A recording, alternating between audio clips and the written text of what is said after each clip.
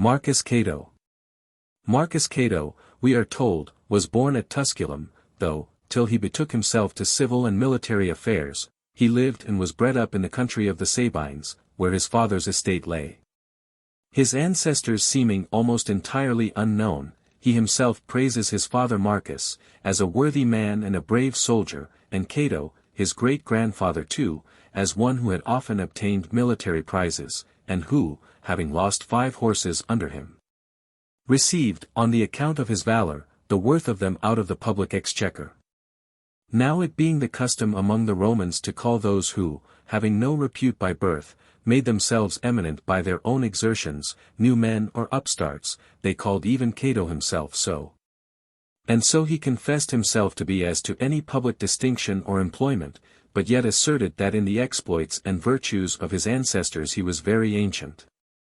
His third name originally was not Cato, but Priscus, though afterwards he had the surname of Cato, by reason of his abilities, for the Romans call a skilful or experienced man, Catus. He was of a ruddy complexion, and grey-eyed. As the writer, who, with no goodwill, made the following epigram upon him, lets us see. Porcius, who snarls at all in every place. With his grey eyes, and with his fiery face. Even after death will scarce admitted be. Into the infernal realms by Hecate. He gained, in early life, a good habit of body by working with his own hands, and living temperately, and serving in war, and seemed to have an equal proportion troth of health and strength. And he exerted and practiced his eloquence through all the neighborhood and little villages, thinking it as requisite as a second body, and an all but necessary organ to one who looks forward to something above a mere humble and inactive life. He would never refuse to be counsel for those who needed him, and was, indeed, early reckoned a good lawyer, and, ere long, a capable orator. Hence his solidity in depth of character showed itself gradually, more and more to those with whom he was concerned, and claimed, as it were, employment in great affairs, and places of public command. Nor did he merely abstain from taking fees for his counsel and pleading, but did not even seem to put any high price on the honor which proceeded from such kind of combats. Seeming much more desirous to signalize himself in the camp and in real fights. And while yet but a youth, had his breast covered with scars he had received from the enemy, being, as he himself says, but 17 years old, when he made his first campaign. In the time when Hannibal, in the height of his success, was burning and pillaging all Italy. In engagements he would strike boldly, without flinching, stand firm to his ground, fix a bold countenance upon his enemies, and with a harsh threatening voice accost them, justly thinking himself and telling others that such a rugged kind of behavior sometimes terrifies the enemy more than the sword itself. In his marches, he bore his own arms on foot, whilst one servant only followed, to carry the provisions for his table, with whom he is said never to have been angry or hasty, whilst he made ready his dinner or supper, but would, for the most part, when he was free from military duty, assist and help him himself to dress it. When he was with the army, he used to drink only water, unless, perhaps, when extremely thirsty, he might mingle it with a little vinegar, or if he found his strength fail him, take a little wine. The little country house of Manius Curius, who had been thrice carried in triumph, happened to be near his farm. So that often going thither, and contemplating the small compass of the place, and plainness of the dwelling, he formed an idea of the mind of the person, who, being one of the greatest of the Romans, and having subdued the most warlike nations, nay, had driven Pyrrhus out of Italy, now, after 3 triumphs, was contented to dig in so small a piece of ground, and live in such a cottage. Here it was that the ambassadors of the Samnites, finding him boiling turnips in the chimney corner, offered him a present of gold, but he sent them away with this saying, that he, who was content with such a supper, had no need of gold. And that he thought it more honorable to conquer those who possessed the gold, than to possess the gold itself. Cato, after reflecting upon these things, used to return, and reviewing his own farm, his servants, and housekeeping, increase his labor, and retrench all superfluous expenses. When Fabius Maximus took Tarentum, Cato, being then but a youth, was a soldier under him. And being lodged with one Nearchus, a Pythagorean, desired to understand some of his doctrine, and hearing from him the language, which Plato also uses, that pleasure is evil's chief bait, the body the principal calamity of the soul. And that those thoughts which most separate and take it off from the affections of the body, most enfranchise and purify it, he fell in love the more with frugality in temperance. With this exception, he is said not to have studied Greek until when he was pretty old. And rhetoric, to have then profited a little by Thucydides, but more by Demosthenes. His writings, however, are considerably embellished with Greek sayings and stories. Nay, many of these, translated word for word, are placed with his own apothegms and sentences. There was a man of the highest rank, and very influential among the Romans, called Valerius Flaccus, who was singularly skilful in discerning excellence yet in the bud, and, also, much disposed to nourish and advance it. He, it seems, had lands bordering upon Cato's.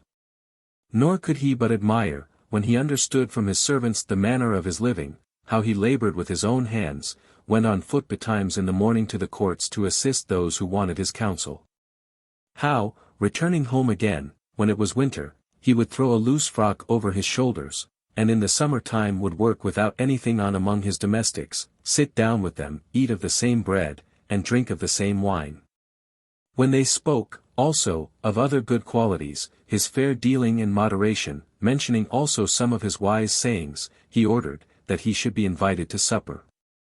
And thus becoming personally assured of his fine temper and his superior character which, like a plant, seemed only to require culture and a better situation, he urged and persuaded him to apply himself to state affairs at Rome.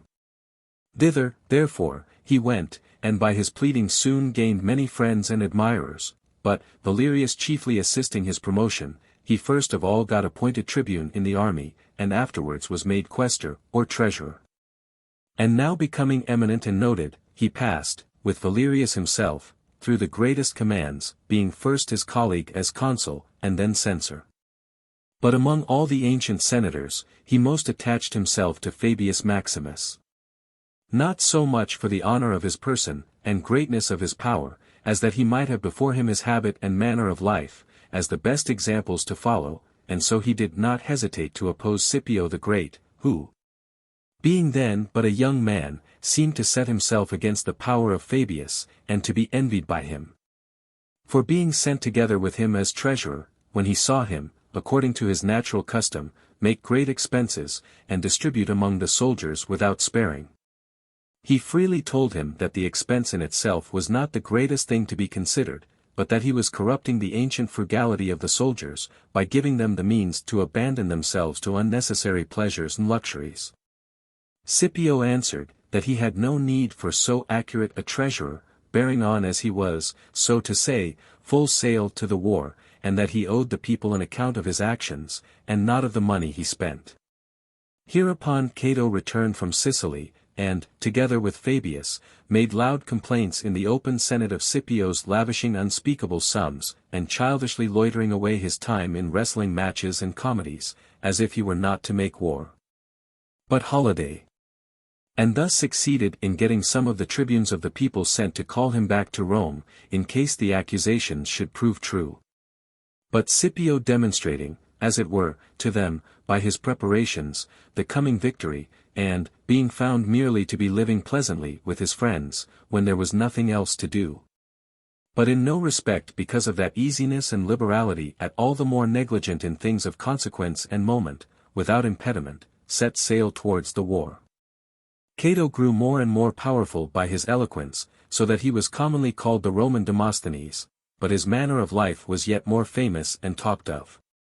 For oratorical skill was, as an accomplishment, commonly studied and sought after by all young men, but he was very rare who would cultivate the old habits of bodily labor, or prefer a light supper, and a breakfast which never saw the fire, or be in love with poor clothes and a homely lodging, or could set his ambition rather on doing without luxuries than on possessing them.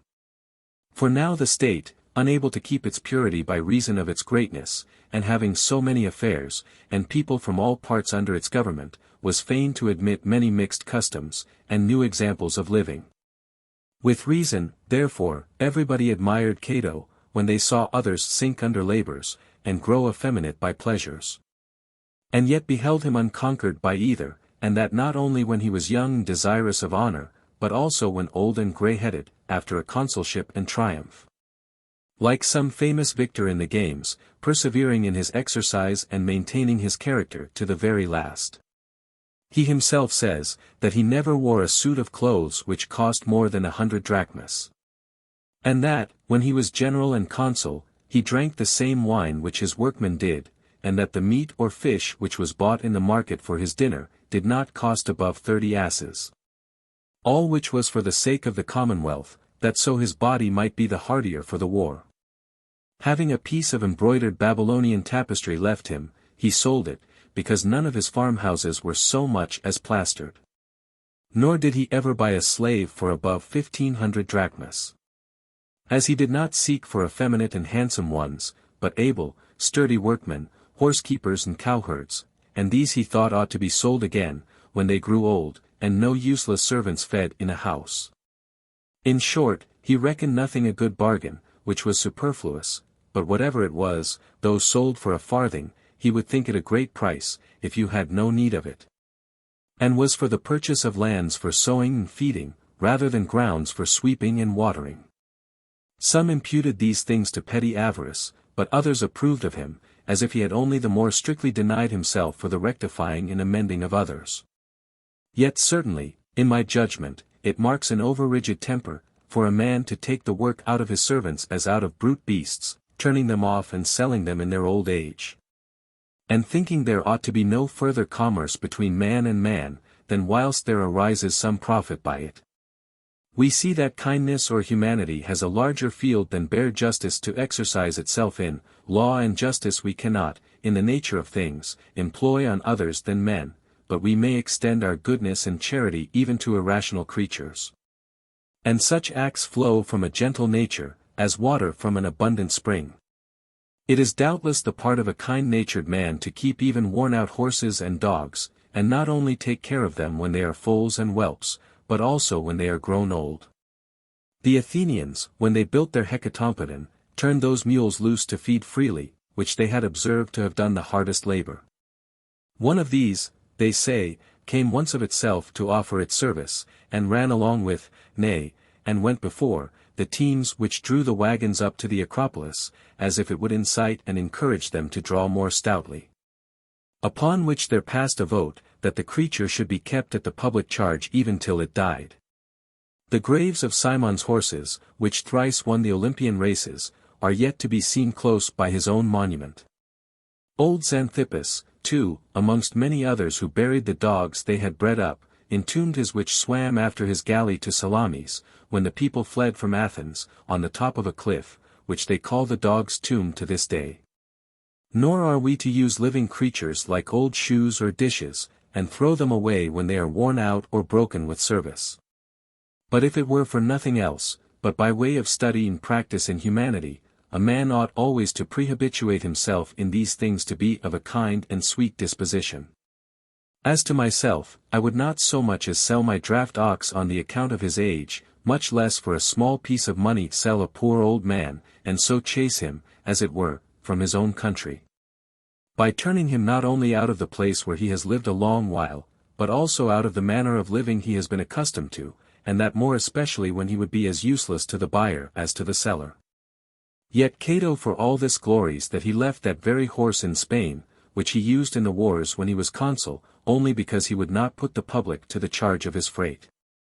Whether these acts are to be ascribed to the greatness or pettiness of his spirit, let every one argue as they please. For his general temperance, however, and self-control, he really deserves the highest admiration. For when he commanded the army, he never took for himself, and those that belonged to him, above 3 bushels of wheat for a month, and somewhat less than a bushel and a half a day of barley for his baggage cattle. And when he entered upon the government of Sardinia, where his predecessors had been used to require tents, bedding, and clothes upon the public account, and to charge the state heavily with the cost of provisions and entertainments for a great train of servants and friends, the difference he showed in his economy was something incredible. There was nothing of any sort for which he put the public to expense, he would walk without a carriage to visit the cities, with one only of the common town officers, who carried his dress, and a cup to offer libation with. Yet, though he seemed thus easy and sparing to all who were under his power, he, on the other hand, showed most inflexible severity and strictness, in what related to public justice, and was rigorous and precise in what concerned the ordinances of the commonwealth. So that the Roman government never seemed more terrible, nor yet more mild, than under his administration. His very manner of speaking seemed to have such a kind of idea with it, for it was courteous, and yet forcible, pleasant, yet overwhelming. Facetious, yet austere, sententious, and yet vehement, like Socrates, in the description of Plato, who seemed outwardly to those about him to be but a simple, talkative, blunt fellow. Whilst at the bottom he was full of such gravity in matter, as would even move tears, and touch the very hearts of his auditors. And, therefore, I know not what has persuaded some to say, that Cato's style was chiefly like that of Lysias. However, let us leave those to judge of these things, who profess most to distinguish between the several kinds of oratorical style in Latin, whilst we write down some of his memorable sayings.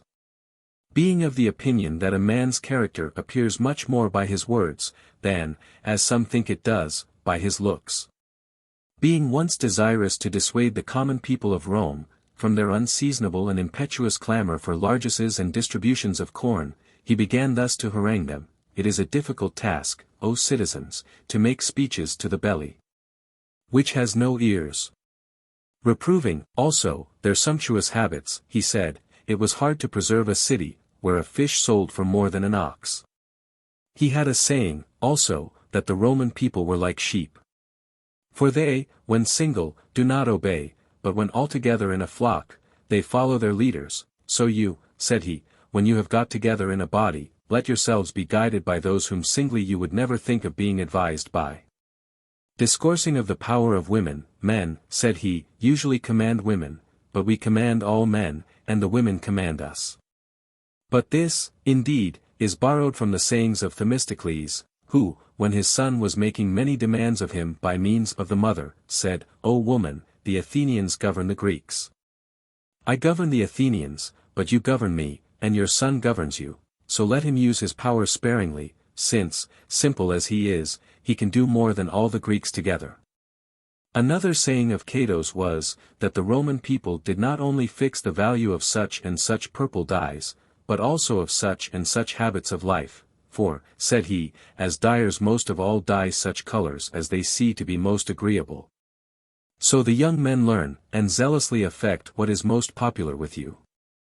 He also exhorted them, that if they were grown great by their virtue and temperance, they should not change for the worse, but if intemperance and vice had made them great, they should change for the better. For by that means they were grown indeed quite great enough. He would say, likewise, of men who wanted to be continually in office, that apparently they did not know their road, since they could not do without beetles to guide them on it. He also reproved the citizens for choosing still the same men as their magistrates, for you will seem, said he, either not to esteem government worth much, or to think few worthy to hold it.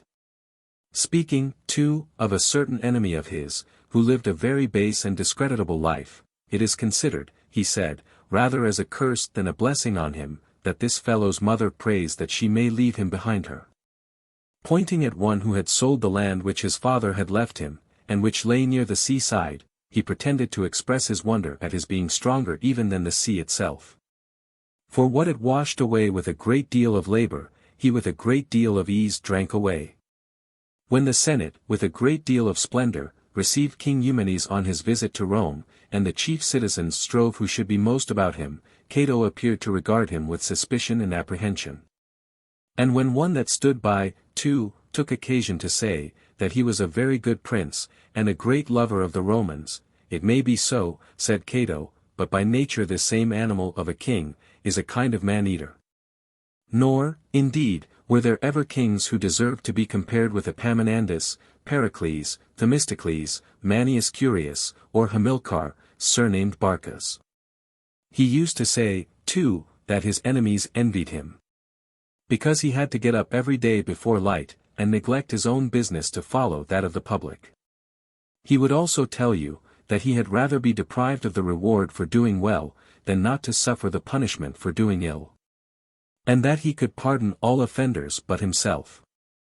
The Romans having sent 3 ambassadors to Bithynia, of whom one was gouty, another had his skull trepanned, and the other seemed little better than a fool. Cato, laughing, gave out, that the Romans had sent an embassy, which had neither feet, head, nor heart. His interest being entreated by Scipio, on account of Polybius, for the Achaean exiles, and there happening to be a great discussion in the Senate about it, some being for, and some against their return.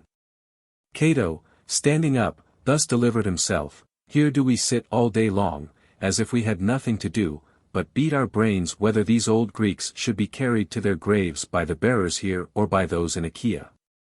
The Senate voting their return, it seems that a few days after Polybius's friends further wished that it should be moved in the Senate, that the said banished persons should receive again the honors which they first had in Achaea. And, to this purpose, they sounded Cato for his opinion, but he, smiling, answered, that Polybius, Ulysses-like, having escaped out of the Cyclops' den, wanted, it would seem, to go back again because he had left his cap and belt behind him. He used to assert, also, that wise men profited more by fools, than fools by wise men, for that wise men avoided the faults of fools, but that fools would not imitate the good examples of wise men. He would profess, too, that he was more taken with young men that blushed, than with those who looked pale, and that he never desired to have a soldier that moved his hands too much in marching, and his feet too much in fighting. Or snored louder than he shouted. Ridiculing a fat overgrown man, "What use," said he, "can the state turn a man's body to, when all between the throat and groin is taken up by the belly?" When one who was much given to pleasures desired his acquaintance, begging his pardon, he said, he could not live with a man whose palate was of a quicker sense than his heart. He would likewise say, that the soul of a lover lived in the body of another, and that in his whole life he most repented of 3 things. One was, that he had trusted a secret to a woman. Another, that he went by water when he might have gone by land. The third, that he had remained 1 whole day without doing any business of moment. Applying himself to an old man who was committing some vice, "Friend," said he, "old age has of itself blemishes enough, do not you add to it the deformity of vice." Speaking to a tribune, who was reputed a poisoner, and was very violent for the bringing in of a bill, in order to make a certain law, "Young man," cried he, "I know not which would be better, to drink what you mix, or confirm what you would put up for a law."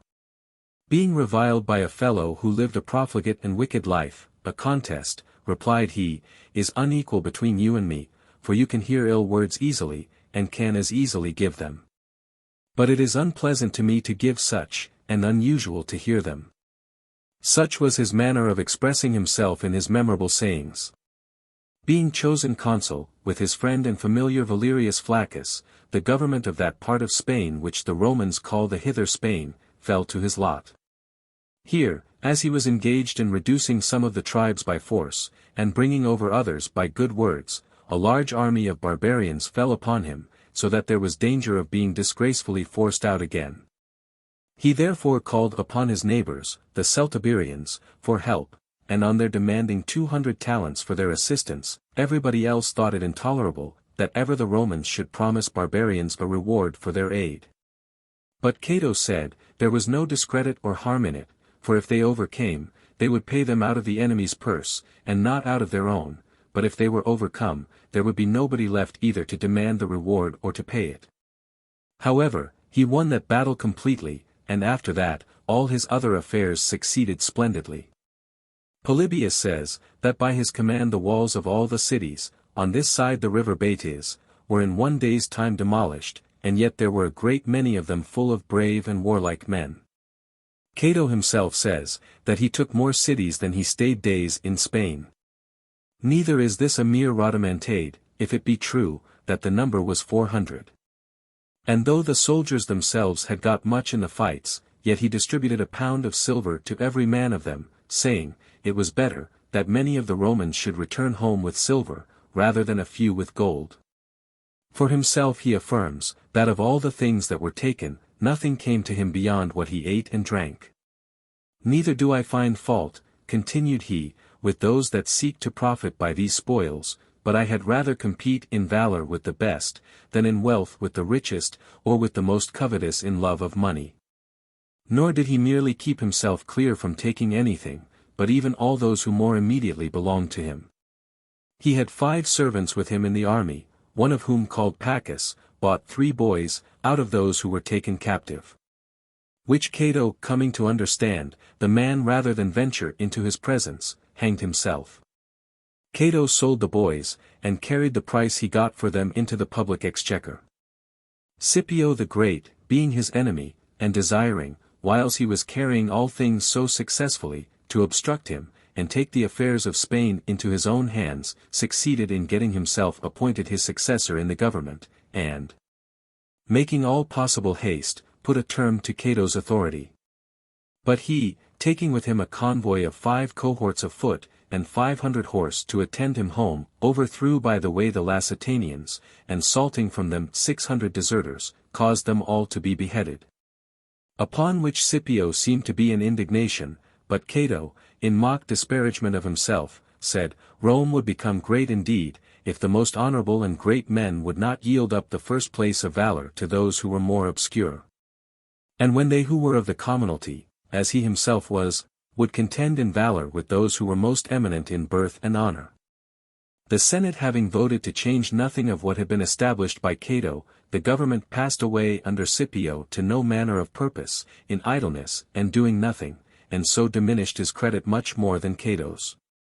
Nor did Cato, who now received a triumph, remit after this and slacken the reins of virtue, as many do, who strive not so much for virtue's sake, as for vainglory, and having attained the highest honors, as the consulship and triumphs, pass the rest of their life in pleasure and idleness, and quit all public affairs. But he, like those who are just entered upon public life for the first time, and thirst after gaining honor and glory in some new office, strained himself, as if he were but just setting out, and offering still publicly his service to his friends and citizens, would give up neither his pleadings nor his soldiery. He accompanied and assisted Tiberius Sempronius, as his lieutenant, when he went into Thrace and to the Danube. And, in the quality of tribune, went with Manius Acilius into Greece, against Antiochus the Great, who, after Hannibal, more than anyone struck terror into the Romans. For having reduced once more under a single command almost the whole of Asia, all, namely, that Seleucus Nicator had possessed, and having brought into obedience many warlike nations of the barbarians, he longed to fall upon the Romans, as if they only were now worthy to fight with him. So across he came with his forces, pretending, as a specious cause of the war, that it was to free the Greeks, who had indeed no need of it, they having been but newly delivered from the power of King Philip and the Macedonians, and made independent, with the free use of their own laws, by the goodness of the Romans themselves. So that all Greece was in commotion and excitement, having been corrupted by the hopes of royal aid which the popular leaders in their cities put them into. Manius, therefore, sent ambassadors to the different cities. And Titus Flamininus, as is written in the account of him, suppressed and quieted most of the attempts of the innovators, without any trouble. Cato brought over the Corinthians, those of Patrae and of Aegium, and spent a good deal of time at Athens. There is also an oration of his said to be extant, which he spoke in Greek to the people, in which he expressed his admiration of the virtue of the ancient Athenians, and signified that he came with a great deal of pleasure to be a spectator of the beauty and greatness of their city. But this is a fiction. For he spoke to the Athenians by an interpreter, though he was able to have spoken himself, but he wished to observe the usage of his own country, and laughed at those who admired nothing but what was in Greek. Jesting upon Postumius Albinus, who had written a historical work in Greek, and requested that allowances might be made for his attempt, he said, that allowance indeed might be made, if he had done it under the express compulsion of an Amphictyonic decree. The Athenians, he says, admired the quickness and vehemence of his speech, for an interpreter would be very long in repeating what he expressed with a great deal of brevity. But on the whole he professed to believe, that the words of the Greeks came only from their lips, whilst those of the Romans came from their hearts. Now Antiochus, having occupied with his army the narrow passages about Thermopylae, and added palisades and walls to the natural fortifications of the place, sat down there, thinking he had done enough to divert the war. And the Romans, indeed, seemed wholly to despair of forcing the passage, but Cato, calling to mind the compass and circuit which the Persians had formerly made to come at this place, went forth in the night, taking along with him part of the army. Whilst they were climbing up, the guide, who was a prisoner, missed the way, and wandering up and down by impracticable and precipitous paths, filled the soldiers with fear and despondency. Cato, perceiving the danger, commanded all the rest to halt, and stay where they were, whilst he himself, taking along with him one Lucius Manlius, a most expert man at climbing mountains, went forward with a great deal of labor and danger. In the dark night, and without the least moonshine, among the wild olive trees, and steep craggy rocks, there being nothing but precipices and darkness before their eyes. Till they struck into a little pass which they thought might lead down into the enemy's camp. There they put up marks upon some conspicuous peaks which surmount the hill called Calidramon, and returning again, they led the army along with them to the said marks, till they got into their little path again, and there once made a halt. But when they began to go further, the path deserted them at a precipice, where they were in another strait and fear, nor did they perceive that they were all this while near the enemy. And now the day began to give some light, when they seemed to hear a noise, and presently after to see the Greek trenches and a guard at the foot of the rock.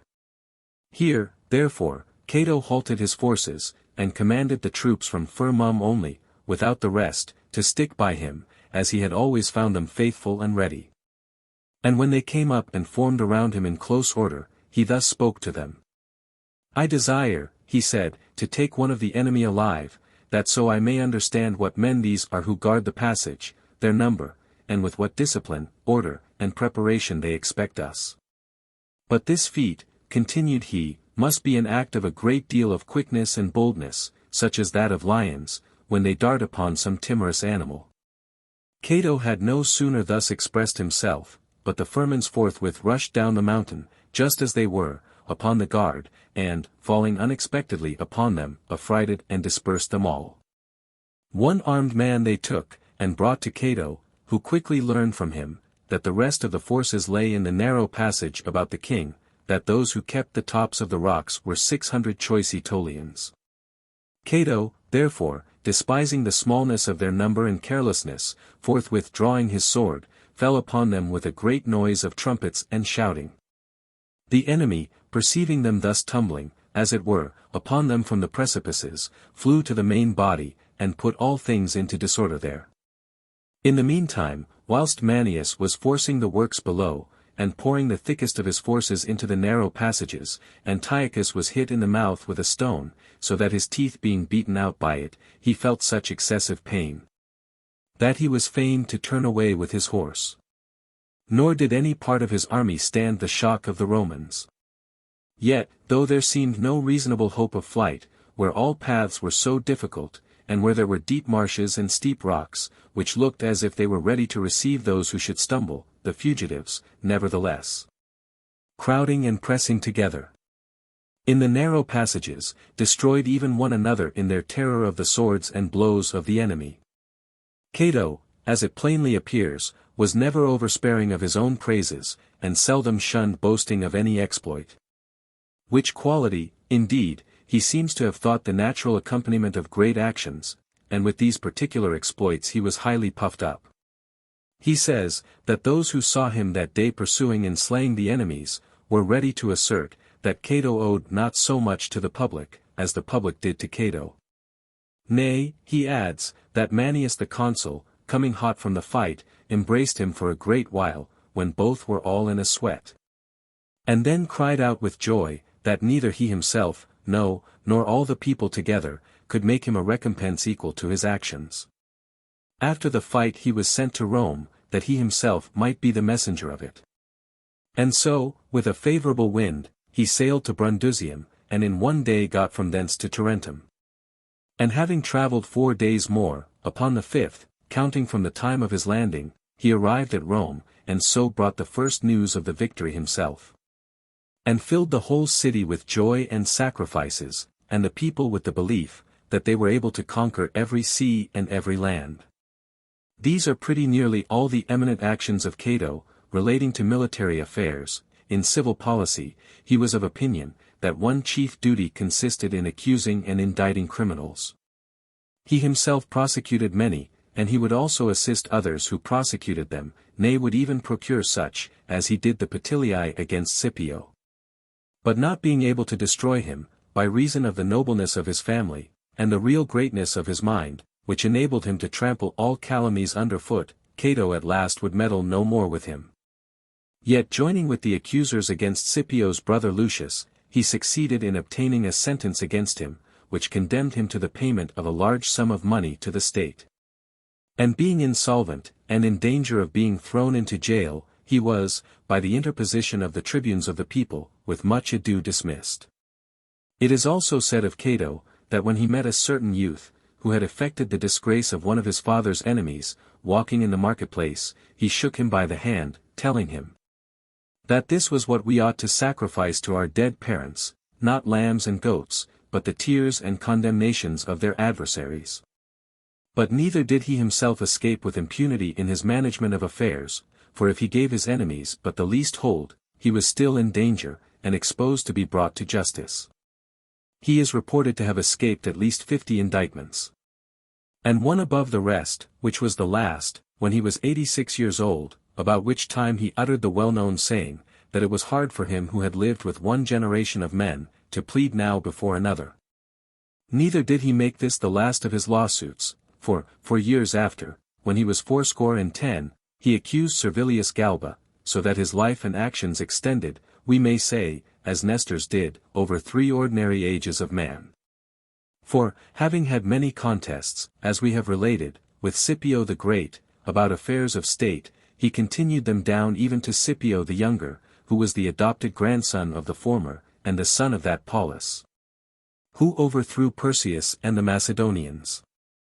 10 years after his consulship, Cato stood for the office of censor, which was indeed the summit of all honor, and in a manner the highest step in civil affairs. For besides all other power, it had also that of an inquisition into everyone's life and manners. For the Romans thought that no marriage or rearing of children, nay, no feast or drinking bout ought to be permitted according to everyone's appetite or fancy, without being examined and inquired into.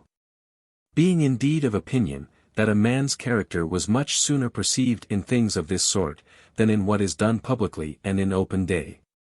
They chose, therefore, 2 persons, one out of the patricians, the other out of the commons, who were to watch, correct, and punish, if any one ran too much into voluptuousness, or transgressed the usual manner of life of his country.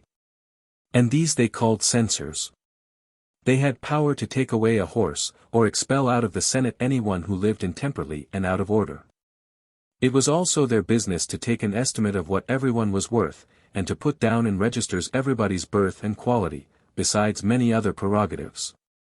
And therefore the chief nobility opposed his pretensions to it. Jealousy prompted the patricians, who thought that it would be a stain to everybody's nobility, if men of no original honor should rise to the highest dignity and power. While others, conscious of their own evil practices, and of the violation of the laws and customs of their country, were afraid of the austerity of the man, which, in an office of such great power was likely to prove most uncompromising and severe. And so consulting among themselves, they brought forward 7 candidates in opposition to him, who sedulously set themselves to court the people's favor by fair promises, as though what they wished for was indulgent and easy government. Cato, on the contrary, promising no such mildness, but plainly threatening evil livers, from the very hustings openly declared himself. And exclaiming, that the city needed a great and thorough purgation, called upon the people, if they were wise, not to choose the gentlest, but the roughest of physicians. Such a one, he said, he was, and Valerius Flaccus, one of the patricians, another, together with him, he doubted not but he should do something worth the while, and that, by cutting to pieces and burning like a hydra, all luxury and voluptuousness. He added, too, that he saw all the rest endeavoring after the office with ill intent, because they were afraid of those who would exercise it justly, as they ought.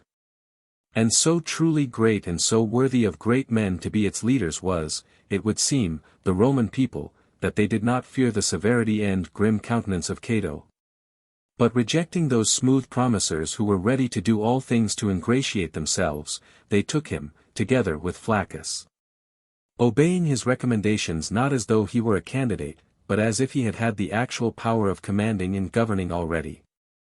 Cato named as chief of the Senate, his friend and colleague Lucius Valerius Flaccus, and expelled, among many others, Lucius Quintius, who had been consul 7 years before.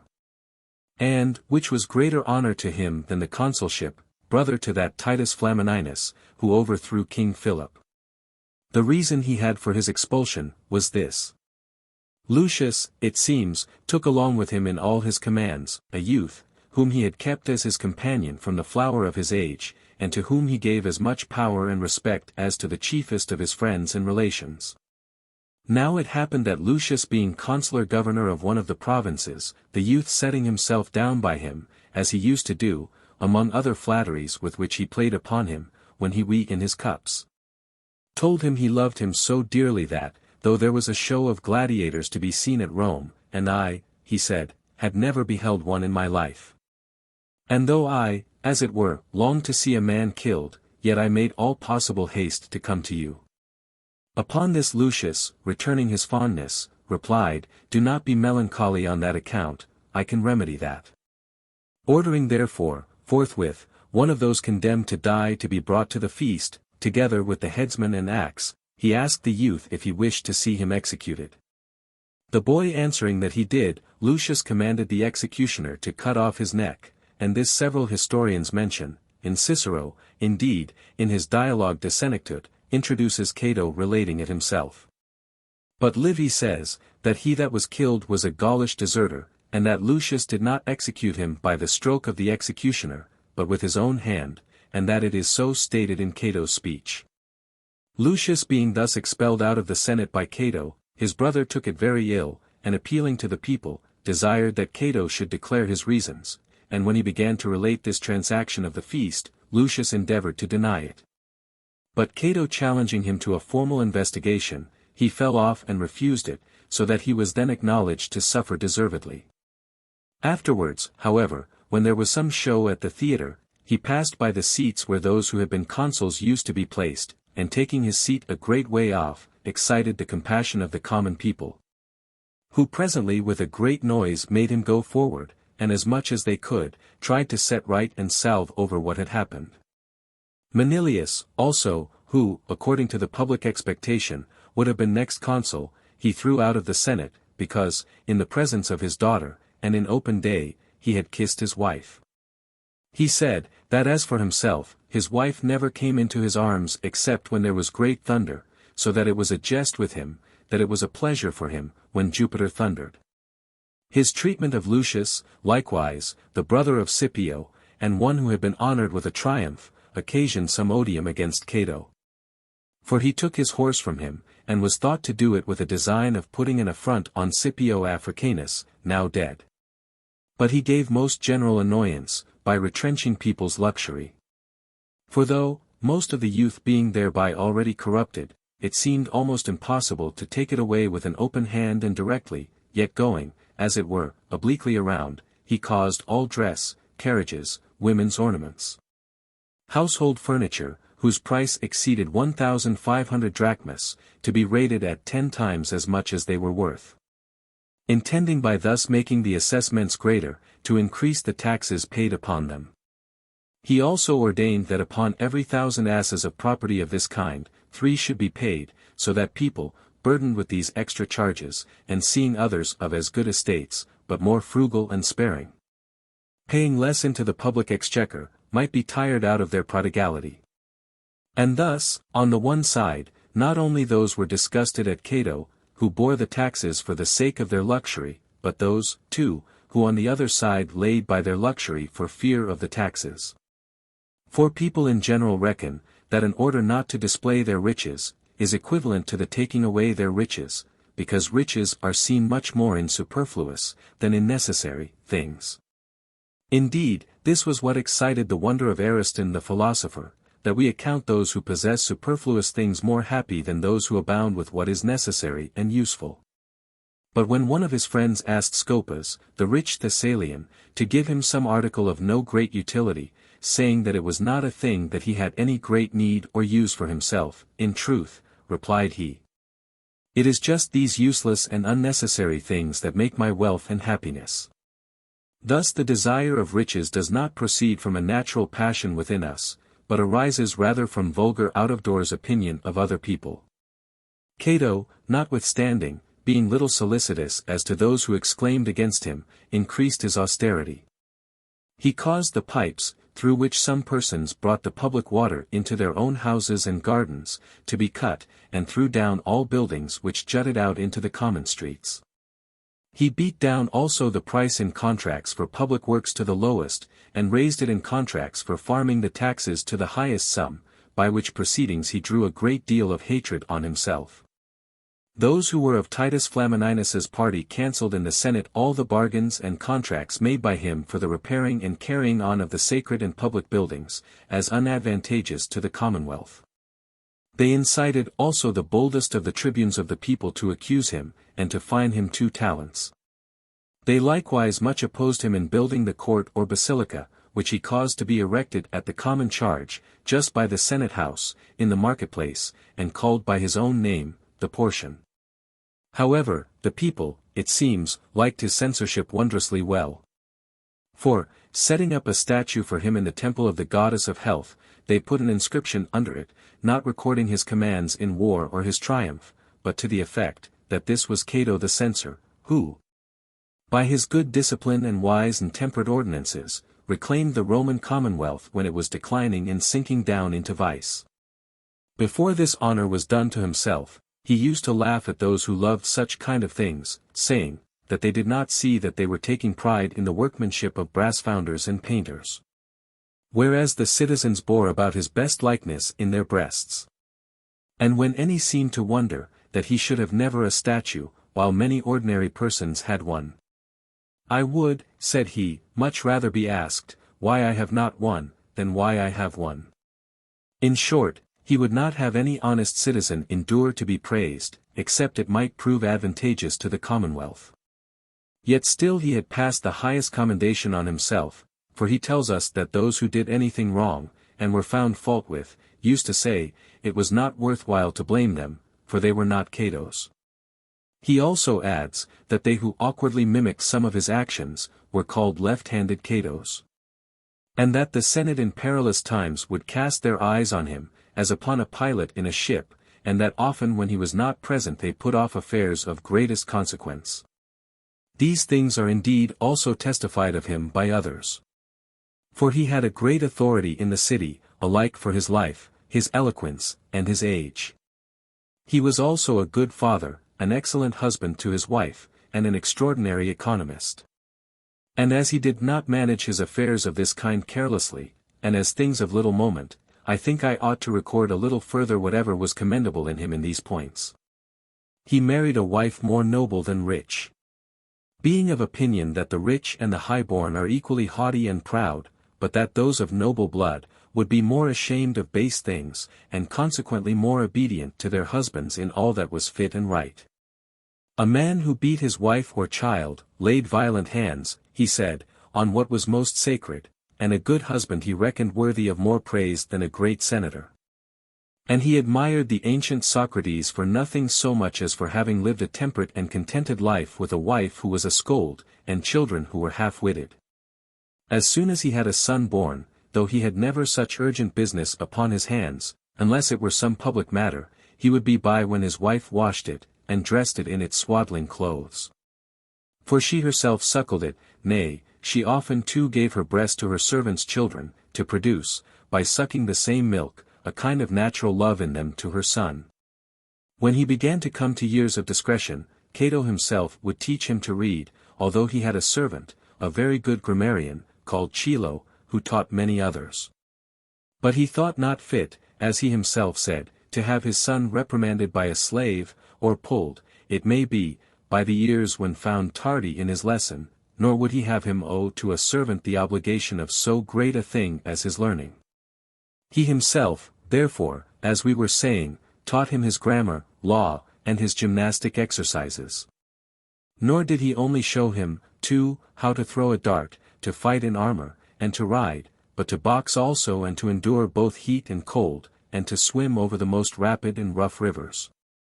He says, likewise, that he wrote histories, in large characters, with his own hand, that so his son, without stirring out of the house, might learn to know about his countrymen and forefathers, nor did he less abstain from speaking anything obscene before his son, than if it had been in the presence of the sacred virgins, called vestals. Nor would he ever go into the bath with him, which seems indeed to have been the common custom of the Romans. Sons-in-law used to avoid bathing with fathers-in-law, disliking to see one another naked, but having, in time, learned of the Greeks to strip before men, they have since taught the Greeks to do it even with the women themselves. Thus, like an excellent work, Cato formed and fashioned his son to virtue, nor had he any occasion to find fault with his readiness and docility. But as he proved to be of too weak a constitution for hardships, he did not insist on requiring of him any very austere way of living. However, though delicate in health, he proved a stout man in the field, and behaved himself valiantly when Paulus Emilius fought against Pyrrhus. Where when his sword was struck from him by a blow, or rather slipped out of his hand by reason of its moistness, he so keenly resented it, that he turned to some of his friends about him, and taking them along with him again, fell upon the enemy. And having by a long fight and much force cleared the place, at length found it among great heaps of arms, and the dead bodies of friends as well as enemies piled one upon another. Upon which Paulus, his general, much commended the youth. And there is a letter of Cato's to his son, which highly praises his honorable eagerness for the recovery of his sword. Afterwards he married Tertia, Emilius Paulus's daughter, and sister to Scipio. Nor was he admitted into this family less for his own worth than his father's. So that Cato's care in his son's education came to a very fitting result. He purchased a great many slaves out of the captives taken in war, but chiefly bought up the young ones, who were capable to be, as it were, broken and taught like whelps and colts. None of these ever entered another man's house, except sent either by Cato himself or his wife. If any one of them were asked what Cato did, they answered merely, that they did not know. When a servant was at home, he was obliged either to do some work or sleep. For indeed Cato loved those most who used to lie down often to sleep, accounting them more docile than those who were wakeful, and more fit for anything when they were refreshed with a little slumber. Being also of opinion, that the great cause of the laziness and misbehavior of slaves was their running after their pleasures, he fixed a certain price for them to pay for permission amongst themselves, but would suffer no connections out of the house. At first, when he was but a poor soldier, he would not be difficult in anything which related to his eating, but looked upon it as a pitiful thing to quarrel with a servant for the belly's sake. But afterwards, when he grew richer, and made any feasts for his friends and colleagues in office, as soon as supper was over he used to go with a leathern thong and scourge those who had waited or dressed the meat carelessly. He always contrived, too, that his servants should have some difference one among another, always suspecting and fearing a good understanding between them. Those who had committed anything worthy of death, he punished, if they were found guilty by the verdict of their fellow servants. But being after all much given to the desire of gain, he looked upon agriculture rather as a pleasure than profit. Resolving, therefore, to lay out his money in safe and solid things, he purchased ponds, hot baths, grounds full of fuller's earth, remunerative lands, pastures, and woods. From all which he drew large returns, nor could Jupiter himself, he used to say, do him much damage. He was also given to the form of usury, which is considered most odious, in traffic by sea. And that thus, he desired that those whom he put out his money to, should have many partners. And when the number of them and their ships came to be 50, he himself took one share through Quincio his freedman, who therefore was to sail with the adventurers, and take a part in all their proceedings. So that thus there was no danger of losing his whole stock, but only a little part, and that with a prospect of great profit. He likewise lent money to those of his slaves who wished to borrow, with which they bought also other young ones, whom, when they had taught and bred up at his charges, they would sell again at the year's end. But some of them Cato would keep for himself, giving just as much for them as another had offered. To incline his son to be of this kind of temper, he used to tell him, that it was not like a man, but rather like a widow woman, to lessen an estate. But the strongest indication of Cato's avaricious humor was when he took the boldness to affirm, that he was a most wonderful, nay, a godlike man, who left more behind him than he had received. He was now grown old, when Carneades the academic, and Diogenes the Stoic, came as deputies from Athens to Rome, praying for release from a penalty of 500 talents laid on the Athenians, in a suit, to which they did not appear. In which the Oropians were plaintiffs, and Sicyonians judges. All the most studious youth immediately waited on these philosophers, and frequently, with admiration, heard them speak. But the gracefulness of Carneades' oratory, whose ability was really greatest, and his reputation equal to it, gathered large and favorable audiences, and ere long filled, like a wind, all the city with the sound of it. So that it soon began to be told, that a Greek, famous even to admiration, winning and carrying all before him, had impressed so strange a love upon the young men, that quitting all their pleasures and pastimes, they ran mad, as it were, after philosophy. Which indeed much pleased the Romans in general, nor could they but with much pleasure see the youth receive so welcomely the Greek literature, and frequent the company of learned men. But Cato, on the other side, seeing this passion for words flowing into the city, from the beginning, took it ill, fearing lest the youth should be diverted that way, and so should prefer the glory of speaking well before that of arms, and doing well. And when the fame of the philosophers increased in the city, and Caius Acilius, a person of distinction, at his own request, became their interpreter to the Senate at their first audience, Cato resolved, under some specious presence, to have all philosophers cleared out of the city. And, coming into the Senate, blamed the magistrates for letting these deputies stay so long a time without being dispatched, though they were persons that could easily persuade the people to what they pleased. That therefore in all haste something should be determined about their petition, that so they might go home again to their own schools, and declaim to the Greek children, and leave the Roman youth, to be obedient, as hitherto, to their own laws and governors. Yet he did this not out of any anger, as some think, to Carneades, but because he wholly despised philosophy, and out of a kind of pride, scoffed at the Greek studies and literature. As, for example, he would say, that Socrates was a prating seditious fellow, who did his best to tyrannize over his country, to undermine the ancient customs, and to entice and withdraw the citizens to opinions contrary to the laws. Ridiculing the school of Isocrates, he would add, that his scholars grew old men before they had done learning with him, as if they were to use their art and plead causes in the court of Minos in the next world. And to frighten his son from anything that was Greek, in a more vehement tone than became one of his age, he pronounced, as it were, with the voice of an oracle, that the Romans would certainly be destroyed and they began once to be infected with Greek literature. Though time indeed has shown the vanity of this his prophecy, as, in truth, the city of Rome has risen to its highest fortune, while entertaining Grecian learning. Nor had he an aversion only against the Greek philosophers, but the physicians also. For having, it seems, heard how Hippocrates, when the king of Persia sent for him, with offers of a fee of several talents, said, that he would never assist barbarians who were enemies to the Greeks. He affirmed, that this was now become a common oath taken by all physicians, and enjoined his son to have a care and avoid them, for that he himself had written a little book of prescriptions for curing those who were sick in his family. He never enjoined fasting to anyone, but ordered them either vegetables, or the meat of a duck, pigeon, or leveret, such kind of diet being of light digestion, and fit for sick folks, only it made those who ate it dream a little too much. And by the use of this kind of physic, he said, he not only made himself and those about him well, but kept them so. However, for this his presumption, he seemed not to have escaped unpunished, for he lost both his wife and his son. Though he himself, being of a strong robust constitution, held out longer, so that he would often, even in his old days, address himself to women, and when he was past a lover's age, married a young woman, upon the following pretense. Having lost his own wife, he married his son to the daughter of Paulus Emilius, who was sister to Scipio, so that being now a widower himself, he had a young girl who came privately to visit him.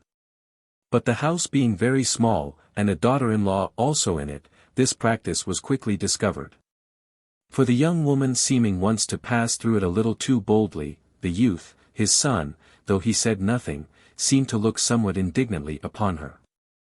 The old man perceiving and understanding that what he did was disliked, without finding any fault, or saying a word, went away as his custom was, with his usual companions to the market, and among the rest, he called aloud to one Salonius, who had been a clerk under him, and asked him whether he had married his daughter. He answered, No, nor would he, till he had consulted him. Said Cato, Then I have found out a fit son-in-law for you, if he should not displease by reason of his age, for in all other points there is no fault to be found in him. But he is indeed, as I said, extremely old. However, Salonius desired him to undertake the business, and to give the young girl to whom he pleased, she being a humble servant of his, who stood in need of his care and patronage. Upon this Cato, without any more ado, told him, he desired to have the damsel himself. These words, as may well be imagined, at first astonished the man, conceiving that Cato was as far off from marrying, as he from a likelihood of being allied to the family of one who had been consul, and had triumphed. But perceiving him in earnest, he consented willingly, and, going onwards to the forum, they quickly completed the bargain. Whilst the marriage was in hand, Cato's son, taking some of his friends along with him, went and asked his father if it were for any offence he brought in a stepmother upon him. But Cato cried out, Far from it, my son, I have no fault to find with you nor anything of yours, only I desire to have many children, and to leave the commonwealth more such citizens as you are. Pisistratus, the tyrant of Athens, made, they say, this answer to his sons, when they were grown men, when he married his second wife, Timonassa of Argos, by whom he had, it is said, Iophon and Thessalus. Cato had a son by this second wife, to whom from his mother, he gave the surname of Salonius. In the meantime, his eldest died in his praetorship, of whom Cato often makes mention in his books, as having been a good man. He is said, however, to have borne the loss moderately, and like a philosopher, and was nothing the more remiss in attending to affairs of state. So that he did not, as Lucius Lucullus and Metellus Pius did, grow languid in his old age, as though public business were a duty once to be discharged, and then quitted. Nor did he, like Scipio Africanus, because envy had struck at his glory, turn from the public, and change and pass away the rest of his life without doing anything. But as one persuaded Dionysius, that the most honorable tomb he could have, would be to die in the exercise of his dominion, so Cato thought that old age to be the most honorable, which was busied in public affairs. Though he would, now and then, when he had leisure, recreate himself with husbandry and writing. And, indeed, he composed various books and histories, and in his youth, he addicted himself to agriculture for profit's sake. For he used to say, he had but two ways of getting, agriculture and parsimony, and now, in his old age, the first of these gave him both occupation and a subject of study. He wrote one book on country matters, in which he treated particularly even of making cakes, and preserving fruit, it being his ambition to be curious and singular in all things. His suppers, at his country house, used also to be plentiful. He daily invited his friends and neighbors about him, and passed the time merrily with them, so that his company was not only agreeable to those of the same age, but even to younger men. For he had had experience in many things, and had been concerned in much, both by word and deed, that was worth the hearing. He looked upon a good table, as the best place for making friends. Where the commendations of brave and good citizens were usually introduced, and little said of base and unworthy ones, as Cato would not give leave in his company to have anything, either good or ill, said about them. Some will have the overthrow of Carthage to have been one of his last acts of state. When, indeed, Scipio the younger, did by his valor give it the last blow, but the war, chiefly by the counsel and advice of Cato, was undertaken on the following occasion. Cato was sent to the Carthaginians and Massinissa, king of Numidia, who were at war with one another, to know the cause of their difference. He, it seems, had been a friend of the Romans from the beginning. And they, too, since they were conquered by Scipio, were of the Roman Confederacy, having been shorn of their power by loss of territory, and a heavy tax. Finding Carthage, not, as the Romans thought, low and in an ill condition, but well manned, full of riches and all sorts of arms and ammunition, and perceiving the Carthaginians carry it high, he conceived that it was not a time for the Romans to adjust affairs between them and Massinissa, but rather that they themselves would fall into danger, unless they should find means to check this rapid new growth of Rome's ancient irreconcilable enemy. Therefore, returning quickly to Rome, he acquainted the Senate, that the former defeats and blows given to the Carthaginians, had not so much diminished their strength, as it had abetted their imprudence and folly. That they were not become weaker, but more experienced in war, and did only skirmish with the Numidians, to exercise themselves the better to cope with the Romans, that the peace and league they had made was but a kind of suspension of war which awaited a fairer opportunity to break out again. Moreover, they say that, shaking his gown, he took occasion to let drop some African figs before the Senate. And on their admiring the size and beauty of them, he presently added, that the place that bore them was but 3 days' sail from Rome. Nay, he never after this gave his opinion, but at the end he would be sure to come out with this sentence, also, Carthage, methinks, ought utterly to be destroyed. But Publius Scipio Nausicaa would always declare his opinion to the contrary, in these words, it seems requisite to me that Carthage should still stand. For seeing his countrymen to be grown wanton and insolent, and the people made, by their prosperity, obstinate and disobedient to the Senate, and drawing the whole city, whither they would, after them, he would have had the fear of Carthage to serve as a bit to hold in the contumacy of the multitude. And he looked upon the Carthaginians as too weak to overcome the Romans, and too great to be despised by them. On the other side, it seemed a perilous thing to Cato, that a city which had been always great, and was now grown sober and wise, by reason of its former calamities, should still lie, as it were, in wait for the follies and dangerous excesses of the overpowerful Roman people. So that he thought it the wisest course to have all outward dangers removed, when they had so many inward ones among themselves. Thus Cato, they say, stirred up the third and last war against the Carthaginians, but no sooner was the said war begun, than he died, prophesying of the person that should put an end to it, who was then only a young man. But, being tribune in the army, he in several fights gave proof of his courage and conduct. The news of which being brought to Cato's ears at Rome, he thus expressed himself. The only wise man of them all is he.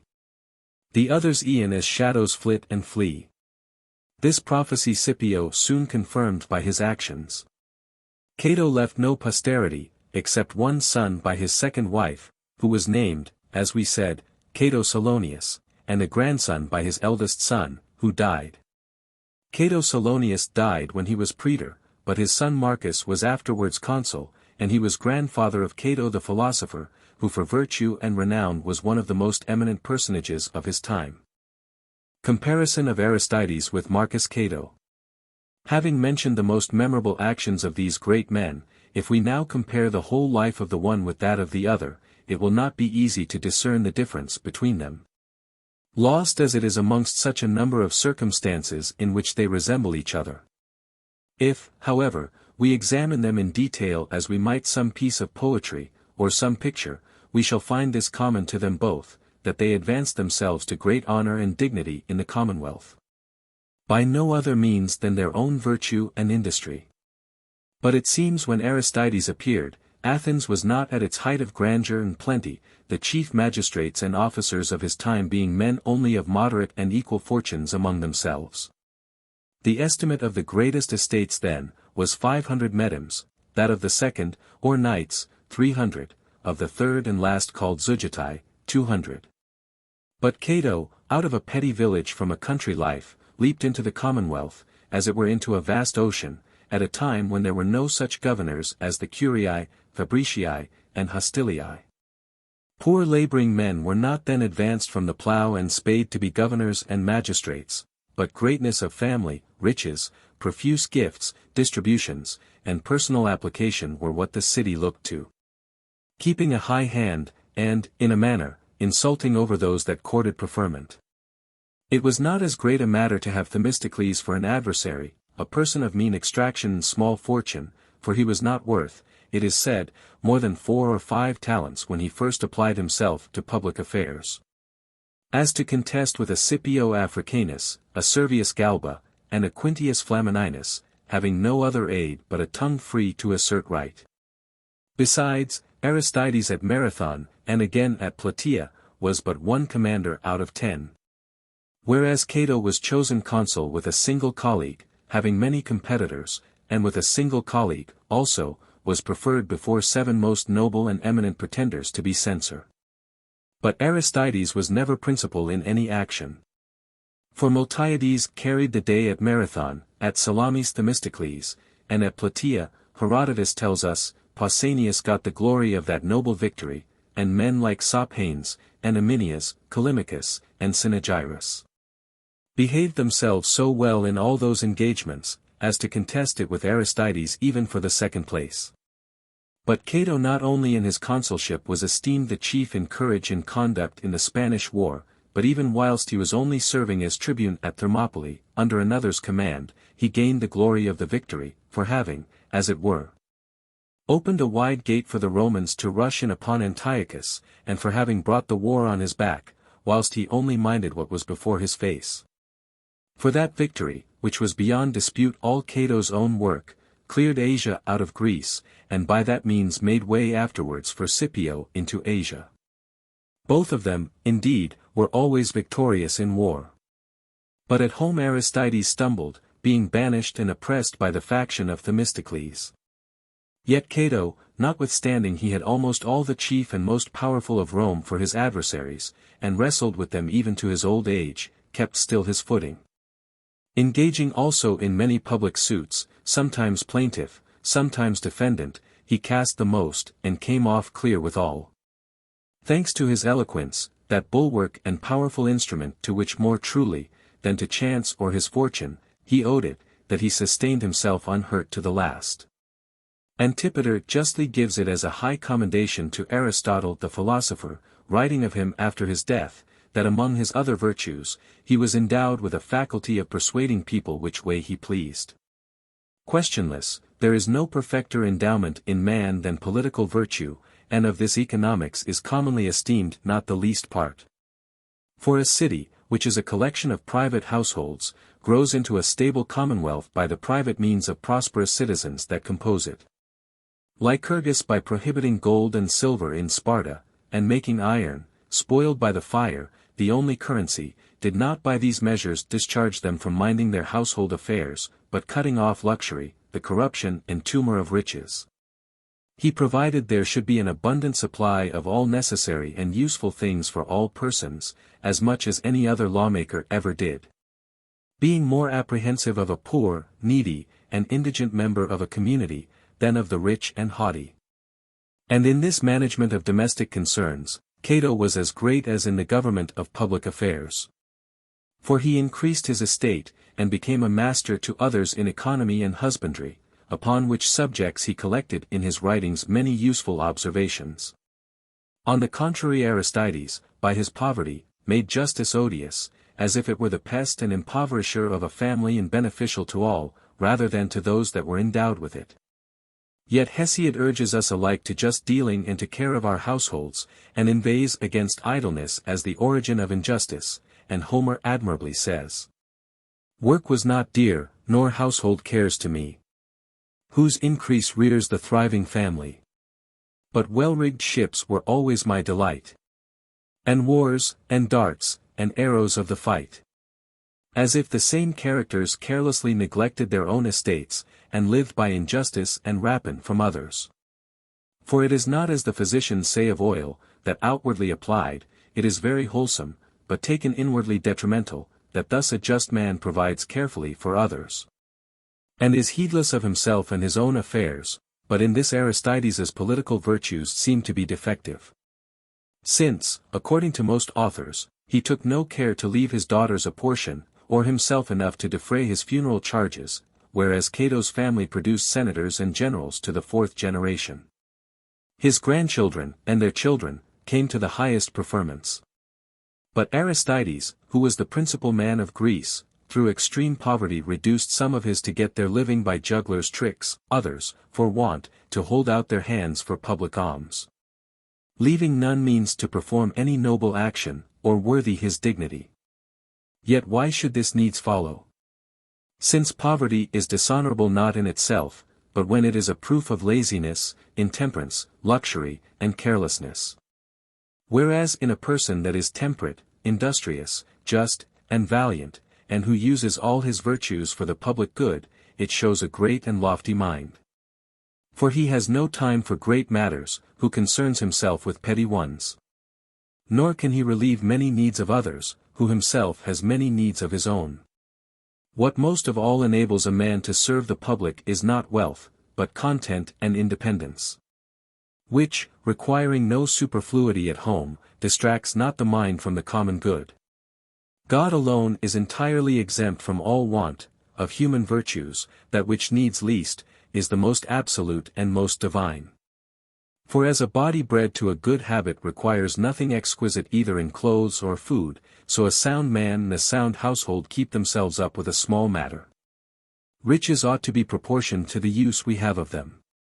For he that scrapes together a great deal, making use of but little, is not independent, for if he wants them not, it is folly in him to make provision for things which he does not desire. Or if he does desire them, and restrains his enjoyment out of sordidness, he is miserable. I would fain know of Cato himself, if we seek riches that we may enjoy them, why is he proud of having a great deal, and being contented with little? But if it be noble, as it is, to feed on coarse bread, and drink the same wine with our hinds, and not to covet purple, and plastered houses, neither Aristides, nor Epaminondas, nor Manius Curius, nor Caius Fabricius wanted necessaries. Who took no pains to get those things whose use they approved not. For it was not worth the while of a man who esteemed turnips a most delicate food, and who boiled them himself, whilst his wife made bread, to brag so often of a halfpenny, and write a book to show how a man may soonest grow rich. The very good of being contented with little is because it cuts off at once the desire and the anxiety for superfluities. Hence Aristides, it is told, said, on the trial of Callias, that it was for them to blush at poverty, who were poor against their wills, they who like him were willingly so, might glory in it. For it is ridiculous to think Aristides' neediness imputable to his sloth, who might fairly enough by the spoil of one barbarian, or seizing one tent, have become wealthy. But enough of this. Cato's expeditions added no great matter to the Roman Empire, which already was so great, as that in a manner it could receive no addition. But those of Aristides are the noblest, most splendid, and distinguished actions the Grecians ever did, the battles at Marathon, Salamis, and Plataea. Nor indeed is Antiochus, nor the destruction of the walls of the Spanish towns, to be compared with Xerxes, and the destruction by sea and land of so many myriads of enemies. In all of which noble exploits Aristides yielded to none, though he left the glory and the laurels, like the wealth and money, to those who needed and thirsted more greedily after them, because he was superior to those also. I do not blame Cato for perpetually boasting and preferring himself before all others, though in one of his orations he says, that it is equally absurd to praise and dispraise one's self, yet he who does not so much as desire others' praises seems to me more perfectly virtuous, than he who is always extolling himself. A mind free from ambition is a main help to political gentleness. Ambition, on the contrary, is hard-hearted, and the greatest fomenter of envy, from which Aristides was wholly exempt, Cato very subject to it. Aristides assisted Themistocles in matters of highest importance, and, as his subordinate officer, in a manner raised Athens. Cato, by opposing Scipio, almost broke and defeated his expedition against the Carthaginians, in which he overthrew Hannibal, who till then was even invincible. And, at last, by continually raising suspicions and calumnies against him, he chased him from the city, and inflicted a disgraceful sentence on his brother for robbing the state. Finally, that temperance which Cato always highly cried up, Aristides preserved truly pure and untainted.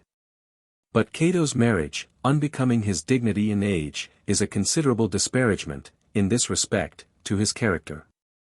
For it was not decent for him at that age to bring home to his son and his wife a young woman, the daughter of a common paid clerk in the public service, but whether it were for his own gratification or out of anger at his son.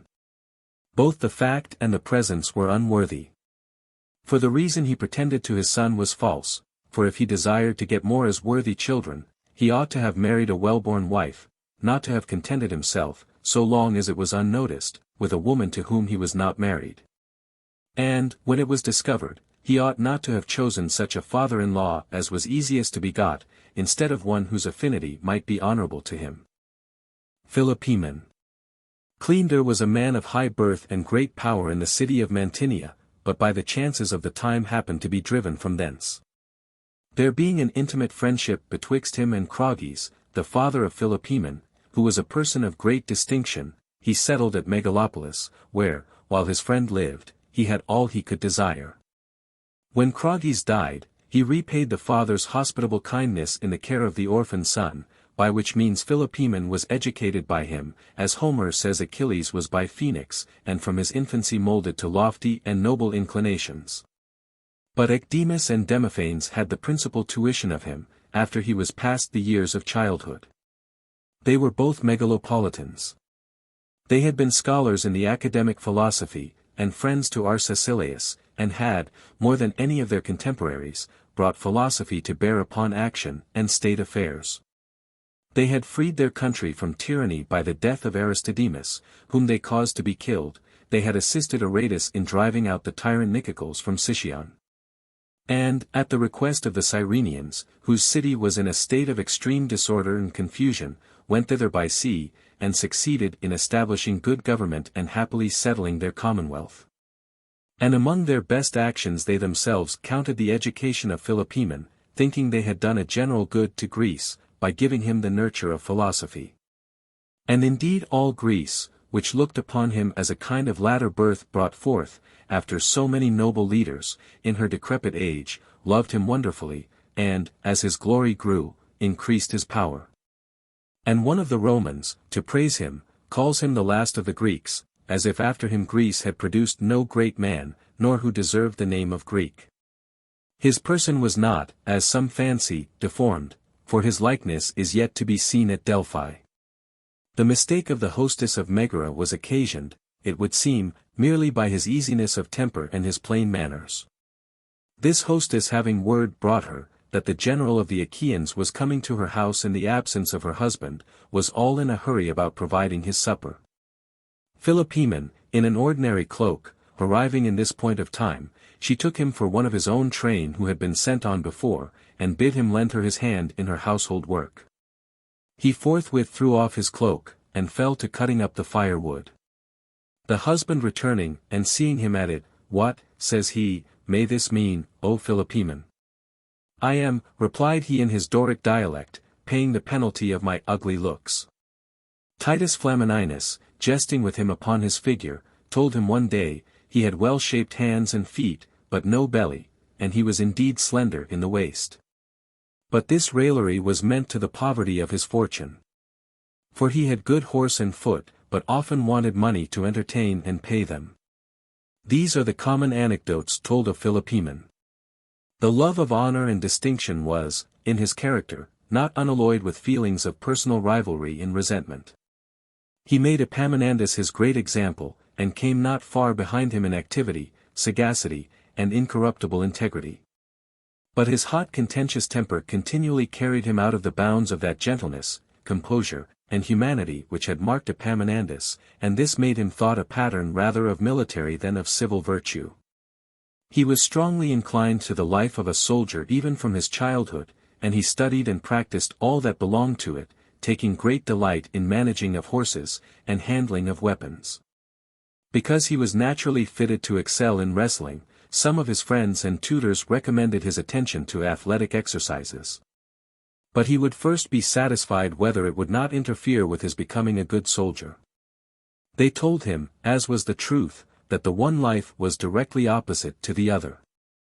The requisite state of body, the ways of living, and the exercises all different, the professed athlete sleeping much, and feeding plentifully, punctually regular in his set times of exercise and rest, and apt to spoil all by every little excess or breach of his usual method. Whereas the soldier ought to train himself in every variety of change and irregularity, and, above all, to bring himself to endure hunger and loss of sleep without difficulty. Philopoemen, hearing this, not only laid by all thoughts of wrestling and contemned it then, but when he came to be general, discouraged it by all marks of reproach and dishonor he could imagine, as a thing which made men otherwise excellently fit for war, to be utterly useless and unable to fight on necessary occasions. When he left off his masters and teachers, and began to bear arms in the incursions which his citizens used to make upon the Lacedaemonians for pillage and plunder, he would always march out the first, and return the last. When there was nothing to do, he sought to harden his body, and make it strong and active by hunting, or laboring in his ground. He had a good estate about 20 furlongs from the town, and thither he would go every day after dinner and supper. And when night came, throw himself upon the first mattress in his way, and there sleep as one of the laborers. At break of day he would rise with the rest, and work either in the vineyard or at the plough. From thence return again to the town, and employ his time with his friends, or the magistrates in public business. What he got in the wars, he laid out on horses, or arms, or in ransoming captives. But endeavored to improve his own property the justest way, by tillage, and this not slightly, by way of diversion, but thinking it his strict duty, so to manage his own fortune, as to be out of the temptation of wronging others. He spent much time on eloquence and philosophy, but selected his authors, and cared only for those by whom he might profit in virtue. In Homer's fictions his attention was given to whatever he thought apt to raise the courage. Of all other books he was most devoted to the commentaries of evangelists on military tactics, and also took delight, at leisure hours, in the histories of Alexander. Thinking that such reading, unless undertaken for mere amusement and idle conversation, was to the purpose for action. Even in speculations on military subjects it was his habit to neglect maps and diagrams, and to put the theorems to practical proof on the ground itself. He would be exercising his thoughts and considering, as he traveled, and arguing with those about him of the difficulties of steep or broken ground, what might happen at rivers, ditches, or mountain passes, in marching in close or in open, in this or in that particular form of battle. The truth is, he indeed took an immoderate pleasure in military operations and in warfare, to which he devoted himself, as the special means for exercising all sorts of virtue, and utterly contemned those who were not soldiers, as drones and useless in the commonwealth. When he was 30 years of age, Cleomenes, king of the Lacedaemonians, surprised Megalopolis by night, forced the guards, broke in, and seized the marketplace. Philopoemen came out upon the alarm, and fought with desperate courage, but could not beat the enemy out again. Yet he succeeded in effecting the escape of the citizens, who got away while he made head against the pursuers, and amused Cleomenes, till, after losing his horse and receiving several wounds, with much ado he came off himself, being the last man in the retreat. The Megalopolitans escaped to Messene, whither Cleomenes sent to offer them their town and goods again. Philopoemen, perceiving them to be only too glad at the news, and eager to return, checked them with a speech, in which he made them sensible, that what Cleomenes called restoring the city, was, rather, possessing himself of the citizens, and through their means securing also the city for the future. The mere solitude would, of itself, ere long force him away, since there was no staying to guard empty houses and naked walls. These reasons withheld the Megalopolitans, but gave Cleomenes a pretext to pillage and destroy a great part of the city, and carry away a great booty. A while after King Antigonus coming down to succor the Achaeans, they marched with their united forces against Cleomenes, who, having seized the avenues, lay advantageously posted on the hills of Sellasia. Antigonus drew up close by him, with a resolution to force him in his strength. Philopoemen, with his citizens, was that day placed among the horse, next to the Illyrian foot, a numerous body of bold fighters, who completed the line of battle, forming, together with the Achaeans, the reserve. Their orders were to keep their ground, and not engage till from the other wing, where the king fought in person, they should see a red coat lifted up on the point of a spear. The Achaeans obeyed their order, and stood fast. But the Illyrians were led on by their commanders to the attack. Euclides, the brother of Cleomenes, seeing the foot thus severed from the horse, detached the best of his light-armed men, commanding them to wheel about, and charge the unprotected Illyrians in the rear. This charge putting things in confusion, Philopoemen, considering those light-armed men would be easily repelled, went first to the king's officers to make them sensible what the occasion required. But they not minding what he said, but slighting him as a hare-brained fellow, as indeed he was not yet of any repute sufficient to give credit to a proposal of such importance, he charged with his own citizens. And at the first encounter disordered, and soon after put the troops to flight with great slaughter. Then, to encourage the king's army further, to bring them all upon the enemy while he was in confusion, he quitted his horse, and fighting with extreme difficulty in his heavy horseman's dress, in rough uneven ground, full of watercourses and hollows, had both his thighs struck through with a thonged javelin. It was thrown with great force, so that the head came out on the other side, and made a severe, though not a mortal, wound. There he stood a while, as if he had been shackled, unable to move. The fastening which joined the thong to the javelin made it difficult to get it drawn out, nor would any about him venture to do it. But the fight being now at the hottest, and likely to be quickly decided, he was transported with the desire of partaking in it, and struggled and strained so violently, setting one leg forward, the other back, that at last he broke the shaft in two, and thus got the pieces pulled out. Being in this manner set at liberty, he caught up his sword, and running through the midst of those who were fighting in the first ranks, animated his men, and set them afire with emulation. Antigonus, after the victory, asked the Macedonians, to try them, how it happened the horse had charged without orders before the signal. They answering, that they were against their wills forced to it by a young man of Megalopolis, who had fallen in before his time, that young man, replied Antigonus, smiling, did like an experienced commander. This, as was natural, brought Philopoemen into great reputation. Antigonus was earnest to have him in his service, and offered him very advantageous conditions, both as to command and pay. But Philopoemen, who knew that his nature brooked not to be under another, would not accept them, yet not enduring to live idle, and hearing of wars in Crete for practice sake he passed over thither. He spent some time among those very warlike, and, at the same time, sober and temperate men, improving much by experience in all sorts of service, and then returned with so much fame, that the Achaeans presently chose him commander of the horse. These horsemen at that time had neither experience nor bravery, it being the custom to take any common horses, the first and cheapest they could procure, when they were to march. And on almost all occasions they did not go themselves, but hired others in their places, and stayed at home. Their former commanders winked at this, because, it being an honor among the Achaeans to serve on horseback, these men had great power in the commonwealth, and were able to gratify or molest whom they pleased. Philopoemen, finding them in this condition, yielded not to any such considerations, nor would pass it over as formerly, but went himself from town to town, where, speaking with the young men, one by one, he endeavored to excite a spirit of ambition and love of honor among them, using punishment also, where it was necessary.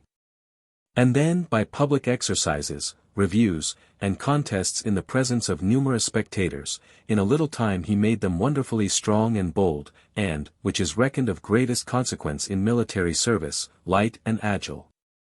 With use and industry they grew so perfect, to such a command of their horses, such a ready exactness in wheeling round in their troops, that in any change of posture the whole body seemed to move with all the facility and promptitude, and, as it were, with the single will of one man.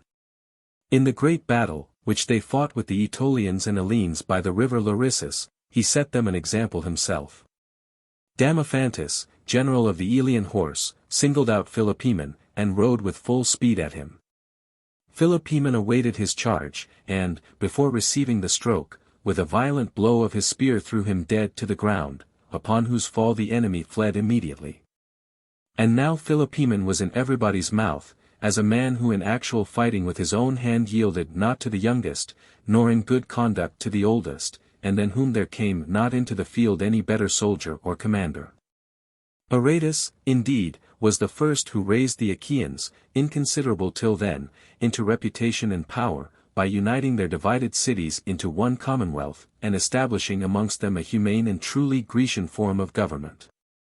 And hence it happened, as in running waters, where when a few little particles of matter once stop, others stick to them, and one part strengthening another, the whole becomes firm and solid.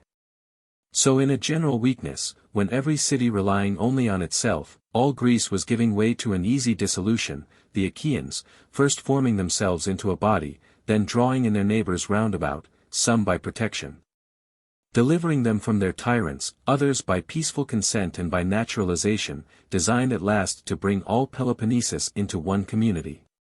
Yet while Aratus lived, they depended much on the Macedonians, courting first Ptolemy, then Antigonus and Philip, who all took part continually in whatever concerned the affairs of Greece.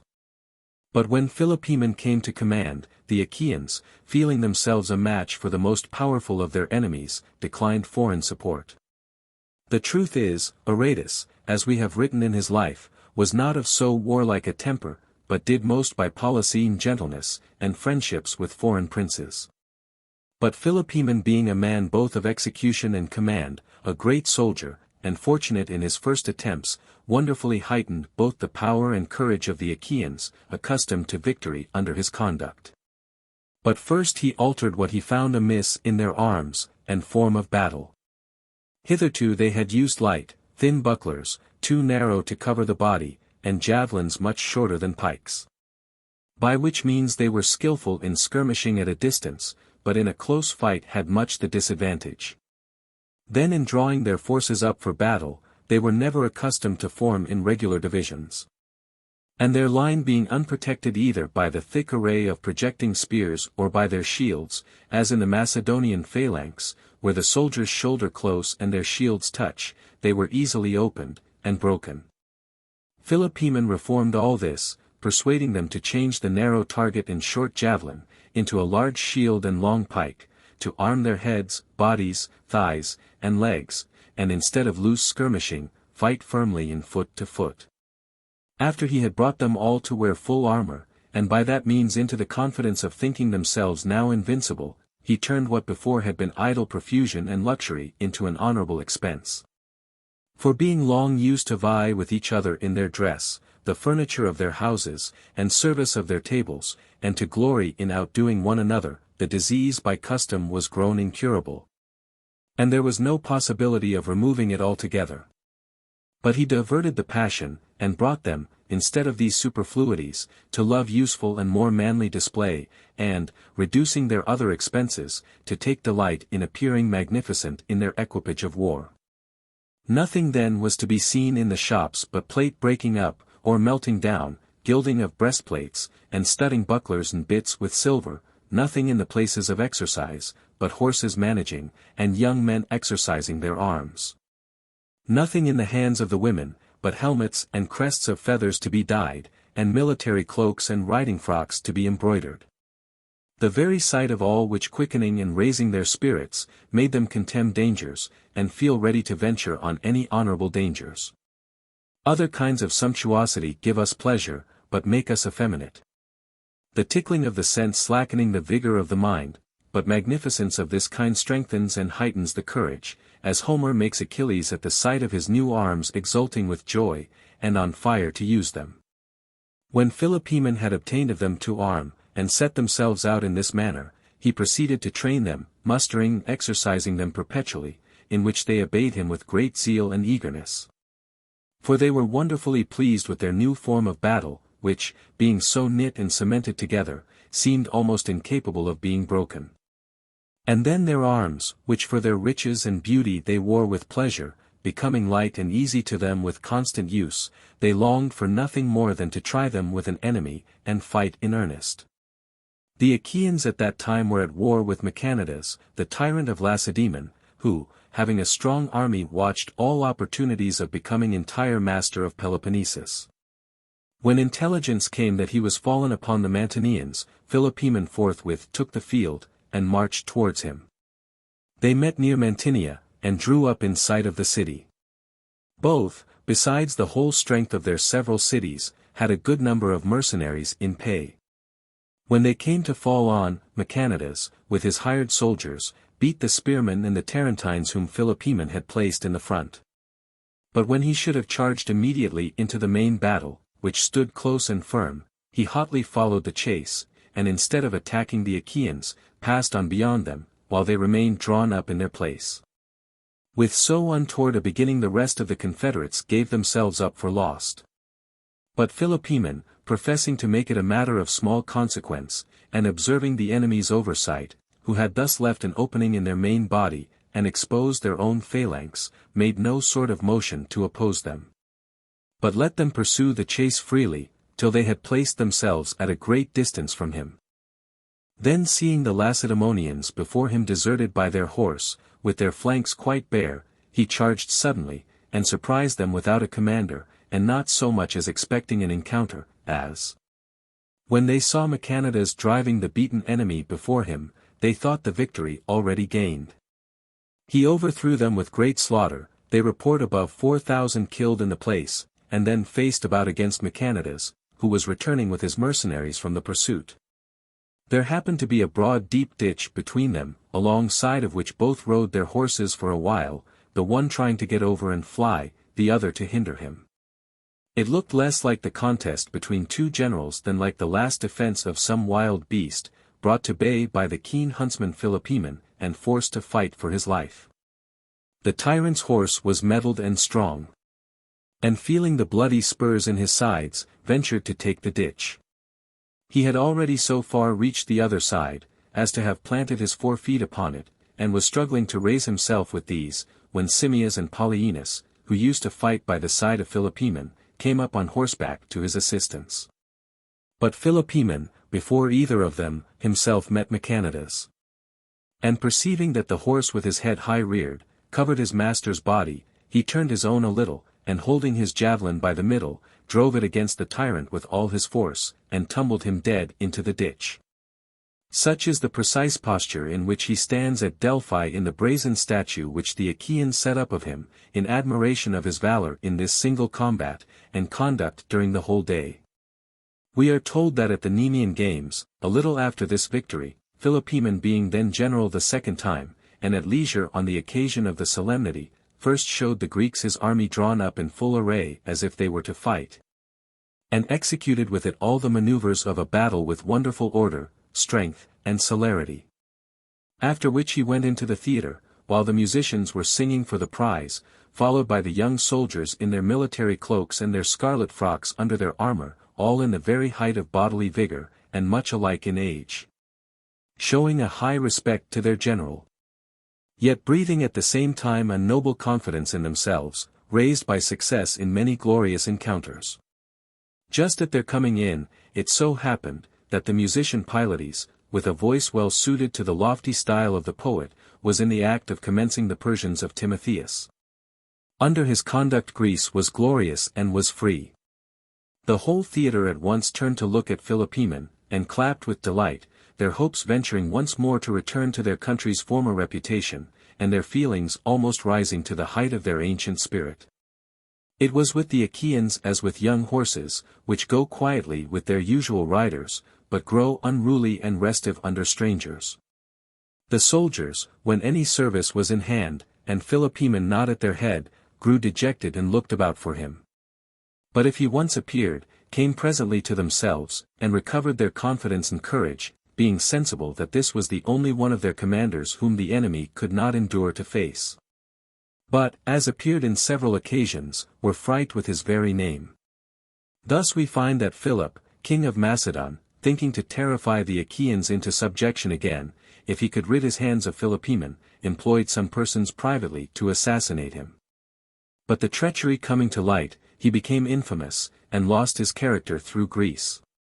The Boeotians besieging Megara, and ready to carry the town by storm, upon a groundless rumor that Philopoemen was at hand with succor, ran away, and left their scaling ladders at the wall behind them.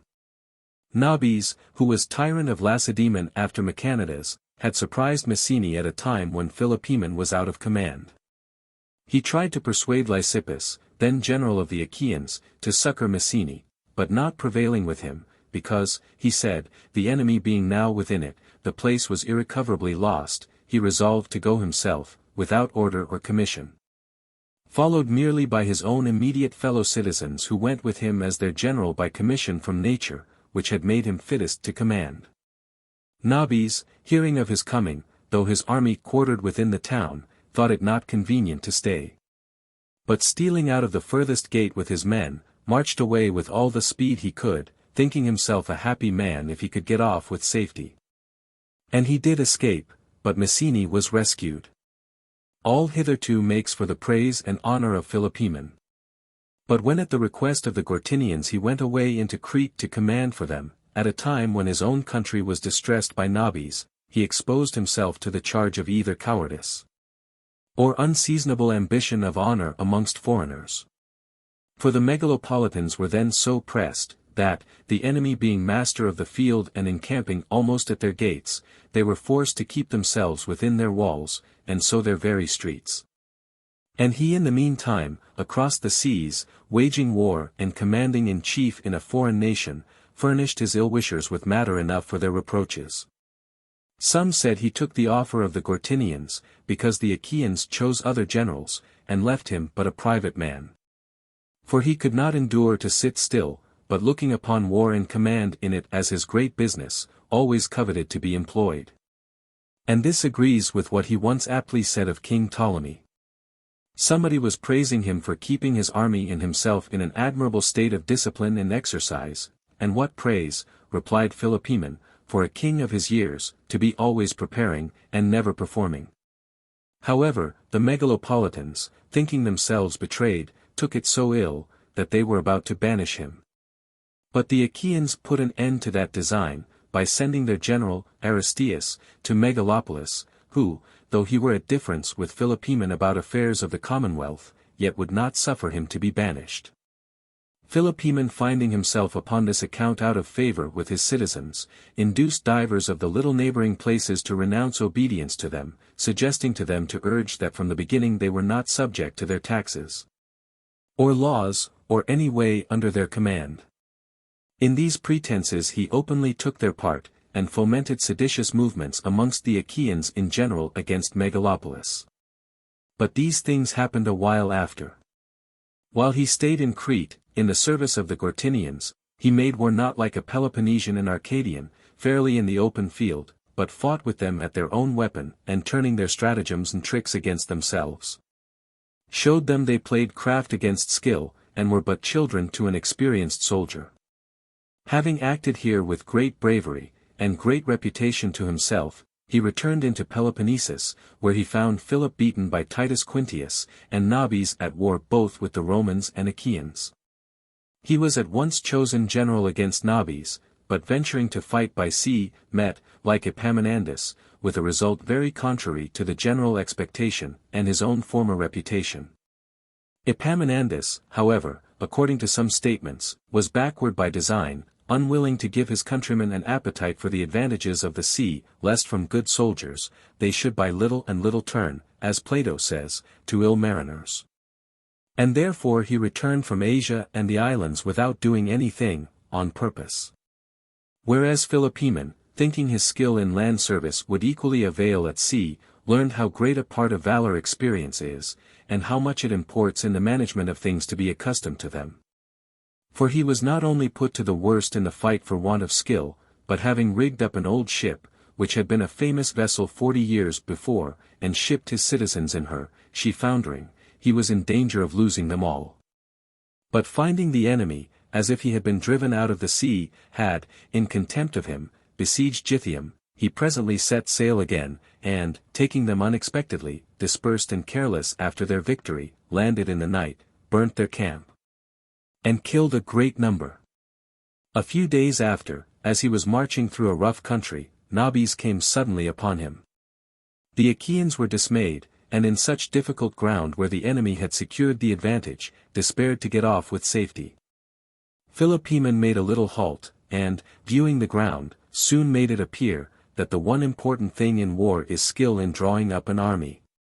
For by advancing only a few paces, and, without any confusion or trouble, altering his order according to the nature of the place, he immediately relieved himself from every difficulty, and then charging, put the enemy to flight. But when he saw they fled, not towards the city, but dispersed every man a different way all over the field, which for wood and hills, brooks and hollows was not passable by horse, he sounded a retreat, and encamped by broad daylight.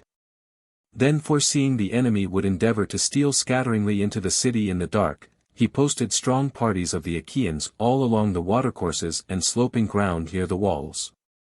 Many of Nabis's men fell into their hands. For returning not in a body, but as the chance of flight had disposed of every one, they were caught like birds ere they could enter into the town. These actions obtained him distinguished marks of affection and honor in all the theatres of Greece, but not without the secret ill will of Titus Flamininus, who was naturally eager for glory, and thought it but reasonable a consul of Rome should be otherwise esteemed by the Achaeans, than a common Arcadian. Especially as there was no comparison between what he, and what Philopoemen had done for them, he having by one proclamation restored all Greece, as much as had been subject to Philip and the Macedonians, to liberty. After this, Titus made peace with Nabis, and Nabis was circumvented and slain by the Aetolians. Things being then in confusion at Sparta, Philopoemen laid hold of the occasion, and coming upon them with an army, prevailed with some by persuasion, with others by fear, till he brought the whole city over to the Achaeans. As it was no small matter for Sparta to become a member of Achaea, this action gained him infinite praise from the Achaeans, for having strengthened their confederacy by the addition of so great and powerful a city. And not a little goodwill from the nobility of Sparta itself, who hoped they had now procured an ally, who would defend their freedom. Accordingly, having raised a sum of 120 silver talents by the sale of the house and goods of Nabis, they decreed him the money, and sent a deputation in the name of the city to present it. But here the honesty of Philopoemen showed itself clearly to be a real, uncounterfeited virtue. For first of all, there was not a man among them who would undertake to make him this offer of a present, but every one excusing himself, and shifting it off upon his fellow, they laid the office at last on Timolaus, with whom he had lodged at Sparta. Then Timolaus came to Megalopolis, and was entertained by Philopoemen. But struck into admiration with the dignity of his life and manners, and the simplicity of his habits, judging him to be utterly inaccessible to any such considerations, he said nothing, but pretending other business, returned without a word mentioned of the present. He was sent again, and did just as formerly. But the third time with much ado, and faltering in his words, he acquainted Philopoemen with the goodwill of the city of Sparta to him. Philopoemen listened obligingly and gladly, and then went himself to Sparta, where he advised them, not to bribe good men and their friends, of whose virtue they might be sure without charge to themselves, but to buy off and silence ill citizens, who disquieted the city with their seditious speeches in the public assemblies, for it was better to bar liberty of speech in enemies, than friends. Thus it appeared how much Philopoemen was above bribery. Diophanes being afterwards general of the Achaeans, and hearing the Lacedaemonians were bent on new commotions, resolved to chastise them. They, on the other side, being set upon war, were embroiling all Peloponnesus. Philopoemen on this occasion did all he could to keep Diophanes quiet and to make him sensible that as the times went, while Antiochus and the Romans were disputing their pretensions with vast armies in the heart of Greece, it concerned a man in his position to keep a watchful eye over them, and dissembling, and putting up with any less important grievances, to preserve all quiet at home. Diophanes would not be ruled, but joined with Titus, and both together falling into Laconia, marched directly to Sparta. Philopoemen, upon this, took, in his indignation, a step which certainly was not lawful, nor in the strictest sense just, but boldly and loftily conceived. Entering into the town himself, he, a private man as he was, refused admission to both the consul of Rome, and the general of the Achaeans, quieted the disorders in the city, and reunited it on the same terms as before to the Achaean confederacy. Yet afterwards, when he was general himself, upon some new misdemeanor of the Lacedaemonians, he brought back those who had been banished, put, as Polybius writes, 80, according to Aristocrates 350, Spartans to death.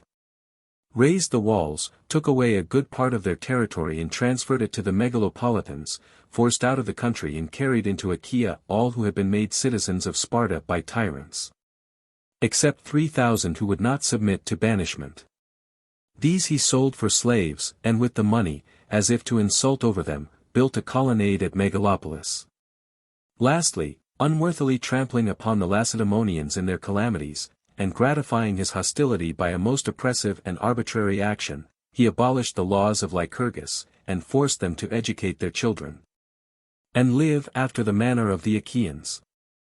As though, while they kept to the discipline of Lycurgus, there was no humbling their haughty spirits.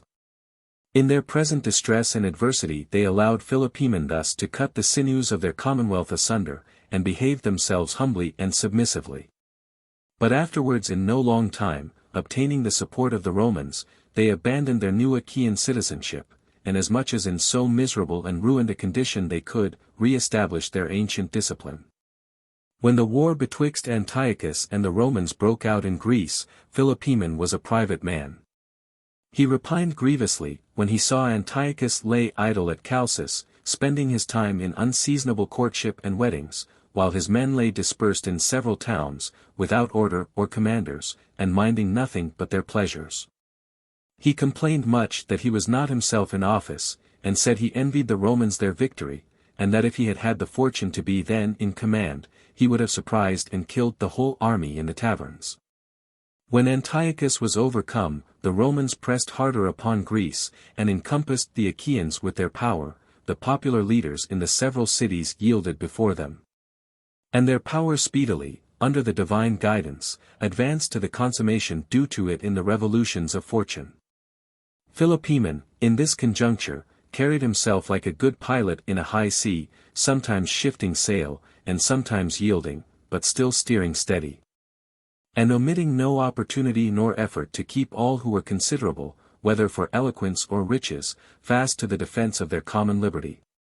Aristides, a megalopolitan of great credit among the Achaeans, but always a favor of the Romans, saying one day in the Senate, that the Romans should not be opposed, or displeased in any way, Philopoemen heard him with an impatient silence. But at last, not able to hold longer, said angrily to him, "And why be in such haste, wretched man, to behold the end of Greece?" Manius, the Roman consul, after the defeat of Antiochus, requested the Achaeans to restore the banished Lacedaemonians to their country, which motion was seconded and supported by all the interest of Titus. But Philopoemen crossed it, not from ill will to the men, but that they might be beholden to him and the Achaeans, not to Titus and the Romans. For when he came to be general himself, he restored them. So impatient was his spirit of any subjection, and so prone his nature to contest everything with men in power.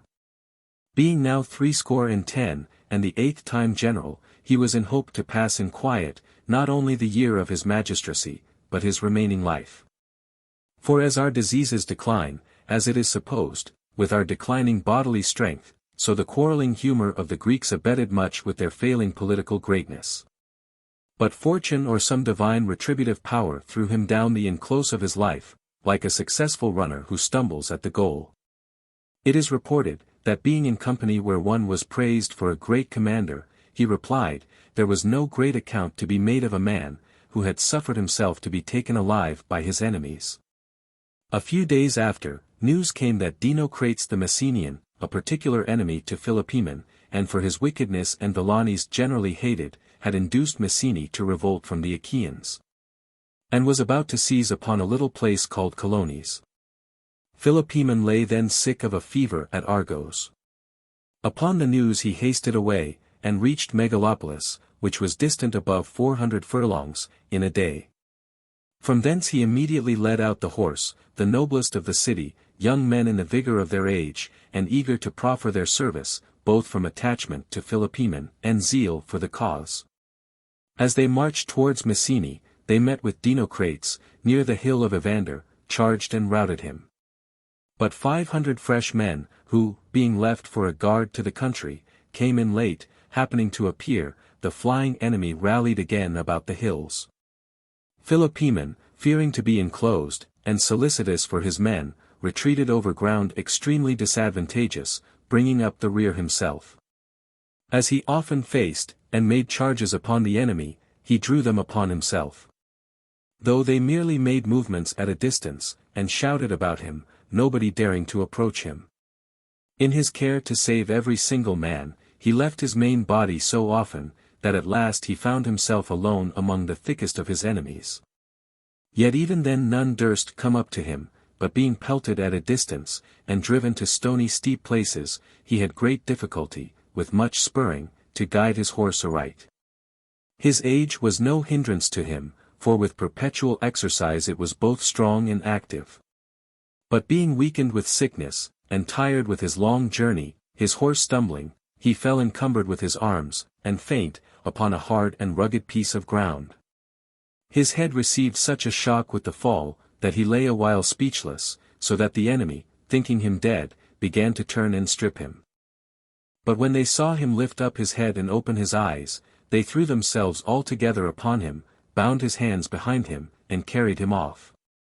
Every kind of insult and contumely being lavished on him who truly had never so much as dreamed of being led in triumph by Dinocrates. The Messenians, wonderfully elated with the news, thronged in swarms to the city gates. But when they saw Philopoemen in a posture so unsuitable to the glory of his great actions and famous victories, most of them, struck with grief and cursing the deceitful vanity of human fortune, even shed tears of compassion at the spectacle. Such tears by little and little turned to kind words, and it was almost in everybody's mouth that they ought to remember what he had done for them, and how he had preserved the common liberty, by driving away nobbies. Some few, to make their court to Dinocrates, were for torturing and then putting him to death as a dangerous and irreconcilable enemy. All the more formidable to Dinocrates, who had taken him prisoner, should he after this misfortune, regain his liberty. They put him at last into a dungeon underground, which they called the treasury, a place into which there came no air nor light from abroad, and, which, having no doors, was closed with a great stone. This they rolled into the entrance and fixed, and placing a guard about it, left him. In the meantime Philopoemen's soldiers, recovering themselves after their flight, and fearing he was dead when he appeared nowhere, made a stand, calling him with loud cries, and reproaching one another with their unworthy and shameful escape. Having betrayed their general, who, to preserve their lives, had lost his own. Then returning after much inquiry and search, hearing at last that he was taken, they sent away messengers round about with the news. The Achaeans resented the misfortune deeply, and decreed to send and demand him, and, in the meantime, drew their army together for his rescue. While these things passed in Achaea, Dinocrates, fearing that any delay would save Philopoemen, and resolving to be beforehand with the Achaeans, as soon as night had dispersed the multitude, sent in the executioner with poison, with orders not to stir from him till he had taken it. Philopoemen had then laid down, wrapped up in his cloak, not sleeping, but oppressed with grief and trouble, but seeing light, and a man with poison by him, struggled to sit up. And, taking the cup, asked the man if he heard anything of the horsemen, particularly Lycurgus. The fellow answering, that the most part had got off safe, he nodded, and looking cheerfully upon him, "It is well," he said, "that we have not been every way unfortunate," and without a word more, drank it off, and laid him down, again. His weakness offering but little resistance to the poison, it dispatched him presently. The news of his death filled all Achaea with grief and lamentation. The youth, with some of the chief of the several cities, met at Megalopolis with a resolution to take revenge without delay. They chose Lycurgus general, and falling upon the Messenians, put all to fire and sword, till they all with one consent made their submission. Dinocrates, with as many as had voted for Philopoemen's death, anticipated their vengeance and killed themselves. Those who would have had him tortured, Lycurgus put in chains and reserved for severer punishment. They burnt his body, and put the ashes into an urn, and then marched homeward, not as in an ordinary march, but with a kind of solemn pomp, half triumph, half funeral, crowns of victory on their heads, and tears in their eyes. And their captive enemies in fetters by them. Polybius, the general's son, carried the urn, so covered with garlands and ribbons as scarcely to be visible, and the noblest of the Achaeans accompanied him. The soldiers followed fully armed and mounted, with looks neither altogether sad as in mourning, nor lofty as in victory.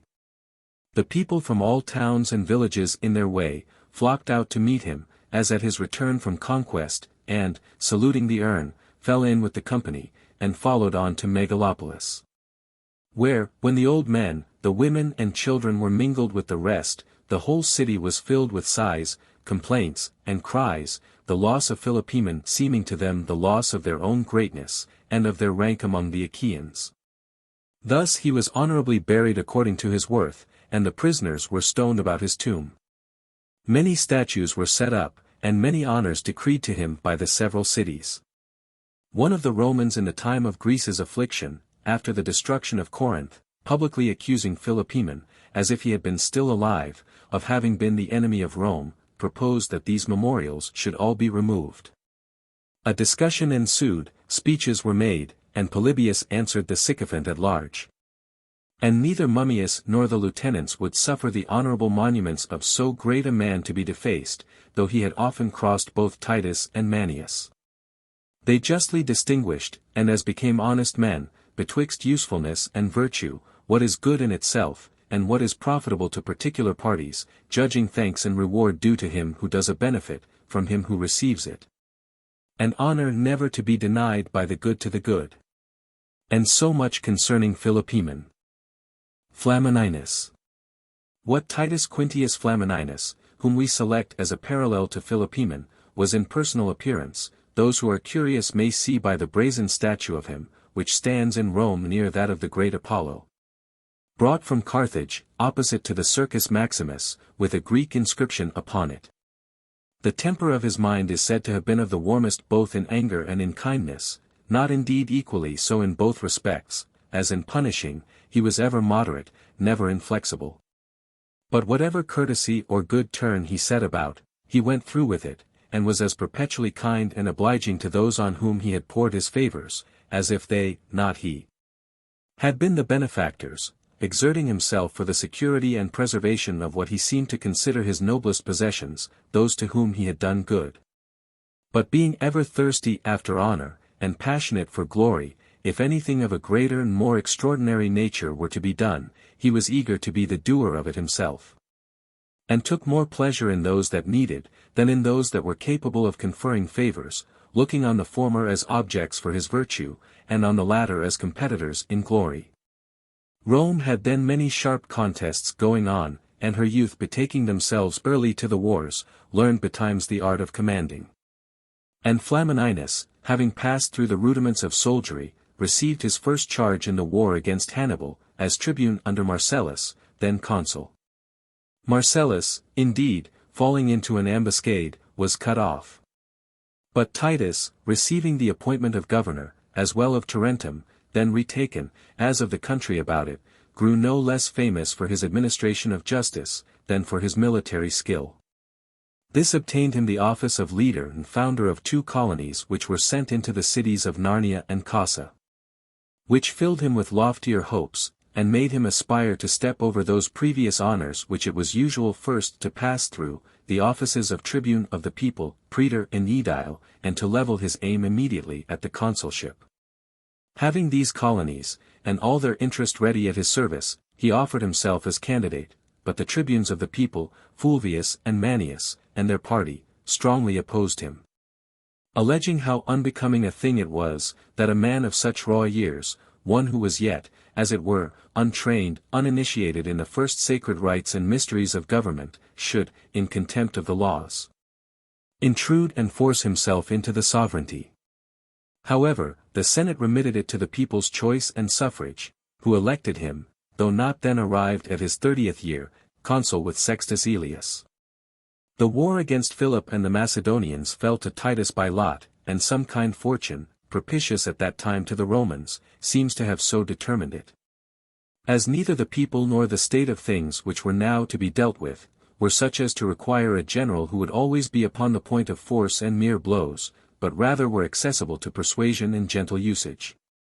It is true that the kingdom of Macedon furnished supplies enough to Philip for actual battle with the Romans, but to maintain a long and lingering war, he must call in aid from Greece, must thence procure his supplies.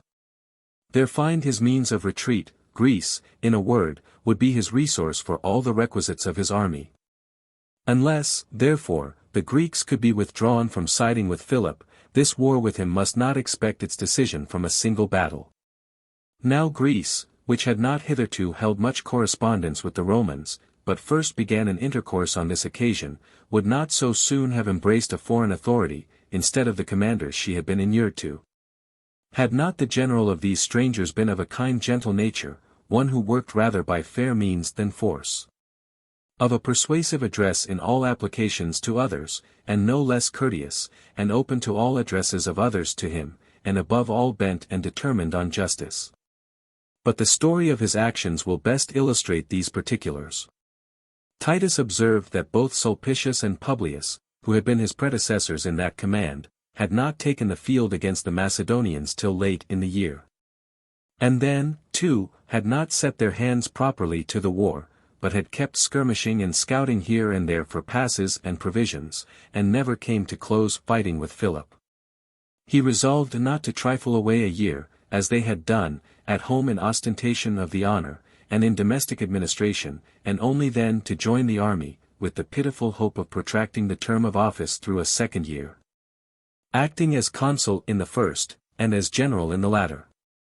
He was, moreover, infinitely desirous to employ his authority with effect upon the war, which made him slight those home honors and prerogatives. Requesting, therefore, of the Senate, that his brother Lucius might act with him as admiral of the navy, and taking with him to be the edge, as it were, of the expedition 3,000 still young and vigorous soldiers, of those who, under Scipio, had defeated Asdrubal in Spain, and Hannibal in Africa, he got safe into Epirus.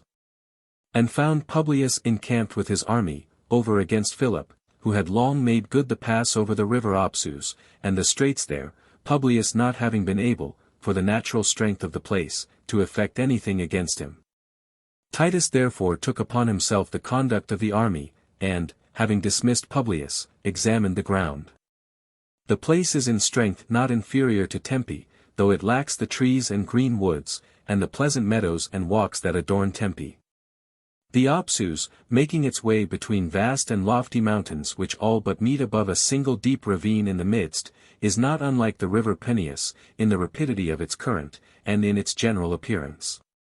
It covers the foot of those hills, and leaves only a craggy, narrow path cut out beside the stream, not easily passable at any time for an army, but not at all when guarded by an enemy. There were some, therefore, who would have had Titus make a circuit through Daceretus, and take an easy and safe road by the district of Lyncus.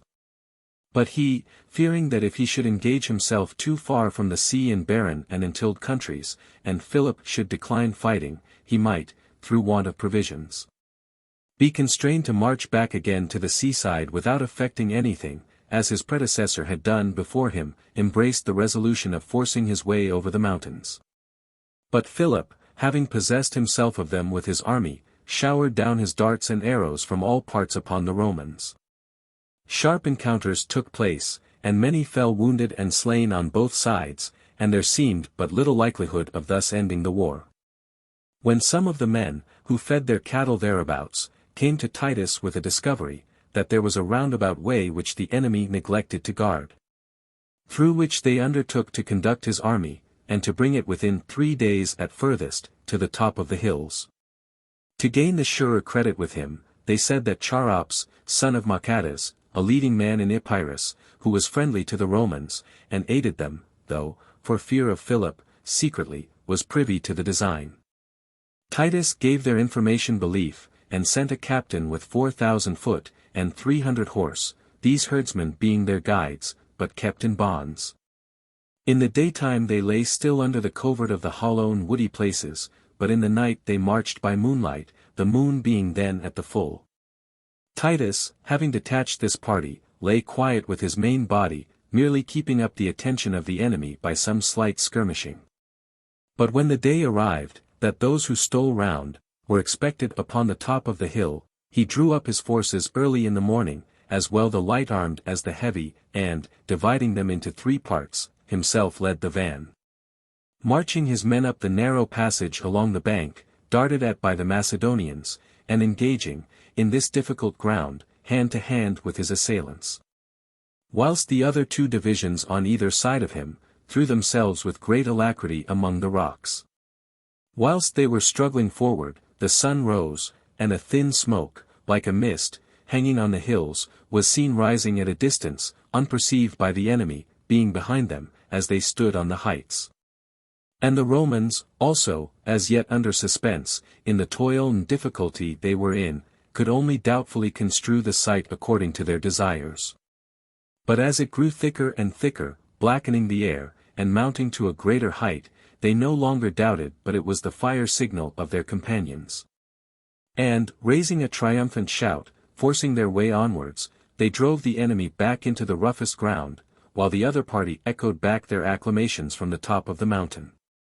The Macedonians fled with all the speed they could make. There fell, indeed, not more than 2,000 of them, for the difficulties of the place rescued them from pursuit. But the Romans pillaged their camp, seized upon their money and slaves, and, becoming absolute masters of the pass, traversed all Epirus. But with such order and discipline, with such temperance and moderation, that, though they were far from the sea, at a great distance from their vessels, and stinted of their monthly allowance of corn, and though they had much difficulty in buying, they nevertheless abstained altogether from plundering the country, which had provisions enough of all sorts in it.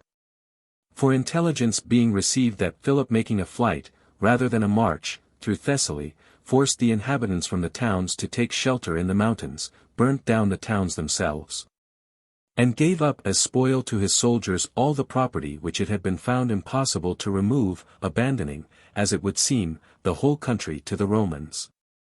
Titus was, therefore, very desirous, and entreated his soldiers that they would pass through it as if it were their own, or as if a place trusted into their hands. And, indeed, they quickly perceived, by the event, what benefit they derived from this moderate and orderly conduct. For they no sooner set foot in Thessaly, but the cities opened their gates, and the Greeks, within Thermopylae, were all eagerness and excitement to ally themselves with them. The Achaeans abandoned their alliance with Philip, and voted to join with the Romans in actual arms against him.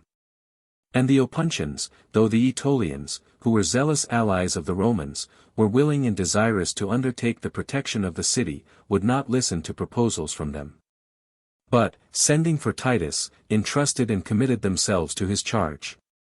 It is told of Pyrrhus, that when first, from an adjacent hill or watchtower which gave him a prospect of the Roman army, he descried them drawn up in order, he observed, that he saw nothing barbarian-like in this barbarian line of battle. And all who came near Titus, could not choose but say as much of him, at their first view. For they who had been told by the Macedonians of an invader, at the head of a barbarian army, carrying everywhere slavery and destruction on his sword's point, when in lieu of such an one, they met a man, in the flower of his age, of a gentle and humane aspect, a Greek in his voice and language, and a lover of honor, were wonderfully pleased and attracted. And when they left him, they filled the cities, wherever they went, with favorable feelings for him, and with the belief that in him they might find the protector and asserter of their liberties. And when afterwards, on Philip's professing a desire for peace, Titus made a tender to him of peace and friendship, upon the condition that the Greeks be left to their own laws, and that he should withdraw his garrisons, which he refused to comply with. Now after these proposals, the universal belief even of the favorers and partisans of Philip, was, that the Romans came not to fight against the Greeks, but for the Greeks, against the Macedonians.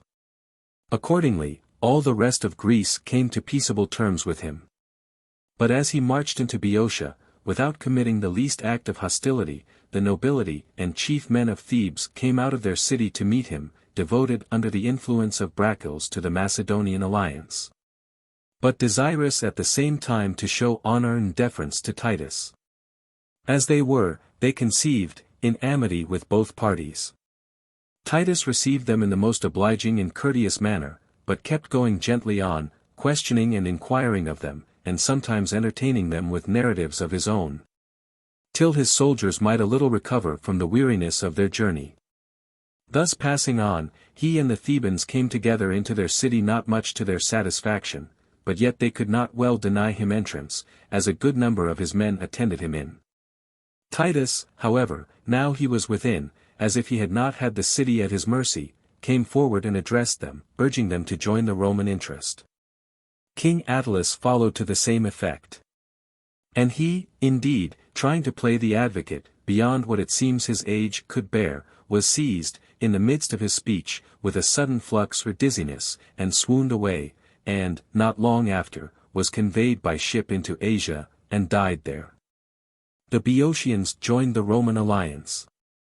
But now, when Philip sent an embassy to Rome, Titus dispatched away agents on his part, too, to solicit the Senate, if they should continue the war, to continue him in his command, or if they determined an end to that he might have the honor of concluding the peace.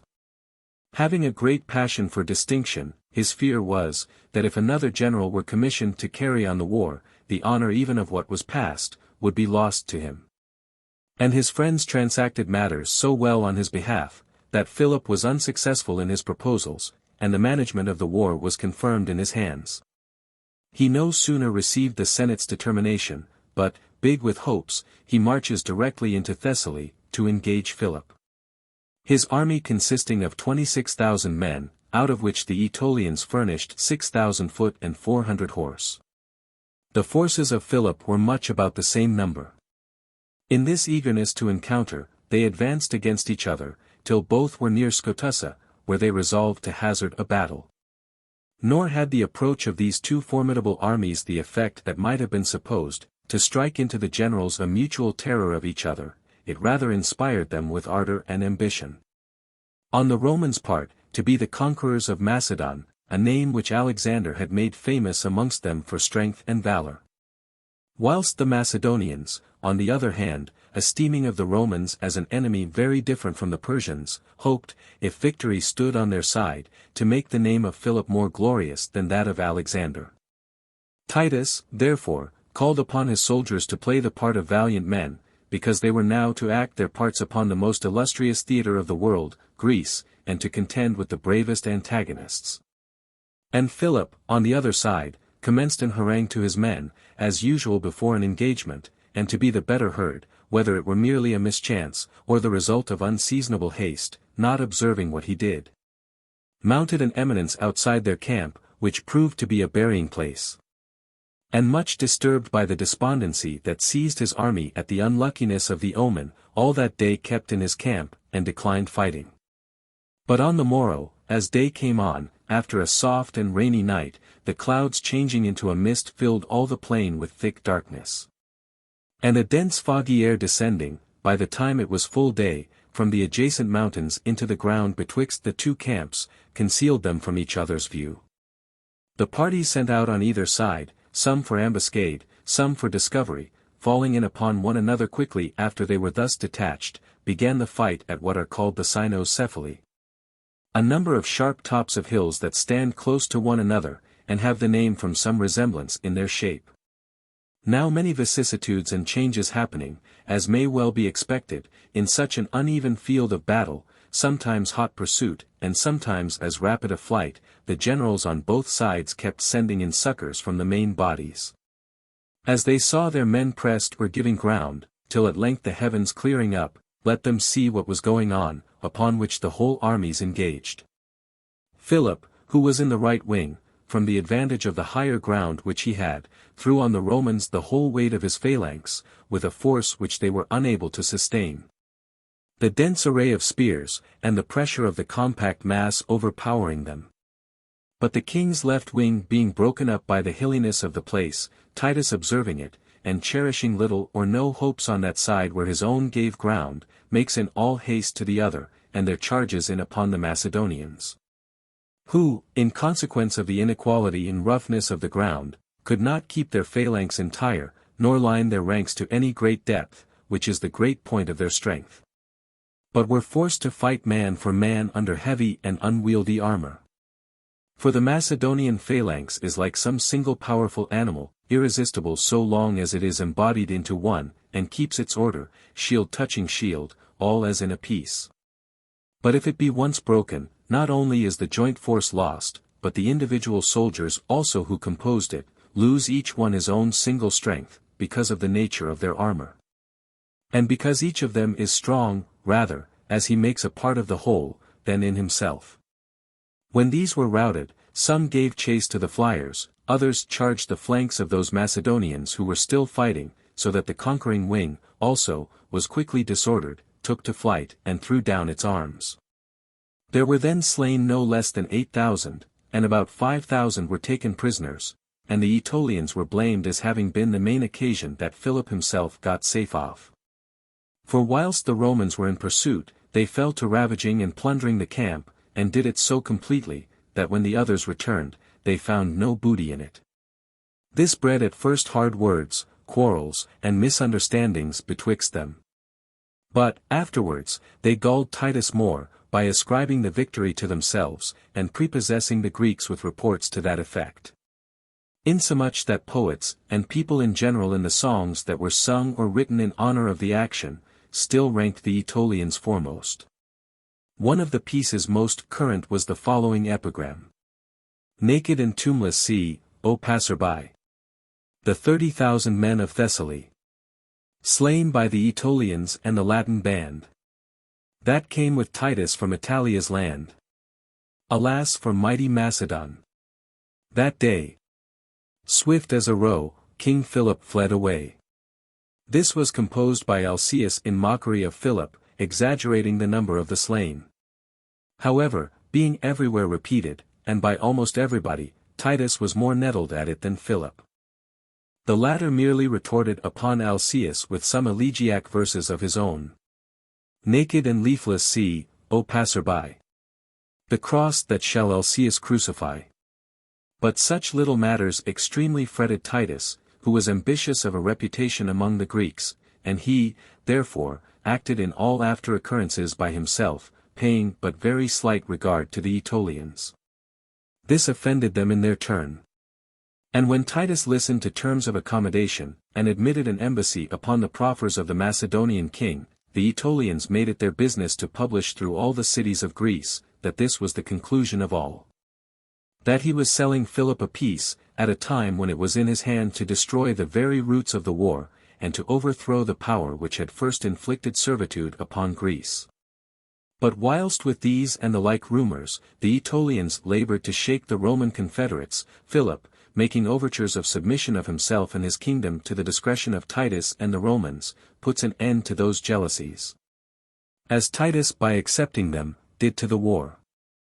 For he reinstated Philip in his kingdom of Macedon, but made it a condition that he should quit Greece, and that he should pay 1,000 talents, he took from him also, all his shipping, save 10 vessels. And sent away Demetrius, one of his sons, hostage to Rome, improving his opportunity to the best advantage, and taking wise precautions for the future. For Hannibal the African, a professed enemy to the Roman name, an exile from his own country, and not long since arrived at King Antiochus's court, was already stimulating that prince. Not to be wanting to the good fortune that had been hitherto so propitious to his affairs. The magnitude of his successes having gained him the surname of the Great. He had begun to level his aim at universal monarchy, but above all he was eager to measure himself with the Romans. Had not, therefore, Titus upon a principle of prudence and foresight, lent all ear to peace, and had Antiochus found the Romans still at war in Greece with Philip, and had these two, the most powerful and warlike princes of that age, confederated for their common interests against the Roman state, Rome might once more have run no less a risk, and been reduced to no less extremities than she had experienced under Hannibal.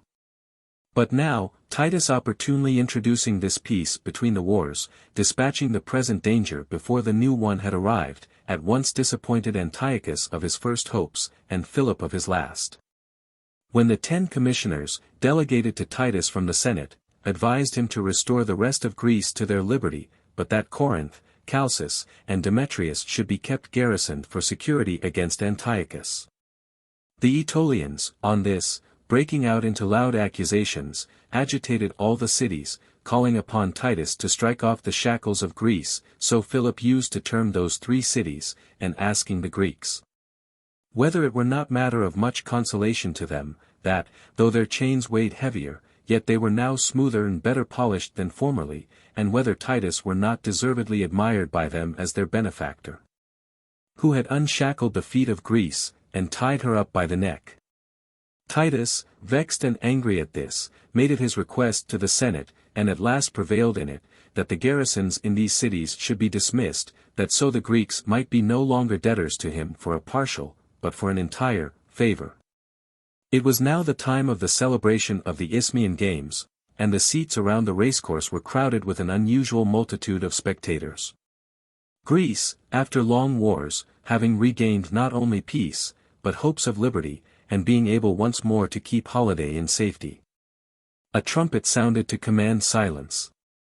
And the crier, stepping forth amidst the spectators, made proclamation, that the Roman Senate and Titus Quintius, the proconsular general, having vanquished King Philip and the Macedonians, restored the Corinthians, Locrians, Phocians, Euboeans, Achaeans of Thyotis, Magnesians, Thessalians, and Parabibians to their own lands, laws, and liberties, remitting all impositions upon them, and withdrawing all garrisons from their cities. At first, many heard not at all, and others not distinctly, what was said. But there was a confused and uncertain stir among the assembled people, some wondering, some asking, some calling out to have it proclaimed again. When, therefore, fresh silence was made, the crier raising his voice, succeeded in making himself generally heard, and recited the decree again. A shout of joy followed it, so loud that it was heard as far as the sea. The whole assembly rose and stood up, there was no further thought of the entertainment, all were only eager to leap up and salute and address their thanks to the deliverer and champion of Greece. What we often hear alleged, in proof of the force of human voices, was actually verified upon this occasion. Crows that were accidentally flying over the course, fell down dead into it. The disruption of the air must be the cause of it. For the voices being numerous, and the acclamation violent, the air breaks with it, and can no longer give support to the birds, but lets them tumble, like one that should attempt to walk upon a vacuum. Unless we should rather imagine them to fall and die, shot with the noise as with a dart. It is possible, too, that there may be a circular agitation of the air, which, like marine whirlpools, may have a violent direction of this sort given to it from the excess of its fluctuation. But for Titus, the sports being now quite at an end, so beset was he on every side, and by such multitudes, that had he not, foreseeing the probable throng and concourse of the people, timely withdrawn, he would scarce, it is thought, have ever got clear of them. When they had tired themselves with acclamations all about his pavilion, and night was now come, wherever friends or fellow citizens met, they joyfully saluted and embraced each other, and went home to feast and carouse together. And there, no doubt, redoubling their joy, they began to recollect and talk of the state of Greece, what wars she had incurred in defense of her liberty. And yet was never perhaps mistress of a more settled or grateful one than this which other men's labors had won for her, almost without one drop of blood, or one citizen's loss to be mourned for. She had this day had put into her hands the most glorious of rewards, and best worth the contending for. Courage and wisdom are, indeed, rarities amongst men, but of all that is good, a just man it would seem is the most scarce. Such as Agesilaus, Lysander, Nicias, and Alcibiades, knew how to play the general's part, how to manage a war, how to bring off their men victorious by land and sea, but how to employ that success to generous and honest purposes, they had not known. For should a man accept the achievement at Marathon, the sea fight at Salamis, the engagements at Plataea and Thermopylae, Cimon's exploits at Eurymedon, and on the coasts of Cyprus, Greece fought all her battles against, and to enslave, herself. She erected all her trophies to her own shame and misery, and was brought to ruin and desolation almost wholly by the guilt and ambition of her great men. A foreign people, appearing just to retain some embers, as it were, some faint remainders of a common character derived to them from their ancient sires, a nation from whom it was a mere wonder that Greece should reap any benefit by word or thought. These are they who have retrieved Greece from her severest dangers and distresses, have rescued her out of the hands of insulting lords and tyrants, and reinstated her in her former liberties. Thus they entertained their tongues and thoughts, whilst Titus by his actions made good what had been proclaimed. For he immediately dispatched away Lentulus to Asia, to set the Bargillians free, to Tilius to Thrace, to see the garrisons of Philip removed out of the towns and islands there, while Publius Villius set sail, in order to treat with Antiochus about the freedom of the Greeks under him. Titus himself passed on to Chalcis, and sailing thence to Magnesia, dismantled the garrisons there, and surrendered the government into the people's hands. Shortly after, he was appointed at Argos to preside in the Nemean Games, and did his part in the management of that solemnity singularly well, and made a second publication there by the crier of liberty to the Greeks. And, visiting all the cities, he exhorted them to the practice of obedience to law, of constant justice, and unity, and friendship one towards another. He suppressed their factions, brought home their political exiles. And, in short, his conquest over the Macedonians did not seem to give him a more lively pleasure, than to find himself prevalent in reconciling Greeks with Greeks. So that their liberty seemed now the least part of the kindness he conferred upon them. The story goes, that when Lycurgus the orator had rescued Xenocrates the philosopher from the collectors who were hurrying him away to prison for non-payment of the alien tax, and had them punished for the license they had been guilty of, Xenocrates afterwards meeting the children of Lycurgus, "My sons," said he, "I am nobly repaying your father for his kindness. He has the praises of the whole people in return for it." But the returns which attended Titus Quintius and the Romans, for their beneficence to the Greeks, terminated not in empty praises only. For these proceedings gained them, deservedly, credit and confidence, and thereby power, among all nations, for many not only admitted the Roman commanders, but even sent and entreated to be under their protection. Neither was this done by popular governments alone, or by single cities, but kings oppressed by kings, cast themselves into these protecting hands. Insomuch that in a very short time, though perchance not without divine influence in it, all the world did homage to them. Titus himself thought more highly of his liberation of Greece than of any other of his actions, as appears by the inscription with which he dedicated some silver targets, together with his own shield, to Apollo at Delphi.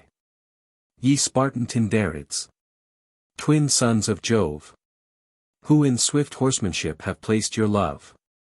Titus, of great Aeneas race, leaves this, in honor of the liberty of Greece. He offered also to Apollo a golden crown, with this inscription: This golden crown upon thy locks divine, O blessed Latona's son, was set to shine by the great captain of the Aenean name. O Phoebus, grant the noble Titus fame. The same event has twice occurred to the Greeks in the city of Corinth. Titus, then, and Nero again in our days, both at Corinth, and both alike at the celebration of the Isthmian Games, permitted the Greeks to enjoy their own laws and liberty. The former, as has been said, proclaimed it by the crier, but Nero did it in the public meeting place from the tribunal, in a speech which he himself made to the people. This, however, was long after. Titus now engaged in a most gallant and just war upon Nabis, that most profligate and lawless tyrant of the Lacedaemonians, but in the end disappointed the expectations of the Greeks. For when he had an opportunity of taking him, he purposely let it slip, and struck up a peace with him, leaving Sparta to bewail an unworthy slavery. Whether it were that he feared, if the war should be protracted, Rome would send a new general who might rob him of the glory of it. Or that emulation and envy of Philopoemen, who had signalized himself among the Greeks upon all other occasions, but in that war especially had done wonders both for matter of courage and counsel, and whom the Achaeans magnified in their theatres, and put into the same balance of glory with Titus, touched him to the quick.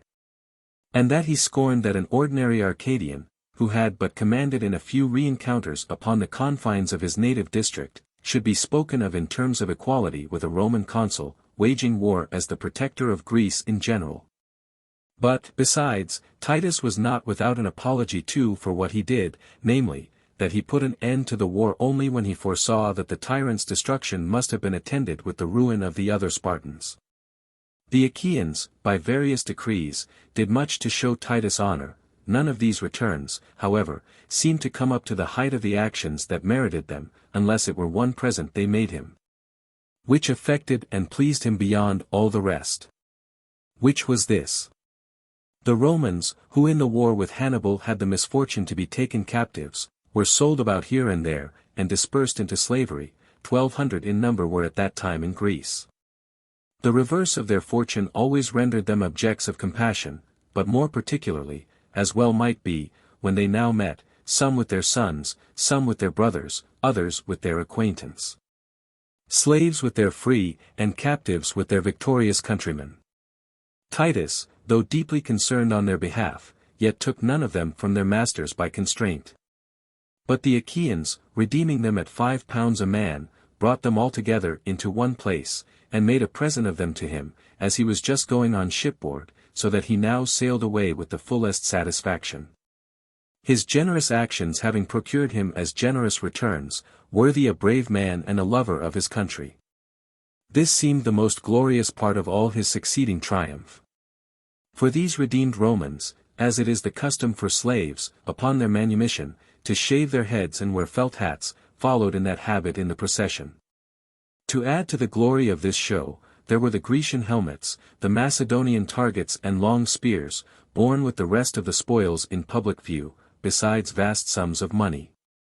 Todinus says, 3,713 pounds weight of massy gold, 43,270 of silver, 14,514 pieces of coined gold, called philippics, which was all over and above the 1,000 talents which Philip owed, and which the Romans were afterwards prevailed upon, chiefly by the mediation of Titus, to remit to Philip, declaring him their ally and confederate, and sending him home his hostage son. Shortly after, Antiochus entered Greece with a numerous fleet, and a powerful army, soliciting the cities there to sedition and revolt. Abetted in all and seconded by the Aetolians, who for this long time had borne a grudge and secret enmity to the Romans, and now suggested to him, by way of a cause and pretext of war, that he came to bring the Greeks liberty.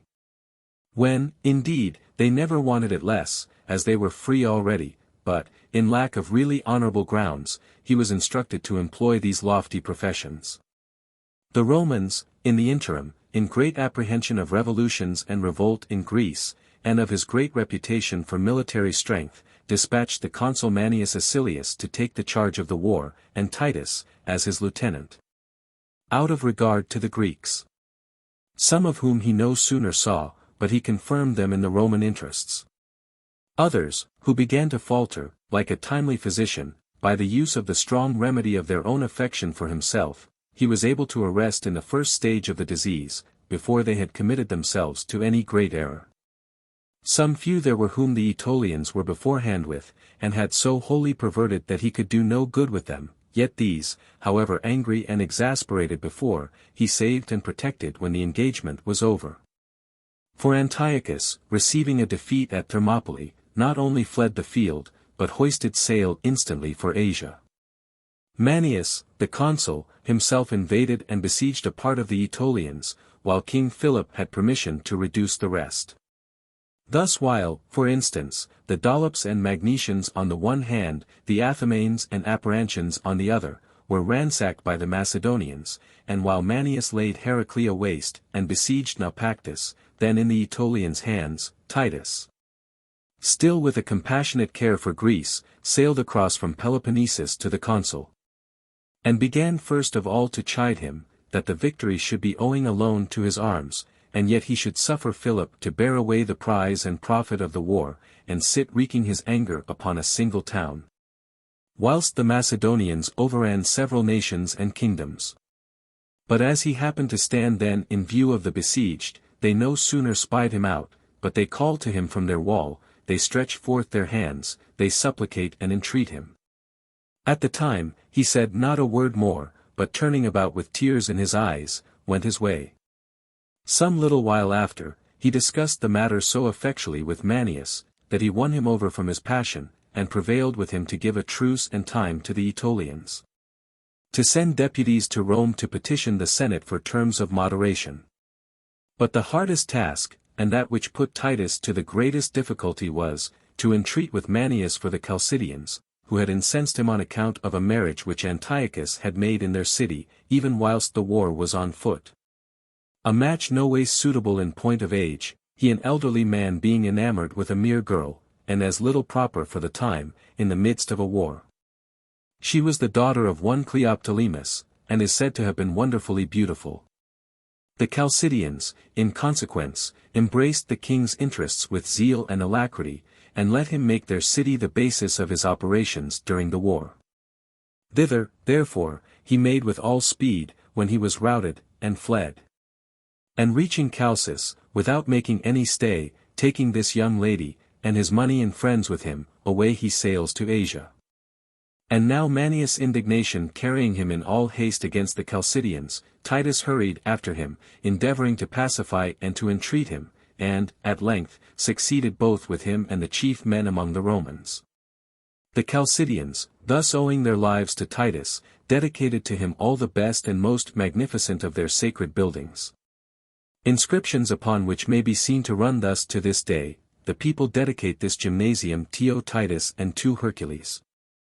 So again, the people consecrate the Delphinium to Titus and to Hercules, and what is yet more, even in our time, a priest of Titus was formally elected and declared. And after sacrifice and libation, they sing a set song, much of which for the length of it we omit, but shall transcribe the closing verses. The Roman faith, whose aid of yore our vows were offered to implore, we worship now and evermore. To Rome, to Titus, and to Jove. O maidens, in the dances move. Dances and Iopians too.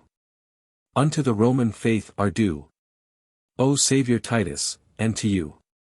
Other parts of Greece also heaped honors upon him suitable to his merits, and what made all those honors true and real, was the surprising goodwill and affection which his moderation and equity of character had won for him. For if he were at any time at variance with anybody in matters of business, or out of emulation and rivalry, as with Philopoemen, and again with Diophanes, when in office as general of the Achaeans, his resentment never went far. Nor did it ever break out into acts. But when it had vented itself in some citizen-like freedom of speech, there was an end of it. In fine, nobody charged malice or bitterness upon his nature, though many imputed hastiness and levity to it. In general, he was the most attractive and agreeable of companions, and could speak too, both with grace, and forcibly. For instance, to divert the Achaeans from the conquest of the Isle of Zacynthus, if, said he, they put their head too far out of Peloponnesus, they may hazard themselves as much as a tortoise out of its shell. Again, when he and Philip first met to treat of a cessation and peace, the latter complaining that Titus came with a mighty train, while he himself came alone and unattended, yes, replied Titus. You have left yourself alone by killing your friends.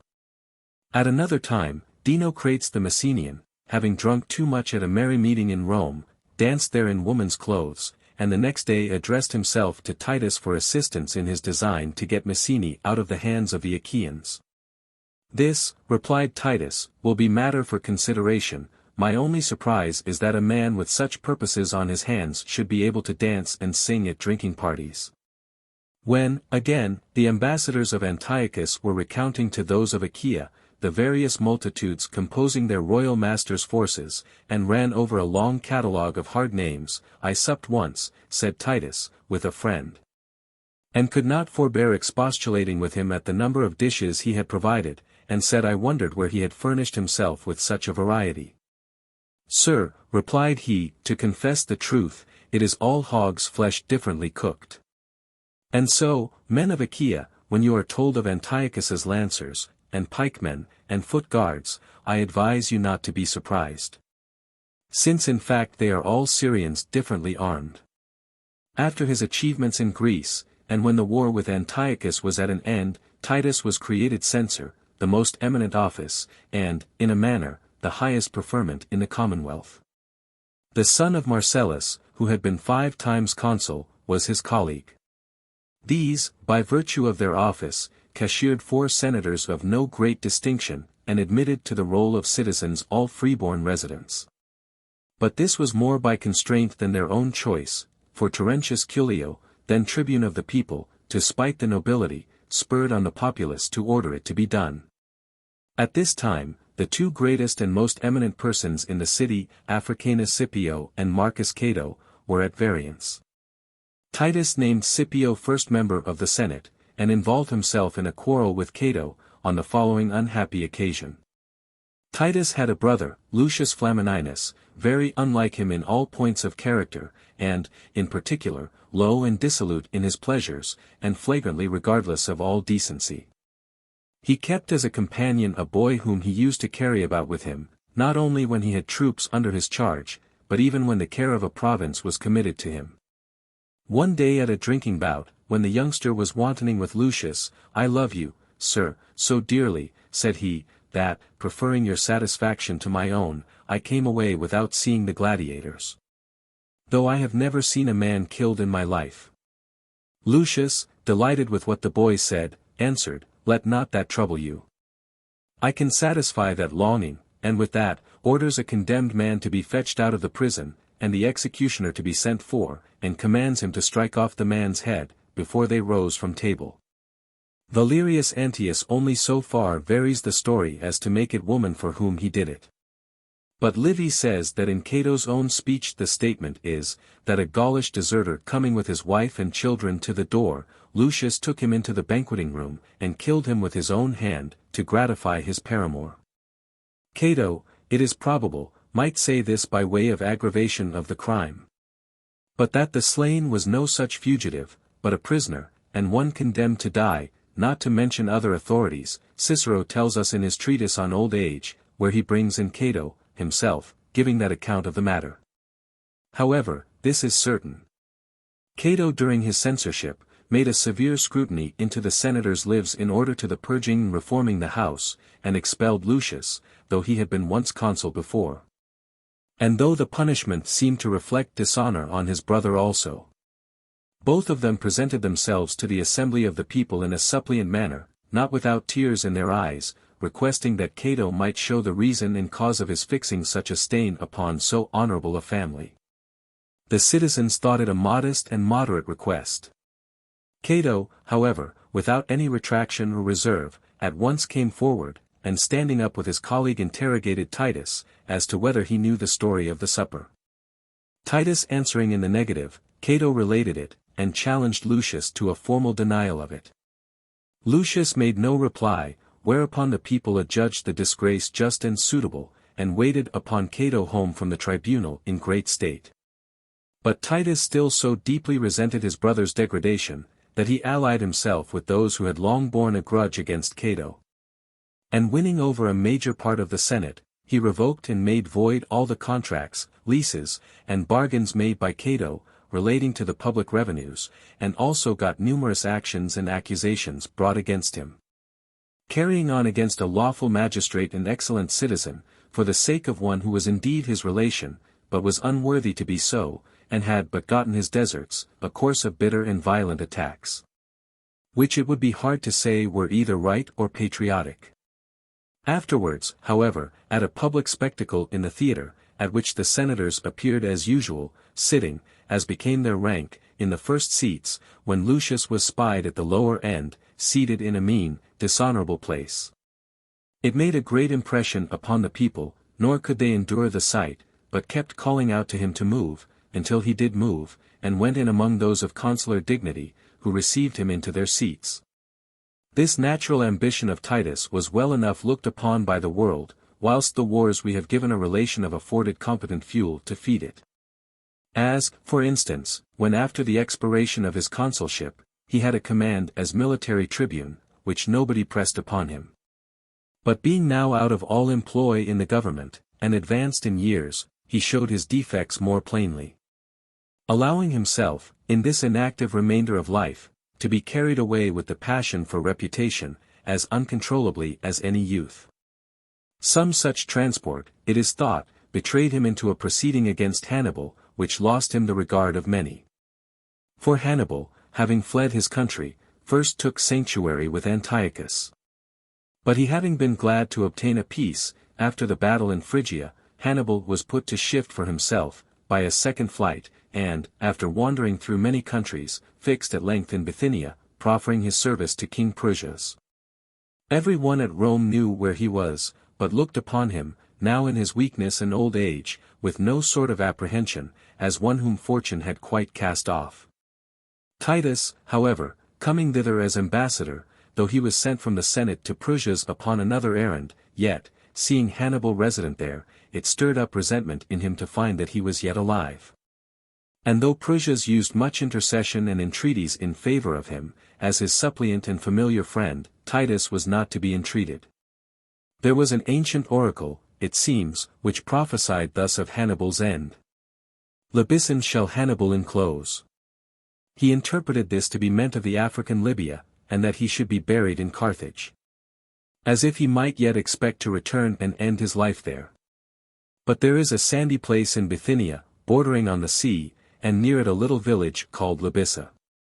It was Hannibal's chance to be staying here, and having ever from the beginning had a distrust of the easiness and cowardice of Pyrrhus, and a fear of the Romans, he had, long before, ordered 7 underground passages to be dug from his house, leading from his lodging, and running a considerable distance in various opposite directions, all undiscernible from without.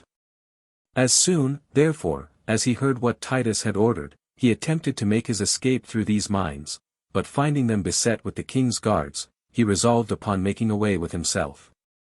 Some say that wrapping his upper garment about his neck, he commanded his servant to set his knee against his back, and not to cease twisting and pulling it, till he had completely strangled him. Others say, he drank bull's blood, after the example of Themistocles and Midas. Livy writes that he had poison in readiness, which he mixed for the purpose, and that taking the cup into his hand, let us ease, said he, the Romans of their continual dread and care, who think it long and tedious to await the death of a hated old man. Yet Titus will not bear away a glorious victory, nor one worthy of those ancestors who sent to caution Pyrrhus, an enemy, and a conqueror too, against the poison prepared for him by traitors. Thus Venus are the reports of Hannibal's death. But when the news of it came to the senators' ears, some felt indignation against Titus for it, blaming as well his officiousness as his cruelty. Who, when there was nothing to urge it, out of mere appetite for distinction, to have it said that he had caused Hannibal's death, sent him to his grave when he was now like a bird that in its old age has lost its feathers, and incapable of flying is let alone to live tamely without molestation. They began also now to regard with increased admiration the clemency and magnanimity of Scipio Africanus, and called to mind how he, when he had vanquished in Africa the till then invincible and terrible Hannibal, neither banished him his country, nor exacted of his countrymen that they should give him up. At a parley just before they joined battle, Scipio gave him his hand, and in the peace made after it, he put no hard article upon him, nor insulted over his fallen fortune. It is told, too, that they had another meeting afterwards, at Ephesus, and that when Hannibal, as they were walking together, took the upper hand, Africanus let it pass, and walked on without the least notice of it. And that then they began to talk of generals, and Hannibal affirmed that Alexander was the greatest commander the world had seen, next to him Pyrrhus, and the third was himself. Africanus, with a smile, asked, "What would you have said, if I had not defeated you?" "I would not then, Scipio," he replied, "have made myself the third, but the first commander." Such conduct was much admired in Scipio, and that of Titus, who had as it were insulted the dead whom another had slain, was no less generally found fault with. Not but that there were some who applauded the action, looking upon a living Hannibal as a fire, which only wanted blowing to become a flame. For when he was in the prime and flower of his age, it was not his body, nor his hand, that had been so formidable, but his consummate skill and experience, together with his innate malice and rancor against the Roman name. Things which do not impair with age. For the temper and bent of the soul remains constant, while fortune continually varies, and some new hope might easily rouse to a fresh attempt those whose hatred made them enemies to the last. And what really happened afterwards does to a certain extent tend yet further to the exculpation of Titus. Aristarchus, of the family of a common musician, upon the reputation of being the son of Eumenes, filled all Asia with tumults and rebellion. Then again, Mithridates, after his defeats by Sylla and Fimbria, and vast slaughter, as well among his prime officers as common soldiers, made head again, and proved a most dangerous enemy, against Lucullus, both by sea and land. Hannibal was never reduced to so contemptible a state as Caius Marius, he had the friendship of a king, and the free exercise of his faculties, employment and charge in the navy, and over the horse and foot, of Pyrrhus.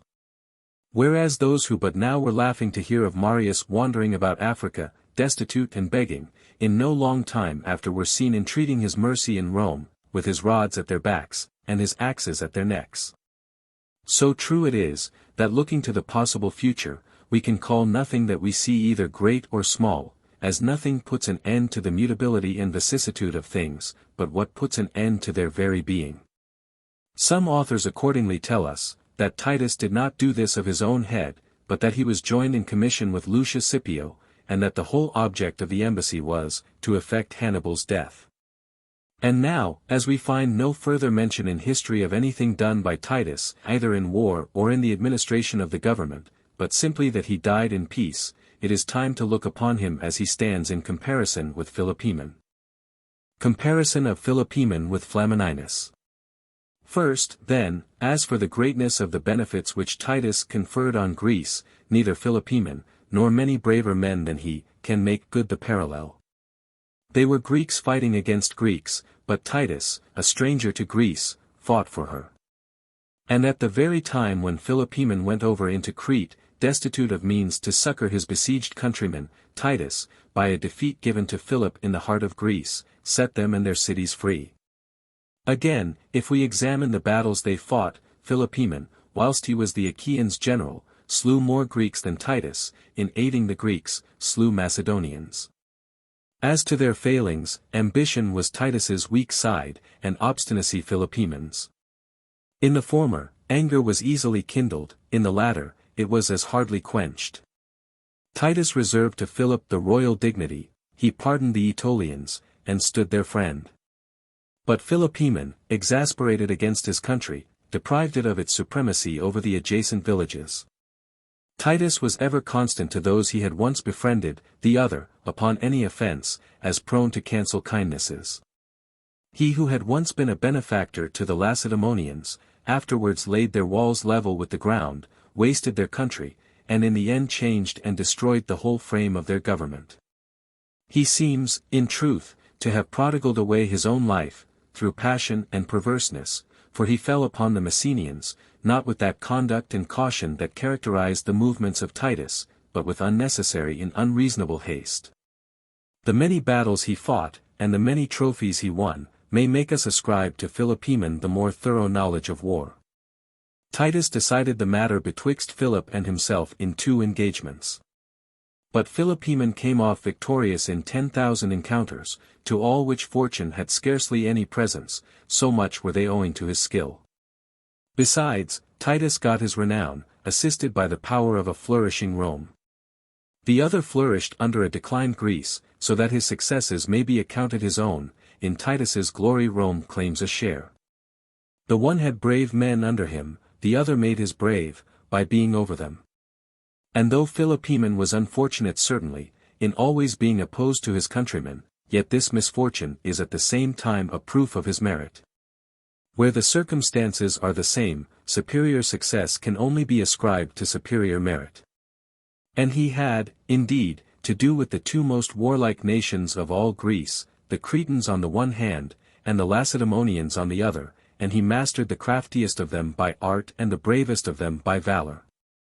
It may also be said that Titus, having his men armed and disciplined to his hand, had in a manner his victories made for him, whereas Philopoemen was forced to introduce a discipline and tactics of his own, and to new mold and model his soldiers. So that what is of greatest import towards ensuring a victory was in his case his own creation, while the other had it ready provided for his benefit. Philopoemen effected many gallant things with his own hand, but Titus none. So much so that one Archidemus, an Aetolian, made it a jest against him that while he, the Aetolian, was running with his drawn sword, where he saw the Macedonians drawn up closest and fighting hardest, Titus was standing still, and with hands stretched out to heaven, praying to the gods for aid. It is true, Titus acquitted himself admirably, both as a governor, and as an ambassador, but Philopoemen was no less serviceable and useful to the Achaeans in the capacity of a private man, than in that of a commander.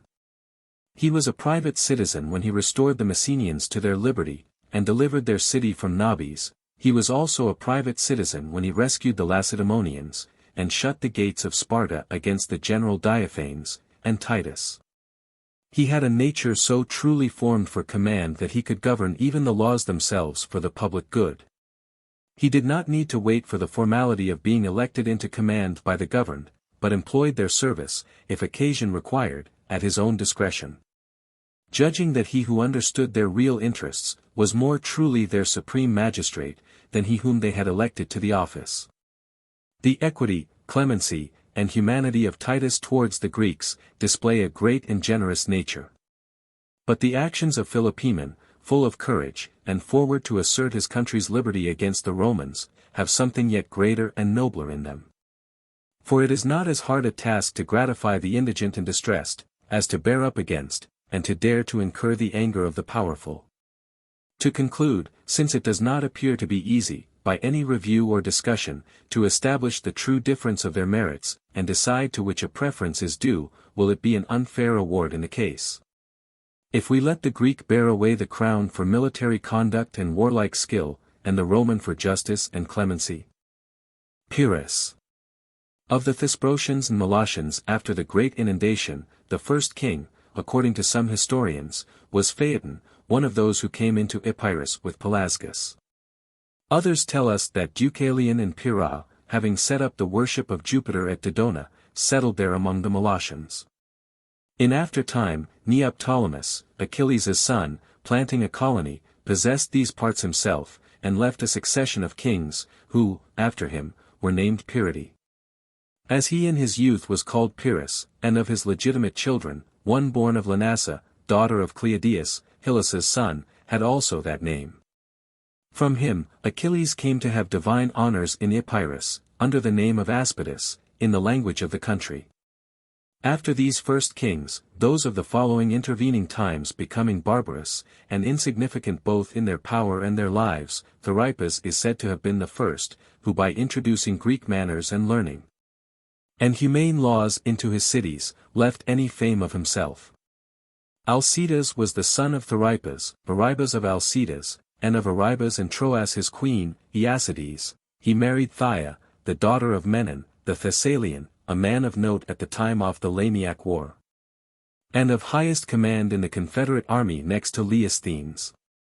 To Iacides were born of Thaia, Deidamia and Troas daughters, and Pyrrhus a son. The Molossians, afterwards falling into factions, and expelling Iacides, brought in the sons of Neoptolemus, and such friends of Iacides as they could take were all cut off.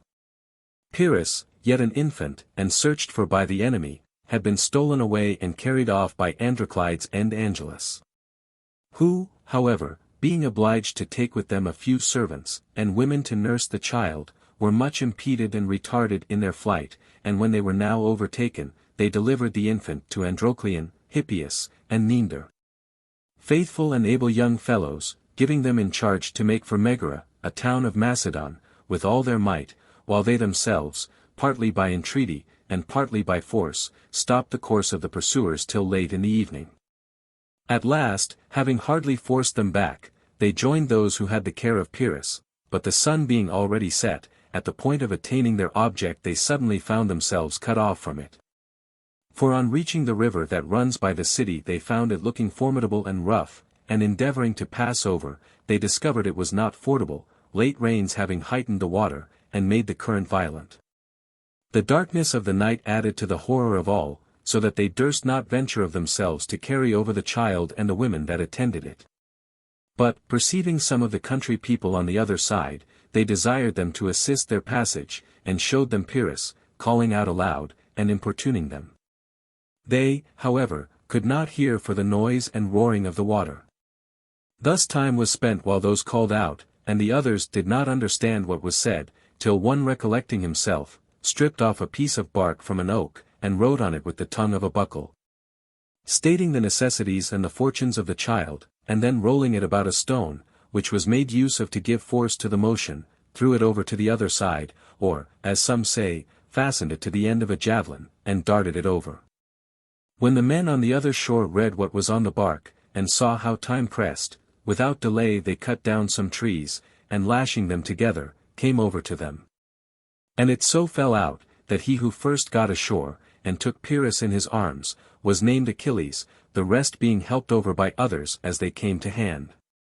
Thus being safe, and out of the reach of pursuit, they addressed themselves to Glaucias, then king of the Illyrians, and finding him sitting at home with his wife, they laid down the child before them.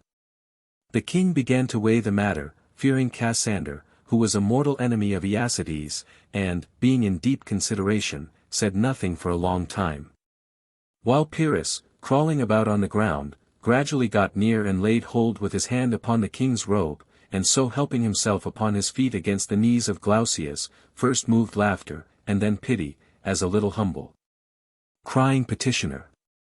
Some say he did not throw himself before Glaucias, but catching hold of an altar of the gods, and spreading his hands about it, raised himself up by that, and that Glaucias took the act as an omen. At present, therefore, he gave Pyrrhus into the charge of his wife, commanding he should be brought up with his own children.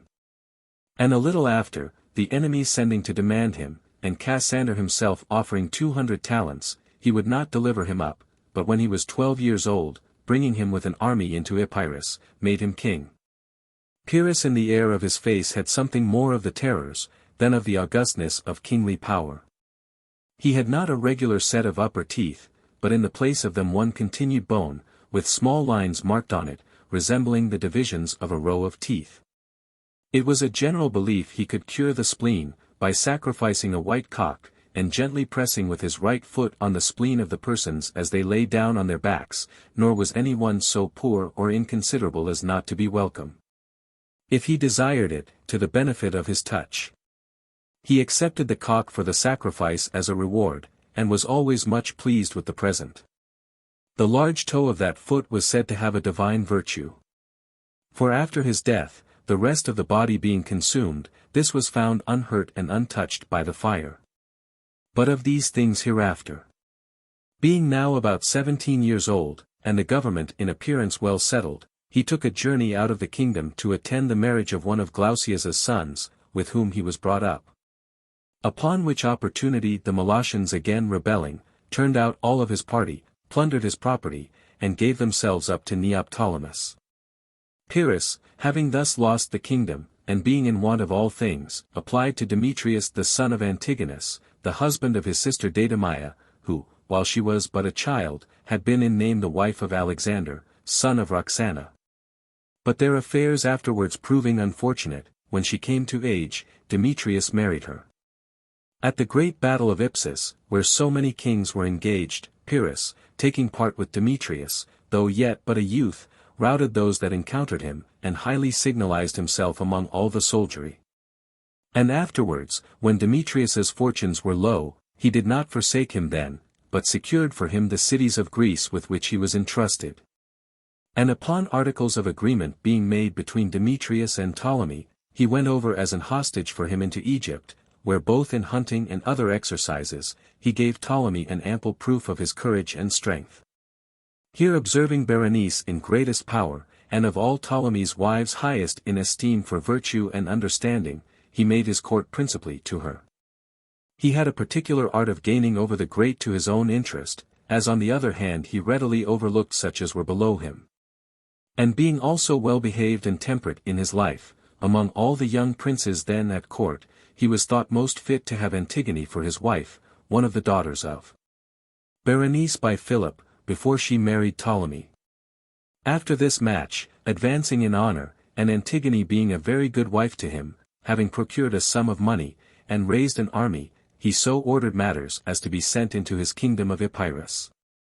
And arrived there to the great satisfaction of many, from their hate to Neoptolemus, who was governing in a violent and arbitrary way.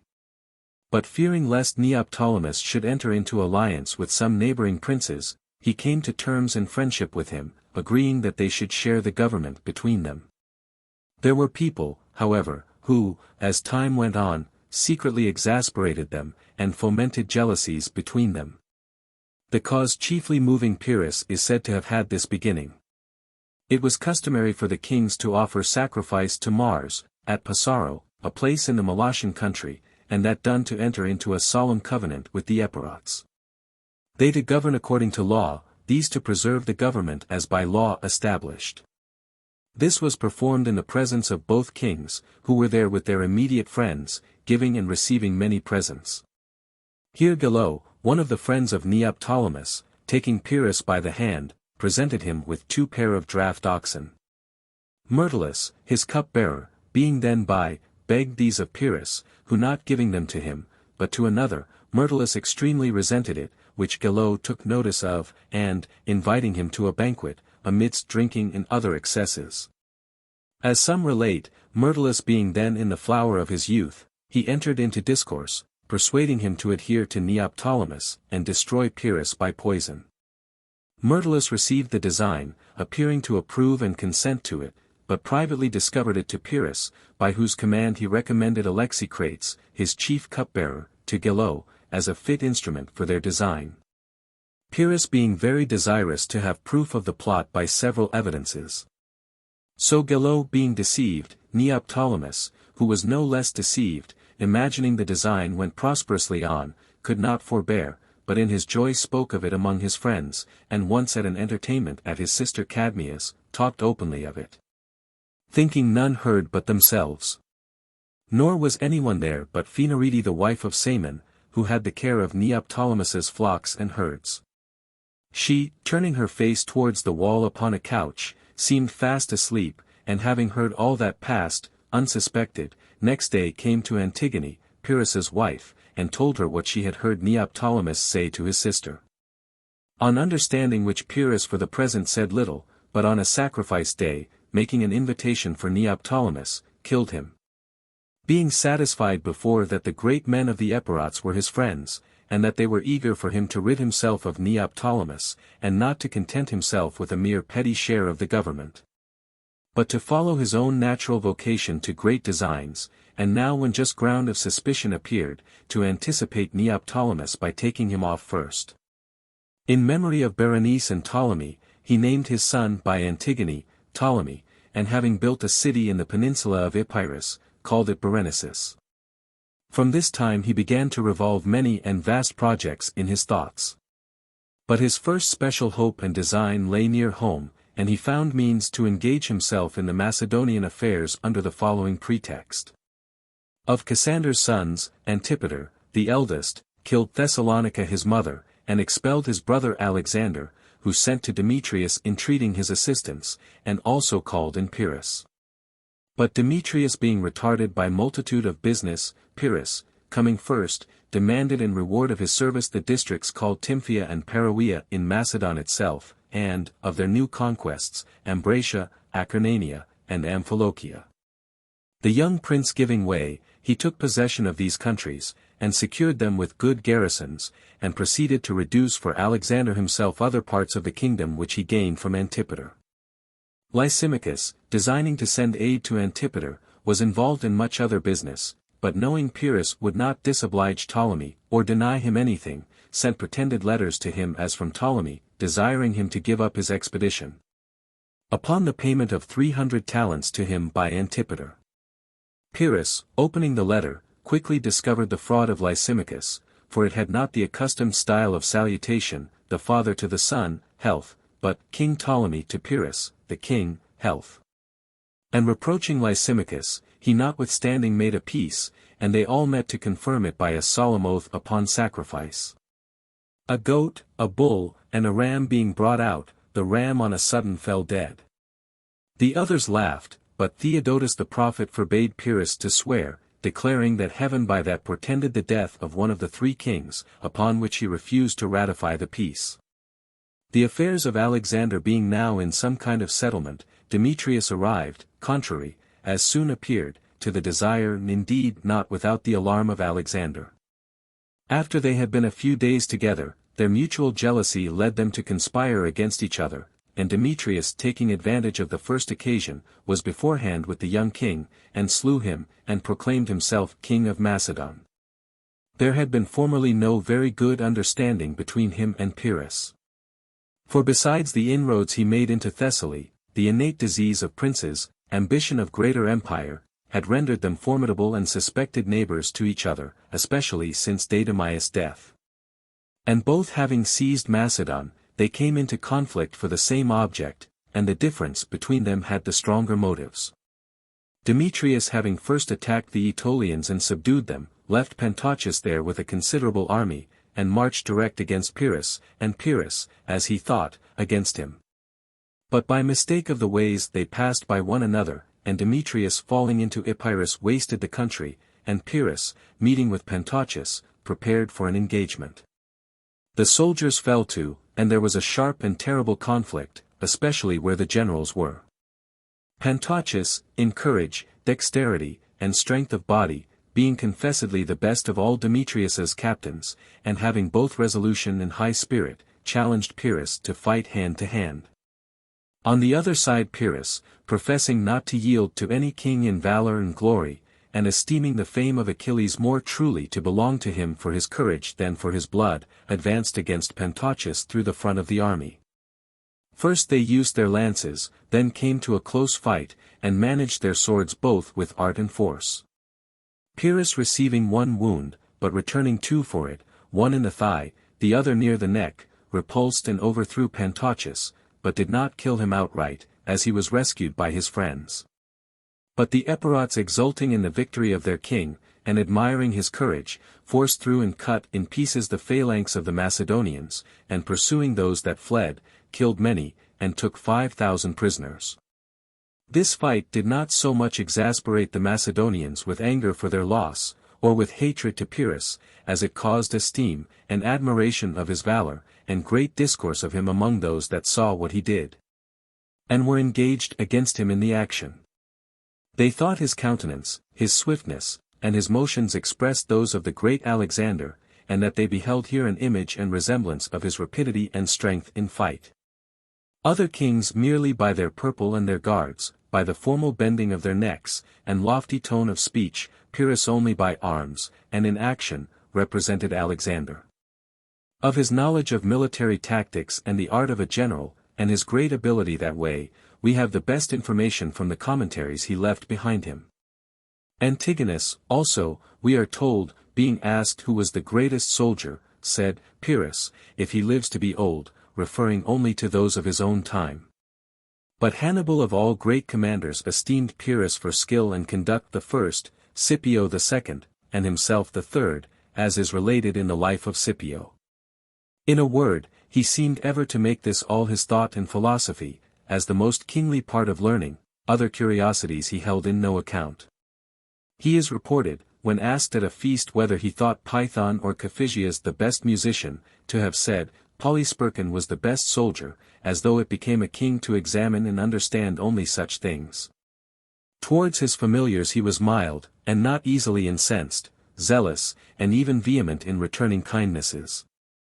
Thus when Arippus was dead, he could not bear it with moderation, saying, he indeed had suffered what was common to human nature, but condemning and blaming himself, that by puttings off and delays he had not returned his kindness in time. For our debts may be satisfied to the creditor's heirs, but not to have made the acknowledgment of received favors, while they to whom it is due can be sensible of it, afflicts a good and a worthy nature. Some thinking it fit that Pyrrhus should banish a certain ill-tongued fellow in Ambracia, who had spoken very indecently of him, let him rather, said he, speak against us here to a few, than rambling about to a great many. And others who in their wine had made redactions upon him, being afterward questioned for it, and asked by him whether they had said such words, on one of the young fellows answering, yes, all that, king. And should have said more if we had had more wine, he laughed and discharged them. After Antigone's death, he married several wives to enlarge his interest and power. He had the daughter of Autoleon, king of the Paeonians, Byrsenna, Bardillus the Illyrian's daughter, Lanassa, daughter of Agathocles the Syracusan, who brought with her in dower the city of Corcyra which had been taken by Agathocles. By Antigone he had Ptolemy, Alexander by Lanassa, and Helenus, his youngest son, by Byrsenna. He brought them up all in arms, hot and eager youths, and by him sharpened and wedded to war from their very infancy. It is said, when one of them, while yet a child, asked him to which he would leave the kingdom, he replied, to him that had the sharpest sword, which indeed was much like that tragical curse of Oedipus to his sons. Not by the lot decide. But with the sword the heritage divide. So unsocial and wild beast-like is the nature of ambition and cupidity. After this battle Pyrrhus, returning gloriously home, enjoyed his fame and reputation, and being called eagle by the Epirots, by you, said he, I am an eagle, for how should I not be such, while I have your arms as wings to sustain me? A little after, having intelligence that Demetrius was dangerously sick, he entered on a sudden into Macedonia, intending only an incursion, and to harass the country, but was very near seizing upon all, and taking the kingdom without a blow. He marched as far as Edessa unresisted, great numbers deserting, and coming in to him. This danger excited Demetrius beyond his strength, and his friends and commanders in a short time got a considerable army together, and with all their forces briskly attacked Pyrrhus, who, coming only to pillage, would not stand a fight but retreating lost part of his army, as he went off, by the close pursuit of the Macedonians. Demetrius, however, although he had easily and quickly forced Pyrrhus out of the country, yet did not slight him, but having resolved upon great designs, and to recover his father's kingdom with an army of 100,000 men, and a fleet of 500 ships, would neither embroil himself with Pyrrhus, nor leave the Macedonians so active and troublesome a neighbor. And since he had no leisure to continue the war with him, he was willing to treat and conclude a peace, and to turn his forces upon the other kings. Articles being agreed upon, the designs of Demetrius quickly discovered themselves by the greatness of his preparation. And the other kings, being alarmed, sent to Pyrrhus ambassadors and letters, expressing their wonder that he should choose to let his own opportunity pass by, and wait till Demetrius could use his. And whereas he was now able to chase him out of Macedon, involved in designs and disturbed, he should expect till Demetrius at leisure, and grown great, should bring the war home to his own door, and make him fight for his temples and sepulchres in Molosia. Especially having so lately, by his means, lost Corcyra and his wife together. For Lysander had taken offense at Pyrrhus for too great an inclination to those wives of his that were barbarians, and so withdrew to Corcyra, and desiring to marry some king, invited Demetrius. Knowing of all the kings he was most ready to entertain offers of marriage. So he sailed thither, married Lysander, and placed a garrison in the city. The kings having written thus to Pyrrhus, themselves likewise contrived to find Demetrius work, while he was delaying in making his preparations. Ptolemy, setting out with a great fleet, drew off many of the Greek cities. Lysimachus out of Thrace wasted the upper Macedon. And Pyrrhus, also, taking arms at the same time, marched to Beroea, expecting, as it fell out, that Demetrius, collecting his forces against Lysimachus, would leave the lower country undefended. That very night he seemed in his sleep to be called by Alexander the Great, and approaching saw him sick abed, but was received with very kind words and much respect, and promised zealous assistance. He making bold to reply, How, sir, can you, being sick, assist me? With my name, said he, and mounting a Nicean horse, seemed to lead the way. At the sight of this vision he was much assured, and with swift marches overrunning all the interjacent places, takes Beroea, and making his headquarters there, reduced the rest of the country by his commanders. When Demetrius received intelligence of this, and perceived likewise the Macedonians ready to mutiny in the army, he was afraid to advance further, lest coming near Lysimachus, a Macedonian king, and of great fame, they should revolt to him. So returning, he marched directly against Pyrrhus, as a stranger, and hated by the Macedonians. But while he lay encamped there near him, many who came out of Beroea infinitely praised Pyrrhus as invincible in arms, a glorious warrior, who treated those he had taken kindly and humanely. Several of these Pyrrhus himself sent privately, pretending to be Macedonians, and saying, now was the time to be delivered from the severe government of Demetrius, by coming over to Pyrrhus, a gracious prince, and a lover of soldiers. By this artifice a great part of the army was in a state of excitement, and the soldiers began to look every way about, inquiring for Pyrrhus. It happened he was without his helmet, till understanding they did not know him, he put it on again, and so was quickly recognized by his lofty crest, and the goat's horns he wore upon it. Then the Macedonians, running to him, desired to be told his password, and some put oaken boughs upon their heads, because they saw them warned by the soldiers about him. Some persons even took the confidence to say to Demetrius himself, that he would be well advised to withdraw, and lay down the government. And he, indeed, seeing the mutinous movements of the army to be only too consistent with what they said, privately got away, disguised in a broad hat and a common soldier's coat. So Pyrrhus became master of the army without fighting, and was declared king of the Macedonians. But Lysimachus now arriving, and claiming the defeat of Demetrius as the joint exploit of them both, and that therefore the kingdom should be shared between them, Pyrrhus, not as yet quite assured of the Macedonians, and in doubt of their faith, consented to the proposition of Lysimachus, and divided the country and cities between them accordingly. This was for the present useful, and prevented a war, but shortly after they found the partition not so much a peaceful settlement, as an occasion of further complaint and difference. For men whose ambition neither seas nor mountains, nor unpeopled deserts can limit, nor the bounds dividing Europe from Asia confine their vast desires, it would be hard to expect to forbear from injuring one another when they touch and are close together. These are ever naturally at war, envying and seeking advantages of one another, and merely make use of those two words, peace and war, like current coin, to serve their occasions, not as justice but as expediency suggests.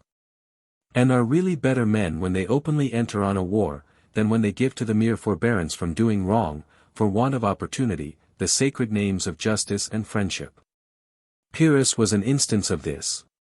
For setting himself against the rise of Demetrius again, and endeavoring to hinder the recovery of his power, as it were from a kind of sickness, he assisted the Greeks, and came to Athens, where, having ascended the Acropolis, he offered sacrifice to the goddess, and the same day came down again, and told the Athenians he was much gratified by the goodwill and the confidence they had shown to him.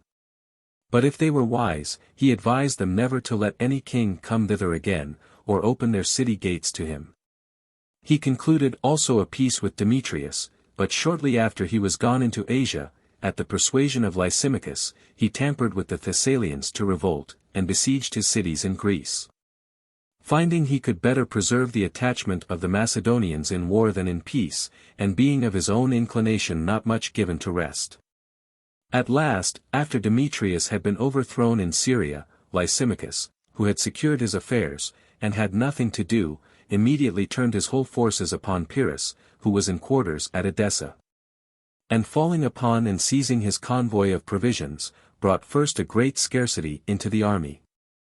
Then partly by letters, partly by spreading rumors abroad, he corrupted the principal officers of the Macedonians, reproaching them that they had made one their master who was both a stranger and descended from those who had ever been servants to the Macedonians, and that they had thrust the old friends and familiars of Alexander out of the country. The Macedonian soldiers being much prevailed upon, Pyrrhus withdrew himself with his epirots and auxiliary forces, relinquishing Macedon just after the same manner he took it. So little reason have kings to condemn popular governments for changing sides as suits their interests, as in this they do but imitate them who are the great instructors of unfaithfulness and treachery, holding him the wisest that makes the least account of being an honest man. Pyrrhus having thus retired into Epirus, and left Macedon, fortune gave him a fair occasion of enjoying himself in quiet, and peaceably governing his own subjects. But he who thought it a nauseous course of life not to be doing mischief to others, or receiving some from them, like Achilles, could not endure repose, but sat and languished far, desiring battle and the shout of war, and gratified his inclination by the following pretext for new troubles. The Romans were at war with the Tarentines, who, not being able to go on with the war, nor yet, through the foolhardiness and the viciousness of their popular speakers, to come to terms and give it up, proposed now to make Pyrrhus their general, and engage him in it, as of all the neighboring kings the most at leisure, and the most skilful as a commander. The more grave and discreet citizens opposing these counsels, were partly overborne by the noise and violence of the multitude, while others, seeing this, absented themselves from the assemblies. Only one Meton, a very sober man, on the day this public decree was to be ratified, when the people were now seating themselves, came dancing into the assembly like one quite drunk, with a withered garland and a small lamp in his hand, and a woman playing on a flute before him. And as in great multitudes met at such popular assemblies, no decorum can be well observed, some clapped him, others laughed, none forbade him, but called to the woman to play, and to him to sing to the company. And when they thought he was going to do so, "'Tis only right of you, O men of Tarentum," he said, "not to hinder any from making themselves merry, that have a mind to it, while it is yet in their power. And if you are wise, you will take out your pleasure of your freedom while you can, for you must change your course of life, and follow other diet when Pyrrhus comes to town." These words made a great impression upon many of the Tarentines, and a confused murmur went about, that he had spoken much to the purpose. But some who feared they should be sacrificed if a peace were made with the Romans, reviled the whole assembly for so tamely suffering themselves to be abused by a drunken sot, and crowding together upon Medon, thrust him out. So the public order was passed, and ambassadors sent into Epirus, not only in their own names, but in those of all the Italian Greeks, carrying presents to Pyrrhus, and letting him know they wanted a general of reputation and experience, and that they could furnish him with large forces of Lucanians, Messapians, Samnites, and Tarentines, amounting to 20,000 horse, and 350,000 foot. This did not only quicken Pyrrhus, but raised an eager desire for the expedition in the Epirots. There was one Cines, a Thessalian, considered to be a man of very good sense, a disciple of the great orator Demosthenes, who of all that were famous at that time for speaking well, most seemed, as in a picture, to revive in the minds of the audience the memory of his force and vigor of eloquence. And being always about Pyrrhus, and sent about in his service to several cities, verified the saying of Euripides, that the force of words can do whatever is done by conquering swords. And Pyrrhus was used to say, that Cines had taken more towns with his words, than he with his arms, and always did him the honor to employ him in his most important occasions. This person, seeing Pyrrhus eagerly preparing for Italy, led him one day when he was at leisure into the following reasonings: "The Romans, sir, are reported to be great warriors and conquerors of many warlike nations. If God permit us to overcome them, how should we use our victory?" "You ask," said Pyrrhus, "a thing evident of itself. The Romans once conquered, there is neither Greek nor barbarian city that will resist us, but we shall presently be masters of all Italy, the extent and resources and strength of which anyone should rather profess to be ignorant of, than yourself." Cines, after a little pause, "And having subdued Italy, what shall we do next?" Pyrrhus not yet discovering his intention, "Sicily," he replied, "next holds out her arms to receive us, a wealthy and populous island, and easy to be gained. For since Agathocles left it, only faction and anarchy, and the licentious violence of the demagogues prevail." "You speak," said Cines, "what is perfectly probable, but will the possession of Sicily put an end to the war?" "God grant us," answered Pyrrhus, "victory and success in that, and we will use these as forerunners of greater things. Who could forbear from Libya and Carthage then within reach, which Agathocles, even when forced to fly from Syracuse, and passing the sea only with a few ships, had all but surprised? These conquests once perfected, will any assert that of the enemies who now pretend to despise us, anyone will dare to make further resistance?" "None," replied Cines, "for then it is manifest we may with such mighty forces regain Macedon, and make all absolute conquest of Greece, and when all these are in our power, what shall we do then?" Said Pyrrhus, smiling, "We will live at our ease, my dear friend, and drink all day, and divert ourselves with pleasant conversation." When Cines had led Pyrrhus with his argument to this point, "And what hinders us now, sir, if we have a mind to be merry, and entertain one another, since we have at hand without trouble all those necessary things, to which through much blood and great labor, and infinite hazards and mischief done to ourselves and to others, we design at last to arrive?" Such reasonings rather troubled Pyrrhus with the thought of the happiness he was quitting, than any way altered his purpose, being unable to abandon the hopes of what he so much desired. And first, he sent away Cines to the Tarentines with 3,000 men. Presently after, many vessels for transport of horse, and galleys, and flat-bottomed boats of all sorts arriving from Tarentum, he shipped upon them 20 elephants, 3,000 horse, 20,000 foot, 2,000 archers, and 500 slingers. All being thus in readiness, he set sail, and being half-way over, was driven by the wind, blowing, contrary to the season of the year, violently from the north, and carried from his course. But by the great skill and resolution of his pilots and seamen, he made the land with infinite labor, and beyond expectation.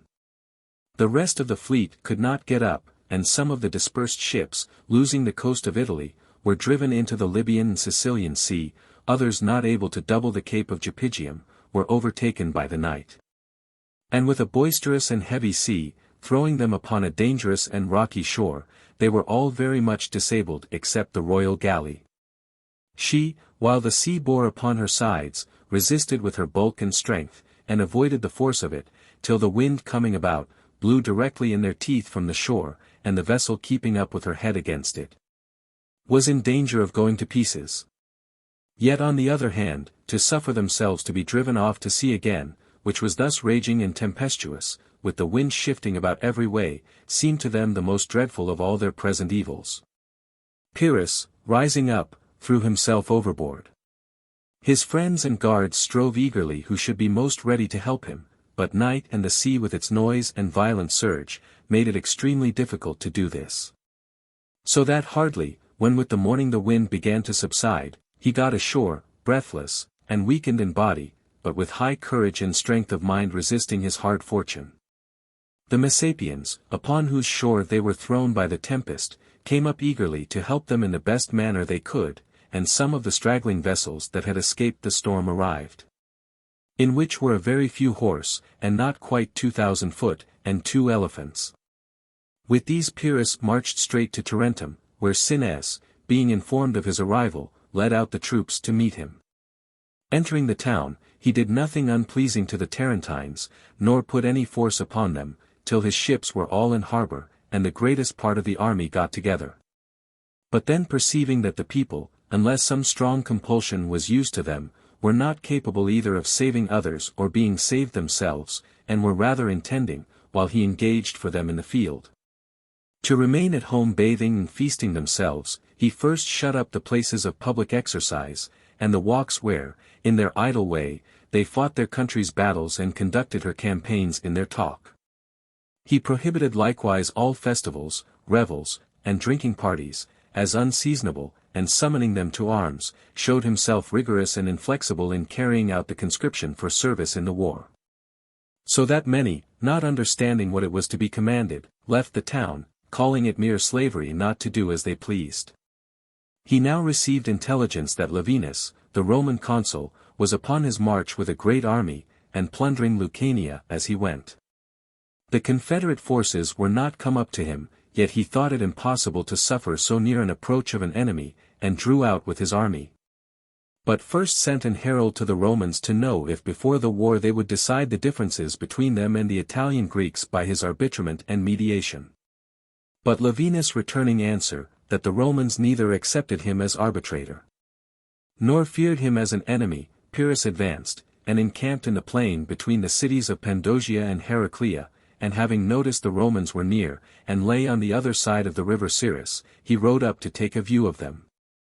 And seeing their order, the appointment of the watches, their method and the general form of their encampment, he was amazed, and addressing one of his friends next to him, "This order," said he, "Megacles, of the barbarians, is not at all barbarian in character.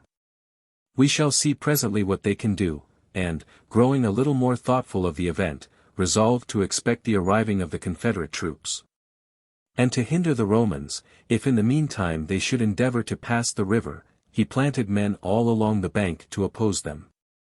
But they, hastening to anticipate the coming up of the same forces which he had determined to wait for, attempted the passage with their infantry, where it was fordable, and with the horse in several places, so that the Greeks, fearing to be surrounded, were obliged to retreat, and Pyrrhus, perceiving this and being much surprised, bade his foot officers draw their men up in line of battle, and continue in arms, while he himself, with 3,000 horse, advanced.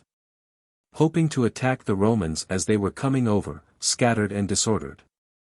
But when he saw a vast number of shields appearing above the water, and the horse following them in good order, gathering his men in a closer body, himself at the head of them, he began the charge, conspicuous by his rich and beautiful armor. And letting it be seen that his reputation had not outgone what he was able effectually to perform. While exposing his hands and body in the fight, and bravely repelling all that engaged him, he still guided the battle with a steady and undisturbed reason, and such presence of mind. As if he had been out of the action and watching it from a distance, passing still from point to point, and assisting those whom he thought most pressed by the enemy.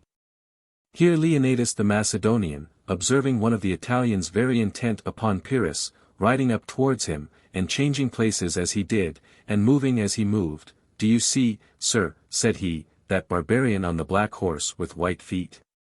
He seems to me one that designs some great and dangerous thing, for he looks constantly at you, and fixes his whole attention, full of vehement purpose, on you alone, taking no notice of others. Be on your guard, sir, against him."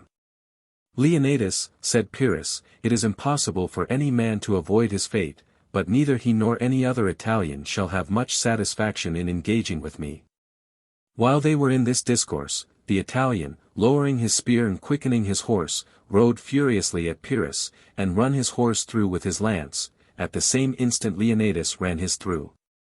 Both horses falling, Pyrrhus's friends surrounded him and brought him off safe, and killed the Italian, bravely defending himself. He was by birth a Frontanian, captain of a troop, and named Oplacus. This made Pyrrhus use greater caution, and now seeing his horse give ground, he brought up the infantry against the enemy, and changing his scarf and his arms with Megacles, one of his friends, and, obscuring himself, as it were, in his, charged upon the Romans, who received and engaged him, and a great while the success of the battle remained undetermined. And it is said there were 7 turns of fortune both of pursuing and being pursued. And the change of his arms was very opportune for the safety of his person, but had like to have overthrown his cause and lost him the victory. For several falling upon Megacles, the first that gave him his mortal wound was one Dexus, snatching away his helmet and his robe, rode at once to Lavinus, holding them up, and saying aloud he had killed Pyrrhus. These spoils being carried about and shown among the ranks, the Romans were transported with joy, and shouted aloud. While equal discouragement and terror prevailed among the Greeks, until Pyrrhus, understanding what had happened, rode about the army with his face bare, stretching out his hand to his soldiers, and telling them aloud it was he. At last, the elephants more particularly began to distress the Romans, whose horses, before they came near, not enduring them, went back with their riders. And upon this, he commanded the Thessalian cavalry to charge them in their disorder, and routed them with great loss. Dionysius affirms near 15,000 of the Romans fell, Hieronymus, no more than 7,000. On Pyrrhus's side, the same Dionysius makes 13,000 slain, the other under 4,000, but they were the flower of his men, and amongst them his particular friends as well as officers whom he most trusted and made use of. However, he possessed himself of the Romans' camp which they deserted, and gained over several confederate cities, and wasted the country round about, and advanced so far that he was within about 37 miles of Rome itself. After the fight many of the Lucanians and Samnites came in and joined him, whom he chid for their delay, but yet he was evidently well pleased and raised in his thoughts, that he had defeated so great an army of the Romans with the assistance of the Tarentines alone. The Romans did not remove Lavinus from the consulship, though it is told that Caius Fabricius said, that the Epirots had not beaten the Romans, but only Pyrrhus, Lavinus, insinuating that their loss was not through want of valor but of conduct. But filled up their legions, and enlisted fresh men with all speed, talking high and boldly of war, which struck Pyrrhus with amazement. He thought it advisable by sending first to make an experiment whether they had any inclination to treat, thinking that to take the city and make an absolute conquest was no work for such an army as his was at that time, but to settle a friendship, and bring them to terms, would be highly honorable after his victory. Cinnaeus was dispatched away, and applied himself to several of the great ones, with presents for themselves and their ladies from the king.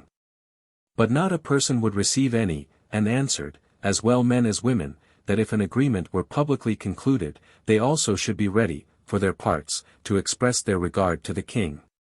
And Cinnaeus, discoursing with the Senate in the most persuasive and obliging manner in the world, yet was not heard with kindness or inclination, although Pyrrhus offered also to return all the prisoners he had taken in the fight without ransom, and promised his assistance for the entire conquest of all Italy, asking only their friendship for himself, and security for the Tarentines, and nothing further. Nevertheless, most were well inclined to a peace, having already received one great defeat, and fearing another from an additional force of the native Italians, now joining with Pyrrhus. At this point Appius Claudius, a man of great distinction, but who, because of his great age and loss of sight, had declined the fatigue of public business, after these propositions had been made by the king, hearing a report that the Senate was ready to vote the conditions of peace, could not forbear, but commanding his servants to take him up, was carried in his chair through the forum to the Senate house. When he was set down at the door, his sons and sons-in-law took him up in their arms, and, walking close round about him, brought him into the Senate. Out of reverence for so worthy a man, the whole assembly was respectfully silent.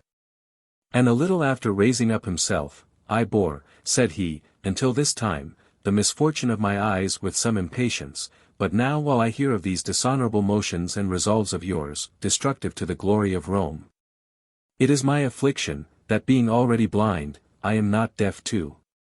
Where is now that discourse of yours that became famous in all the world, that if he, the great Alexander, had come into Italy, and dared to attack us when we were young men, and our fathers, who were then in their prime, he had not now been celebrated as invincible, but either flying hence, or falling here, had left Rome more glorious?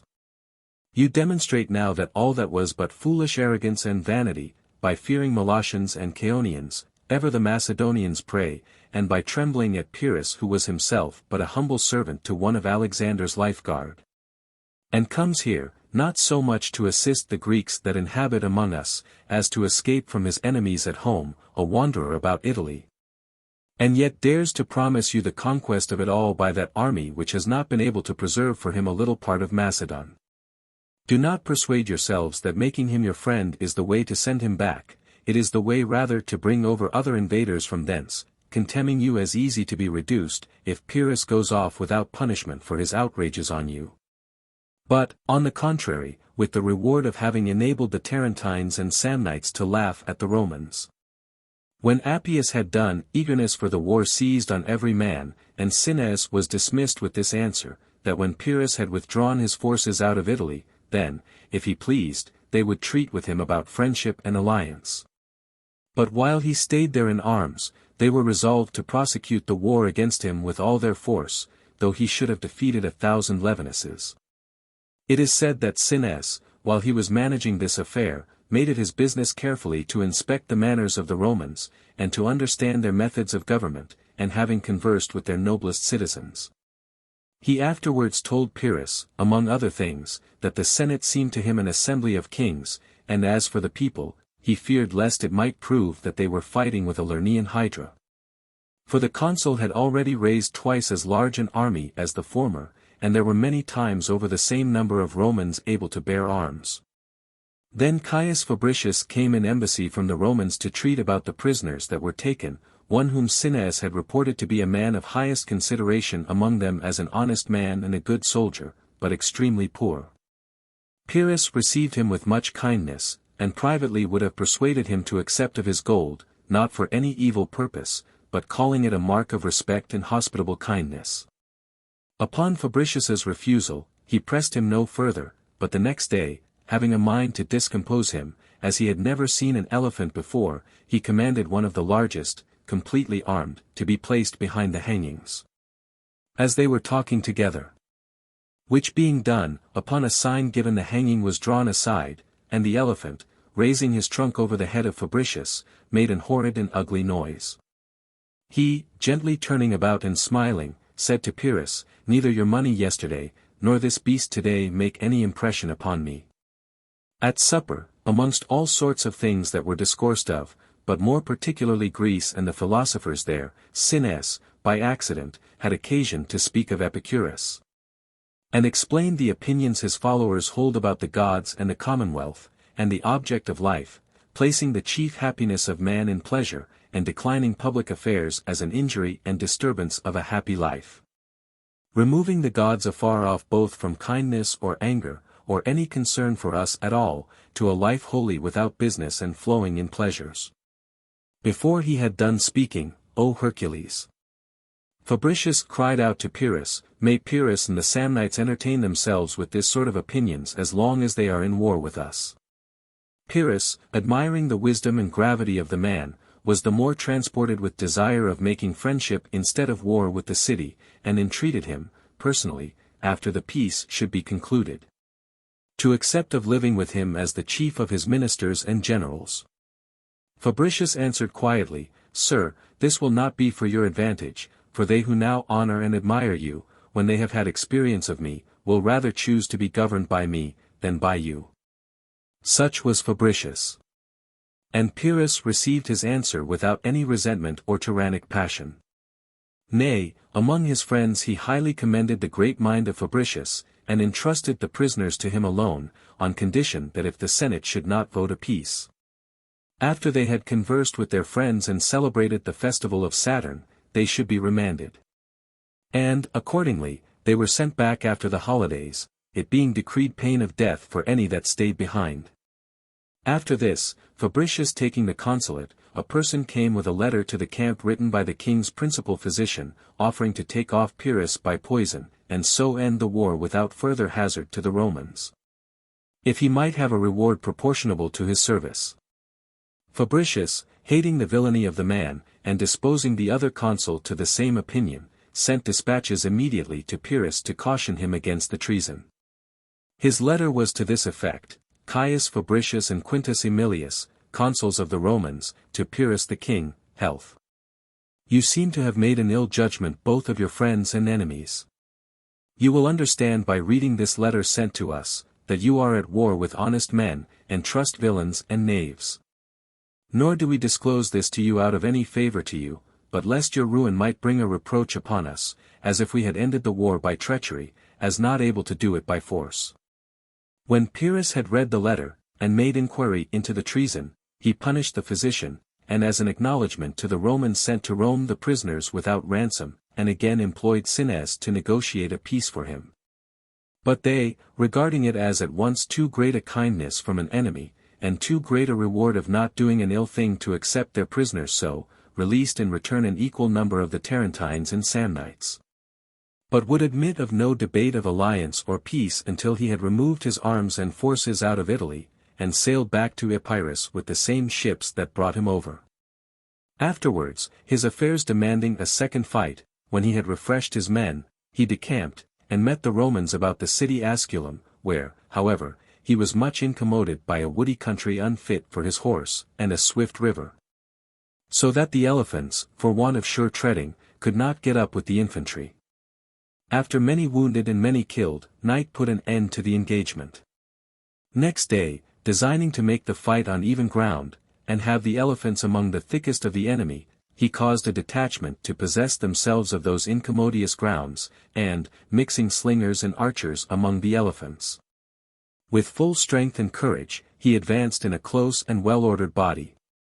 The Romans, not having those advantages of retreating and falling on as they pleased, which they had before, were obliged to fight man to man upon plain ground, and, being anxious to drive back the infantry before the elephants could get up, they fought fiercely with their swords among the Macedonian spears, not sparing themselves, thinking only to wound and kill, without regard of what they suffered.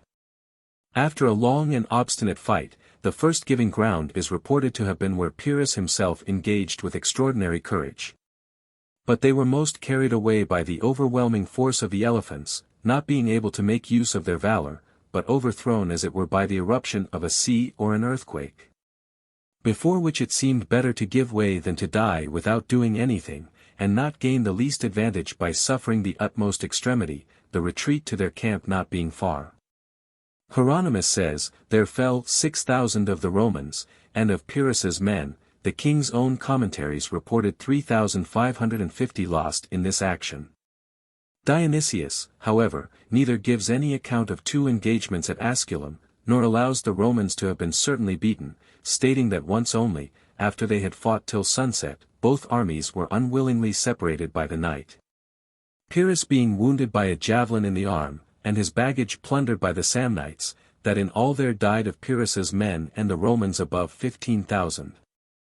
The armies separated, and, it is said, Pyrrhus replied to one that gave him joy of his victory, that one other such would utterly undo him. For he had lost a great part of the forces he brought with him, and almost all his particular friends and principal commanders. There were no others there to make recruits, and he found the confederates in Italy backward. On the other hand, as from a fountain continually flowing out of the city, the Roman camp was quickly and plentifully filled up with fresh men, not at all abating in courage for the losses they sustained, but even from their very anger gaining new force and resolution to go on with the war. Among these difficulties he fell again into new hopes and projects distracting his purposes. For at the same time some persons arrived from Sicily, offering into his hands the cities of Agrigentum, Syracuse, and Leontini, and begging his assistance to drive out the Carthaginians, and rid the island of tyrants. And others brought him news out of Greece that Ptolemy, called Serranus, was slain in a fight, and his army cut in pieces by the Gauls, and that now, above all others, was his time to offer himself to the Macedonians, in great need of a king. Complaining much of fortune for bringing him so many occasions of great things all together at a time, and thinking that to have both offered to him, was to lose one of them, he was doubtful, balancing in his thoughts. But the affairs of Sicily seeming to hold out the greater prospects, Africa lying so near, he turned himself to them, and presently dispatched away Cinnas, as he used to do, to make terms beforehand with the cities. Then he placed a garrison in Tarentum, much to the Tarentines' discontent, who required him either to perform what he came for, and continue with them in a war against the Romans, or leave the city as he found it. He returned no pleasing answer, but commanded them to be quiet and attend his time, and so sailed away. Being arrived in Sicily, what he had designed in his hopes was confirmed effectually, and the cities frankly surrendered to him. And wherever his arms and force were necessary, nothing at first made any considerable resistance. For advancing with 30,000 foot, and 2,500 horse, and 200 ships, he totally routed the Phoenicians, and overran their whole province, and Eryx being the strongest town they held, and having a great garrison in it, he resolved to take it by storm. The army being in readiness to give the assault, he put on his arms, and coming to the head of his men, made a vow of plays and sacrifices in honor to Hercules, if he signalized himself in that day's action before the Greeks that dwelt in Sicily, as became his great descent and his fortunes.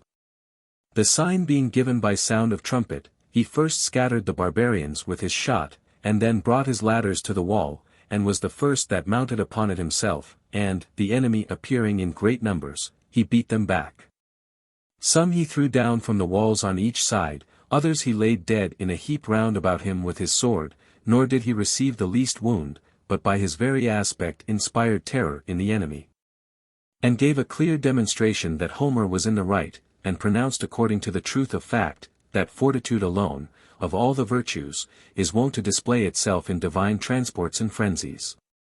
The city being taken, he offered to Hercules most magnificently, and exhibited all varieties of shows and plays.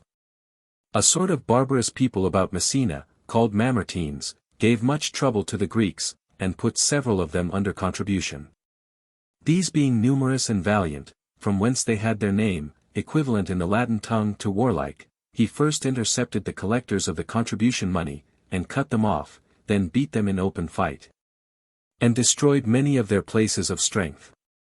The Carthaginians being now inclined to composition, and offering him a round sum of money, and to furnish him with shipping, if a peace were concluded, he told them plainly, aspiring still to greater things, there was but one way for a friendship and right understanding between them, if they, wholly abandoning Sicily, would consent to make the Africans see the limit between them and the Greeks. And being elevated with his good fortune, and the strength of his forces, and pursuing those hopes in prospect of which he first sailed thither, his immediate aim was at Africa. And as he had abundance of shipping, but very ill equipped, he collected seamen, not by fair and gentle dealing with the cities, but by force in a haughty and insolent way, and menacing them with punishments. And as at first he had not acted thus, but had been unusually indulgent and kind, ready to believe, and uneasy to none, now of a popular leader becoming a tyrant by these severe proceedings, he got the name of an ungrateful and a faithless man. However, they gave way to these things as necessary, although they took them very ill from him. And especially when he began to show suspicion of Vitae and Sosistratus, men of the first position in Syracuse, who invited him over into Sicily, and when he was come, put the cities into his power. And were most instrumental in all he had done there since his arrival, whom he now would neither suffer to be about his person, nor leave at home. And when Sosistratus out of fear withdrew himself, and then he charged Vitae, as in a conspiracy with the other, and put him to death, with this all his prospects changed, not by little and little, nor in a single place only. But a mortal hatred being raised in the cities against him, some fell off to the Carthaginians, others called in the Mamertines. And seeing revolts in all places, and desires of alteration, and a potent faction against him, at the same time he received letters from the Samnites and Tarentines, who were beaten quite out of the field, and scarce able to secure their towns against the war, earnestly begging his help. This served as a color to make his relinquishing Sicily no flight, nor a despair of good success. But in truth not being able to manage Sicily, which was as a ship laboring in a storm, and willing to be out of her, he suddenly threw himself over into Italy. It is reported that at his going off he looked back upon the island, and said to those about him, "How brave a field of war do we leave, my friends, for the Romans and Carthaginians to fight in, which, as he then conjectured, fell out indeed not long after." When he was sailing off, the barbarians having conspired together, he was forced to a fight with the Carthaginians in the very road, and lost many of his ships, with the rest he fled into Italy. There, about 1,000 Mamertines, who had crossed the sea a little before, though afraid to engage him in open field, setting upon him where the passages were difficult, put the whole army in confusion. 2 elephants fell, and a great part of his rear was cut off. He, therefore, coming up in person, repulsed the enemy, but ran into great danger among men long trained and bold in war. His being wounded in the head with a sword, and retiring a little out of the fight, much increased their confidence, and one of them advancing a good way before the rest, large of body and in bright armor, with an haughty voice challenged him to come forth if he were alive. Pyrrhus, in great anger, broke away violently from his guards, and, in his fury, besmeared with blood, terrible to look upon, made his way through his own men, and struck the barbarian on the head with his sword such a blow, as with the strength of his arm, and the excellent temper of the weapon, passed downward so far that his body being cut asunder fell in 2 pieces. This stopped the course of the barbarians, amazed and confounded at Pyrrhus, as one more than man. So that continuing his march all the rest of the way undisturbed, he arrived at Tarentum with 20,000 foot and 3,000 horse, where, reinforcing himself with the choicest troops of the Tarentines, he advanced immediately against the Romans, who then lay encamped in the territories of the Samnites, whose affairs were extremely shattered, and their counsels broken, having been in many fights beaten by the Romans. There was also a discontent amongst them at Pyrrhus for his expedition into Sicily, so that not many came in to join him. He divided his army into 2 parts, and dispatched the first into Lucania to oppose one of the consuls there, so that he should not come in to assist the other.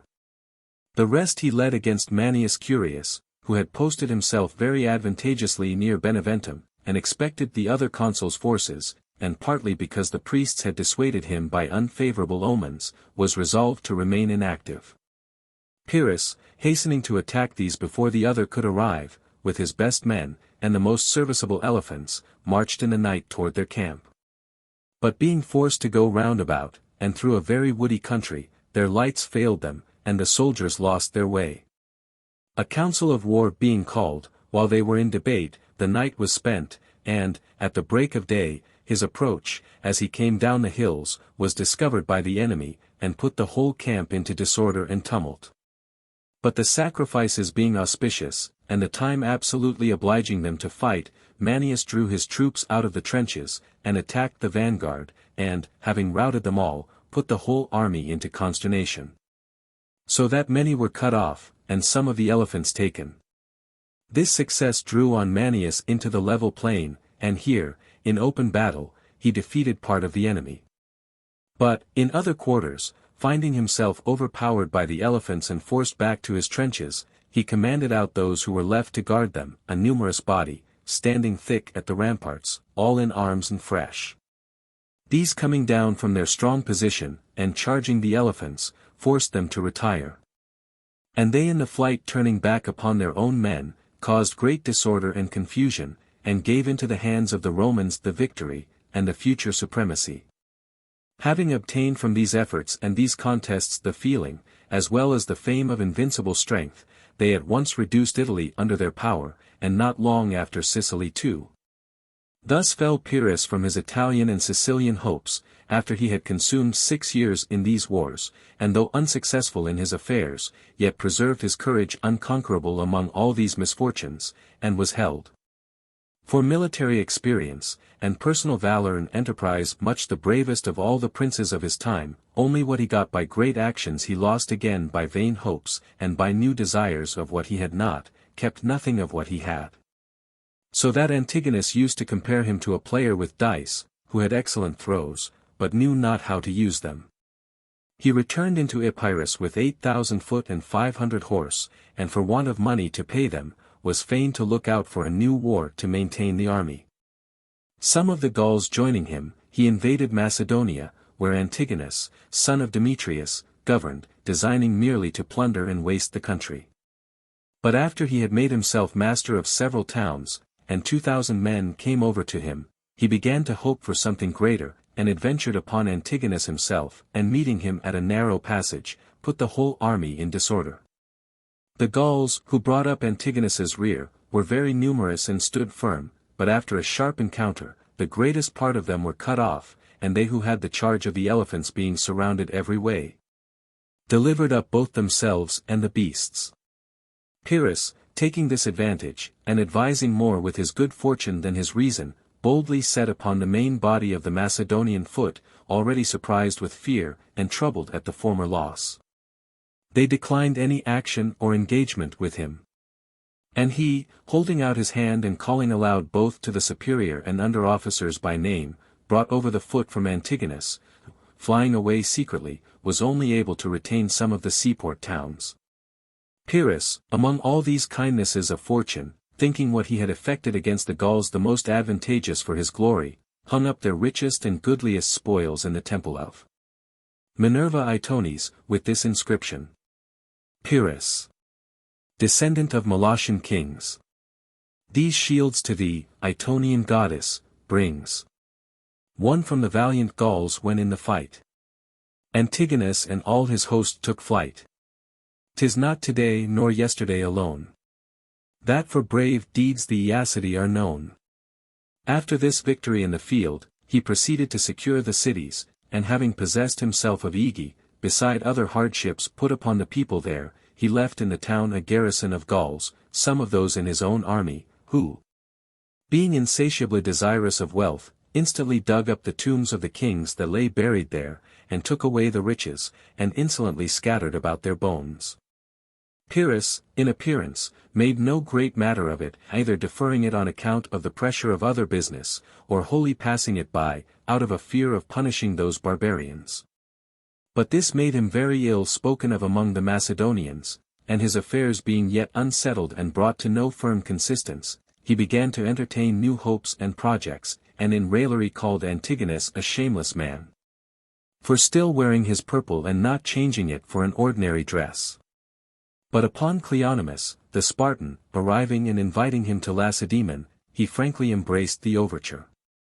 Cleonymus was of royal descent, but seeming too arbitrary and absolute, had no great respect nor credit at home, and Arius was king there. This was the occasion of an old and public grudge between him and the citizens. But, beside that, Cleonymus, in his old age, had married a young lady of great beauty and royal blood, Chilones, daughter of Leotychides, who, falling desperately in love with Acritatus, Arius's son, a youth in the flower of manhood, rendered this match both uneasy and dishonorable to Cleonymus, as there was none of the Spartans who did not very well know how much his wife slighted him. So these domestic troubles added to his public discontent. He brought Pyrrhus to Sparta with an army of 25,000 foot, 2,000 horse, and 24 elephants. So great a preparation made it evident to the whole world, that he came not so much to gain Sparta for Cleonymus, as to take all Peloponnesus for himself. Although he expressly denied this to the Lacedaemonian ambassadors that came to him at Megalopolis, affirming he came to deliver the cities from the slavery of Antigonus, and declaring he would send his younger sons to Sparta, if he might, to be brought up in Spartan habits, that so they might be better bred than all other kings. With these pretensions amusing those who came to meet him in his march, as soon as ever he entered Laconia, he began to plunder and waste the country. And on the ambassadors complaining that he began the war upon them before it was proclaimed, "We know," said he, "very well, that neither do you Spartans, when you design anything, talk of it beforehand." One Mandroclides, then present, told him, in the broad Spartan dialect, "If you are a god, you will do us no harm, we are wronging no man, but if you are a man, there may be another stronger than you." He now marched away directly for Lacedaemon, and being advised by Cleonymus to give the assault as soon as he arrived, fearing, as it is said, lest the soldiers, entering by night, should plunder the city, he answered, they might do it as well next morning, because there were but few soldiers in town, and those unprovided against his sudden approach, as Arius was not there in person, but gone to aid the Gortynians in Crete. And it was this alone that saved the town, because he despised it as not tenable, and so imagining no defense would be made, he sat down before it that night. Cleonymus's friends, and the Helots, his domestic servants, had made great preparation at his house, as expecting Pyrrhus there at supper. In the night the Lacedaemonians held a consultation to ship over all the women into Crete, but they unanimously refused, and Archidamia came into the Senate with a sword in her hand, in the name of them all, asking if the men expected the women to survive the ruins of Sparta. It was next resolved to draw a trench in a line directly over against the enemy's camp, and, here and there in it, to sink wagons in the ground, as deep as the naves of the wheels, that, so being firmly fixed, they might obstruct the passage of the elephants. When they had just begun the work, both maids and women came to them, the married women with their robes tied like girdles round their underfrocks, and the unmarried girls in their single frocks only, to assist the elder men at the work. As for the youth that were next day to engage, they left them to their rest, and undertaking their proportion, they themselves finished a third part of the trench, which was in breadth 6 cubits, for in depth, and 800 feet long.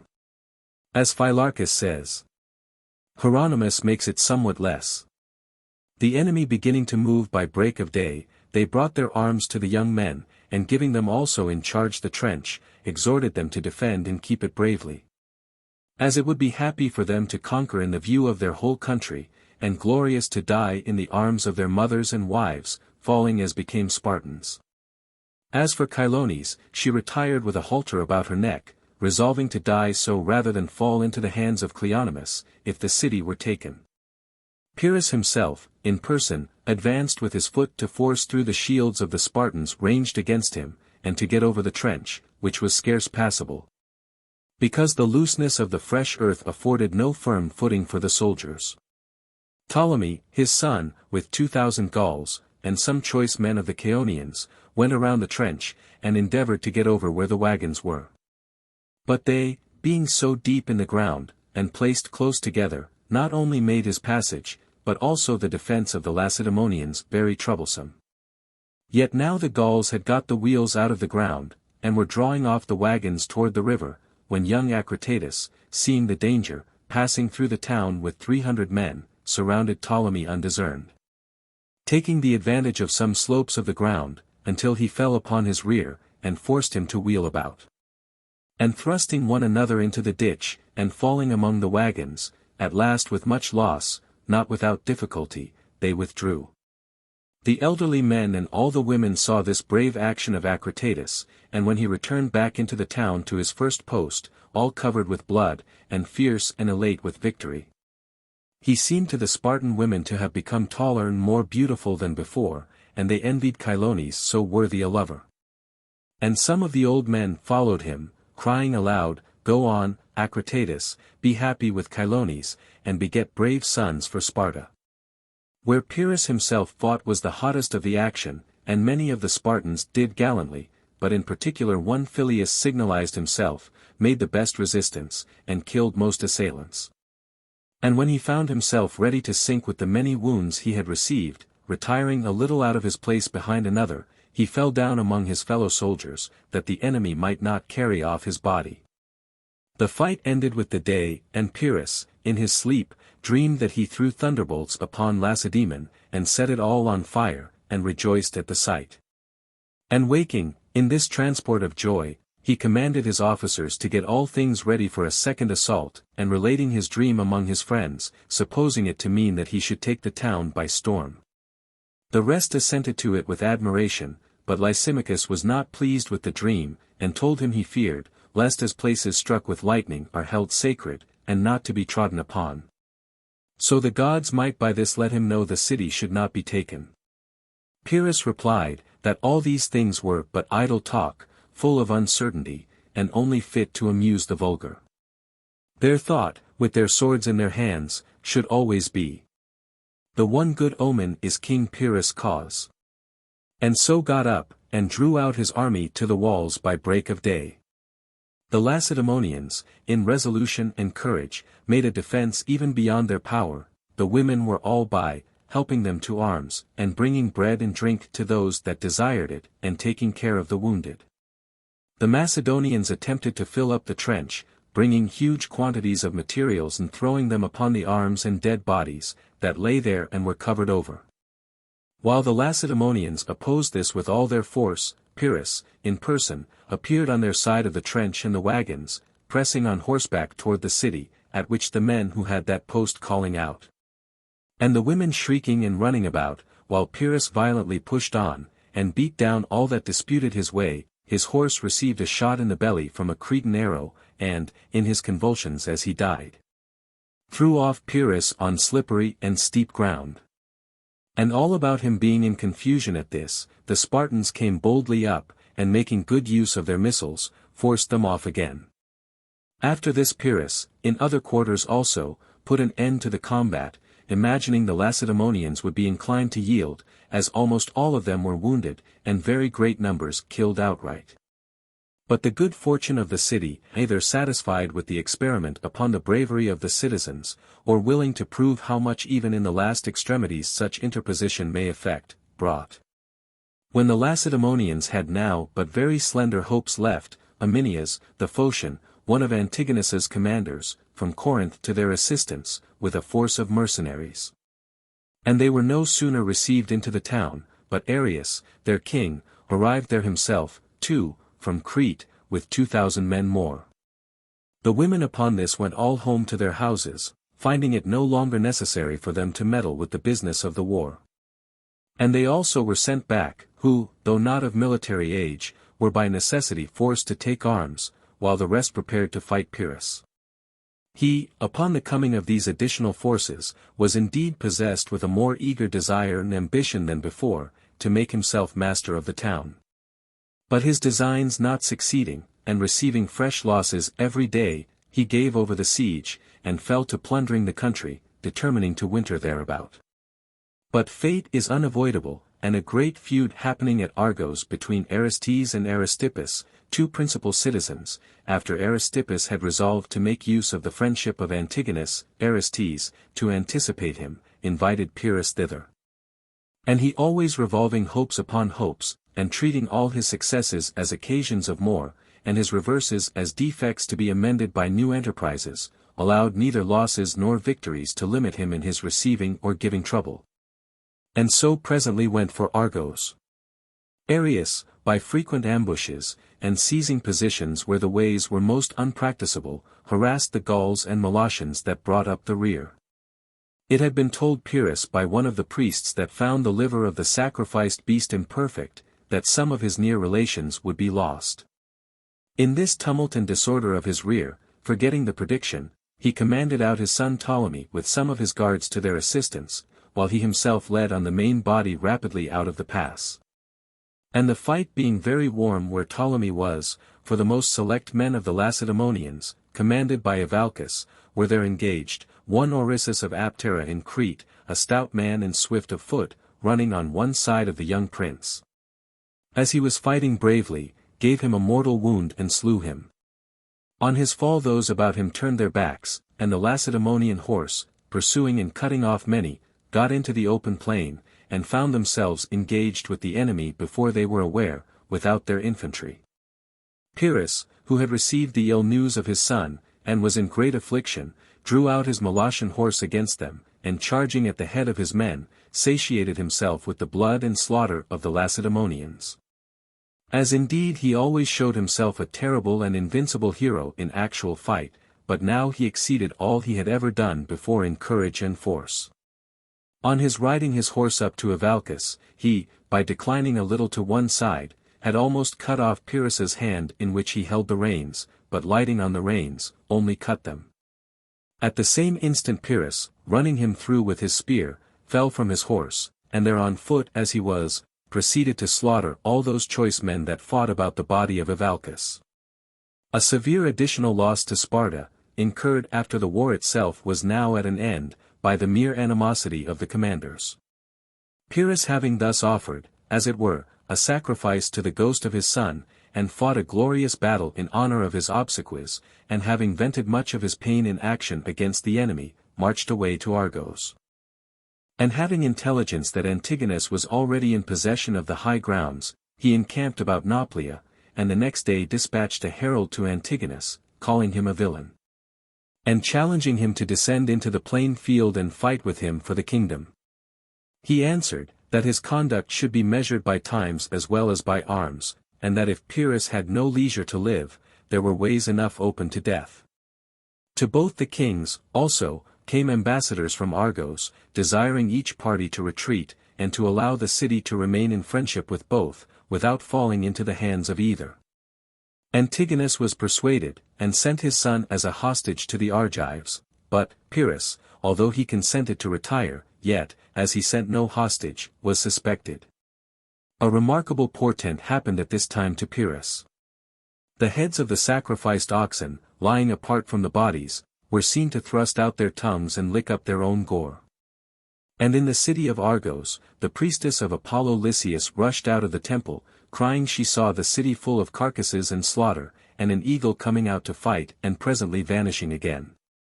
In the dead of the night, Pyrrhus, approaching the walls, and finding the gate called Dium Perez set open for them by Aristides, was undiscovered long enough to allow all his Gauls to enter and take possession of the marketplace. But the gate being too low to let in the elephants, they were obliged to take down the towers which they carried on their backs, and put them on again in the dark and in disorder, so that time being lost, the city took the alarm, and the people ran. Some to Aspes the chief citadel, and others to other places of defense, and sent away to Antigonus to assist them. He, advancing within a short distance, made an halt, but sent in some of his principal commanders, and his son with a considerable force. Arius came thither, too, with 1,000 Cretans, and some of the most active men among the Spartans, and all falling on at once upon the Gauls, put them in great disorder. Pyrrhus, entering in with noise and shouting near the Syllabes, when the Gauls returned the cry, noticed that it did not express courage and assurance, but was the voice of men distressed, and that had their hands full. He, therefore, pushed forward in haste the van of his horse that marched but slowly and dangerously, by reason of the drains and sinks of which the city is full. In this night engagement, there was infinite uncertainty as to what was being done, or what orders were given, there was much mistaking and straggling in the narrow streets, all generalship was useless in that darkness and noise and pressure. So both sides continued without doing anything, expecting daylight. At the first dawn, Pyrrhus, seeing the great citadel Aspes full of enemies, was disturbed, and remarking, among a variety of figures dedicated in the marketplace, a wolf and bull of brass, as it were ready to attack one another. He was struck with alarm, recollecting an oracle that formerly predicted fate had determined his death when he should see a wolf fighting with a bull. The Argives say, these figures were set up in record of a thing that long ago had happened there. For Danaus, at his first landing in the country, near the Pyramia in Thyreatis, as he was on his way towards Argos, espied a wolf fighting with a bull, and conceiving the wolf to represent him, for this stranger fell upon a native. As he designed to do, stayed to see the issue of the fight, and the wolf prevailing, he offered vows to Apollo Lysias, and thus made his attempt upon the town, and succeeded. Gelenor, who was then king, being displaced by a faction. And this was the cause of dedicating those figures. Pyrrhus, quite out of heart at this sight, and seeing none of his designs succeed, thought best to retreat, but fearing the narrow passage at the gate, sent to his son Helenus, who was left without the town with a great part of his forces, commanding him to break down part of the wall, and assist the retreat if the enemy pressed hard upon them. But what with haste and confusion, the person that was sent delivered nothing clearly. So that quite mistaking, the young prince with the best of his men and the remaining elephants marched straight through the gates into the town to assist his father. Pyrrhus was now making good his retreat, and while the marketplace afforded them ground enough both to retreat and fight, frequently repulsed the enemy that bore upon him. But when he was forced out of that broad place into the narrow street leading to the gate, and fell in with those who came the other way to his assistance, some did not hear him call out to them to give back, and those who did, however eager to obey him, were pushed forward by others behind, who poured in at the gate. Besides, the largest of his elephants falling down on his side in the very gate, and lying roaring on the ground, was in the way of those that would have got out. Another of the elephants already in the town, called Nikon, striving to take up his rider, who, after many wounds received, was fallen off his back, bore forward upon those that were retreating, and, thrusting upon friends as well as enemies, tumbled them all confusedly upon one another, till having found the body, and taken it up with his trunk, he carried it on his tusks, and, returning in a fury, trod down all before him. Being thus pressed and crowded together, not a man could do anything for himself, but being wedged, as it were, together into one mass, the whole multitude rolled and swayed this way and that all together, and did very little execution either upon the enemy in their rear, or on any of them who were intercepted in the mass, but very much harm to one another. For he who had either drawn his sword or directed his lance, could neither restore it again, nor put his sword up. With these weapons they wounded their own men, as they happened to come in the way, and they were dying by mere contact with each other. Pyrrhus, seeing this storm and confusion of things, took off the crown he wore upon his helmet, by which he was distinguished, and gave it to one nearest his person, and trusting to the goodness of his horse, rode in among the thickest of the enemy, and being wounded with a lance through his breastplate, but not dangerously, nor indeed very much, he turned about upon the man who struck him, who was an Argive, not of any illustrious birth, but the son of a poor old woman.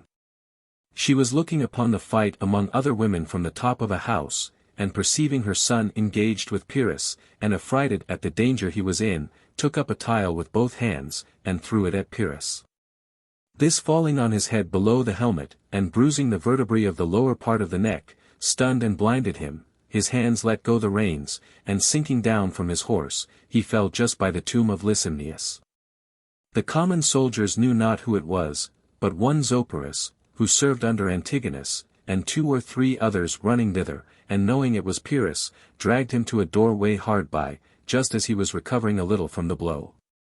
But when Zopyrus drew out an Illyrian sword, ready to cut off his head, Pyrrhus gave him so fierce a look, that confounded with terror, and sometimes his hands trembling, and then again endeavoring to do it, full of fear and confusion, he could not strike him right, but cutting over his mouth and chin, it was a long time before he got off the head.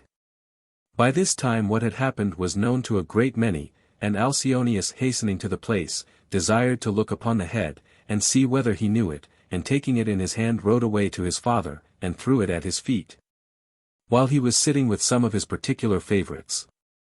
Antigonus, looking upon it, and knowing it, thrust his son from him, and struck him with his staff, calling him wicked and barbarous, and covering his eyes with his robe, shed tears, thinking of his own father and grandfather. Instances in his own family of the changefulness of fortune, and caused the head and body of Pyrrhus to be burned with all due solemnity. After this, Alcyonius, discovering Helenus under a mean disguise in a threadbare coat, used him very respectfully, and brought him to his father. When Antigonus saw him, "This, my son," said he, "is better. And yet even now you have not done wholly well in allowing these clothes to remain, to the disgrace of those who it seems now are the victors." And treating Helenus with great kindness, and as became a prince, he restored him to his kingdom of Epirus, and gave the same obliging reception to all Pyrrhus's principal commanders, his camp and whole army having fallen into his hands. Caius Marius. We are altogether ignorant of any third name of Caius Marius, as also of Quintus Sertorius, that possessed himself of Spain. Or of Lucius Mummius that destroyed Corinth, though this last was surnamed Achaicus from his conquests, as Scipio was called Africanus, and Metellus, Macedonicus. Hence Posidonius draws his chief argument to confute those that hold the third to be the Roman proper name, as Camillus, Marcellus, Cato, as in this case, those that had but two names would have no proper name at all. He did not, however, observe that by his own reasoning he must rob the women absolutely of their names, for none of them have the first, which Posidonius imagines the proper name with the Romans. Of the other two, one was common to the whole family, Pompei, Manlii, Cornelii, as with us Greeks, the Heraclidi, and Pelopidi, the other titular, and personal, taken either from their natures, or actions, or bodily characteristics. As Macrinus, Torquatus, Sylla. Such as are Neman, Grypus or Callinicus among the Greeks. On the subject of names, however, the irregularity of custom, would we insist upon it, might furnish us with discourse enough. There is a likeness of Marius in stone at Ravenna, in Gaul, which I myself saw, quite corresponding with that roughness and harshness of character that is ascribed to him. Being naturally valiant and warlike, and more acquainted also with the discipline of the camp than of the city, he could not moderate his passion when in authority. He is said never to have either studied Greek, or to have made use of that language in any matter of consequence, thinking it ridiculous to bestow time in that learning, the teachers of which were little better than slaves. So after his second triumph, when at the dedication of a temple he presented some shows after the Greek fashion, coming into the theatre, he only sat down and immediately departed.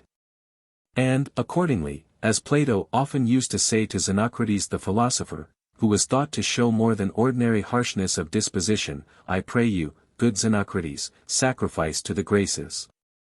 So if any could have persuaded Marius to pay his devotions to the Greek muses and Graces, he had never brought his incomparable actions, both in war and peace, to so unworthy a conclusion, or wrecked himself, so to say, upon an old age of cruelty and vindictiveness, through passion, ill-timed ambition, and insatiable cupidity. But this will further appear by and by from the facts. He was born of parents altogether obscure and indigent, who supported themselves by their daily labor, his father of the same name with himself, his mother called Fulcinia. He had spent a considerable part of his life before he saw and tasted the pleasures of the city. Having passed previously in Cereaton, a village of the territory of Arpinum, a life, compared with city delicacies, rude and unrefined, yet temperate and conformable to the ancient Roman severity. He first served as a soldier in the war against the Celtiberians, when Scipio Africanus besieged Numantia, where he signalized himself to his general by courage far above his comrades, and, particularly, by his cheerfully complying with Scipio's reformation of his army, before almost ruined by pleasures and luxury. It is stated, too, that he encountered and vanquished an enemy in single combat, in his general's sight. In consequence of all this he had several honors conferred upon him.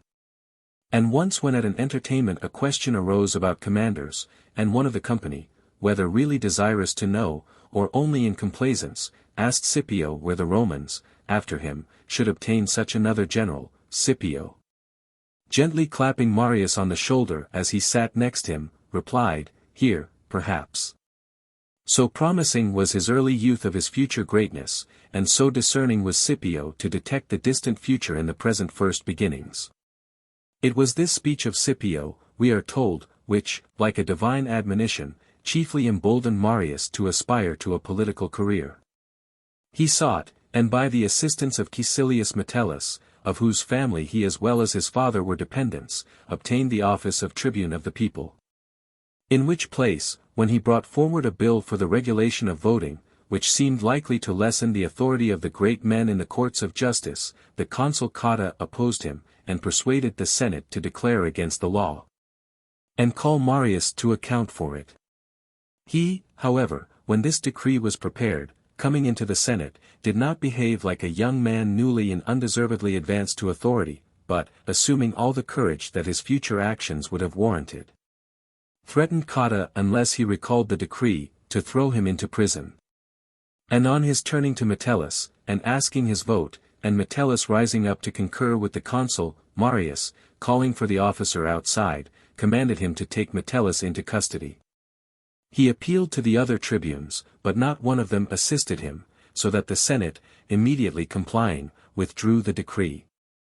Marius came forth with glory to the people and confirmed his law, and was henceforth esteemed a man of undaunted courage and assurance, as well as a vigorous opposer of the Senate in favor of the commons. But he immediately lost their opinion of him by a contrary action.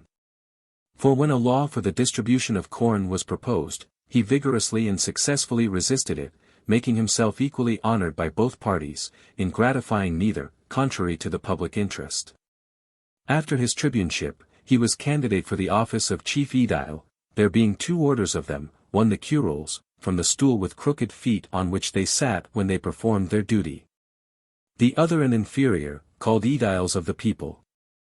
As soon as they have chosen the former, they give their voices again for the latter. Marius, finding he was likely to be put by for the greater, immediately changed and stood for the less.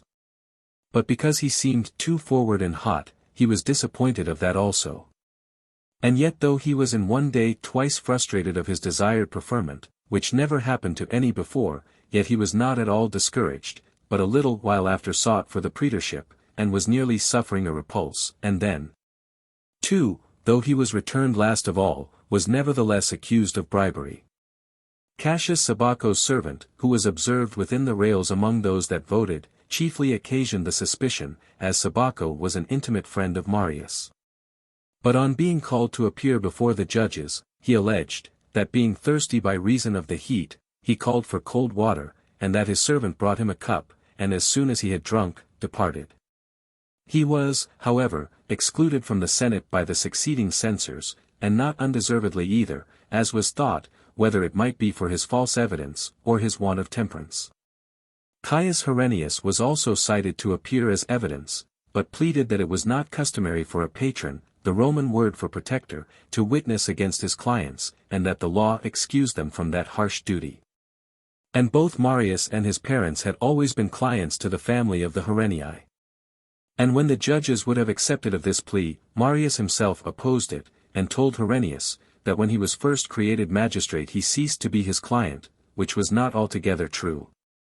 For it is not every office that frees clients and their posterity from the observance due to their patrons, but only those to which the law has assigned a curule chair. Notwithstanding, though at the beginning of the suit it went somewhat hard with Marius, and he found the judges no way favorable to him, yet, at last, their voices being equal, contrary to all expectation, he was acquitted. In his praetorship he did not get much honor, yet after it he obtained the further Spain, which province he is said to have cleared of robbers, with which it was much infested, the old barbarous habits still prevailing, and the Spaniards, in those days, still regarding robbery as a piece of valor. In the city he had neither riches nor eloquence to trust to, with which the leading men of the time obtained power with the people, but his vehement disposition, his indefatigable labors, and his plain way of living, of themselves gained him esteem and influence. So that he made an honorable match with Julia, of the distinguished family of the Caesars, to whom that Caesar was nephew who was afterwards so great among the Romans, and, in some degree, from his relationship, made Marius his example. As in his life we have observed. Marius is praised for both temperance and endurance, of which latter he gave a decided instance in an operation of surgery. For having, as it seems, both his legs full of great tumors, and disliking the deformity, he determined to put himself into the hands of an operator.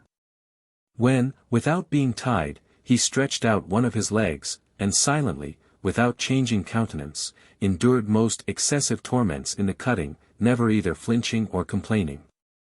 But when the surgeon went to the other, he declined to have it done, saying, I see the cure is not worth the pain. The consul Caecilius Metellus, being declared general in the war against Jugurtha in Africa, took with him Marius for lieutenant. Where, eager himself to do great deeds and services that would get him distinction, he did not, like others, consult Metellus's glory in the serving his interest, and attributing his honor of lieutenancy not to Metellus, but to fortune, which had presented him with a proper opportunity and theatre of great actions, he exerted his utmost courage. That war, too, affording several difficulties, he neither declined the greatest, nor disdained undertaking the least of them. But surpassing his equals in counsel and conduct, and matching the very common soldiers in labor and abstemiousness, he gained great popularity with them. As indeed any voluntary partaking with people in their labor is felt as an easing of that labor, as it seems to take away the constraint and necessity of it. It is the most obliging sight in the world to the Roman soldier to see a commander eat the same bread as himself, or lie upon an ordinary bed, or assist the work in the drawing a trench and raising a bulwark. For they do not so much admire those that confer honors and riches upon them, as those that partake of the same labor and danger with themselves. But love them better that will vouchsafe to join in their work, than those that encourage their idleness. Marius thus employed, and thus winning the affections of the soldiers, before long filled both Africa and Rome with his fame, and some, too, wrote home from the army that the war with Africa would never be brought to a conclusion, unless they chose Caius Marius consul.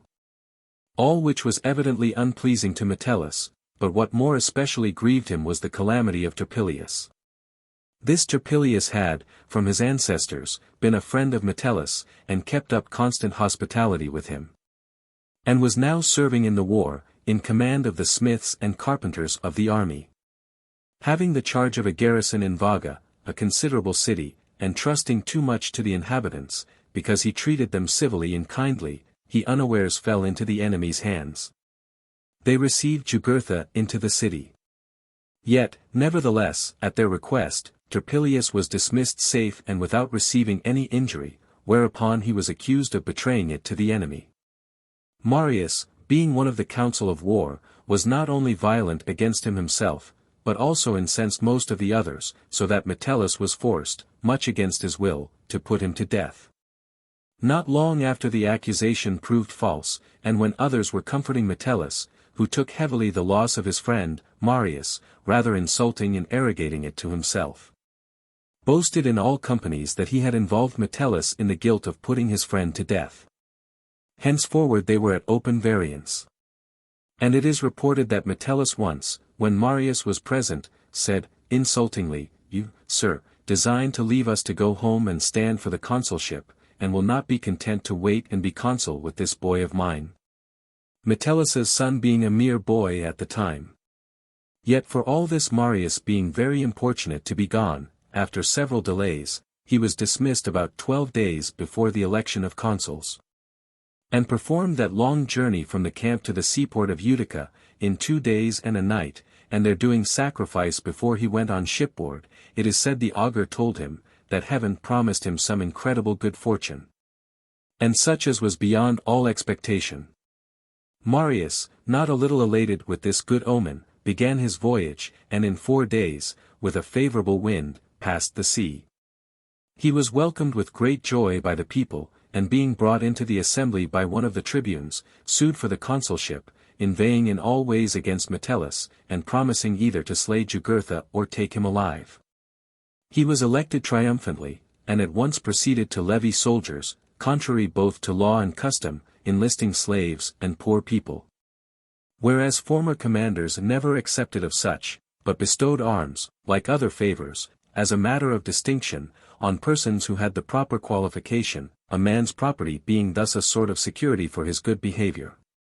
These were not the only occasions of ill will against Marius. Some haughty speeches, uttered with great arrogance and contempt, gave great offense to the nobility.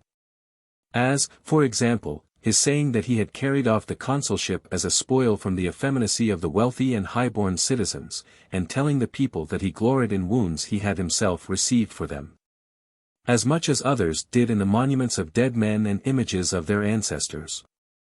Often speaking of the commanders that had been unfortunate in Africa, naming Bestia, for example, and Albinus, men of very good families, but unfit for war, and who had miscarried through want of experience, he asked the people about him if they did not think that the ancestors of these nobles had much rather have left a descendant like him, since they themselves grew famous not by nobility, but by their valor and great actions.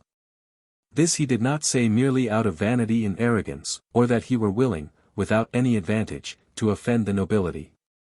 But the people, always delighting in affronts and scurrilous contumelies against the Senate, making boldness of speech their measure of greatness of spirit, continually encouraged him in it, and strengthened his inclination not to spare persons of repute, so he might gratify the multitude.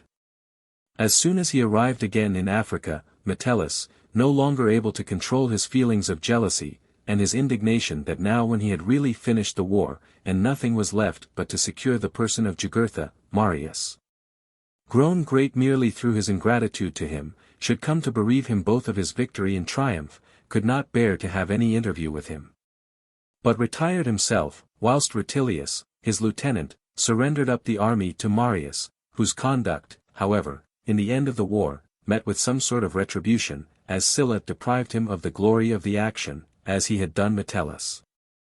I shall state the circumstances briefly here, as they are given at large in the life of Sylla. Bocchus was king of the more distant barbarians, and was father-in-law to Jugurtha, yet sent him little or no assistance in his war, professing fears of his unfaithfulness, and really jealous of his growing power. But after Jugurtha fled, and in his distress came to him as his last hope, he received him as a suppliant, rather because ashamed to do otherwise, than out of real kindness. And when he had him in his power, he openly entreated Marius on his behalf, and interceded for him with bold words, giving out that he would by no means deliver him. Yet privately designing to betray him, he sent for Lucius Sylla, quaestor to Marius, and who had on a previous occasion befriended Bocchus in the war. When Sylla, relying on his word, came to him, the African began to doubt and repent of his purpose, and for several days was unresolved with himself, whether he should deliver Jugurtha or retain Sylla. At length he fixed upon his former treachery, and put Jugurtha alive into Sylla's possession. Thus was the first occasion given of that fierce and implacable hostility which so nearly ruined the whole Roman Empire.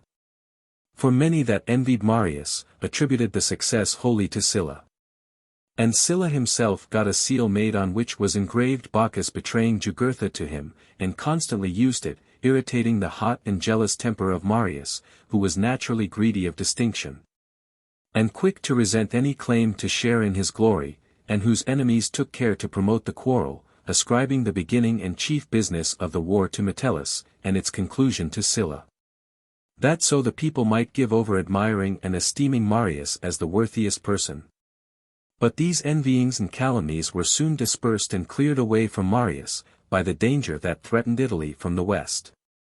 When the city, in great need of a good commander, sought about whom she might set at the helm, to meet the tempest of so great a war, no one would have anything to say to any members of noble or potent families who offered themselves for the consulship, and Marius, though then absent, was elected.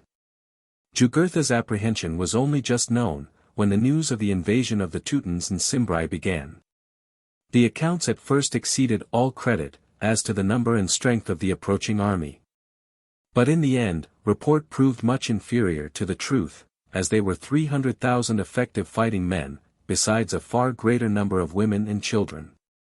They professed to be seeking new countries to sustain these great multitudes, and cities where they might settle and inhabit, in the same way as they had heard the Celti before them had driven out the Tyrrhenians, and possessed themselves of the best part of Italy.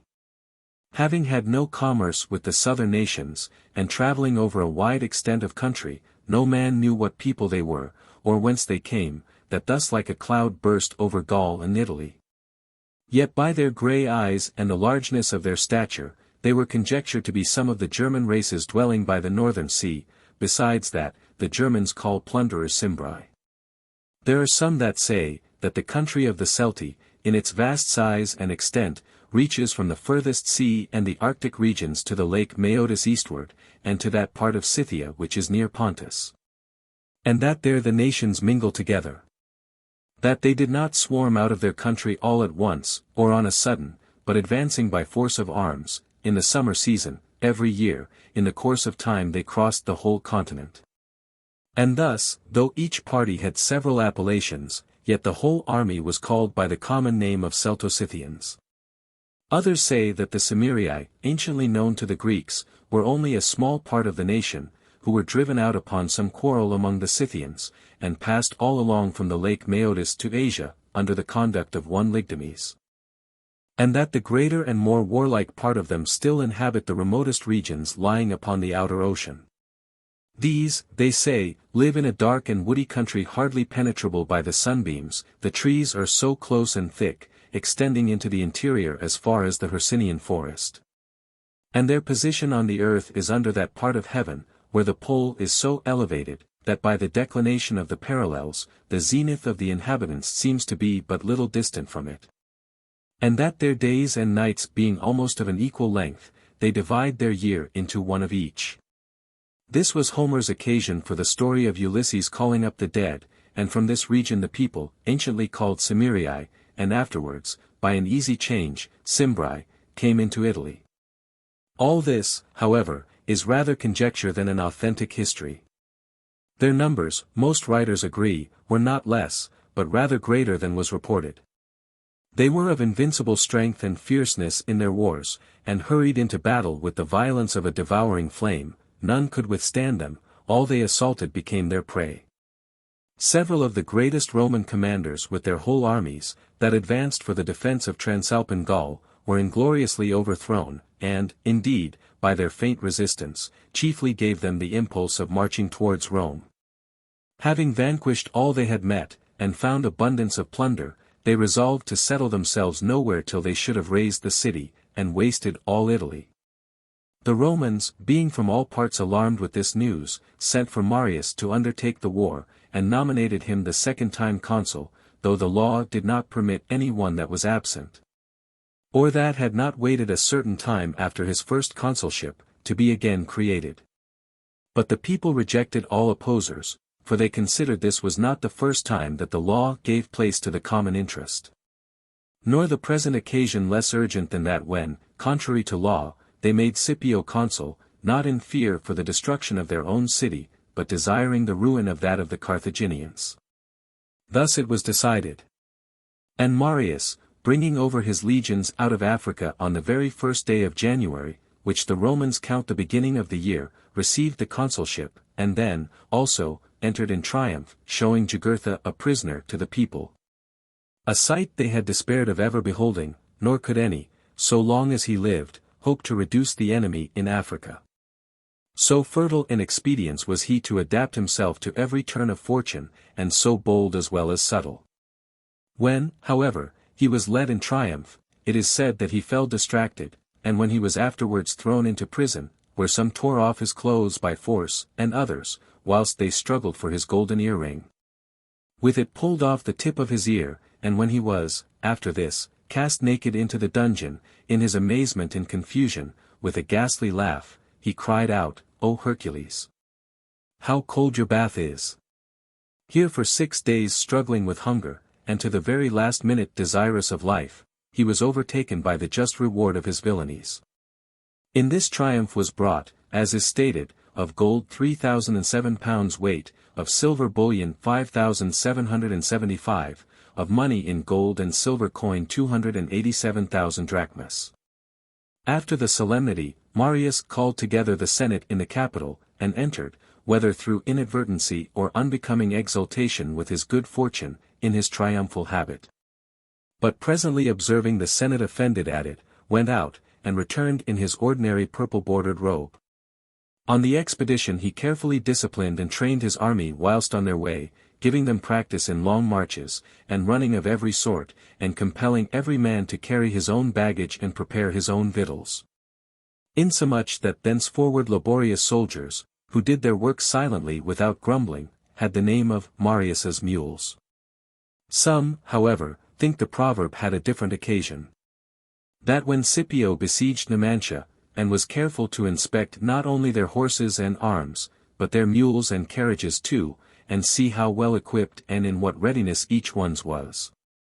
Marius brought forth his horse which he had fed extremely well, and a mule in better case, stronger and gentler than those of others. That the general was very well pleased, and often afterwards mentioned Marius's beasts, and that hence the soldiers, when speaking jestingly in the praise of a drudging, laborious fellow, called him Marius's mule. But to proceed. Very great good fortune seemed to attend Marius, for by the enemy in a manner changing their course, and falling first upon Spain, he had time to exercise his soldiers, and confirm their courage, and, which was most important, to show them what he himself was. For that fierce manner of his in command, and inexorableness in punishing, when his men became used not to do amiss or disobey, was felt to be wholesome and advantageous, as well as just, and his violent spirit, stern voice, and harsh aspect, which in a little while grew familiar to them, they esteemed terrible not to themselves, but only to their enemies. But his uprightness in judging, more especially pleased the soldiers, one remarkable instance of which is as follows. One Caius Lucius, his own nephew, had a command under him in the army, a man not in other respects of bad character, but shamefully licentious with young men. He had one young man under his command called Trebonius, with whom notwithstanding many solicitations he could never prevail. At length one night, he sent a messenger for him, and Trebonius came, as it was not lawful for him to refuse when he was sent for, and being brought into his tent, when Lucius began to use violence with him, he drew his sword and ran him through. This was done whilst Marius was absent. When he returned, he appointed Trebonius a time for his trial, where, whilst many accused him, and not any one appeared in his defence, he himself boldly related the whole matter, and brought witness of his previous conduct to Lucius, who had frequently offered him considerable presents. Marius, admiring his conduct and much pleased, commanded the garland, the usual Roman reward of valor, to be brought, and himself crowned Trebonius with it, as having performed an excellent action, at a time that very much wanted such good examples. This being told at Rome, proved no small help to Marius towards his third consulship, to which also conduced the expectation of the barbarians at the summer season, the people being unwilling to trust their fortunes with any other general but him. However, their arrival was not so early as was imagined, and the time of Marius's consulship was again expired. The election coming on, and his colleague being dead, he left the command of the army to Manius Aquilius, and hastened to Rome, where, several eminent persons being candidates for the consulship, Lucius Saturninus, who more than any of the other tribunes swayed the populace, and of whom Marius himself was very observant, exerted his eloquence with the people, advising them to choose Marius consul. He playing the modest part, and professing to decline the office, Saturninus called him traitor to his country, if, in such apparent danger, he would avoid command. And though it was not difficult to discover that he was merely helping Marius in putting this presence upon the people, yet, considering that the present juncture much required his skill, and his good fortune too, they voted him the fourth time consul, and made Catullus Lutatius his colleague, a man very much esteemed by the nobility, and not unagreeable to the commons. Marius, having notice of the enemy's approach, with all expedition passed the Alps, and pitching his camp by the river Rhone, took care first for plentiful supplies of victuals, lest at any time he should be forced to fight at a disadvantage for want of necessaries. The carriage of provision for the army from the sea, which was formerly long and expensive, he made speedy and easy. For the mouth of the Rhone, by the influx of the sea, being barred and almost filled up with sand and mud mixed with clay, the passage there became narrow, difficult, and dangerous for the ships that brought their provisions. Hither, therefore, bringing his army, then at leisure, he drew a great trench. And by turning the course of great part of the river, brought it to a convenient point on the shore where the water was deep enough to receive ships of considerable burden, and where there was a calm and easy opening to the sea. And this still retains the name it took from him. The enemy dividing themselves into two parts, the Cimbri arranged to go against Catullus higher up through the country of the Noricii, and to force that passage. The Teutons and Ambrones to march against Marius by the seaside through Liguria. The Cimbri were a considerable time in doing their part. But the Teutons and Ambrones, with all expedition passing over the interjacent country, soon came in sight, in numbers beyond belief, of a terrible aspect, and uttering strange cries and shouts. Taking up a great part of the plain with their camp, they challenged Marius to battle. He seemed to take no notice of them, but kept his soldiers within their fortifications, and sharply reprehended those that were too forward and eager to show their courage, and who, out of passion, would needs be fighting. Calling them traitors to their country, and telling them they were not now to think of the glory of triumphs and trophies, but rather how they might repel such an impetuous tempest of war, and save Italy. Thus he discoursed privately with his officers and equals, but placed the soldiers by turns upon the bulwarks to survey the enemy, and so made them familiar with their shape and voice, which were indeed altogether extravagant and barbarous. And he caused them to observe their arms, and way of using them, so that in a little time what at first appeared terrible to their apprehensions, by often viewing, became familiar. For he very rationally supposed, that the strangeness of things often makes them seem formidable when they are not so, and that by our better acquaintance, even things which are really terrible, lose much of their frightfulness. This daily converse not only diminished some of the soldiers' fear, but their indignation warmed and inflamed their courage, when they heard the threats and insupportable insolence of their enemies, who not only plundered and depopulated all the country round, but would even contemptuously and confidently attack the ramparts. Complaints of the soldiers now began to come to Marius's ears. What effeminacy does Marius see in us, that he should thus like women lock us up from encountering our enemies? Come on, let us show ourselves men, and ask him if he expects others to fight for Italy, and means merely to employ us in servile offices, when he would dig trenches, cleanse places of mud and dirt, and turn the course of rivers. It was to do such works as these, it seems, that he gave us all our long training.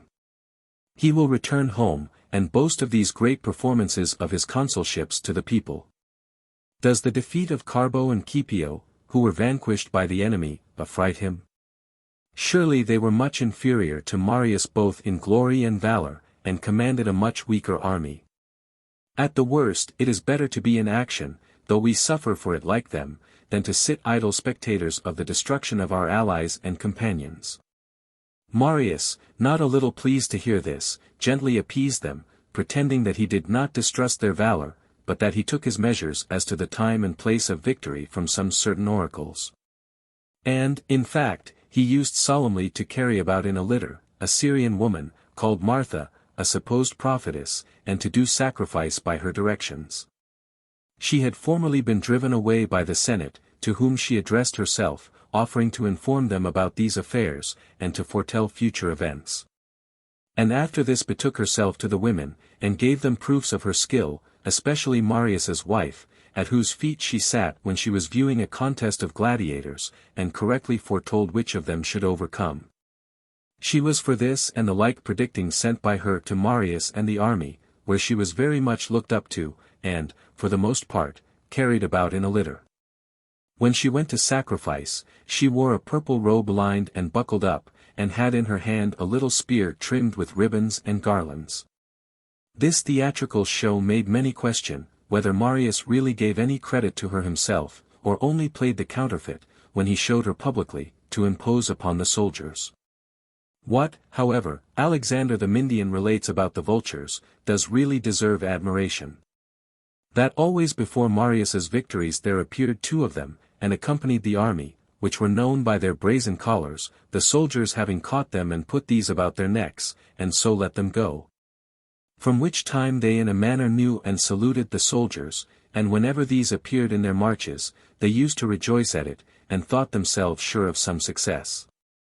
Of the many other prodigies that then were taken notice of, the greater part were but of the ordinary stamp. It was, however, reported that at Emiria and Tutor, 2 cities in Italy, there were seen at nights in the sky, flaming darts and shields, now waved about, and then again clashing against one another. All in accordance with the postures and motions soldiers use in fighting. That at length one party retreating, and the other pursuing, they all disappeared westward. Much about the same time came Bataeces, one of Cybele's priests, from Pessinus, and reported how the goddess had declared to him out of her oracle, that the Romans should obtain the victory. The Senate giving credit to him, and voting the goddess a temple to be built in hopes of the victory, Aulus Pompeius, a tribune, prevented Bataeces, when he would have gone and told the people this same story, calling him impostor, and ignominiously pulling him off the hustings. Which action in the end was the main thing that gained credit for the man's story, for Aulus had scarce dissolved the assembly, and returned home, when a violent fever seized him, and it was matter of universal remark, and in everybody's mouth, that he died within a week after. Now the Teutons, whilst Marius lay quiet, ventured to attack his camp.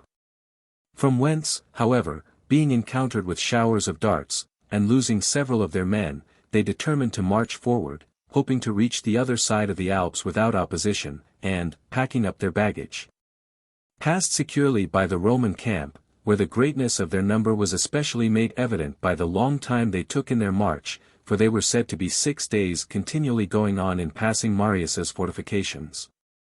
They marched pretty near, and revilingly asked the Romans if they would send any commands by them to their wives, for they would shortly be with them.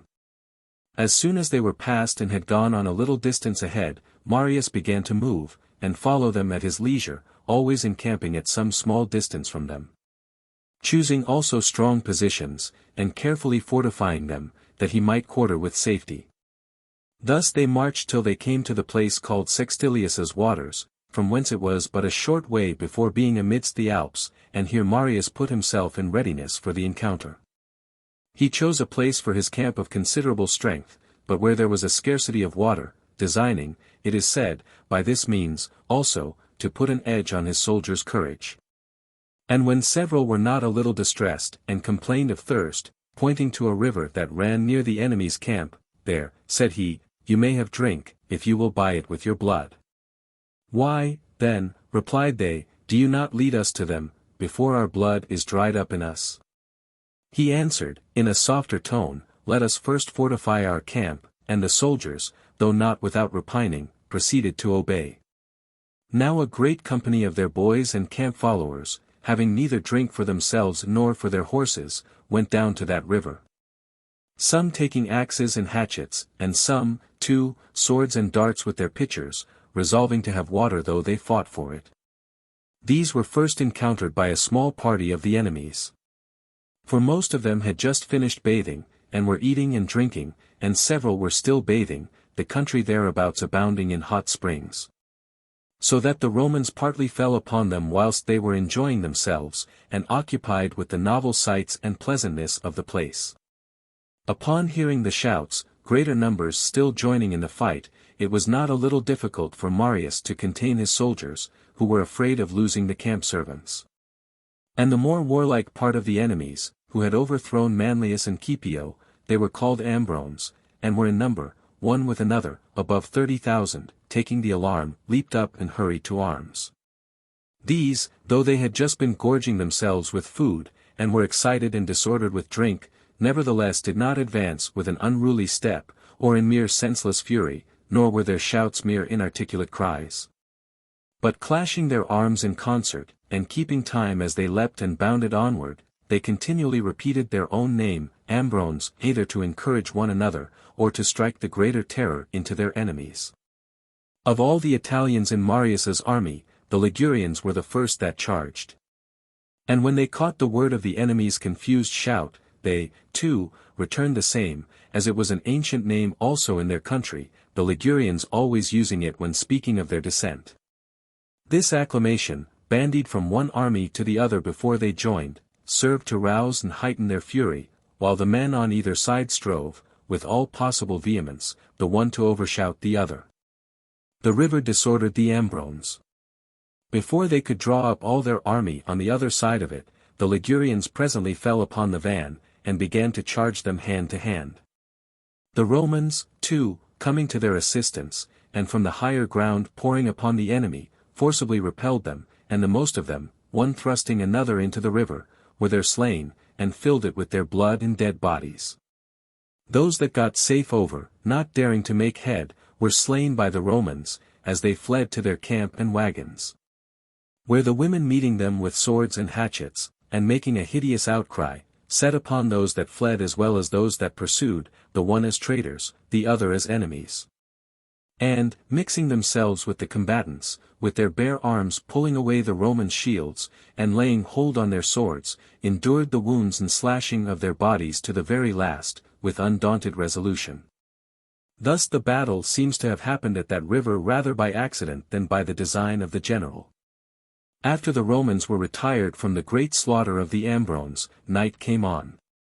But the army was not indulged, as was the usual custom, with songs of victory, drinking in their tents, and mutual entertainments, and, what is most welcome to soldiers after successful fighting, quiet sleep, but they passed that night, above all others, in fears and alarm. For their camp was without either rampart or palisade, and there remained thousands upon thousands of their enemies yet unconquered, to whom were joined as many of the Ambrones as escaped. There were heard from these, all through the night, wild bewailings, nothing like the sighs and groans of men, but a sort of wild beast-like howling and roaring, joined with threats and lamentations rising from the vast multitude, and echoed among the neighboring hills and hollow banks of the river. The whole plain was filled with hideous noise, insomuch that the Romans were not a little afraid, and Marius himself was apprehensive of a confused tumultuous night engagement. But the enemy did not stir either this night or the next day, but were employed in disposing and drawing themselves up to the greatest advantage. Of this occasion Marius made good use. For there were beyond the enemies some wooded ascents and deep valleys thickly set with trees, whither he sent Claudius Marcellus, secretly, with 3,000 regular soldiers, giving him orders to post them in ambush there, and show themselves at the rear of the enemies, when the fight was begun. The others, refreshed with victuals and sleep, as soon as it was day he drew up before the camp, and commanded the horse to sally out into the plain. At the sight of which the Teutons could not contain themselves till the Romans should come down and fight them on equal terms, but hastily arming themselves, charged in their fury up the hillside. Marius, sending officers to all parts, commanded his men to stand still and keep their ground, when they came within reach, to throw their javelins, then use their swords, and, joining their shields, force them back. Pointing out to them that the steepness of the ground would render the enemy's blows inefficient, nor could their shields be kept close together, the inequality of the ground hindering the stability of their footing. This counsel he gave them, and was the first that followed it, for he was inferior to none in the use of his body, and far excelled all in resolution. The Romans accordingly stood for their approach, and, checking them in their advance upwards, forced them little by little to give way and yield down the hill, and here. On the level ground no sooner had the Ambrones begun to restore their van into a posture of resistance, but they found their rear disordered. For Marcellus had not let slip the opportunity. But as soon as the shout was raised among the Romans on the hills, he, setting his men in motion, fell in upon the enemy behind, at full speed, and with loud cries, and routed those nearest him, and they, breaking the ranks of those that were before them, filled the whole army with confusion. They made no long resistance after they were thus broken upon, but having lost all order, fled. The Romans, pursuing them, slew and took prisoners above 100,000, and possessing themselves of their spoil, tents, and carriages, voted all that was not purloined to Marius's share, which, though so magnificent a present, yet was generally thought less than his conduct deserved in so great a danger. Other authors give a different account, both about the division of the plunder and the number of the slain. They say, however, that the inhabitants of Massilia made fences round their vineyards with the bones, and that the ground, enriched by the moisture of the putrefied bodies, which soaked in with the rain of the following winter, yielded at the season a prodigious crop, and fully justified Archilochus, who said, that the fallows thus are fattened. It is an observation, also, that extraordinary rains pretty generally fall after great battles. Whether it be that some divine power thus washes and cleanses the polluted earth with showers from above, or that moist and heavy evaporations, steaming forth from the blood and corruption, thicken the air, which naturally is subject to alteration from the smallest causes. After the battle, Marius chose out from amongst the barbarians spoils and arms, those that were whole and handsome, and that would make the greatest show in his triumph. The rest he heaped upon a large pile, and offered a very splendid sacrifice. Whilst the army stood round about with their arms and garlands, himself attired, as the fashion is on such occasions, in the purple-bordered robe, taking a lighted torch, and with both hands lifting it up towards heaven. He was then going to put it to the pile, when some friends were espied with all haste coming towards him on horseback. Upon which every one remained in silence and expectation. They, upon their coming up, leapt off and saluted Marius, bringing him the news of his 5th consulship, and delivered him letters to that effect. This gave the addition of no small joy to the solemnity, and while the soldiers clashed their arms and shouted, the officers again crowned Marius with a laurel wreath, and he thus set fire to the pile, and finished his sacrifice. But whatever it be, which interferes to prevent the enjoyment of prosperity ever being pure and sincere, and still diversifies human affairs with the mixture of good and bad, whether fortune or divine displeasure, or the necessity of the nature of things, within a few days Marius received an account of his colleague, Catullus, which as a cloud in serenity and calm, terrified Rome with the apprehension of another imminent storm. Catullus, who marched against the Cimbri, despairing of being able to defend the passes of the Alps, lest, being compelled to divide his forces into several parties, he should weaken himself, descended again into Italy, and posted his army behind the river Adige, where he occupied the passages with strong fortifications on both sides the river, and made a bridge, that so he might cross to the assistance of his men on the other side, if so be the enemy, having forced their way through the mountain passes, should storm the fortresses. The barbarians, however, came on with such insolence and contempt of their enemies, that to show their strength and courage, rather than out of any necessity, they went naked in the showers of snow, and through the ice and deep snow climbed up to the tops of the hills, and from thence, placing their broad shields under their bodies, let themselves slide from the precipices along their vast slippery descents. When they had pitched their camp at a little distance from the river, and surveyed the passage, they began to pile it up, giant-like, tearing down the neighboring hills, and brought trees pulled up by the roots, and heaps of earth to the river, damming up its course, and with great heavy materials which they rolled down the stream and dashed against the bridge, they forced away the beams which supported it. In consequence of which the greatest part of the Roman soldiers, much affrighted, left the large camp and fled. Here Catullus showed himself a generous and noble general, in preferring the glory of his people before his own. For when he could not prevail with his soldiers to stand to their colors, but saw how they all deserted them, he commanded his own standard to be taken up, and running to the foremost of those that fled, he led them forward, choosing rather that the disgrace should fall upon himself than upon his country, and that they should not seem to fly, but, following their captain, to make a retreat. The barbarians assaulted and took the fortress on the other side the Adige, where much admiring the few Romans there left, who had shown extreme courage, and had fought worthily of their country, they dismissed them upon terms, swearing them upon their brazen bull, which was afterwards taken in the battle, and carried, they say, to Catullus's house, as the chief trophy of victory. Thus falling in upon the country destitute of defence, they wasted it on all sides. Marius was presently sent for to the city, where, when he arrived, every one supposing he would triumph, the Senate, too, unanimously voting it, he himself did not think it convenient.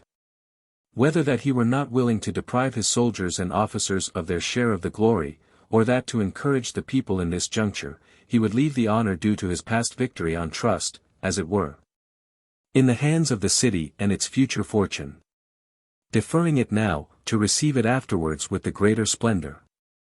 Having left such orders as the occasion required, he hastened to Catullus, whose drooping spirits he much raised, and sent for his own army from Gaul, and as soon as it came, passing the river Po, he endeavored to keep the barbarians out of that part of Italy which lies south of it.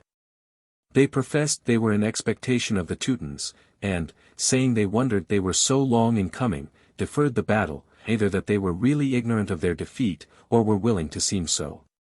For they certainly much maltreated those that brought them such news, and, sending to Marius, required some part of the country for themselves and their brethren, and cities fit for them to inhabit. When Marius inquired of the ambassadors who their brethren were, upon their saying, the Teutons, all that were present began to laugh. And Marius scoffingly answered them, Do not trouble yourselves for your brethren, for we have already provided lands for them, which they shall possess forever. The ambassadors, understanding the mockery, broke into insults, and threatened that the Cimbri would make him pay for this, and the Teutons, too, when they came. They are not far off, replied Marius, and it will be unkindly done of you to go away before greeting your brethren. Saying so, he commanded the kings of the Teutons to be brought out. As they were, in chains. For they were taken by the Sequani among the Alps, before they could make their escape. This was no sooner made known to the Cimbri, but they with all expedition came against Marius, who then lay still and guarded his camp. It is said, that against this battle, Marius first altered the construction of the Roman javelins. For before, at the place where the wood was joined to the iron, it was made fast with 2 iron pins. But now Marius let one of them alone as it was, and pulling out the other, put a weak wooden peg in its place, thus contriving, that when it was driven into the enemy's shield, it should not stand right out, but the wooden peg breaking. The iron should bend, and so the javelin should hold fast by its crooked point, and drag. Pyrrhus, king of the Cimbri, came with a small party of horse to the Roman camp, and challenged Marius to appoint the time and place, where they might meet and fight for the country.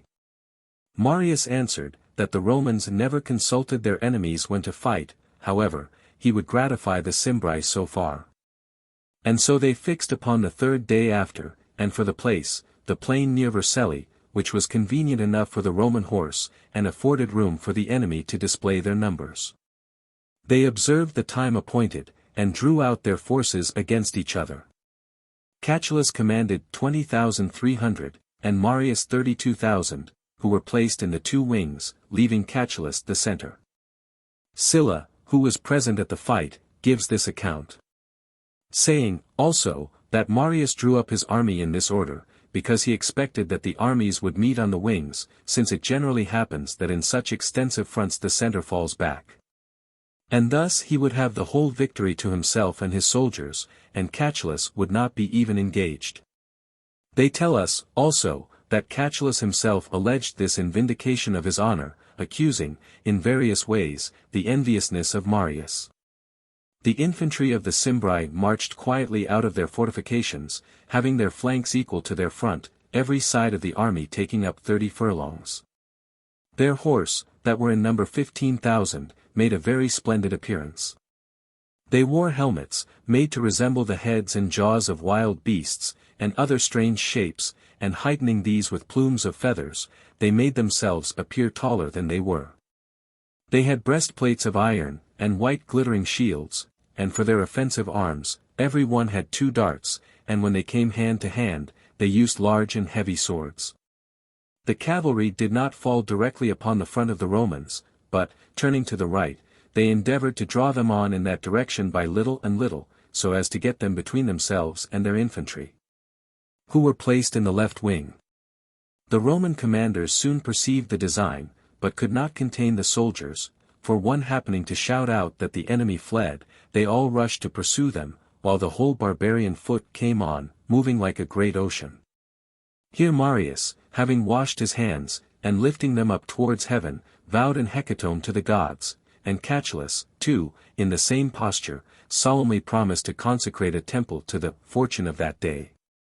They say, too, that Marius, having the victim showed to him as he was sacrificing, cried out with a loud voice, "The victory is mine."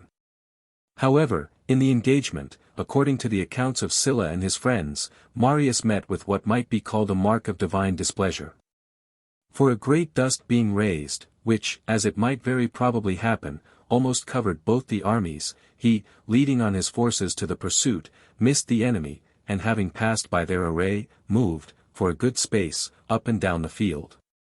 Meanwhile the enemy, by chance, engaged with Catullus, and the heat of the battle was chiefly with him and his men, among whom Sylla says he was, adding, that the Romans had great advantage of the heat and sun that shone in the faces of the Cimbri.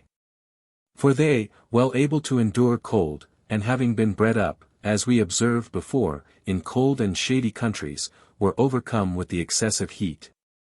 They sweated extremely, and were much out of breath, being forced to hold their shields before their faces.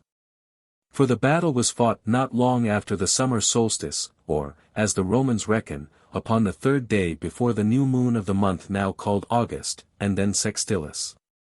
The dust, too, gave the Romans no small addition to their courage, inasmuch as it hid the enemy. For afar off they could not discover their number. But every one advancing to encounter those that were nearest to them, they came to fight hand to hand, before the sight of so vast a multitude had struck terror into them. They were so much used to labor, and so well exercised, that in all the heat and toil of the encounter, not one of them was observed either to sweat, or to be out of breath. So much so, that Catullus himself, they say, recorded it in commendation of his soldiers. Here the greatest part and most valiant of the enemies were cut in pieces. For those that fought in the front, that they might not break their ranks, were fast tied to one another, with long chains put through their belts. But as they pursued those that fled to their camp, they witnessed a most fearful tragedy. The women, standing in black clothes on their wagons, slew all that fled, some their husbands, some their brethren, others their fathers. And strangling their little children with their own hands, threw them under the wheels, and the feet of the cattle, and then killed themselves. They tell of one who hung herself from the end of the pole of a wagon, with her children tied dangling at her heels. The men, for want of trees, tied themselves, some to the horns of the oxen, others by the neck to their legs, that so pricking them on, by the starting and springing of the beasts, they might be torn and trodden to pieces. Yet for all they thus massacred themselves, above 60,000 were taken prisoners, and those that were slain were said to be twice as many. The ordinary plunder was taken by Marius's soldiers, but the other spoils, as ensigns, trumpets, and the like, they say, were brought to Catullus's camp, which he used for the best argument that the victory was obtained by himself and his army. Some dissensions arising, as was natural, among the soldiers, the deputies from Parma being then present, were made judges of the controversy. Whom Catullus's men carried about among their slain enemies, and manifestly showed them that they were slain by their javelins, which were known by the inscriptions, having Catullus's name cut in the wood. Nevertheless, the whole glory of the action was ascribed to Marius, on account of his former victory, and under color of his present authority. The populace more especially styling him the third founder of their city, as having diverted a danger no less threatening than was that when the Gauls sacked Rome. And every one, in their feasts and rejoicings at home with their wives and children, made offerings and libations in honor of the gods and Marius, and would have had him solely have the honor of both the triumphs. However, he did not do so, but triumphed together with Catullus, being desirous to show his moderation even in such great circumstances of good fortune. Besides, he was not a little afraid of the soldiers in Catullus's army, lest, if he should wholly bereave their general of the honor, they should endeavor to hinder him of his triumph. Marius was now in his 5th consulship, and he sued for his 6th in such a manner as never any man before him had done. Even for his 1st, he courted the people's favor and ingratiated himself with the multitude by every sort of complaisance. Not only derogating from the state and dignity of his office, but also belying his own character, by attempting to seem popular and obliging, for which nature had never designed him. His passion for distinction did, indeed, they say, make him exceedingly timorous in any political matters, or in confronting public assemblies. And that undaunted presence of mind he always showed in battle against the enemy, forsook him when he was to address the people. He was easily upset by the most ordinary commendation or dispraise. It is told of him, that having at one time given the freedom of the city to 1,000 men of Camerinum who had behaved valiantly in this war, and this seeming to be illegally done, upon some one or other calling him to an account for it, he answered, that the law spoke too softly to be heard in such a noise of war. Yet he himself appeared to be more disconcerted and overcome by the clamor made in the assemblies. The need they had of him in time of war procured him power and dignity. But in civil affairs, when he despaired of getting the first place, he was forced to betake himself to the favor of the people, never caring to be a good man, so that he were but a great one. He thus became very odious to all the nobility. And, above all, he feared Metellus, who had been so ungratefully used by him, and whose true virtue made him naturally an enemy to those that sought influence with the people, not by the honorable course, but by subservience and complaisance. Marius, therefore, endeavored to banish him from the city, and for this purpose he contracted a close alliance with Glaucia and Saturninus, a couple of daring fellows, who had the great mass of the indigent and seditious multitude at their control. And by their assistance he enacted various laws, and bringing the soldiers, also, to attend the assembly, he was enabled to overpower Metellus. And as Rutilius relates, in all other respects a fair and faithful authority, but, indeed, privately an enemy to Marius, he obtained his 6th consulship by distributing vast sums of money among the tribes, and by this bribery kept out Metellus.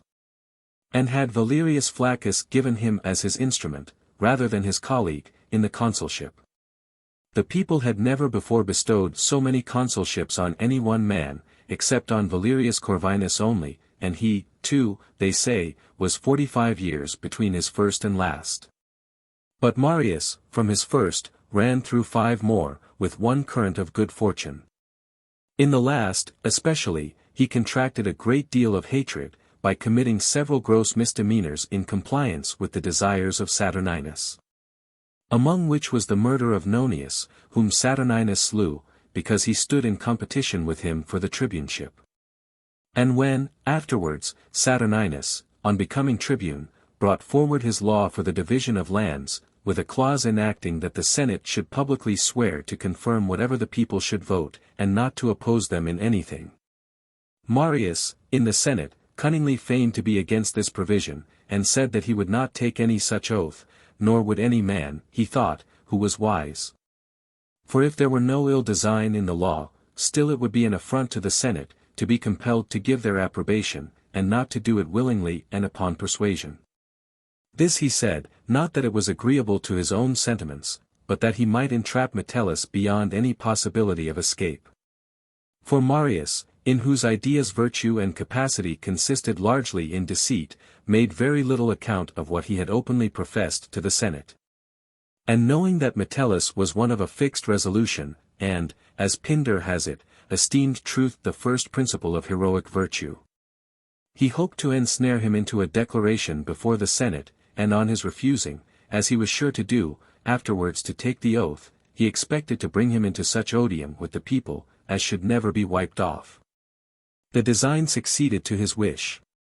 As soon as Metellus had declared that he would not swear to it, the Senate adjourned. A few days after, on Saturninus citing the senators to make their appearance, and take the oath before the people, Marius stepped forth, amidst a profound silence, every one being intent to hear him. And bidding farewell to those fine speeches he had before made in the Senate, said, that his back was not so broad that he should think himself bound, once for all, by any opinion once given on so important a matter. He would willingly swear and submit to the law, if so be it were one, a proviso which he added as a mere cover for his effrontery. The people, in great joy at his taking the oath, loudly clapped and applauded him, while the nobility stood by ashamed and vexed at his inconstancy. But they submitted out of fear of the people, and all in order took the oath, till it came to Metellus's turn.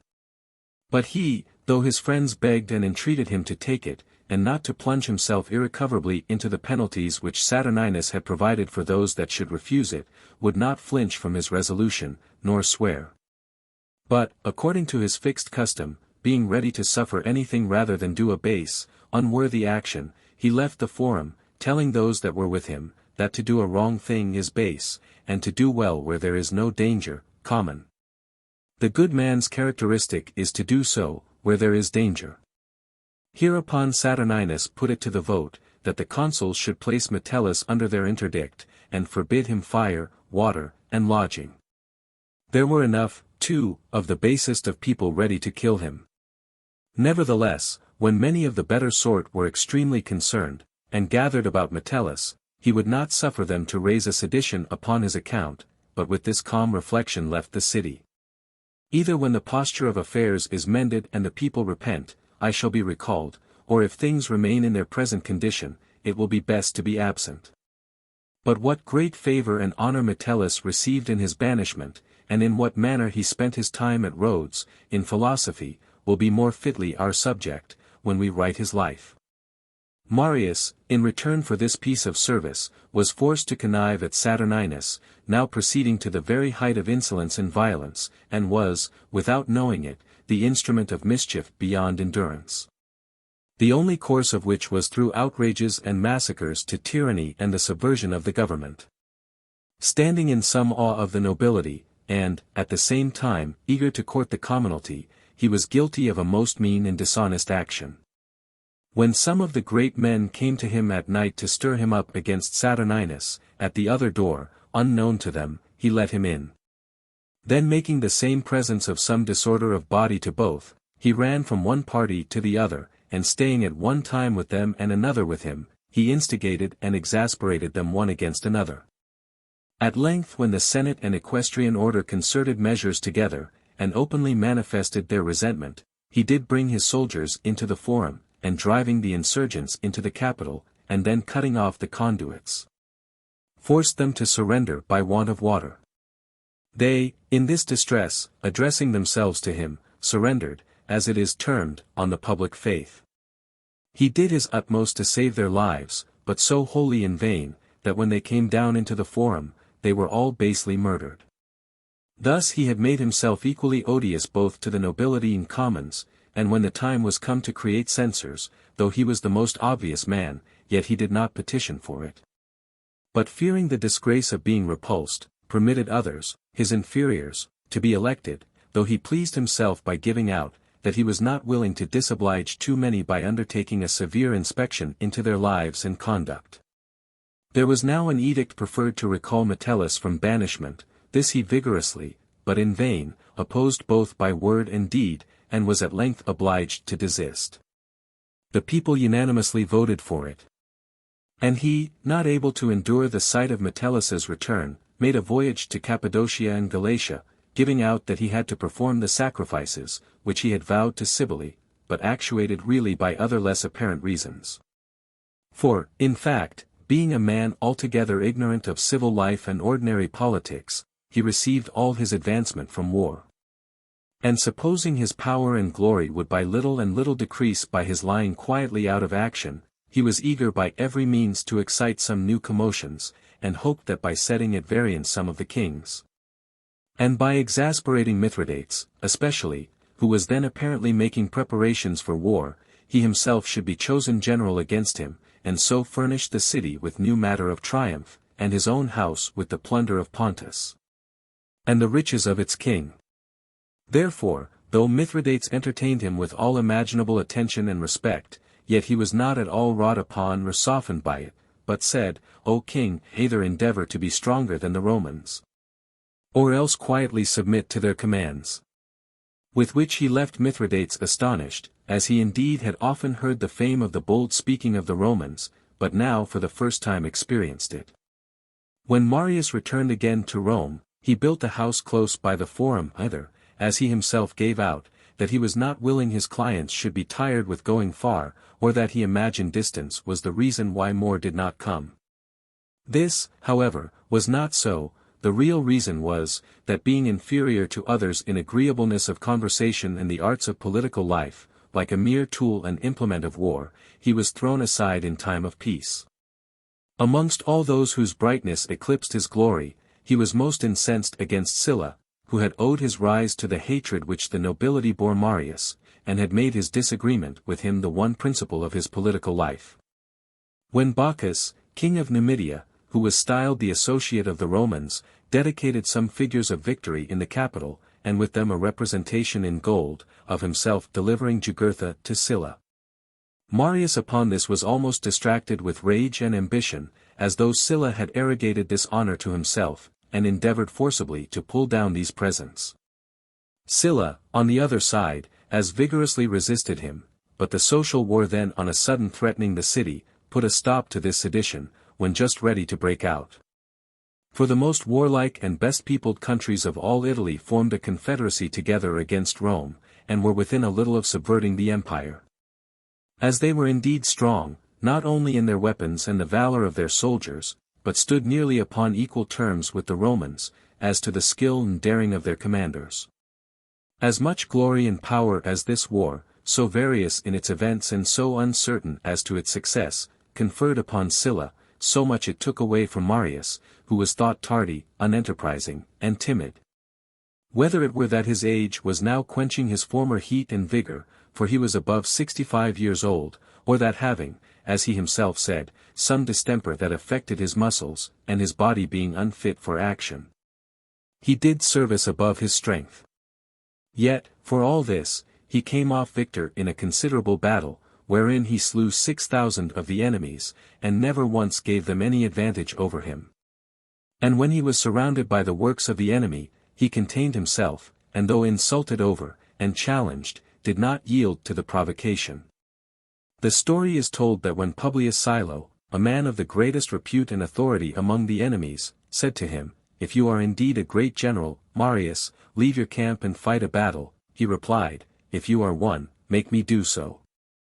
And another time, when the enemy gave them a good opportunity of a battle, and the Romans through fear durst not charge, so that both parties retreated, he called an assembly of his soldiers and said, "It is no small question whether I should call the enemies, or you, the greater cowards, for neither did they dare to face your backs, nor you to confront theirs." At length, professing to be worn out with the infirmity of his body, he laid down his command. Afterwards, when the Italians were worsted, there were several candidates suing, with the aid of the popular leaders, for the chief command in the war with Mithridates. Sulpicius, tribune of the people, a bold and confident man, contrary to everybody's expectation, brought forward Marius, and proposed him as proconsul and general in that war. The people were divided. Some were on Marius's side, others voted for Sylla, and jeeringly bade Marius go to his baths at Baiae, to cure his body, worn out, as himself confessed, with age and catarrhs. Marius had, indeed, there, about Misenum, a villa more effeminately and luxuriously furnished than seemed to become one that had seen service in so many and great wars and expeditions.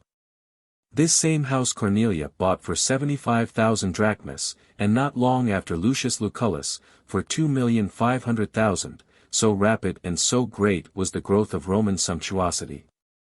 Yet, in spite of all this, out of a mere boyish passion for distinction, affecting to shake off his age and weakness, he went down daily to the Campus Martius, and exercising himself with the youth, showed himself still nimble in his armor, and expert in riding.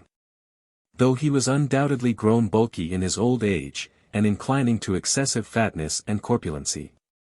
Some people were pleased with this, and went continually to see him competing and displaying himself in these exercises.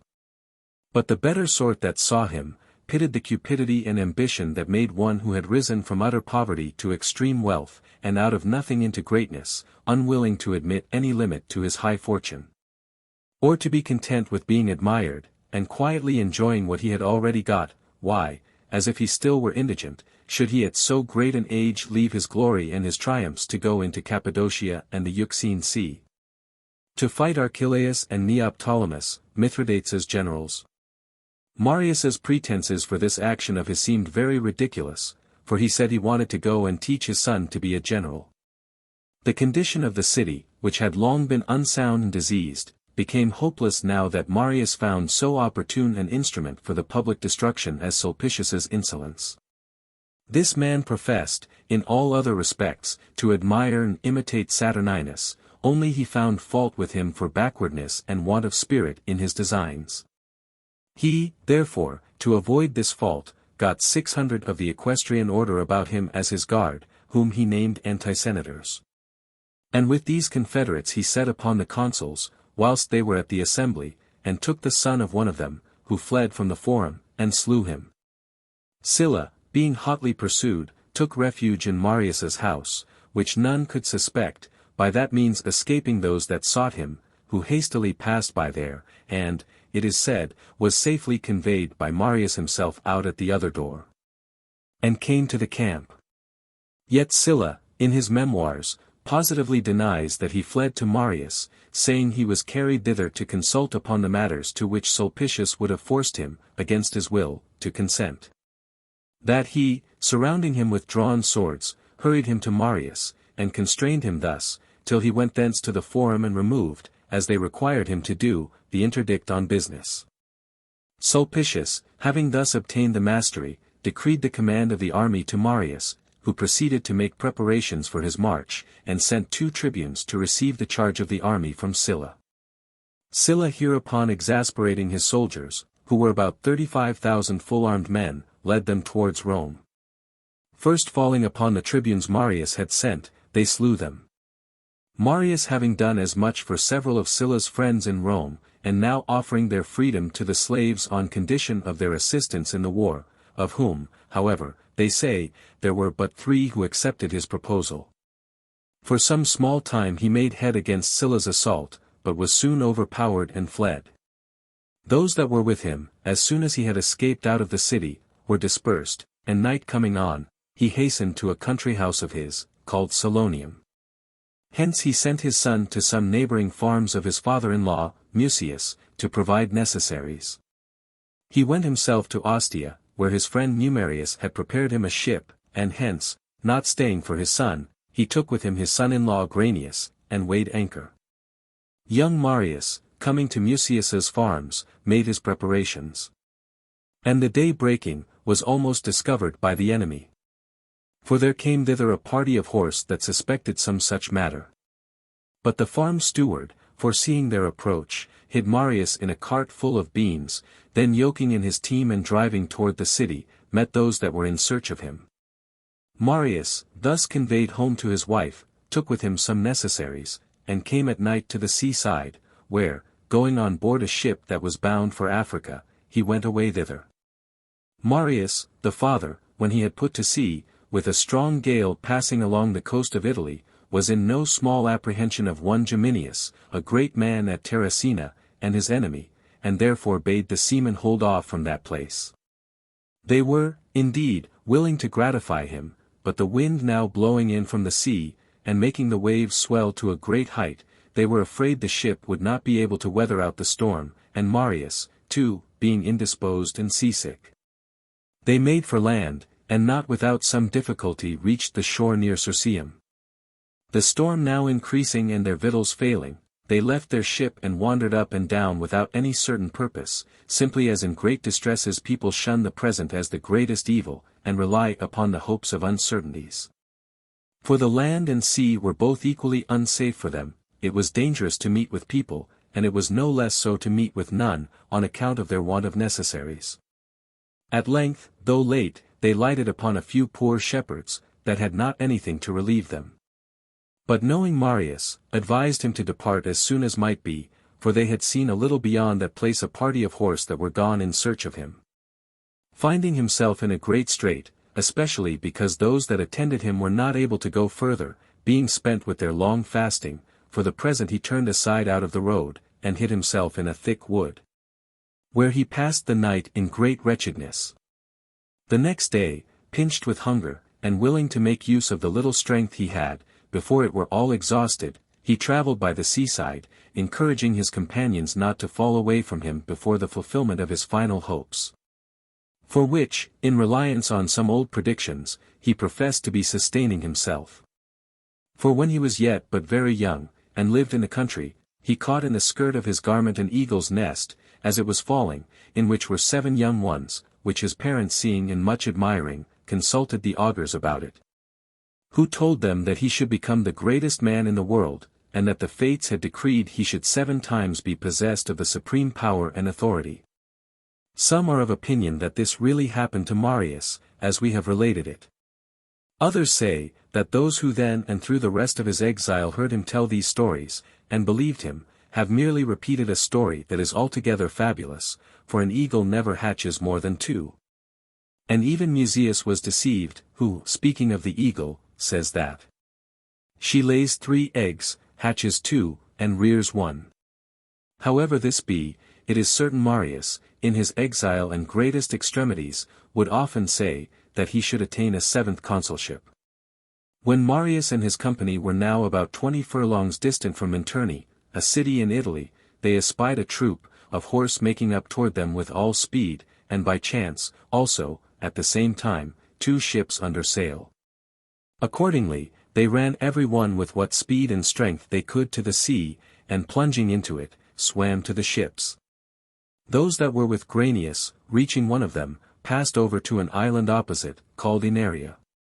Marius himself, whose body was heavy and unwieldy, was with great pains and difficulty kept above the water by 2 servants, and put into the other ship. The soldiers were by this time come to the seaside, and from thence called out to the seamen to put to shore, or else to throw out Marius, and then they might go whither they would.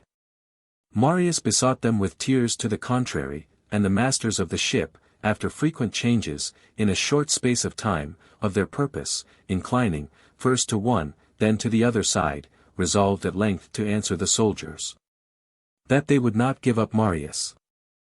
As soon as they had ridden off in a rage, the seamen, again changing their resolution, came to land, and casting anchor at the mouth of the river Liris, where it overflows and makes a great marsh, they advised him to land, refresh himself on shore, and take some care of his discomposed body, till the wind came fairer. Which, said they, will happen at such an hour, when the wind from the sea will calm, and that from the marshes rise. Marius, following their advice, did so, and when the seamen had set him on shore, he laid him down in an adjacent field, suspecting nothing less than what was to befall him. They, as soon as they had got into the ship, weighed anchor and departed, as thinking it neither honorable to deliver Marius into the hands of those that sought him, nor safe to protect him. He thus, deserted by all, lay a good while silently on the shore. At length collecting himself, he advanced with pain and difficulty, without any path, till, wading through deep bogs and ditches full of water and mud, he came upon the hut of an old man that worked in the fens. And falling at his feet besought him to assist and preserve one who, if he escaped the present danger, would make him returns beyond his expectation. The poor man, whether he had formerly known him, or were then moved with his superior aspect, told him that if he wanted only rest, his cottage would be convenient. But if he were flying from anybody's search, he would hide him in a more retired place. Marius desiring him to do so, he carried him into the fens and bade him hide himself in an hollow place by the river side, where he laid upon him a great many reeds, and other things that were light, and would cover, but not oppress him. But within a very short time he was disturbed with a noise and tumult from the cottage, for Geminius had sent several from Terracina in pursuit of him. Some of whom, happening to come that way, frightened and threatened the old man for having entertained and hid an enemy of the Romans. Wherefore Marius, arising and stripping himself, plunged into a puddle full of thick muddy water. And even there he could not escape their search, but was pulled out covered with mire, and carried away naked to Minturni, and delivered to the magistrates. For there had been orders sent through all the towns, to make public search for Marius, and if they found him to kill him. However, the magistrates thought convenient to consider a little better of it first, and sent him prisoner to the house of one Phania. This woman was supposed not very well affected towards him upon an old account. One Tinius had formerly married this Phania, from whom she afterwards being divorced, demanded her portion, which was considerable, but her husband accused her of adultery, so the controversy was brought before Marius in his 6th consulship. When the cause was examined thoroughly, it appeared both that Phania had been incontinent, and that her husband knowing her to be so, had married and lived a considerable time with her. So that Marius was severe enough with both, commanding him to restore her portion, and laying a fine of 4 copper coins upon her by way of disgrace. But Phania did not then behave like a woman that had been injured, but as soon as she saw Marius, remembered nothing less than old affronts, took care of him according to her ability, and comforted him. He made her his returns and told her he did not despair, for he had met with a lucky omen, which was thus. When he was brought to Phania's house, as soon as the gate was opened, an ass came running out to drink at a spring hard by, and giving a bold and encouraging look, first stood still before him, then brayed aloud and pranced by him. From which Marius drew his conclusion, and said, that the fates designed him safety, rather by sea than land, because the ass neglected his dry fodder, and turned from it to the water. Having told Phania this story, he bade the chamber door to be shut and went to rest. Meanwhile the magistrates and councillors of Minturni consulted together, and determined not to delay any longer, but immediately to kill Marius. And when none of their citizens durst undertake the business, a certain soldier, a Gaulish or Cimbrian horseman, the story is told both ways, went in with his sword drawn to him. The room itself was not very light, that part of it especially where he then lay was dark, from whence Marius's eyes, they say, seemed to the fellow to dart out flames at him, and a loud voice to say, out of the dark, fellow, darest thou kill Caius Marius? The barbarian hereupon immediately fled, and leaving his sword in the place rushed out of doors, crying only this, I cannot kill Caius Marius. At which they were all at first astonished, and presently began to feel pity, and remorse, and anger at themselves for making so unjust and ungrateful a decree against one who had preserved Italy, and whom it was bad enough not to assist. Let him go, said they, where he pleased to banishment, and find his fate somewhere else. We only entreat pardon of the gods for thrusting Marius distressed and deserted out of our city. Impelled by thoughts of this kind, they went in a body into the room, and taking him amongst them, conducted him towards the seaside. On his way to which, though everyone was very officious to him, and all made what haste they could, yet a considerable time was likely to be lost. For the grove of Marica, as she is called, which the people hold sacred, and make it a point of religion not to let anything that is once carried into it be taken out, lay just in their road to the sea, and if they should go round about, they must needs come very late thither. At length one of the old men cried out and said, there was no place so sacred, but they might pass through it for Marius's preservation. And thereupon, first of all, he himself, taking up some of the baggage that was carried for his accommodation to the ship, passed through the grove, all the rest immediately, with the same readiness, accompanying him. And one Belius, who afterwards had a picture of these things drawn, and put it in a temple at the place of embarkation, having by this time provided him a ship, Marius went on board, and, hoisting sail, was by fortune thrown upon the island Inaria, where meeting with Granius, and his other friends, he sailed with them for Africa. But their water failing them in the way, they were forced to put in near Eryx, in Sicily, where was a Roman quaestor on the watch, who all but captured Marius himself on his landing, and did kill 16 of his retinue that went to fetch water. Marius, with all expedition loosing thence, crossed the sea to the Isle of Meninx, where he first heard the news of his son's escape with Cethegus, and of his going to implore the assistance of Hiempsal, king of Numidia. With this news, being somewhat comforted, he ventured to pass from that all towards Carthage. Sextilius, a Roman, was then governor in Africa, one that had never received either any injury or any kindness from Marius, but who from compassion, it was hoped, might lend him some help. But he was scarce got ashore with a small retinue, when an officer met him, and said, Sextilius, the governor, forbids you, Marius, to set foot in Africa. If you do, he says, he will put the decree of the Senate in execution, and treat you as an enemy to the Romans. When Marius heard this, he wanted words to express his grief and resentment, and for a good while held his peace, looking sternly upon the messenger, who asked him what he should say, or what answer he should return to the governor. Marius answered him with a deep sigh, Go tell him that you have seen Caius Marius sitting in exile among the ruins of Carthage, appositely applying the example of the fortune of that city to the change of his own condition. In the interim, Hiempsal, king of Numidia, dubious of what he should determine to do, treated young Marius and those that were with him very honorably. But when they had a mind to depart, he still had some presence or other to detain them, and it was manifest he made these delays upon no good design. However, there happened an accident that made well for their preservation. The hard fortune which attended young Marius, who was of a comely aspect, touched one of the king's concubines, and this pity of hers, was the beginning and occasion of love for him. At first he declined the woman's solicitations, but when he perceived that there was no other way of escaping, and that her offers were more serious than for the gratification of intemperate passion, he accepted her kindness. And she finding means to convey them away, he escaped with his friends and fled to his father.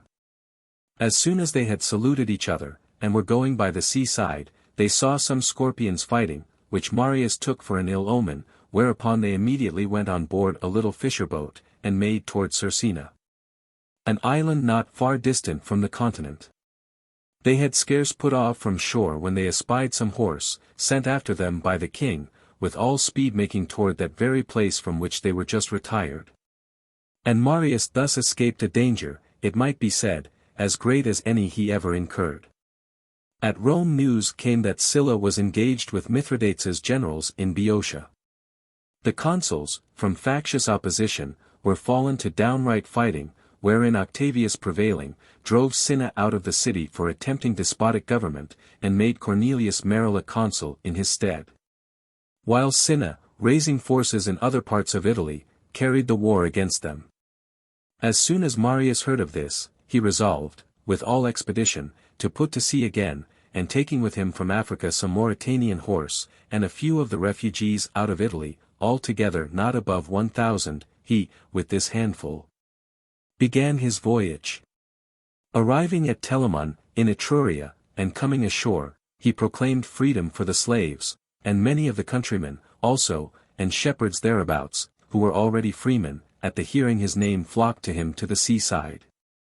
He persuaded the youngest and strongest to join him, and in a small time got together a competent force with which he filled 40 ships. Knowing Octavius to be a good man and willing to execute his office with the greatest justice imaginable, and Cinna to be suspected by Sylla, and in actual warfare against the established government, he determined to join himself and his forces with the latter. He, therefore, sent a message to him, to let him know that he was ready to obey him as consul. When Cinna had joyfully received his offer, naming him proconsul, and sending him the fasces and other ensigns of authority, he said, that grandeur did not become his present fortune. But wearing an ordinary habit, and still letting his hair grow as it had done, from that very day he first went into banishment, and being now above 70 years old, he came slowly on foot, designing to move people's compassion. Which did not prevent, however, his natural fierceness of expression from still predominating, and his humiliation still let it appear that he was not so much dejected as exasperated, by the change of his condition. Having saluted Cinna and the soldiers, he immediately prepared for action, and soon made a considerable alteration in the posture of affairs. He first cut off the provision ships, and plundering all the merchants, made himself master of the supplies of corn. Then bringing his navy to the seaport towns, he took them, and at last, becoming master of Ostia by treachery, he pillaged that town, and slew a multitude of the inhabitants, and, blocking up the river, took from the enemy all hopes of supply by the sea. Then marched with his army toward the city, and posted himself upon the hill called Janiculum. The public interest did not receive so great damage from Octavius's unskillfulness in his management of affairs, as from his omitting needful measures, through too strict observance of the law. As when several advised him to make the slaves free, he said that he would not give slaves the privilege of the country from which he then, in defense of the laws, was driving away Marius. When Metellus, son to that Metellus who was general in the war in Africa, and afterwards banished through Marius's means, came to Rome, being thought a much better commander than Octavius, the soldiers, deserting the consul, came to him and desired him to take the command of them and preserve the city. That they, when they had got an experienced valiant commander, should fight courageously, and come off conquerors. But when Metellus, offended at it, commanded them angrily to return to the consul, they revolted to the enemy. Metellus, too, seeing the city in a desperate condition, left it, but a company of Chaldeans, sacrificers, and interpreters of the Sibyl's books, persuaded Octavius that things would turn out happily, and kept him at Rome. He was, indeed, of all the Romans the most upright and just, and maintained the honor of the consulate, without cringing or compliance, as strictly in accordance with ancient laws and usages, as though they had been immutable mathematical truths. And yet fell, I know not how, into some weaknesses, giving more observance to fortune-tellers and diviners, than to men skilled in civil and military affairs. He therefore, before Marius entered the city, was pulled down from the rostra, and murdered by those that were sent before by Marius, and it is reported there was a Chaldean writing found in his gown, when he was slain. And it seemed a thing very unaccountable, that of two famous generals, Marius should be often successful by the observing divinations, and Octavius ruined by the same means. When affairs were in this posture, the Senate assembled, and sent a deputation to Sylla and Marius, desiring them to come into the city peaceably and spare the citizens. Sylla, as consul, received the embassy, sitting in the curule chair, and returned a kind answer to the messengers. Marius stood by him and said nothing, but gave sufficient testimony by the gloominess of his countenance, and the sternness of his looks, that he would in a short time fill the city with blood. As soon as the council arose, they went toward the city, where Sylla entered with his guards, but Marius stayed at the gates, and, dissembling his rage, professed that he was then in exile and banished his country by course of law. That if his presence were necessary, they must, by a new decree, repeal the former act by which he was banished, as though he were, indeed, a religious observer of the laws, and as if he were returning to a city free from fear or oppression. Hereupon the people were assembled, but before 3 or 4 tribes had given their votes, throwing up his pretenses and his legal scruples about his banishment, he came into the city with a select guard of the slaves who had joined him, whom he called Bardii. These proceeded to murder a number of citizens, as he gave command, partly by word of mouth, partly by the signal of his nod. At length Ancarius, a senator, and one that had been praetor, coming to Marius, and not being resaluted by him, they with their drawn swords slew him before Marius's face. And henceforth this was their token, immediately to kill all those who met Marius and saluting him were taken no notice of, nor answered with the like courtesy. So that his very friends were not without dreadful apprehensions and horror, whensoever they came to speak with him. When they had now butchered a great number, Sylla grew more remiss and cloyed with murders. But Marius's rage continued still fresh and unsatisfied, and he daily sought for all that were any way suspected by him. Now was every road and every town filled with those that pursued and hunted them that fled and hid themselves. And it was remarkable that there was no more confidence to be placed, as things stood, either in hospitality or friendship, for there were found but a very few that did not betray those that fled to them for shelter. And thus the servants of Cornutus deserved the greater praise and admiration, who, having concealed their master in the house, took the body of one of the slain, cut off the head, put a gold ring on the finger, and showed it to Marius's guards. And buried it with the same solemnity as if it had been their own master. This trick was perceived by nobody, and so Cornutus escaped, and was conveyed by his domestics into Gaul. Marcus Antonius, the orator, though he, too, found a true friend, had ill fortune.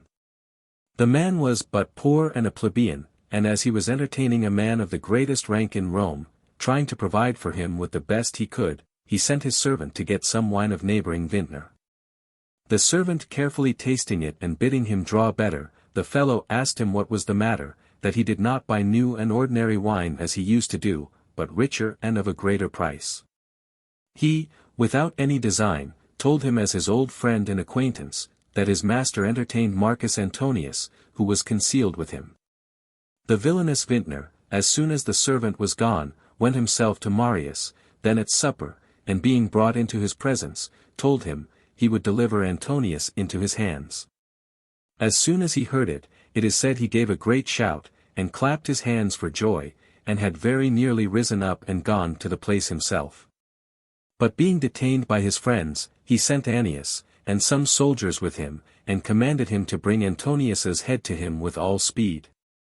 When they came to the house, Annius stayed at the door, and the soldiers went upstairs into the chamber, where, seeing Antonius, they endeavored to shuffle off the murder from one to another. For so great it seems were the graces and charms of his oratory, that as soon as he began to speak and beg his life, none of them durst touch or so much as look upon him, but hanging down their heads, every one fell a-weeping.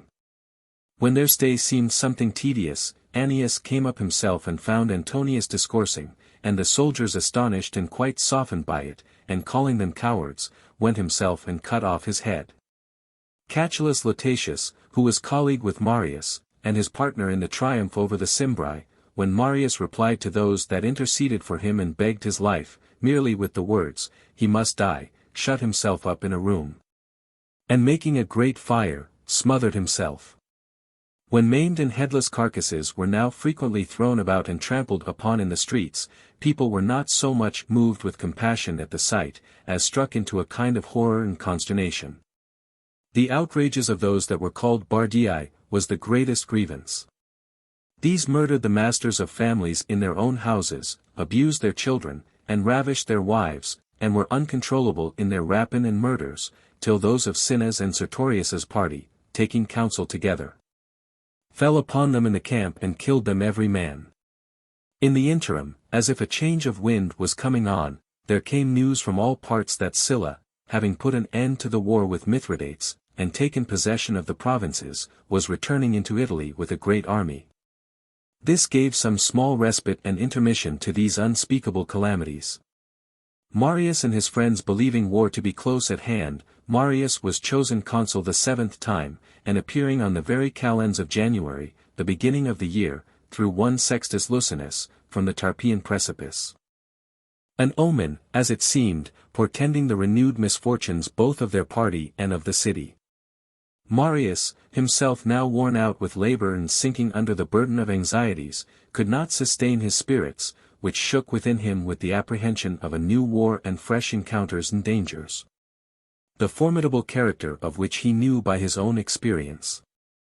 He was not now to hazard the war with Octavius or Merilla, commanding an inexperienced multitude or seditious rabble. But Sylla himself was approaching, the same who had formerly banished him, and since that, had driven Mithridates as far as the Euxine Sea. Perplexed with such thoughts as these, and calling to mind his banishment, and the tedious wanderings and dangers he underwent, both by sea and land, he fell into despondency, nocturnal frights, and unquiet sleep. Still fancying that he heard some one telling him, that the lion's lair is dangerous, though the lion be not there. Above all things fearing to lie awake, he gave himself up to drinking deep and besotting himself at night in a way most unsuitable to his age, by all means provoking sleep as a diversion to his thoughts. At length, on the arrival of a messenger from the sea, he was seized with new alarms, and so what with his fear for the future, and what with the burden and satiety of the present, on some slight predisposing cause, he fell into a pleurisy. As Posidonius the philosopher relates, who says he visited and conversed with him when he was sick, about some business relating to his embassy. Caius Piso, an historian, tells us, that Marius, walking after supper with his friends, fell into a conversation with them about his past life, and after reckoning up the several changes of his condition, that from the beginning had happened to him, said, that it did not become a prudent man to trust himself any longer with fortune. And, thereupon, taking leave of those that were with him, he kept his bed 7 days, and then died. Some say his ambition betrayed itself openly in his sickness, and that he ran into an extravagant frenzy, fancying himself to be general in the war against Mithridates, throwing himself into such postures and motions of his body as he had formerly used when he was in battle, with frequent shouts and loud cries. With so strong and invincible a desire of being employed in that business had he been possessed through his pride and emulation. Though he had now lived 70 years, and was the first man that ever was chosen 7 times consul, and had an establishment and riches sufficient for many kings, he yet complained of his ill fortune, that he must now die before he had attained what he desired.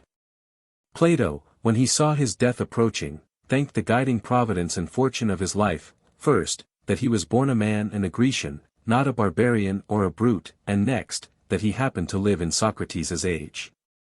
And so, indeed, they say Antipater of Tarsus, in like manner, at his death, calling to mind the happiness that he had enjoyed, did not so much as omit his prosperous voyage to Athens.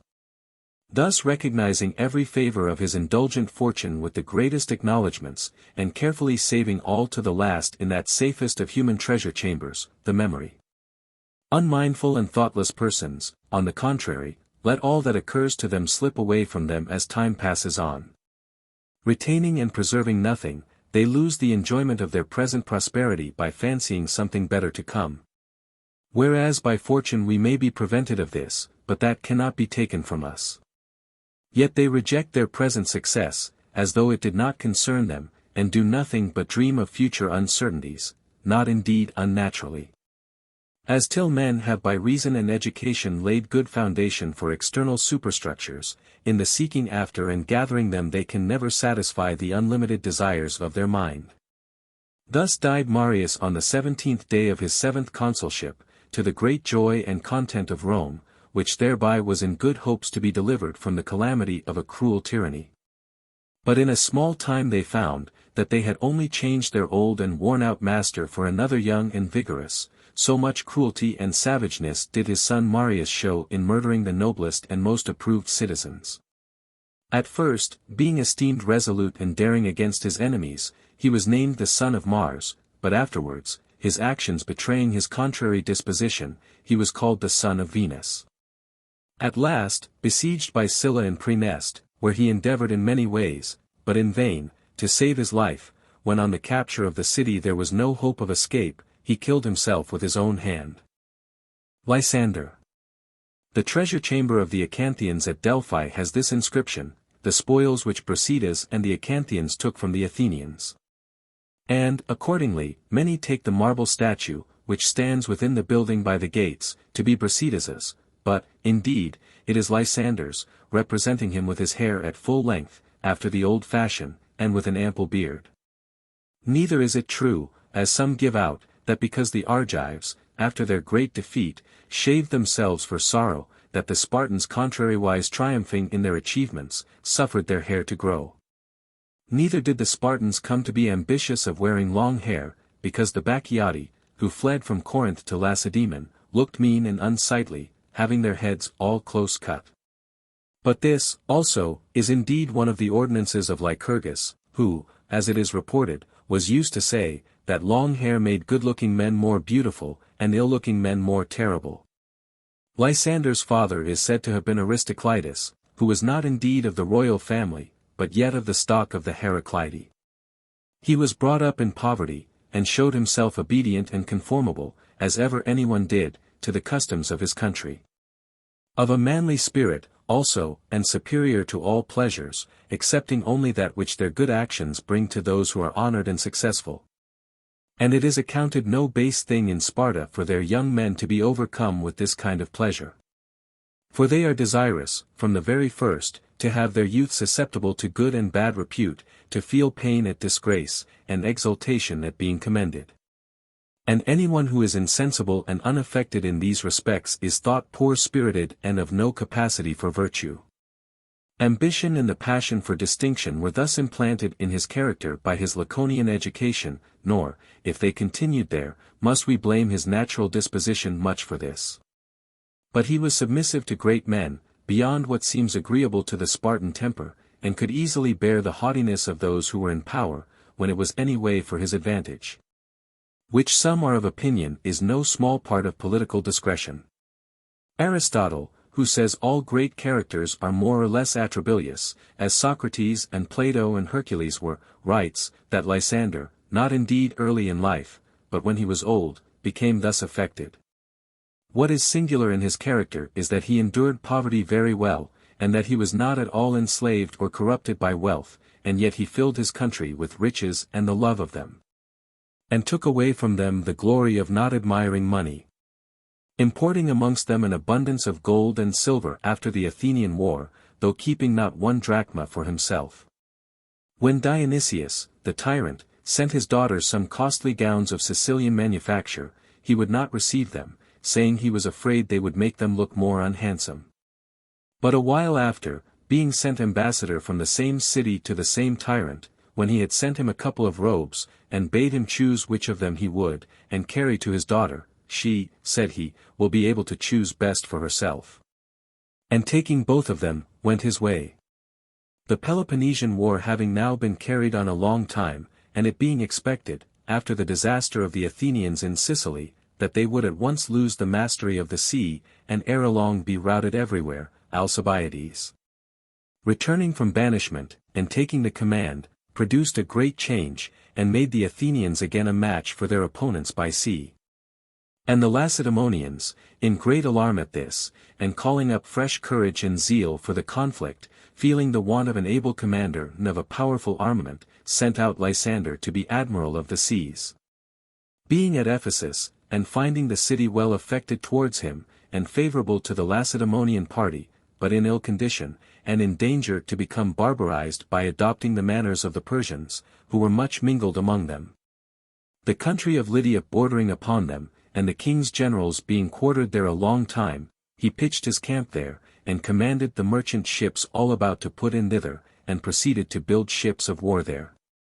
And thus restored their ports by the traffic he created, and their market by the employment he gave, and filled their private houses and their workshops with wealth, so that from that time, the city began, first of all, by Lysander's means, to have some hopes of growing to that stateliness and grandeur which now it is at. Understanding that Cyrus, the king's son, was come to Sardis, he went up to talk with him, and to accuse Tissaphernes, who, receiving a command to help the Lacedaemonians, and to drive the Athenians from the sea, was thought, on account of Alcibiades, to have become remiss and unwilling, and by paying the seamen slenderly to be ruining the fleet. Now Cyrus was willing that Tissaphernes might be found in blame, and be reported of, as being, indeed, a dishonest man, and privately at feud with himself. By these means, and by their daily intercourse together, Lysander, especially by the submissiveness of his conversation, won the affections of the young prince, and greatly roused him to carry on the war. And when he would depart, Cyrus gave him a banquet, and desired him not to refuse his goodwill, but to speak and ask whatever he had a mind to, and that he should not be refused anything whatsoever. Since you are so very kind, replied Lysander, I earnestly request you to add 1 penny to the seamen's pay, that instead of 3 pence, they may now receive 4 pence. Cyrus, delighted with his public spirit, gave him 10,000 darics, out of which he added the penny to the seamen's pay, and by the renown of this in a short time emptied the ships of the enemies. As many would come over to that side which gave the most pay, and those who remained, being disheartened and mutinous, daily created trouble to the captains. Yet for all Lysander had so distracted and weakened his enemies, he was afraid to engage by sea, Alcibiades being an energetic commander, and having the superior number of ships, and having been hitherto, in all battles, unconquered both by sea and land.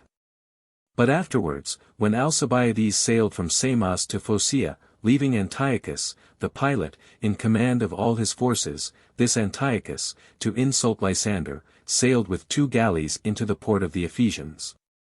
And with mocking and laughter proudly rowed along before the place where the ships lay drawn up. Lysander, in indignation, launched at first a few ships only and pursued him, but as soon as he saw the Athenians come to his help, he added some other ships, and, at last, they fell to a set battle together. And Lysander won the victory, and taking 15 of their ships, erected a trophy. For this, the people in the city being angry, put Alcibiades out of command, and finding himself despised by the soldiers in Samos, and ill spoken of, he sailed from the army into the Chersonese. And this battle, although not important in itself, was made remarkable by its consequences to Alcibiades. Lysander, meanwhile, inviting to Ephesus such persons in the various cities as he saw to be bolder and haughtier spirited than the rest, proceeded to lay the foundations of that government by bodies of 10. And those revolutions which afterwards came to pass, stirring up and urging them to unite in clubs, and apply themselves to public affairs, since as soon as ever the Athenians should be put down, the popular governments, he said, should be suppressed, and they should become supreme in their several countries. And he made them believe these things by present deeds, promoting those who were his friends already to great employments, honors, and offices, and, to gratify their covetousness, making himself a partner in injustice and wickedness. So much so, that all flocked to him, and courted and desired him, hoping, if he remained in power, that the highest wishes they could form would all be gratified. And therefore, from the very beginning, they could not look pleasantly upon Callicratidas, when he came to succeed Lysander as admiral. Nor, afterwards, when he had given them experience that he was a most noble and just person, were they pleased with the manner of his government, and its straightforward, Dorian, honest character. They did, indeed, admire his virtue, as they might the beauty of some hero's image. But their wishes were for Lysander's zealous and profitable support of the interests of his friends and partisans, and they shed tears, and were much disheartened when he sailed from them. He himself made them yet more disaffected to Callicratidas. For what remained of the money which had been given him to pay the navy, he sent back again to Sardis, bidding them, if they would, apply to Callicratidas himself, and see how he was able to maintain the soldiers. And, at the last, sailing away, he declared to him that he delivered up the fleet in possession and command of the sea. But Callicratidas, to expose the emptiness of these high pretensions, said, in that case, leave Samos on the left hand, and, sailing to Miletus, there deliver up the ships to me. For if we are masters of the sea, we need not fear sailing by our enemies in Samos. To which Lysander answering, that not himself, but he, commanded the ships, sailed to Peloponnesus, leaving Callicratidas in great perplexity. For neither had he brought any money from home with him, nor could he endure to tax the towns or force them, being in hardship enough. Therefore, the only course that was to be taken was to go and beg at the doors of the king's commanders, as Lysander had done. For which he was most unfit of any man, being of a generous and great spirit, and one who thought it more becoming for the Greeks to suffer any damage from one another, than to flatter and wait at the gates of barbarians, who, indeed, had gold enough, but nothing else that was commendable. But being compelled by necessity, he proceeded to Lydia, and went at once to Cyrus's house, and sent in word, that Callicratidas, the admiral, was there to speak with him. One of those who kept the gates replied, Cyrus, O stranger, is not now at leisure, for he is drinking. To which Callicratidas answered, most innocently, very well, I will wait till he has done his draught. This time, therefore, they took him for some clownish fellow, and he withdrew, merely laughed at by the barbarians. But when, afterwards, he came a second time to the gate, and was not admitted, he took it hardly and set off for Ephesus, wishing a great many evils to those who first let themselves be insulted over by these barbarians, and taught them to be insolent because of their riches. And added vows to those who were present, that as soon as ever he came back to Sparta, he would do all he could to reconcile the Greeks, that they might be formidable to barbarians, and that they should cease henceforth to need their aid against one another.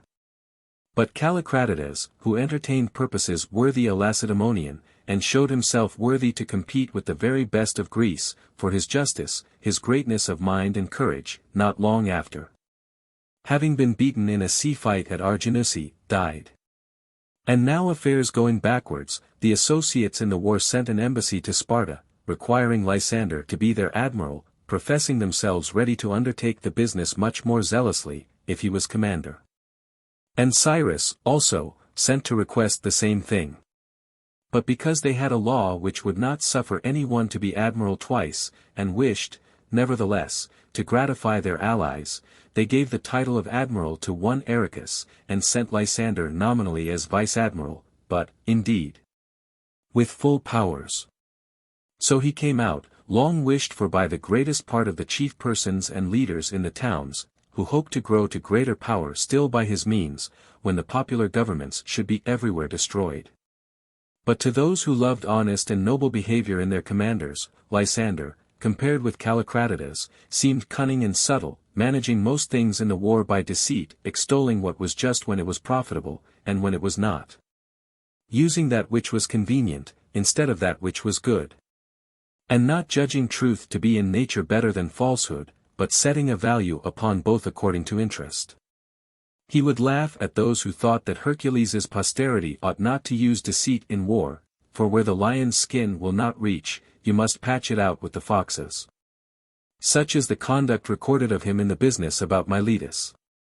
For when his friends and connections, whom he had promised to assist in suppressing popular government and expelling their political opponents, had altered their minds, and were reconciled to their enemies, He pretended openly as if he was pleased with it, and was desirous to further the reconciliation, but privately he railed at and abused them, and provoked them to set upon the multitude. And as soon as ever he perceived a new attempt to be commencing, he at once came up and entered into the city, and the first of the conspirators he lit upon, he pretended to rebuke, and spoke roughly, as if he would punish them.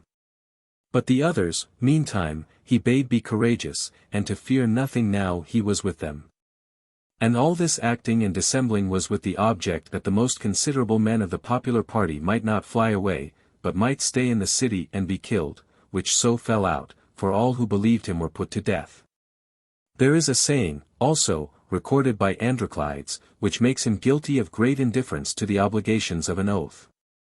His recommendation, according to this account, was to cheat boys with dice, and men with oaths, an imitation of Polycrates of Samos, not very honorable to a lawful commander, to take example, namely, from a tyrant.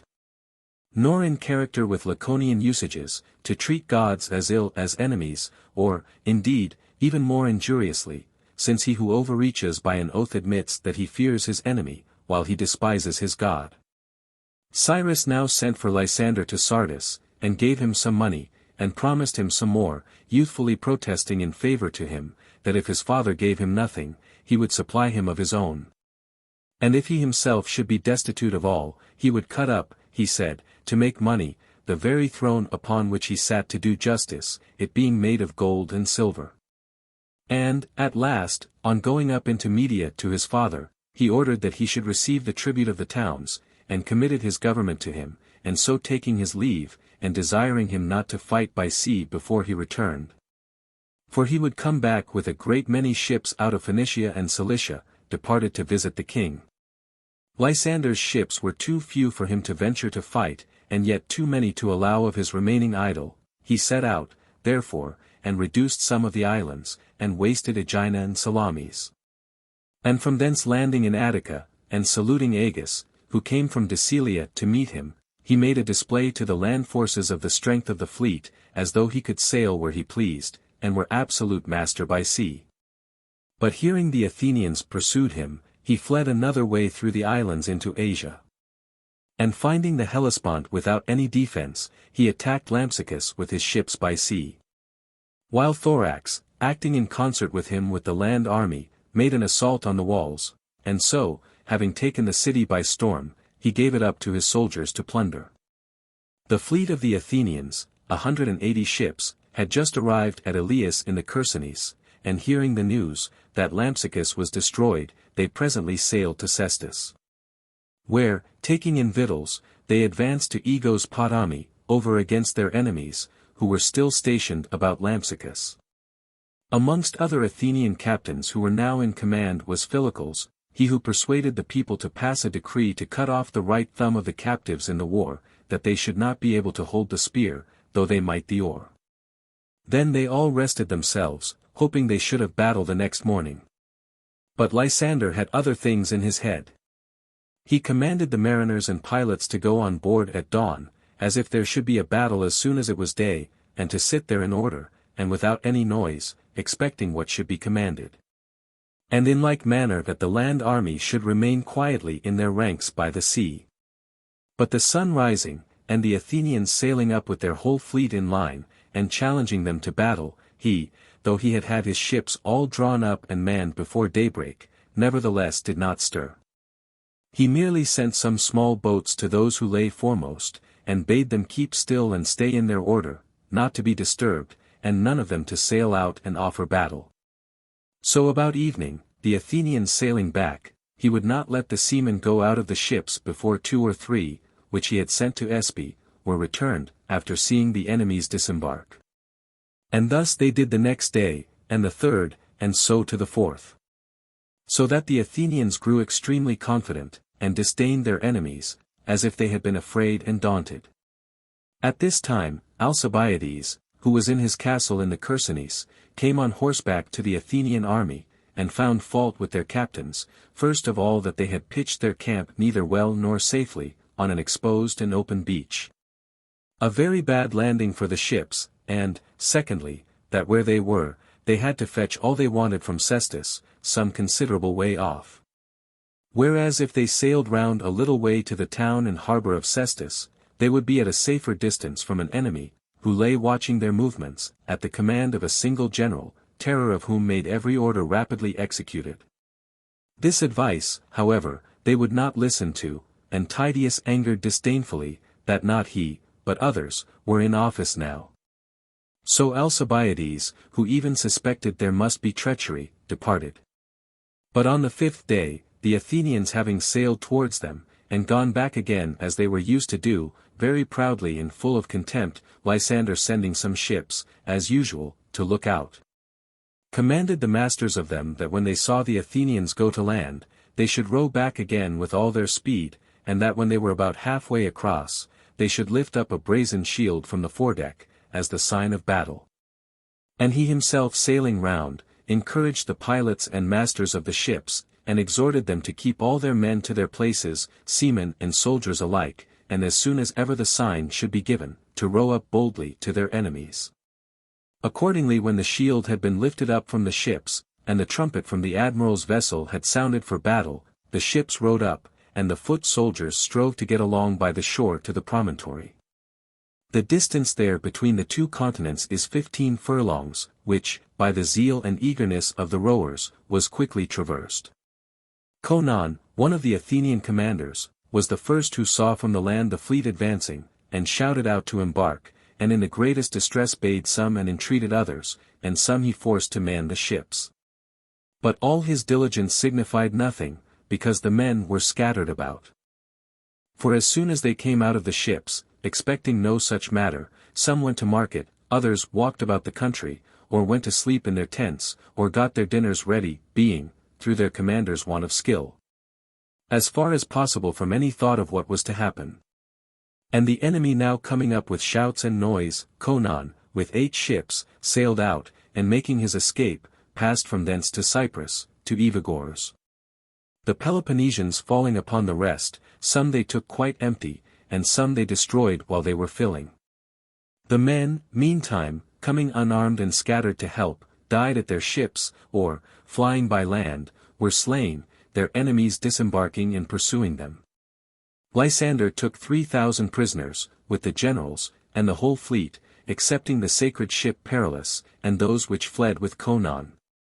So taking their ships in tow, and having plundered their tents, with pipe and songs of victory, he sailed back to Lampsacus, having accomplished a great work with small pains, and having finished in 1 hour.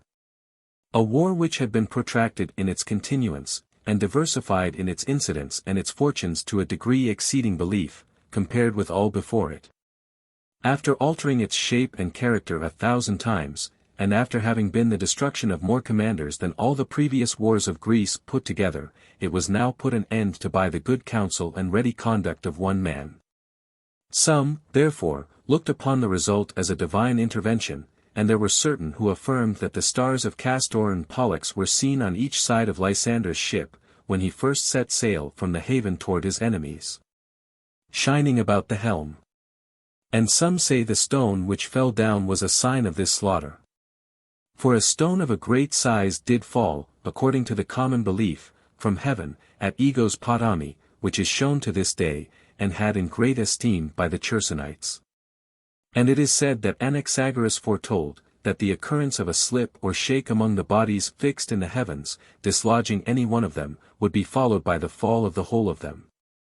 For no one of the stars is now in the same place in which it was at first. For they, being, according to him, like stones and heavy, shine by the refraction of the upper air round about them, and are carried along forcibly by the violence of the circular motion by which they were originally withheld from falling, when cold and heavy bodies were first separated from the general universe.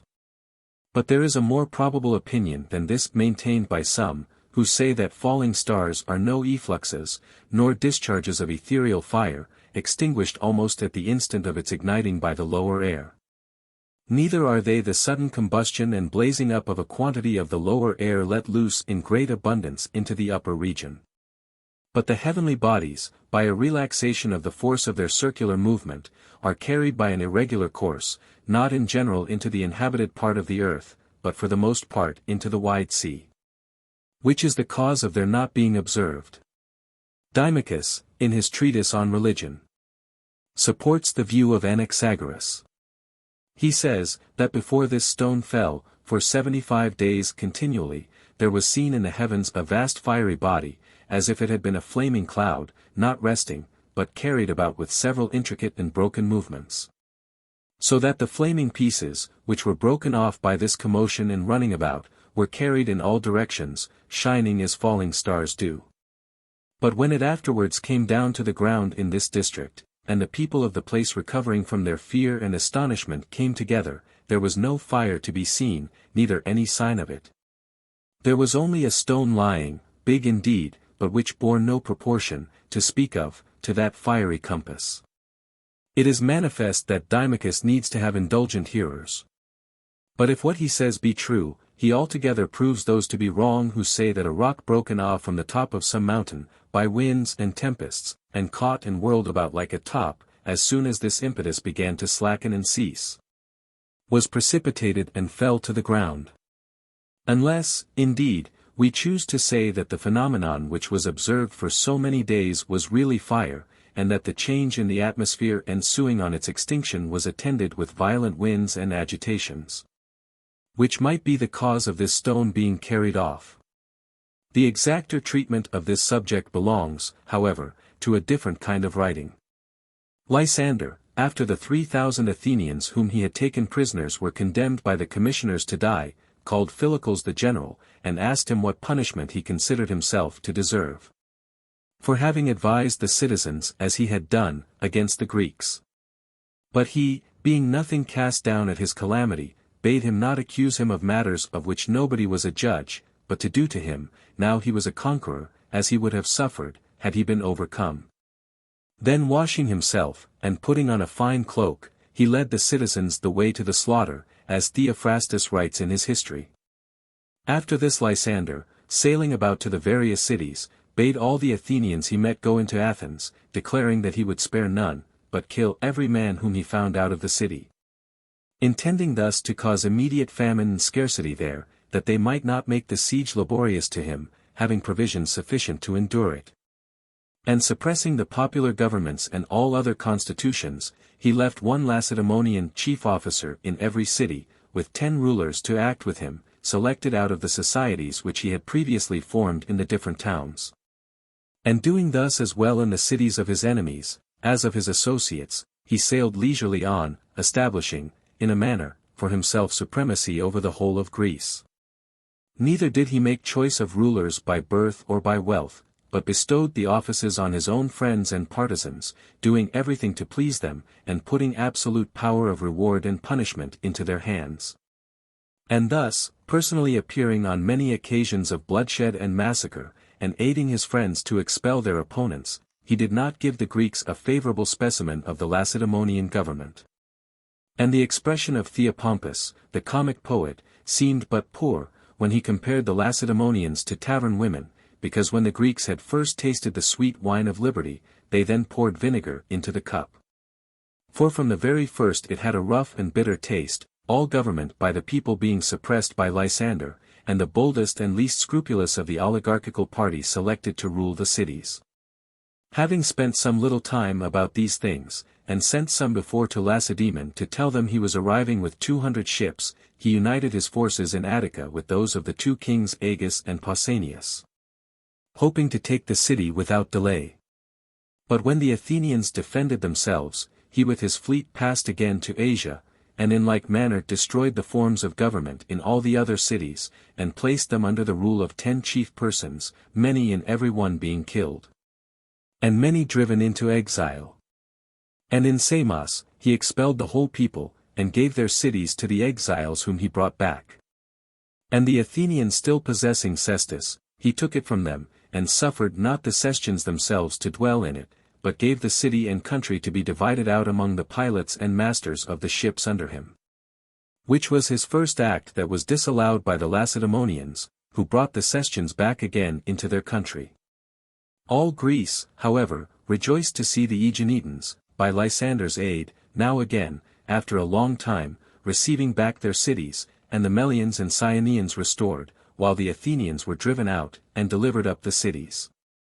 But when he now understood they were in a bad case in the city because of the famine, he sailed to Pyrrhus, and reduced the city, which was compelled to surrender on what conditions he demanded.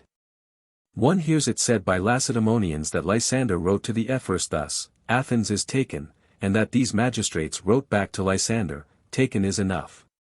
But this saying was invented for its neatness' sake. For the true decree of the magistrates was on this manner, the government of the Lacedaemonians has made these orders, pull down the Pyrrhus and the long walls, quit all the towns, and keep to your own land. If you do these things, ye shall have peace, if you wish it, restoring also your exiles. As concerning the number of the ships, whatsoever there be judged necessary to appoint, that do. This scroll of conditions the Athenians accepted, Thyramines, son of Hagnon, supporting it.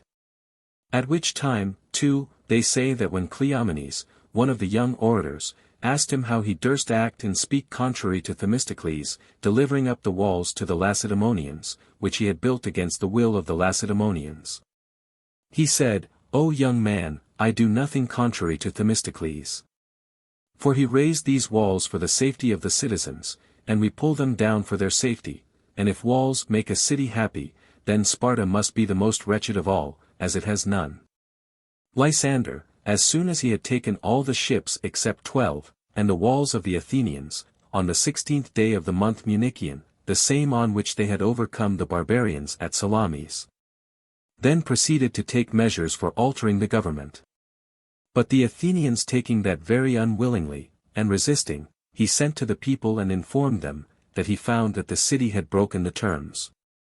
For the walls were standing when the days were past within which they should have been pulled down. He should, therefore, consider their case anew, they having broken their first articles. And some state, in fact, the proposal was made in the Congress of the Allies, that the Athenians should all be sold as slaves. On which occasion, Arianthus, the Theban, gave his vote to pull down the city, and turn the country into sheep pasture. Yet afterwards, when there was a meeting of the captains together, a man of Phocis, singing the first chorus in Euripides's Electra, which begins, Electra, Agamemnon's child, I come unto thy desert home.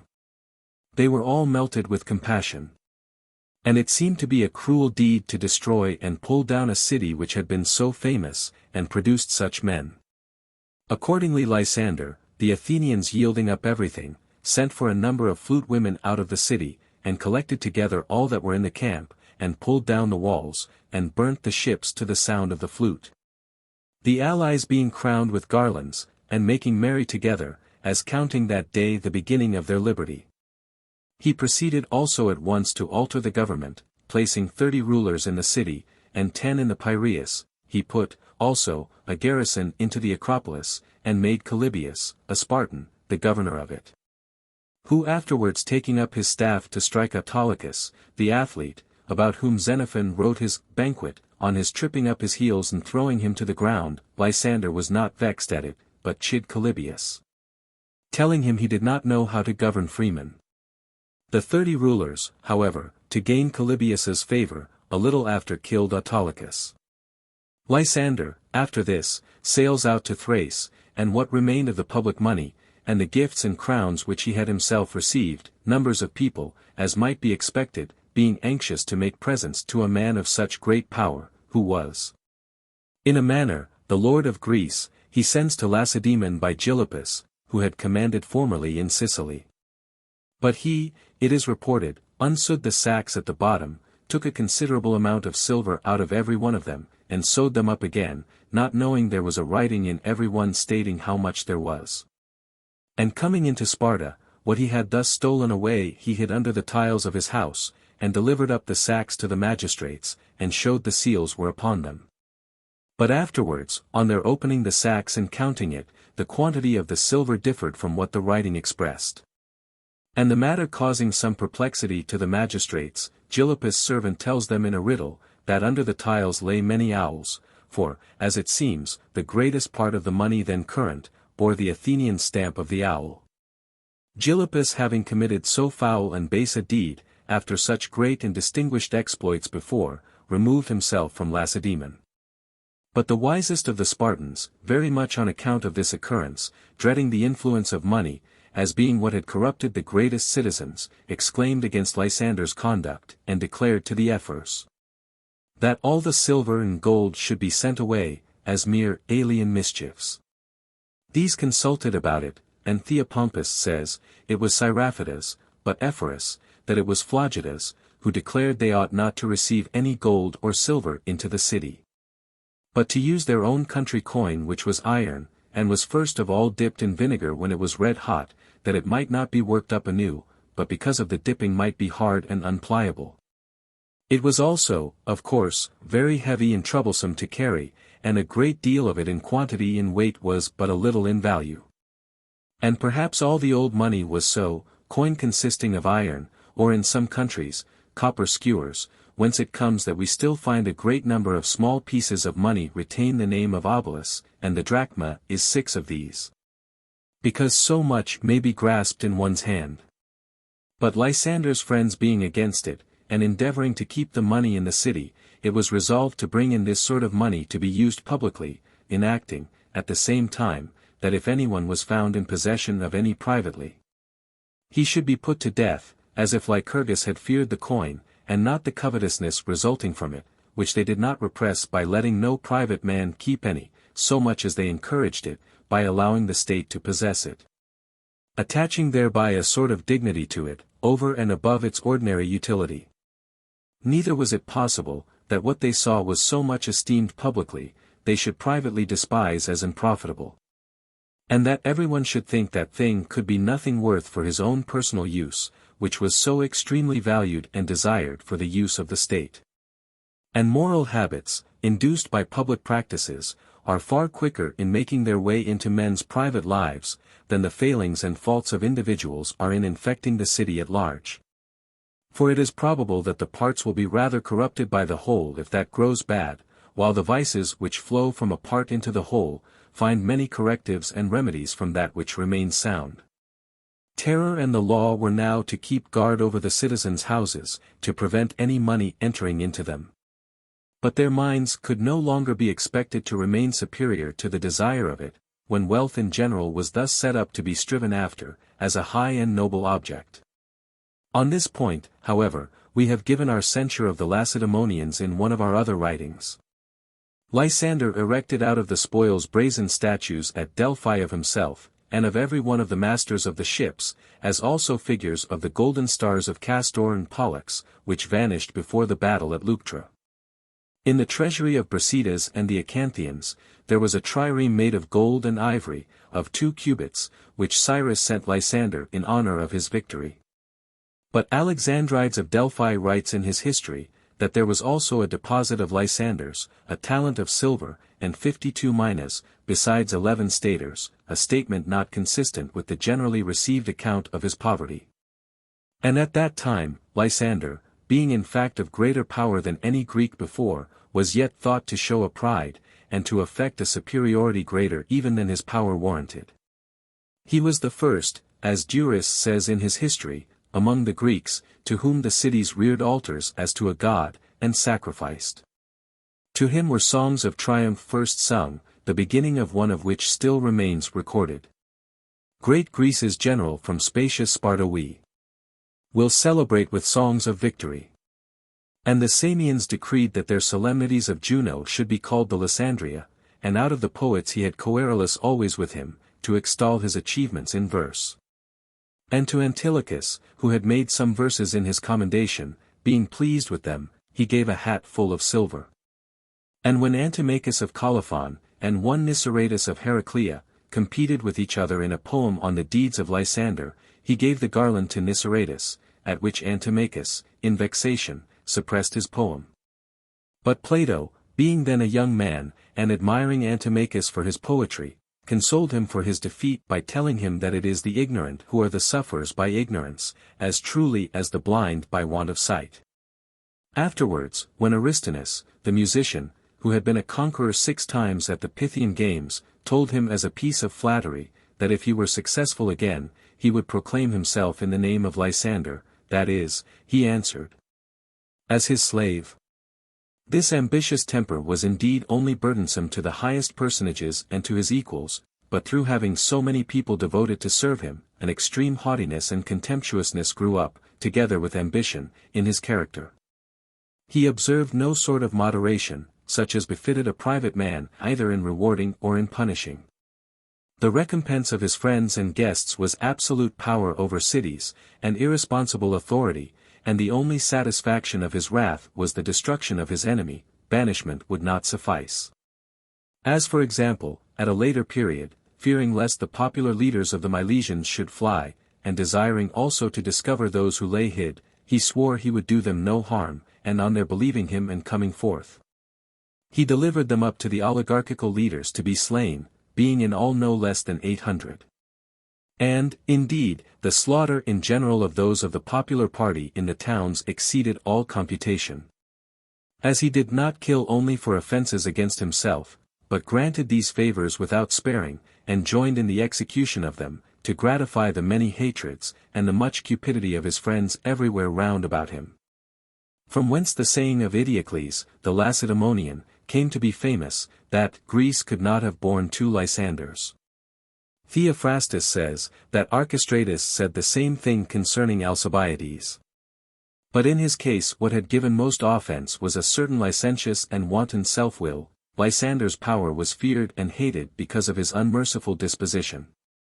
The Lacedaemonians did not at all concern themselves for any other accusers. But afterwards, when Pharnabazus, having been injured by him, he having pillaged and wasted his country, sent some to Sparta to inform against him, the ephors taking it very ill, put one of his friends and fellow captains, Thorax, to death, taking him with some silver privately in his possession.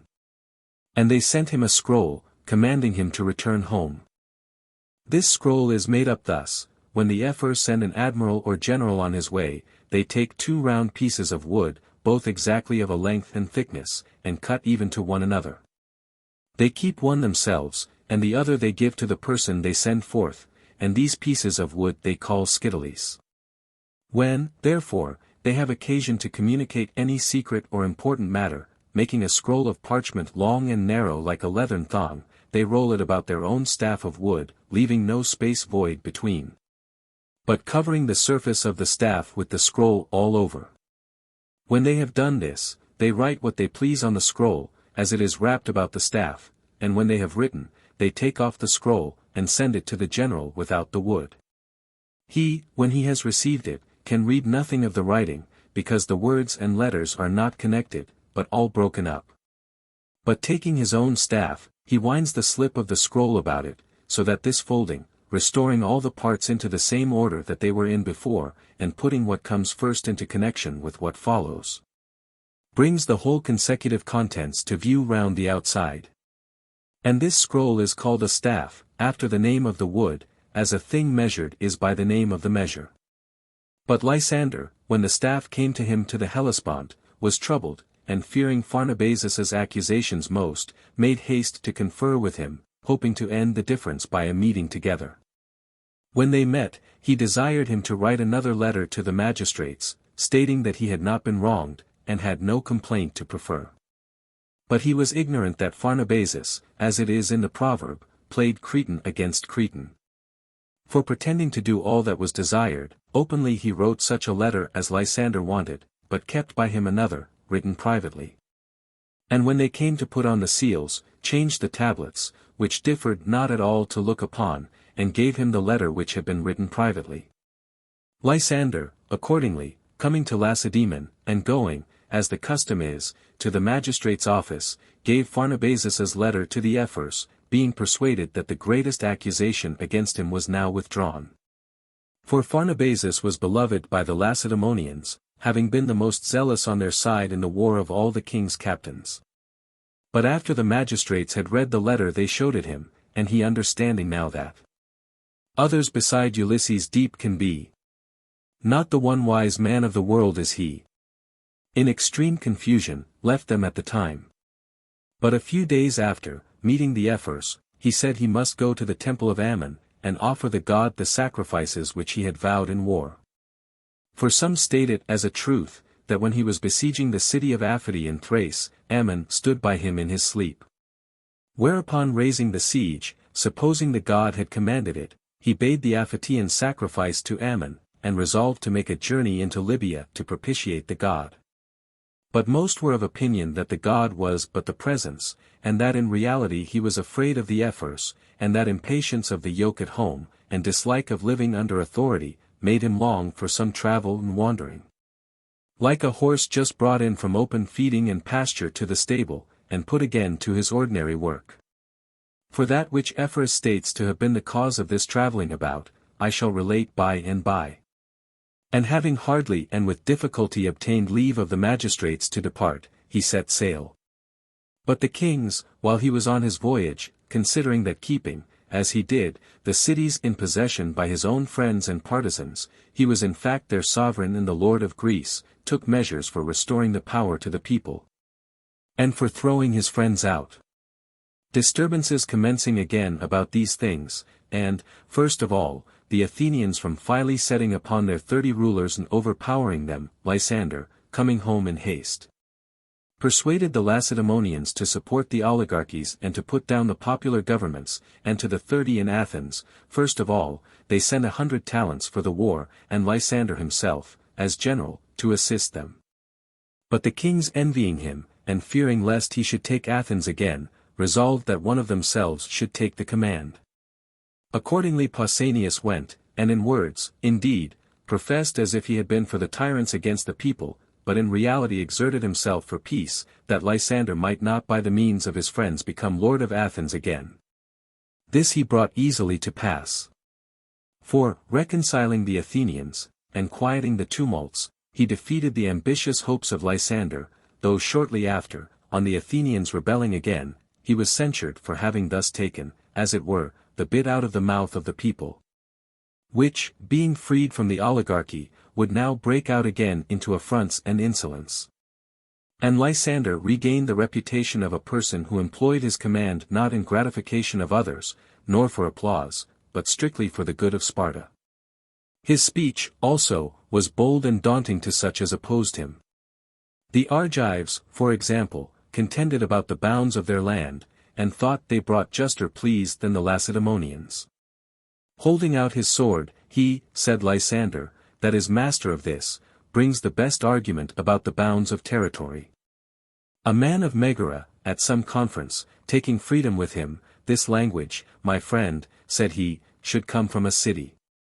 To the Boeotians, who were acting a doubtful part, he put the question, whether he should pass through their country with spears upright, or levelled. After the revolt of the Corinthians, when, on coming to their walls, he perceived the Lacedaemonians hesitating to make the assault, and a hare was seen to leap through the ditch, are you not ashamed, he said, to fear an enemy? For whose laziness, the very hares sleep upon their walls. When King Agis died, leaving a brother Agesilaus, and Leotychides, who was supposed his son, Lysander, being attached to Agesilaus, persuaded him to lay claim to the kingdom, as being a true descendant of Hercules. Leotychides lying under the suspicion of being the son of Alcibiades, who lived privately in familiarity with Timaea, the wife of Agis, at the time he was a fugitive in Sparta. Agis, they say, computing the time, satisfied himself that she could not have conceived by him, and had hitherto always neglected and manifestly disowned Leotychides. But now when he was carried sick to her Aea, being ready to die, what by the importunities of the young man himself, and of his friends, in the presence of many he declared Leotychides to be his.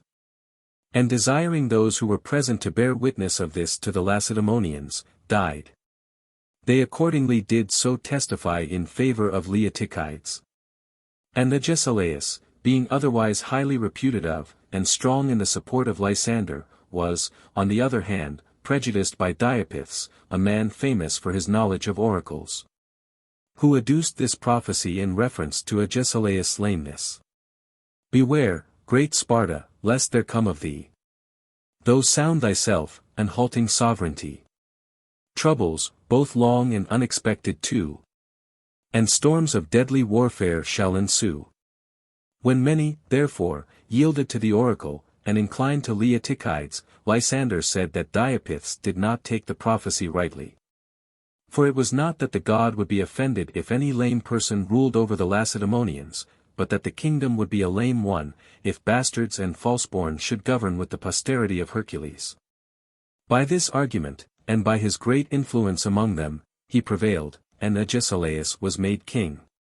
Immediately, therefore, Lysander spurred him on to make an expedition into Asia, putting him in hopes that he might destroy the Persians, and attain the height of greatness.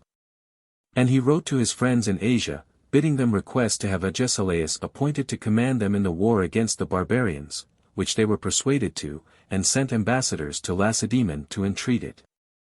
And this would seem to be a second favor done Agesilaus by Lysander, not inferior to his first in obtaining him the kingdom. But with ambitious natures, otherwise not ill-qualified for command, the feeling of jealousy of those near them in reputation continually stands in the way of the performance of noble actions. They make those their rivals in virtue, whom they ought to use as their helpers to it. Agesilaus took Lysander, among the 30 counselors that accompanied him, with intentions of using him as his especial friend. But when they were come into Asia, the inhabitants there, to whom he was but little known, addressed themselves to him but little and seldom. Whereas Lysander, because of their frequent previous intercourse, was visited and attended by large numbers, by his friends out of observance, and by others out of fear. And just as in tragedies it not uncommonly is the case with the actors, the person who represents a messenger or servant is much taken notice of, and plays the chief part, while he who wears the crown and scepter is hardly heard to speak. Even so was it about the counselor, he had all the real honors of the government, and to the king was left the empty name of power. This disproportionate ambition ought very likely to have been in some way softened down, and Lysander should have been reduced to his proper second place, but wholly to cast off and to insult and affront for glory's sake. One who was his benefactor and friend, was not worthy Agesilaus to allow in himself. For, first of all, he gave him no opportunity for any action, and never set him in any place of command. Then, for whomsoever he perceived him exerting his interest, these persons he always sent away with a refusal, and with less attention than any ordinary suitors, thus silently undoing and weakening his influence. Lysander, miscarrying in everything, and perceiving that his diligence for his friends was but a hindrance to them, forbore to help them, entreating them that they would not address themselves to, nor observe him, but that they would speak to the king, and to those who could be of more service to friends than at present he could most. On hearing this, forbore to trouble him about their concerns, but continued their observances to him, waiting upon him in the walks and places of exercise, at which Agesilaus was more annoyed than ever, envying him the honor. And, finally, when he gave many of the officers places of command in the governments of cities, he appointed Lysander carver at his table, adding, by way of insult to the Ionians, let them go now, and pay their court to my carver. Upon this, Lysander thought fit to come and speak with him, and a brief laconic dialogue passed between them as follows: Truly, you know very well, O Agesilaus, how to depress your friends. Those friends, replied he, who would be greater than myself, but those who increase my power, it is just should share in it. Possibly, O Agesilaus, answered Lysander, in all this there may be more said on your part than done on mine, but I request you, for the sake of observers from without, to place me in any command under you where you may judge I shall be the least offensive, and most useful. Upon this he was sent ambassador to the Hellespont. And though angry with Agesilaus, yet did not neglect to perform his duty, and having induced Spithridates the Persian, being offended with Pharnabazus, a gallant man, and in command of some forces, to revolt, he brought him to Agesilaus. He was not, however, employed in any other service, but having completed his time, returned to Sparta, without honor, angry with Agesilaus, and hating more than ever the whole Spartan government, and resolved to delay no longer. But while there was yet time, to put into execution the plans which he appears some time before to have concerted for a revolution and change in the constitution. These were as follows. The Heraclidae who joined with the Dorians, and came into Peloponnesus, became a numerous and glorious race in Sparta, but not every family belonging to it had the right of succession in the kingdom, but the kings were chosen out of 2 only, called the Eurypontidi and the Agiati.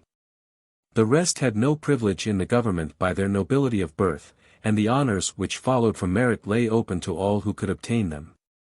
Lysander, who was born of one of these families, when he had risen into great renown for his exploits, and had gained great friends and power, was vexed to see the city which had increased to what it was by him, ruled by others not at all better descended than himself, and formed a design to remove the government from the 2 families, and to give it in common to all the Heraclidi. Or as some say, not to the Heraclidi only, but to all the Spartans. That the reward might not belong to the posterity of Hercules, but to those who were like Hercules, judging by that personal merit which raised even him to the honor of the Godhead. And he hoped that when the kingdom was thus to be competed for, no Spartan would be chosen before himself. Accordingly he first attempted and prepared to persuade the citizens privately, and studied an oration composed to this purpose by Cleon, the Halicarnassian. Afterwards perceiving so unexpected and great an innovation required bolder means of support, he proceeded as it might be on the stage, to avail himself of machinery, and to try the effects of divine agency upon his countrymen. He collected and arranged for his purpose, answers and oracles from Apollo, not expecting to get any benefit from Cleon's rhetoric, unless he should first alarm and overpower the minds of his fellow citizens by religious and superstitious terrors, before bringing them to the consideration of his arguments. Ephorus relates, after he had endeavored to corrupt the oracle of Apollo, and had again failed to persuade the priestesses of Dodona by means of fericles, that he went to Ammon, and discoursed with the guardians of the oracle there, proffering them a great deal of gold, and that they, taking this ill, sent some to Sparta to accuse Lysander. And on his acquittal the Libyans, going away, said, "You will find us, O Spartans, better judges, when you come to dwell with us in Libya, there being a certain ancient oracle, that the Lacedaemonians should dwell in Libya." But as the whole intrigue and the course of the contrivance was no ordinary one, nor lightly undertaken, but depended as it went on, like some mathematical proposition, on a variety of important admissions, and proceeded through a series of intricate and difficult steps to its conclusion, we will go into it at length, following the account of one who was at once an historian and a philosopher. There was a woman in Pontus, who professed to be pregnant by Apollo, which many, as was natural, disbelieved, and many also gave credit to, and when she had brought forth a man-child, several, not unimportant persons, took an interest in its rearing and bringing up. The name given the boy was Sylinus, for some reason or other. Lysander, taking this for the groundwork, frames and devises the rest himself, making use of not a few, nor these insignificant champions of his story, who brought the report of the child's birth into credit without any suspicion. Another report, also, was procured from Delphi and circulated in Sparta, that there were some very old oracles which were kept by the priests in private writings, and they were not to be meddled with, neither was it lawful to read them, till one in after times should come, descended from Apollo, and, on giving some known token to the keepers, should take the books in which the oracles were. Things being thus ordered beforehand, Sylinus, it was intended, should come and ask for the oracles, as being the child of Apollo, and those priests who were privy to the design, were to profess to search narrowly into all particulars, and to question him concerning his birth, and, finally, were to be convinced, and, as to Apollo's son, to deliver up to him the writings. Then he, in the presence of many witnesses, should read amongst other prophecies, that which was the object of the whole contrivance, relating to the office of the kings, that it would be better and more desirable to the Spartans to choose their kings out of the best citizens. And now, Sylinus being grown up to a youth, and being ready for the action, Lysander miscarried in his drama through the timidity of one of his actors, or assistants, who just as he came to the point lost heart and drew back. Yet nothing was found out while Lysander lived, but only after his death. He died before Agesilaus came back from Asia, being involved, or perhaps more truly having himself involved Greece, in the Boeotian War. For it is stated both ways. And the cause of it some make to be himself, others the Thebans, and some both together. The Thebans, on the one hand, being charged with casting away the sacrifices at Aulis, and that being bribed with the king's money brought by Androclides and Amphithyus, they had with the object of entangling the Lacedaemonians in a Grecian war, set upon the Phocians, and wasted their country. It being said, on the other hand, that Lysander was angry that the Thebans had preferred a claim to the 10th part of the spoils of the war, while the rest of the confederates submitted without complaint. And because they expressed indignation about the money which Lysander sent to Sparta, but most especially, because from them the Athenians had obtained the first opportunity of freeing themselves from the 30 tyrants, whom Lysander had made. And to support whom the Lacedaemonians issued a decree that political refugees from Athens might be arrested in whatever country they were found, and that those who impeded their arrest should be excluded from the confederacy. In reply to this the Thebans issued counter-decrees of their own, truly in the spirit and temper of the actions of Hercules and Bacchus, that every house and city in Boeotia should be open to the Athenians who required it. And that he who did not help a fugitive who was seized, should be fined a talent for damages, and if any one should bear arms through Boeotia to Attica against the tyrants, that none of the Thebans should either see or hear of it. Nor did they pass these humane and truly Greek decrees, without at the same time making their acts conformable to their words. For Thrasybulus and those who with him occupied Philae, set out upon that enterprise from Thebes, with arms and money, and secrecy and a point to start from, provided for them by the Thebans. Such were the causes of complaint Lysander had against Thebes. And being now grown violent in his temper through the atrabilious tendency which increased upon him in his old age, he urged the Ephors and persuaded them to place a garrison in Thebes, and taking the commander's place, he marched forth with a body of troops. Pausanias, also, the king, was sent shortly after with an army.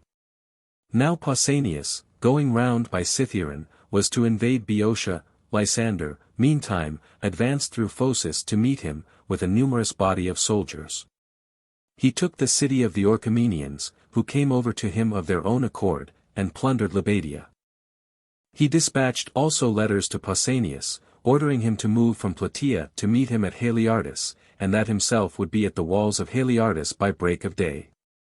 These letters were brought to the Thebans, the carrier of them falling into the hands of some Theban scouts. They, having received aid from Athens, committed their city to the charge of the Athenian troops, and sallying out about the first sleep, succeeded in reaching Haliartus a little before Lysander, and part of them entered into the city. He, upon this, first of all resolved, posting his army upon a hill, to stay for Pausanias. Then as the day advanced, not being able to rest, he bade his men take up their arms, and encouraging the allies, led them in a column along the road to the walls. But those Thebans who had remained outside, taking the city on the left hand, advanced against the rear of their enemies, by the fountain which is called Sisusa. Here they tell the story that the nurses washed the infant Bacchus after his birth. The water of it is of a bright wine color, clear, and most pleasant to drink, and not far off the Cretan storax grows all about, which the Haliartians adduce in token of Rhadamanthus having dwelt there, and they show his sepulchre, calling it Alea. And the monument also of Alcmena is hard by, for there, as they say, she was buried, having married Rhadamanthus after Amphitrion's death. But the Thebans inside the city forming in order of battle with the Haliartians stood still for some time, but on seeing Lysander with a party of those who were foremost approaching, on a sudden opening the gates and falling on, they killed him with the soothsayer at his side, and a few others. For the greater part immediately fled back to the main force. But the Thebans not slackening, but closely pursuing them, the whole body turned to fly towards the hills. There were 1,000 of them slain. There died, also, of the Thebans 300, who were killed with their enemies, while chasing them into craggy and difficult places. These had been under suspicion of favoring the Lacedaemonians, and in their eagerness to clear themselves in the eyes of their fellow citizens, exposed themselves in the pursuit, and so met their death. News of the disaster reached Pausanias as he was on the way from Plataea to Thespiae, and having set his army in order he came to Haliartus. Thrasybulus, also, came from Thebes, leading the Athenians. Pausanias proposing to request the bodies of the dead under truce, the elders of the Spartans took it ill, and were angry among themselves, and coming to the king, declared that Lysander should not be taken away upon any conditions. If they fought it out by arms about his body, and conquered, then they might bury him; if they were overcome, it was glorious to die upon the spot with their commander. When the elders had spoken these things, Pausanias saw it would be a difficult business to vanquish the Thebans, who had but just been conquerors. That Lysander's body also lay near the walls, so that it would be hard for them, though they overcame, to take it away without a truce. He therefore sent a herald, obtained a truce, and withdrew his forces, and carrying away the body of Lysander, they buried it in the first friendly soil they reached on crossing the Boeotian frontier, in the country of the Panopeans, where the monument still stands as you go on the road from Delphi to Kyrenia. Now the army quartering there, it is said that a person of Phocis, relating the battle to one who was not in it, said, the enemies fell upon them just after Lysander had passed over the hoplites. Surprised at which a Spartan, a friend of Lysander, asked what hoplites he meant, for he did not know the name. It was there, answered the Phocian, that the enemy killed the first of us. The rivulet by the city is called hoplites. On hearing which the Spartan shed tears and observed, how impossible it is for any man to avoid his appointed lot. Lysander, it appears, having received an oracle, as follows. Sounding hoplite see thou bear in mind. And the earth-born dragon following behind. Some, however, say that hoplites does not run by Haliartus, but is a watercourse near Caronia, falling into the river Phalaris, not far from the town in former times called Hoplias, and now Isomantus. The man of Haliartus who killed Lysander, by name Neocorus, bore on his shield the device of a dragon, and this, it was supposed, the oracle signified. It is said, also, that at the time of the Peloponnesian War, the Thebans received an oracle from the sanctuary of Ismenus, referring at once to the battle at Delium, and to this which 30 years after took place at Haliartus. It ran thus. Hunting the wolf, observe the utmost bound. And the hill Orcalides where foxes most are found. By the words, the utmost bound, Delium being intended, where Boeotia touches Attica, and by Orcalides, the hill now called Alopicus, which lies in the parts of Haliartus towards Helicon. But such a death befalling Lysander, the Spartans took it so grievously at the time, that they put the king to a trial for his life, which he not daring to await, fled to Tegea, and there lived out his life in the sanctuary of Minerva. The poverty also of Lysander being discovered by his death, made his merit more manifest, since from so much wealth and power, from all the homage of the cities, and of the Persian kingdom, he had not in the least degree, so far as money goes, sought any private aggrandizement, as Theopompus in his history relates, whom anyone may rather give credit to when he commends, than when he finds fault, as it is more agreeable to him to blame than to praise. But subsequently, Ephorus says, some controversy arising among the allies at Sparta, which made it necessary to consult the writings which Lysander had kept by him, Agesilaus came to his house.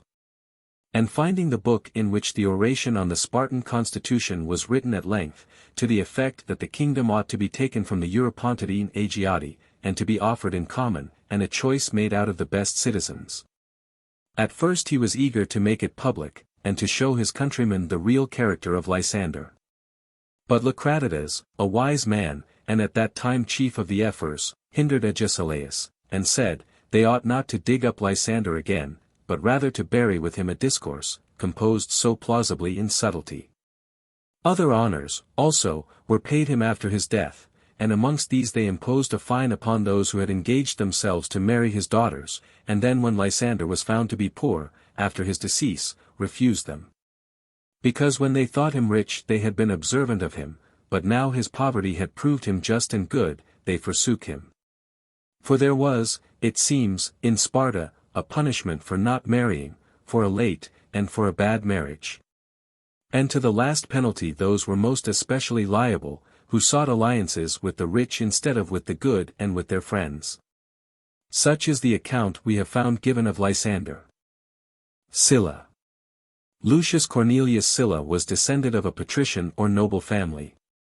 Of his ancestors, Rufinus, it is said, had been consul, and incurred a disgrace more signal than his distinction. For being found possessed of more than 10 pounds of silver plate, contrary to the law, he was for this reason put out of the Senate. His posterity continued ever after in obscurity, nor had Sylla himself any opulent parentage. In his younger days he lived in hired lodgings, at a low rate, which in after times was adduced against him as proof that he had been fortunate above his quality. When he was boasting and magnifying himself for his exploits in Libya, a person of noble station made answer, "And how can you be an honest man, who, since the death of a father who left you nothing, have become so rich?" The time in which he lived was no longer an age of pure and upright manners, but had already declined, and yielded to the appetite for riches and luxury. Yet still, in the general opinion, they who deserted the hereditary poverty of their family, were as much blamed as those who had run out of fair patrimonial estate. And afterwards, when he had seized the power into his hands, and was putting many to death, a freedman suspected of having concealed one of the proscribed, and for that reason sentenced to be thrown down the Tarpeian rock. In a reproachful way recounted, how they had lived long together under the same roof, himself for the upper rooms paying 2,000 sesterces, and Sylla for the lower 3,000. So that the difference between their fortunes then was no more than 1,000 sesterces, equivalent in Attic coin to 250 drachmas. And thus much of his early fortune. His general personal appearance may be known by his statues. Only his blue eyes, of themselves extremely keen and glaring, were rendered all the more forbidding and terrible by the complexion of his face, in which white was mixed with rough blotches of fiery red. Hence, it is said, he was surnamed Sylla, and in allusion to it one of the scurrilous jesters at Athens made the verse upon him. Sylla is a mulberry sprinkled o'er with meal. Nor is it out of place to make use of marks of character like these, in the case of one who was by nature so addicted to raillery, that in his youthful obscure years he would converse freely with players and professed jesters, and join them in all their low pleasures. And when supreme master of all, he was often wont to muster together the most impudent players and stage followers of the town, and to drink and bandy jests with them without regard to his age or the dignity of his place, and to the prejudice of important affairs that required his attention. When he was once at table, it was not in Sylla's nature to admit of anything that was serious, and whereas at other times he was a man of business, and austere of countenance, he underwent all of a sudden, at his first entrance upon wine and good fellowship, a total revolution, and was gentle and tractable with common singers and dancers, and ready to oblige anyone that spoke with him. It seems to have been a sort of diseased result of this laxity, that he was so prone to amorous pleasures, and yielded without resistance to any temptations of voluptuousness, from which even in his old age he could not refrain. He had a long attachment for Metrobius, a player. In his first amours it happened, that he made court to a common but rich lady, Nicopolis by name, and, what by the air of his youth, and what by long intimacy, won so far on her affections, that she rather than he was the lover. And at her death she bequeathed him her whole property. He likewise inherited the estate of a stepmother who loved him as her own son. By these means he had pretty well advanced his fortunes. He was chosen quaestor to Marius in his first consulship, and set sail with him for Libya, to war upon Jugurtha. Here, in general, he gained approbation. And more especially, by closing in dexterously with an accidental occasion, made a friend of Bacchus, king of Numidia. He hospitably entertained the king's ambassadors, on their escape from some Numidian robbers, and after showing them much kindness, sent them on their journey with presents, and an escort to protect them. Bacchus had long hated and dreaded his son-in-law, Jugurtha, who had now been worsted in the field and had fled to him for shelter, and it so happened, he was at this time entertaining a design to betray him. He accordingly invited Sylla to come to him, wishing the seizure and surrender of Jugurtha to be effected rather through him, than directly by himself. Sylla, when he had communicated the business to Marius, and received from him a small detachment, voluntarily put himself into this imminent danger. And confiding in a barbarian, who had been unfaithful to his own relations, to apprehend another man's person, made surrender of his own. Bacchus, having both of them now in his power, was necessitated to betray one or other, and after long debate with himself, at last resolved on his first design, and gave up Jugurtha into the hands of Sylla. For this Marius triumphed, but the glory of the enterprise, which through people's envy of Marius was ascribed to Sylla, secretly grieved him. And the truth is, Sylla himself was by nature vainglorious, and this being the first time that from a low and private condition he had risen to esteem amongst the citizens and tasted of honor. His appetite for distinction carried him to such a pitch of ostentation, that he had a representation of this action engraved on a signet ring, which he carried about with him, and made use of ever after. The impress was, Bacchus delivering, and Sylla receiving, Jugurtha. This touched Marius to the quick. However, judging Sylla to be beneath his rivalry, he made use of him as lieutenant, in his second consulship, and in his third, as tribune, and many considerable services were effected by his means.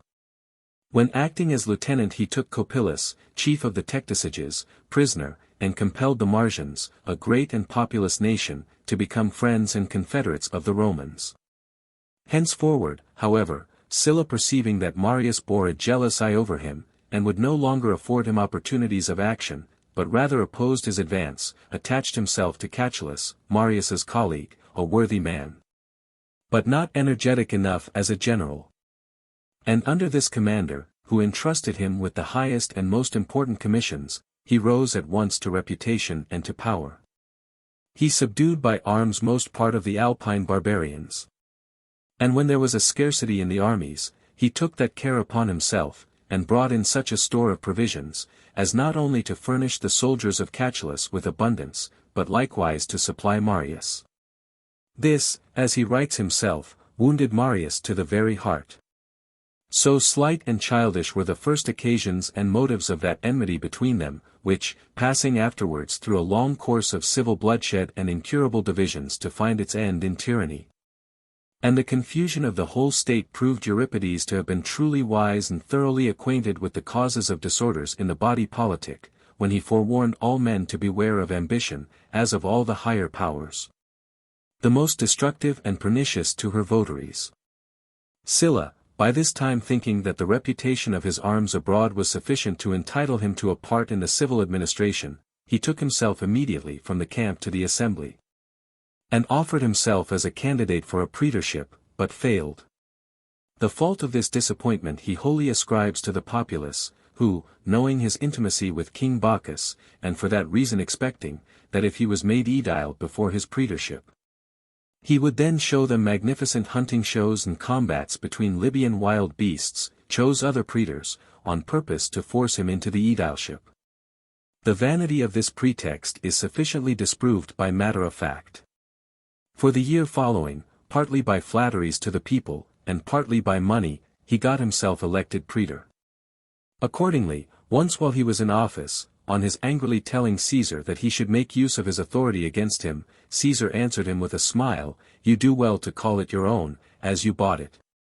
At the end of his praetorship he was sent over into Cappadocia, under the presence of re-establishing Ariobarzanes in his kingdom, but in reality to keep in check the restless movements of Mithridates, who was gradually procuring himself as vast a new acquired power and dominion, as was that of his ancient inheritance. He carried over with him no great forces of his own, but making use of the cheerful aid of the confederates, succeeded, with considerable slaughter of the Cappadocians, and yet greater of the Armenian succors, in expelling Gordius and establishing Ariobarzanes as king. During his stay on the banks of the Euphrates, there came to him Orobazes, a Parthian, ambassador from King Arsaces, as yet there having been no correspondence between the two nations. And this also we may lay to the account of Sylla's felicity, that he should be the first Roman, to whom the Parthians made address for alliance and friendship. At the time of which reception, the story is, that having ordered 3 chairs of state to be set, one for Ariobarzanes, one for Orobazes, and a third for himself, he placed himself in the middle, and so gave audience. For this the king of Parthia afterwards put Orobazes to death.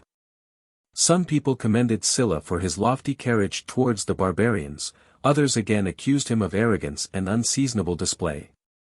It is reported, that a certain Chaldean, of Orobazes's retinue, looking Sylla wistfully in the face, and observing carefully the motions of his mind and body, and forming a judgment of his nature, according to the rules of his art, said that it was impossible for him not to become the greatest of men. It was rather a wonder how he could even then abstain from being head of all. At his return, Censorinus impeached him of extortion, for having exacted a vast sum of money from a well-affected and associate kingdom. However, Censorinus did not appear at the trial, but dropped his accusation. His quarrel, meantime, with Marius began to break out afresh, receiving new material from the ambition of Bacchus, who, to please the people of Rome, and gratify Sylla, set up in the temple of Jupiter Capitolinus images bearing trophies, and a representation in gold of the surrender of Jugurtha to Sylla. When Marius, in great anger, attempted to pull them down, and others aided Sylla, the whole city would have been in tumult and commotion with this dispute, had not the social war, which had long lain smouldering blazed forth at last, and for the present put an end to the quarrel. In the course of this war, which had many great changes of fortune, and which, more than any, afflicted the Romans, and, indeed, endangered the very being of the commonwealth, Marius was not able to signalize his valor in any action, but left behind him a clear proof, that warlike excellence requires a strong and still vigorous body. Sylla, on the other hand, by his many achievements, gained himself, with his fellow citizens, the name of a great commander, while his friends thought him the greatest of all commanders, and his enemies called him the most fortunate. Nor did this make the same sort of impression on him, as it made on Timotheus the son of Conon, the Athenian, who, when his adversaries ascribed his successes to his good luck, and had a painting made, representing him asleep, and Fortune by his side, casting her nets over the cities, was rough and violent in his indignation at those who did it, as if by attributing all to Fortune, they had robbed him of his just honors. And said to the people on one occasion at his return from war, "In this, ye men of Athens, Fortune had no part." A piece of boyish petulance, which the deity, we are told, played back upon Timotheus, who from that time was never able to achieve anything that was great, but proving altogether unfortunate in his attempts, and falling into discredit with the people, was at last banished the city. Sylla, on the contrary, not only accepted with pleasure the credit of such divine felicities and favors, but joining himself in extolling and glorifying what was done, gave the honor of all to Fortune, whether it were out of boastfulness, or a real feeling of divine agency. He remarks, in his memoirs, that of all his well-advised actions, none proved so lucky in the execution, as what he had boldly enterprised, not by calculation, but upon the moment. And in the character which he gives of himself, that he was born for fortune rather than war, he seems to give fortune a higher place than merit, and in short, makes himself entirely the creature of a superior power, accounting even his concord with Metellus, his equal in office, and his connection by marriage, a piece of preternatural felicity. For expecting to have met in him a most troublesome, he found him a most accommodating colleague. Moreover, in the memoirs which he dedicated to Lucullus, he admonishes him to esteem nothing more trustworthy, than what the divine powers advise him by night. And when he was leaving the city with an army, to fight in the social war, he relates, that the earth near the Laverna opened, and a quantity of fire came rushing out of it, shooting up with a bright flame into the heavens. The soothsayers upon this foretold, that a person of great qualities, and of a rare and singular aspect, should take the government in hand, and quiet the present troubles of the city. Sylla affirms he was the man, for his golden head of hair made him an extraordinary-looking man, nor had he any shame, after the great actions he had done, in testifying to his own great qualities. And thus much of his opinion as to divine agency. In general he would seem to have been of a very irregular character, full of inconsistencies with himself, much given to rapine, to prodigality yet more, in promoting or disgracing whom he pleased, alike unaccountable, cringing to those he stood in need of, and domineering over others who stood in need of him, so that it was hard to tell, whether his nature had more in it of pride or of servility. As to his unequal distribution of punishments, as, for example, that upon slight grounds he would put to the torture, and again would bear patiently with the greatest wrongs, would readily forgive and be reconciled after the most heinous acts of enmity, and yet would visit small and inconsiderable offences with death, and confiscation of goods. One might judge, that in himself he was really of a violent and revengeful nature, which however he could qualify, upon reflection, for his interest. In this very social war, when the soldiers with stones and clubs had killed an officer of praetorian rank, his own lieutenant, Albinus by name, he passed by this flagrant crime without any inquiry, giving it out moreover in a boast that the soldiers would behave all the better now, to make amends, by some special bravery, for their breach of discipline. He took no notice of the clamours of those that cried for justice, but designing already to supplant Marius, now that he saw the social war near its end, he made much of his army, in hopes to get himself declared general of the forces against Mithridates. At his return to Rome, he was chosen consul with Quintus Pompeius, in the 50th year of his age, and made a most distinguished marriage with Cecilia, daughter of Metellus, the chief priest. The common people made a variety of verses in ridicule of the marriage, and many of the nobility also were disgusted at it, esteeming him, as Livy writes, unworthy of this connection, whom before they thought worthy of a consulship. This was not his only wife, for first, in his younger days, he was married to Ilia, by whom he had a daughter, after her to Elia. And thirdly to Cloelia, whom he dismissed as barren, but honourably, and with professions of respect, adding, moreover, presents. But the match between him and Metella, falling out a few days after, occasioned suspicions that he had complained of Cloelia without due cause. To Metella he always showed great deference, so much so that the people, when anxious for the recall of the exiles of Marius's party, upon his refusal, entreated the intercession of Metella. And the Athenians, it is thought, had harder measure, at the capture of their town, because they used insulting language to Metella in their jests from the walls during the siege. But of this hereafter. At present, esteeming the consulship but a small matter in comparison of things to come, he was impatiently carried away in thought to the Mithridatic war. Here he was withstood by Marius, who out of mad affectation of glory and thirst for distinction, those never-dying passions, though he were now unwieldy in body, and had given up service, on account of his age, during the late campaigns, still coveted after command in a distant war beyond the seas. And whilst Sylla was departed for the camp, to order the rest of his affairs there, he sat brooding at home, and at last hatched that execrable sedition, which wrought Rome more mischief than all her enemies together had done. As was indeed foreshown by the gods. For a flame broke forth of its own accord, from under the staves of the ensigns, and was with difficulty extinguished. 3 ravens brought their young into the open road, and ate them, carrying the relics into the nest again. Mice having gnawed the consecrated gold in one of the temples, the keepers caught one of them, a female, in a trap, and she bringing forth 5 young ones in the very trap, devoured 3 of them. But what was greatest of all, in a calm and clear sky there was heard the sound of a trumpet, with such a loud and dismal blast, as struck terror and amazement into the hearts of the people. The Etruscan sages affirmed, that this prodigy betokened the mutation of the age, and a general revolution in the world. For according to them there are in all 8 ages, differing one from another in the lives and the characters of men, and to each of these God has allotted a certain measure of time, determined by the circuit of the great year. And when one age is run out, at the approach of another, there appears some wonderful sign from earth or heaven, such as makes it manifest at once to those who have made it their business to study such things, that there has succeeded in the world a new race of men, differing in customs and institutes of life, and more or less regarded by the gods, than the preceding.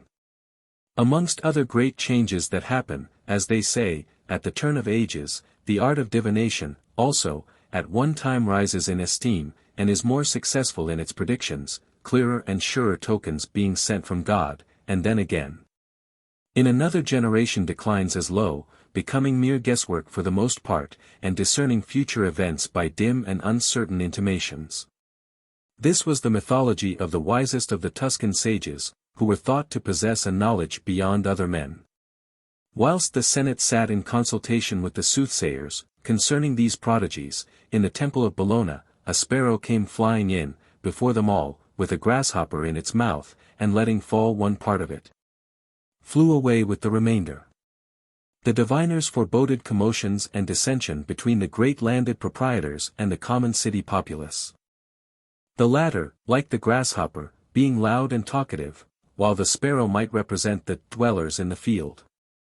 Marius had taken into alliance Sulpicius, the tribune, a man second to none in any villainies, so that it was less the question what others he surpassed, but rather in what respects he most surpassed himself in wickedness. He was cruel, bold, rapacious, and in all these points utterly shameless and unscrupulous, not hesitating to offer Roman citizenship by public sale to freed slaves and aliens, and to count out the price on public money tables in the Forum. He maintained 3,000 swordsmen, and had always about him a company of young men of the equestrian class ready for all occasions, whom he styled his anti-senate. Having had a law enacted, that no senator should contract a debt of above 2,000 drachmas, he himself, after death, was found indebted 3 millions. This was the man whom Marius led in upon the commonwealth, and who, confounding all things by force and the sword, made several ordinances of dangerous consequence, and amongst the rest, one giving Marius the conduct of the Mithridatic war. Upon this the consuls proclaimed a public cessation of business, but as they were holding an assembly near the temple of Castor and Pollux, he let loose the rabble upon them, and amongst many others slew the consul Pompeius's young son in the Forum. Pompeius himself hardly escaping in the crowd. Sylla being closely pursued into the house of Marius, was forced to come forth and dissolve the cessation. And for his doing this, Sulpicius, having deposed Pompeius, allowed Sylla to continue his consulship, only transferring the Mithridatic expedition to Marius. There were immediately dispatched to Nola tribunes, to receive the army, and bring it to Marius. But Sylla having got first to the camp, and the soldiers, upon hearing of the news, having stoned the tribunes, Marius, in requital, proceeded to put the friends of Sylla in the city to the sword, and rifled their goods. Every kind of removal and flight went on, some hastening from the camp to the city, others from the city to the camp. The Senate, no more in its own power, but wholly governed by the dictates of Marius and Sulpicius, alarmed at the report of Sylla's advancing with his troops towards the city, sent forth 2 of the praetors, Brutus and Servilius, to forbid his nearer approach. The soldiers would have slain these praetors in a fury, for their bold language to Sylla. Contenting themselves, however, with breaking their rods, and tearing off their purple-edged robes, after much contumelious usage they sent them back, to the sad dejection of the citizens, who beheld their magistrates despoiled of their badges of office, and announcing to them, that things were now manifestly come to a rupture past all cure. Marius put himself in readiness, and Sylla with his colleague moved from Nola, at the head of 6 complete legions, all of them willing to march up directly against the city, though he himself as yet was doubtful in thought, and apprehensive of the danger. As he was sacrificing, Postumius the soothsayer, having inspected the entrails, stretching forth both hands to Sylla, required to be bound and kept in custody till the battle was over, as willing, if they had not speedy and complete success, to suffer the utmost punishment. It is said, also, that there appeared to Sylla himself in a dream, a certain goddess, whom the Romans learnt to worship from the Cappadocians, whether it be the moon, or Pallas, or Bellona. This same goddess, to his thinking, stood by him, and put into his hand thunder and lightning, then naming his enemies one by one, bade him strike them, who, all of them, fell on the discharge and disappeared. Encouraged by this vision, and relating it to his colleague, next day he led on towards Rome. About Piceni being met by a deputation, beseeching him not to attack at once, in the heat of a march, for that the Senate had decreed to do him all the right imaginable, he consented to halt on the spot, and sent his officers to measure out the ground, as is usual, for a camp. So that the deputation, believing it, returned. They were no sooner gone, but he sent a party on under the command of Lucius Bacillus and Caius Mummius, to secure the city gate, and the walls on the side of the Esquiline hill, and then close at their heels followed himself with all speed. Bacillus made his way successfully into the city, but the unarmed multitude, pelting him with stones and tiles from off the houses, stopped his further progress, and beat him back to the wall. Sylla by this time was come up, and seeing what was going on, called aloud to his men to set fire to the houses, and taking a flaming torch, he himself led the way, and commanded the archers to make use of their fire darts, letting fly at the tops of houses. All which he did, not upon any plan, but simply in his fury, yielding the conduct of that day's work to passion, and as if all he saw were enemies, without respect or pity either to friend, relations, or acquaintance, made his entry by fire, which knows no distinction betwixt friend or foe. In this conflict, Marius being driven into the temple of Mother Earth, thence invited the slaves by proclamation of freedom, but the enemy coming on he was overpowered and fled the city. Sylla having called a senate, had sentence of death passed on Marius, and some few others, amongst whom was Sulpicius, tribune of the people. Sulpicius was killed, being betrayed by his servant, whom Sylla first made free, and then threw him headlong down the Tarpeian rock.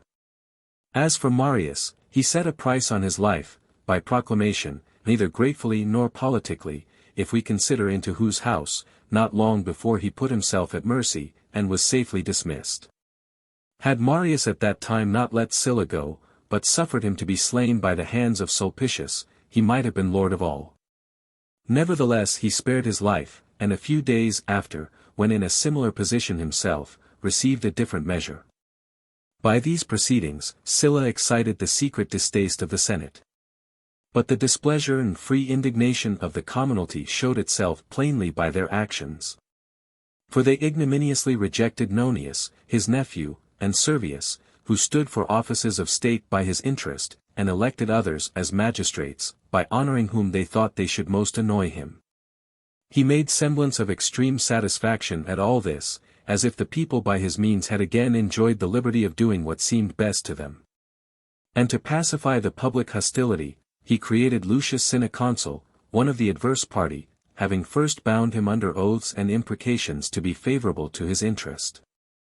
For Cinna, ascending the Capitol with a stone in his hand, swore solemnly, and prayed with direful curses, that he himself, if he were not true to his friendship with Sylla, might be cast out of the city, as that stone out of his hand. And thereupon cast the stone to the ground, in the presence of many people.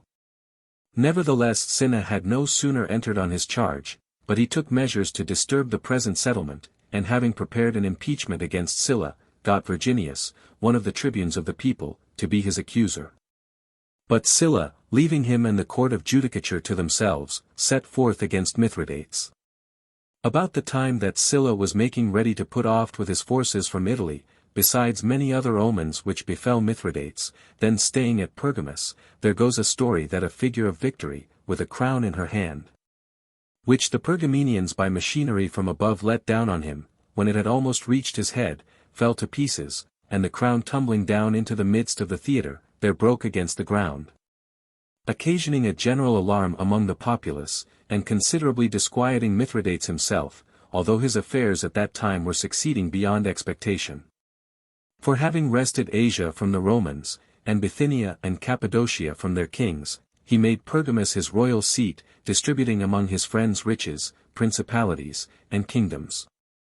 Of his sons, one residing in Pontus and Bosporus held his ancient realm as far as the deserts beyond the lake Maeotis, without molestation, while Ariarathes, another, was reducing Thrace and Macedon, with a great army, to obedience. His generals, with forces under them, were establishing his supremacy in other quarters. Archelaus, in particular, with his fleet, held absolute mastery of the sea, and was bringing into subjection the Cyclades, and all the other islands as far as Malea, and had taken Euboea itself. Making Athens his headquarters, from thence as far as Thessaly he was withdrawing the states of Greece from the Roman allegiance, without the least ill success, except at Kyrenia. For here Bruttius Sura, lieutenant to Sentius, governor of Macedon, a man of singular valor and prudence, met him, and, though he came like a torrent pouring over Boeotia, made stout resistance, and thrice giving him battle near Kyrenia, repulsed and forced him back to the sea. But being commanded by Lucius Lucullus to give place to his successor, Sylla, and resign the war to whom it was decreed, he presently left Boeotia, and retired back to Sentius, although his success had outgone all hopes. And Greece was well disposed to a new revolution, upon account of his gallant behavior. These were the glorious actions of Bruttius. Sylla, on his arrival, received by their deputations the compliments of all the cities of Greece, except Athens, against which, as it was compelled by the tyrant Aristides to hold for the king, he advanced with all his forces. And investing the Pyrrhus, laid formal siege to it, employing every variety of engines, and trying every manner of assault. Whereas, had he forbore but a little while, he might without hazard have taken the upper city by famine, it being already reduced to the last extremity, through want of necessaries. But eager to return to Rome, and fearing innovation there, at great risk, with continual fighting and vast expense, he pushed on the war. Besides other equipage, the very work about the engines of battery was supplied with no less than 10,000 yoke of mules, employed daily in that service. And when timber grew scarce, for many of the works failed, some crushed to pieces by their own weight, others taking fire by the continual play of the enemy, he had recourse to the sacred groves, and cut down the trees of the Academy, the shadiest of all the suburbs, and the Lyceum. And a vast sum of money being wanted to carry on the war, he broke into the sanctuaries of Greece, that of Epidaurus and that of Olympia, sending for the most beautiful and precious offerings deposited there. He wrote, likewise, to the Amphictyons, at Delphi, that it were better to remit the wealth of the god to him, for that he would keep it more securely, or in case he made use of it, restore as much. He sent Capys, the Phocian, one of his friends, with this message, commanding him to receive each item by weight. Capys came to Delphi, but was loath to touch the holy things, and with many tears, in the presence of the Amphictyons, bewailed the necessity. And on some of them declaring they heard the sound of a harp from the inner shrine, he, whether he himself believed it, or was willing to try the effect of religious fear upon Sylla, sent back an express. To which Sylla replied in a scoffing way, that it was surprising to him that Capys did not know that music was a sign of joy, not anger, he should, therefore, go on boldly, and accept what a gracious and bountiful God offered. Other things were sent away without much notice on the part of the Greeks in general, but in the case of the silver tun, that only relic of the regal donations, which its weight and bulk made it impossible for any carriage to receive, the Amphictyons were forced to cut it into pieces, and called to mind in so doing, how Titus Flamininus, and Manius Acilius, and again Paulus Emilius, one of whom drove Antiochus out of Greece, and the others subdued the Macedonian kings, had not only abstained from violating the Greek temples, but had even given them new gifts and honors, and increased the general veneration for them. They, indeed, the lawful commanders of temperate and obedient soldiers, and themselves great in soul, and simple in expenses, lived within the bounds of the ordinary established charges, accounting it a greater disgrace to seek popularity with their men, than to feel fear of their enemy. Whereas the commanders of these times, attaining to superiority by force, not worth, and having need of arms one against another, rather than against the public enemy, were constrained to temporize in authority. And in order to pay for the gratifications with which they purchased the labor of their soldiers, were driven, before they knew it, to sell the commonwealth itself, and, to gain the mastery over men better than themselves, were content to become slaves to the vilest of wretches. These practices drove Marius into exile, and again brought him in against Sylla. These made Cinna the assassin of Octavius, and Fimbria of Flaccus. To which courses Sylla contributed not the least. For to corrupt and win over those who were under the command of others, he would be munificent and profuse towards those who were under his own. And so, while tempting the soldiers of other generals to treachery, and his own to dissolute living, he was naturally in want of a large treasury, and especially during that siege. Sylla had a vehement and an implacable desire to conquer Athens, whether out of emulation, fighting as it were against the shadow of the once famous city, or out of anger, at the foul words and scurrilous jests with which the tyrant Aristides, showing himself daily, with unseemly gesticulations, upon the walls, had provoked him and Metella.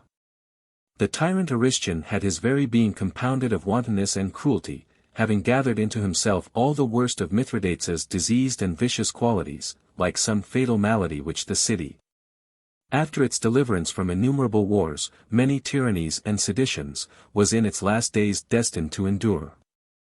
At the time when a medimnus of wheat was sold in the city for 1,000 drachmas, and men were forced to live on the feverfew growing round the citadel, and to boil down shoes and oil bags for their food, he, carousing and feasting in the open face of day, then dancing in armor, and making jokes at the enemy, suffered the holy lamp of the goddess to expire for want of oil, and to the chief priestess, who demanded of him the 12th part of a medimnus of wheat, he sent the like quantity of pepper.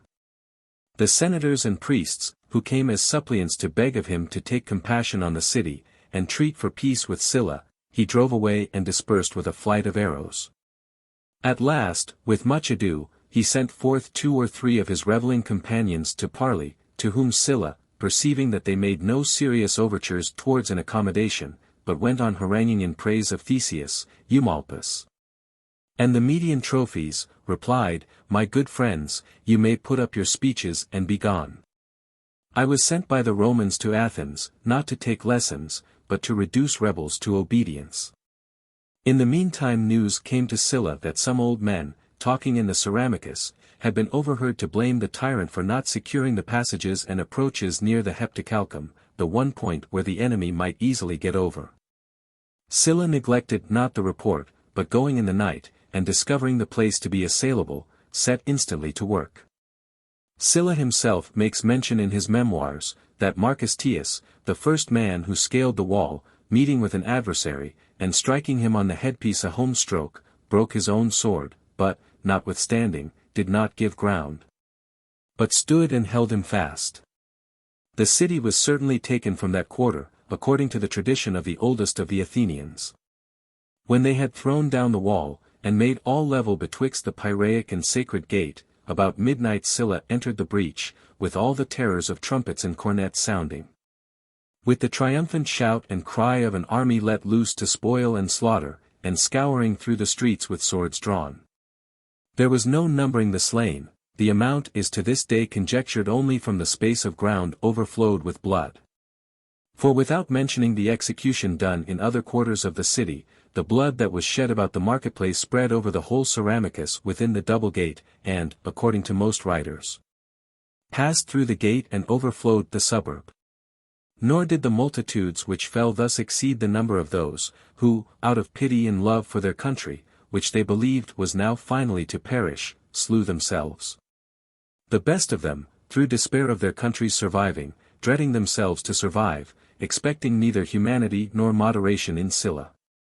At length, partly at the instance of Midias and Calophon, 2 exiled men, beseeching and casting themselves at his feet, partly by the intercession of those senators who followed the camp, having had his fill of revenge, and making some honorable mention of the ancient Athenians, "I forgive," said he, "the many for the sake of the few, the living for the dead." He took Athens, according to his own memoirs, on the calends of March, coinciding pretty nearly with the new moon of Anthesterion, on which day it is the Athenian usage to perform various acts in commemoration of the ruins and devastations occasioned by the deluge, that being supposed to be the time of its occurrence. At the taking of the town, the tyrant fled into the citadel, and was there besieged by Curio, who had that charge given him. He held out a considerable time, but at last yielded himself up for want of water, and divine power immediately intimated its agency in the matter. For on the same day and hour that Curio conducted him down, the clouds gathered in a clear sky, and there came down a great quantity of rain and filled the citadel with water. Not long after, Sylla won the Pyrrhus, and burnt most of it. Amongst the rest, Philo's arsenal, a work very greatly admired. In the meantime Taxiles, Mithridates' general, coming down from Thrace and Macedon, with an army of 100,000 foot, 10,000 horse, and 90 chariots, armed with scythes at the wheels, would have joined Archelaus, who lay with a navy on the coast near Munichia, reluctant to quit the sea, and yet unwilling to engage the Romans in battle, but desiring to protract the war and cut off the enemy's supplies. Which Sylla perceiving much better than himself, passed with his forces into Boeotia, quitting a barren district which was inadequate to maintain an army even in time of peace.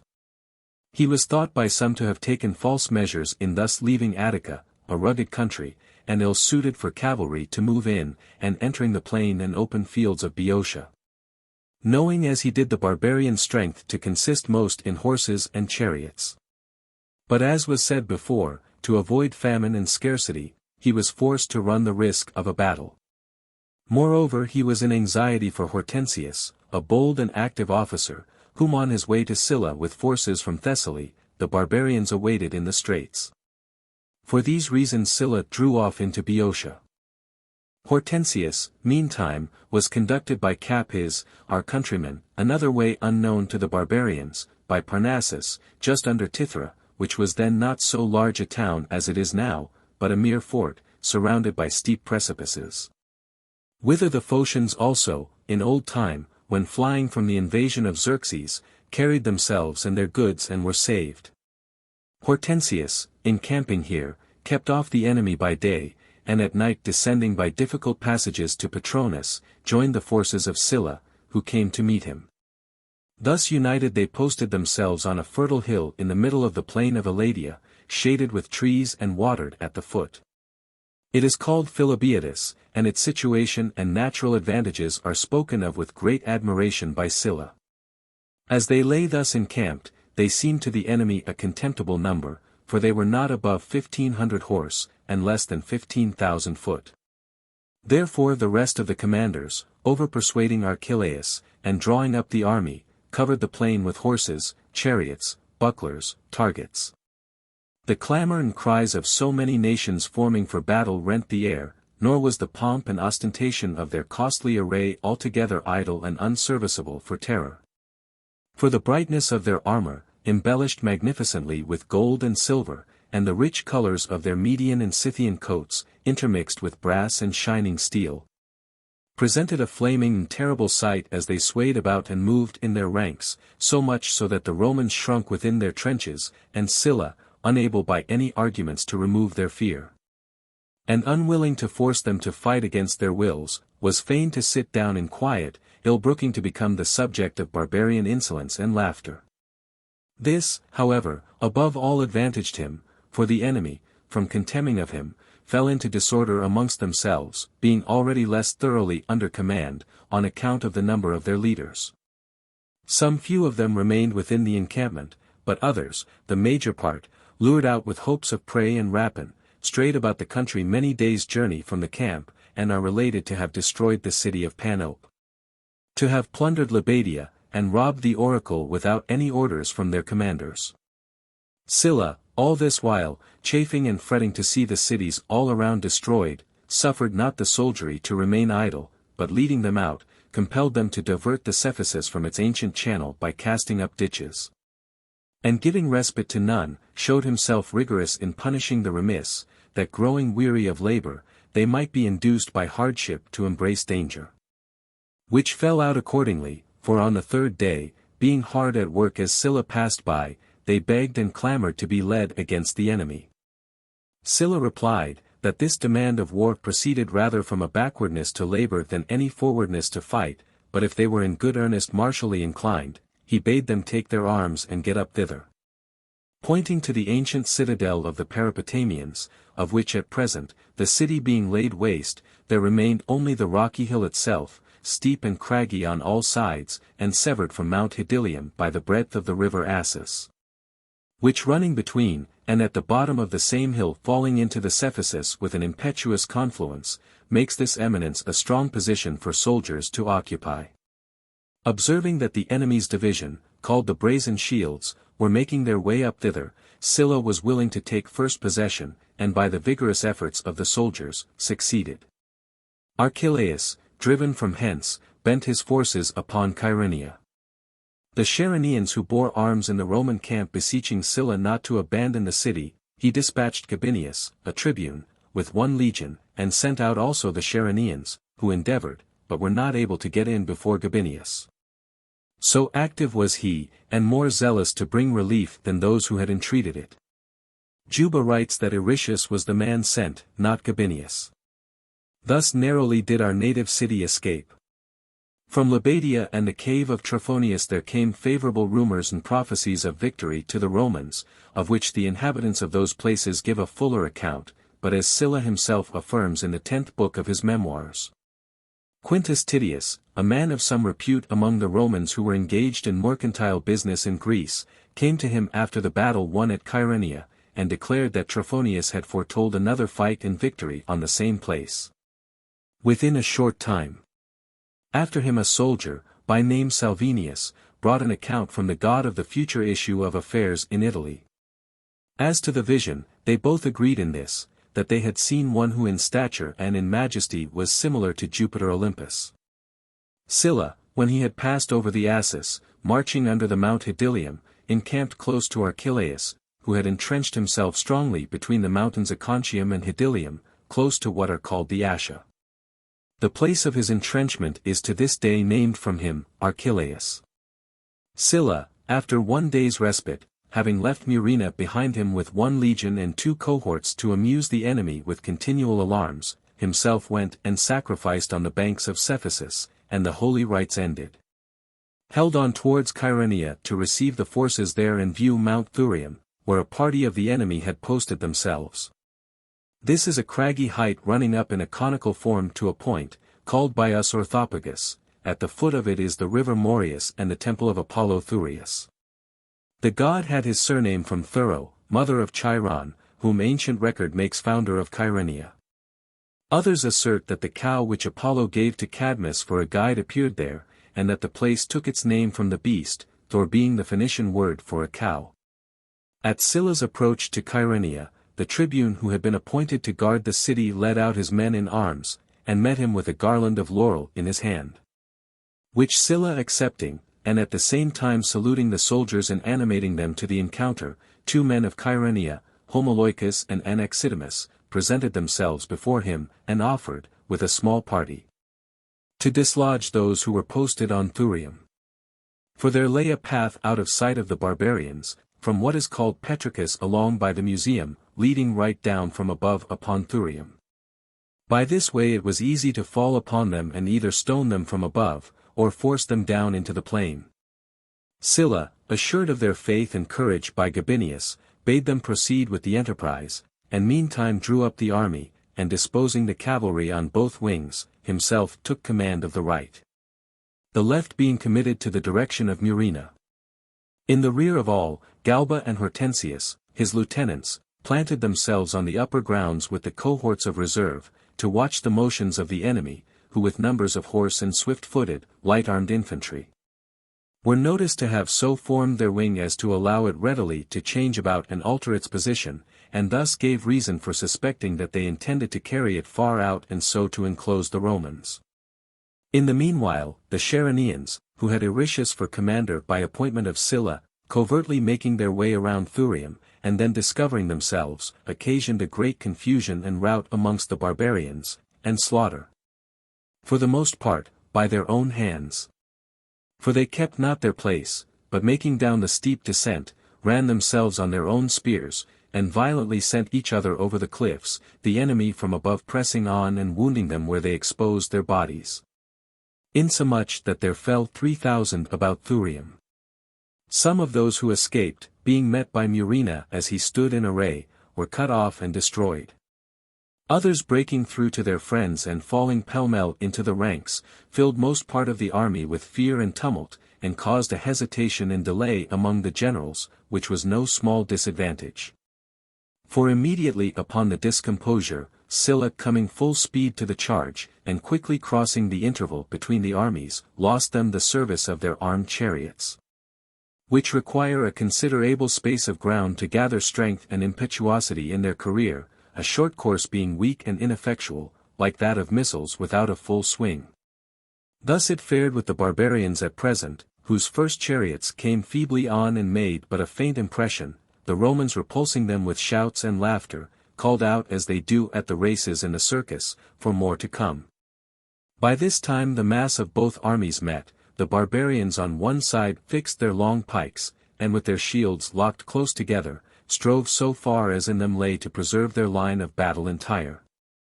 The Romans, on the other side, having discharged their javelins, rushed on with their drawn swords, and struggled to put by the pikes to get at them the sooner. In the fury that possessed them at seeing in the front of the enemy 15,000 slaves, whom the royal commanders had set free by proclamation, and ranged amongst the men of arms. And a Roman centurion is reported to have said at this sight, that he never knew servants allowed to play the masters, unless at the Saturnalia. These men by their deep and solid array, as well as by their daring courage, yielded but slowly to the legions, till at last by slinging engines, and darts, which the Romans poured in upon them behind, they were forced to give way and scatter. As Archelaus was extending the right wing to encompass the enemy, Hortensius with his cohorts came down in force, with intention to charge him in the flank. But Archelaus wheeling about suddenly with 2,000 horse, Hortensius, outnumbered and hard-pressed, fell back towards the higher grounds, and found himself gradually getting separated from the main body and likely to be surrounded by the enemy. When Sylla heard this, he came rapidly up to his succor from the right wing, which as yet had not engaged. But Archelaus, guessing the matter by the dust of his troops, turned to the right wing, from whence Sylla came, in hopes to surprise it without a commander. At the same instant, likewise, Taxiles, with his brazen shields, assailed Murena, so that a cry coming from both places, and the hills repeating it around, Sylla stood in suspense which way to move.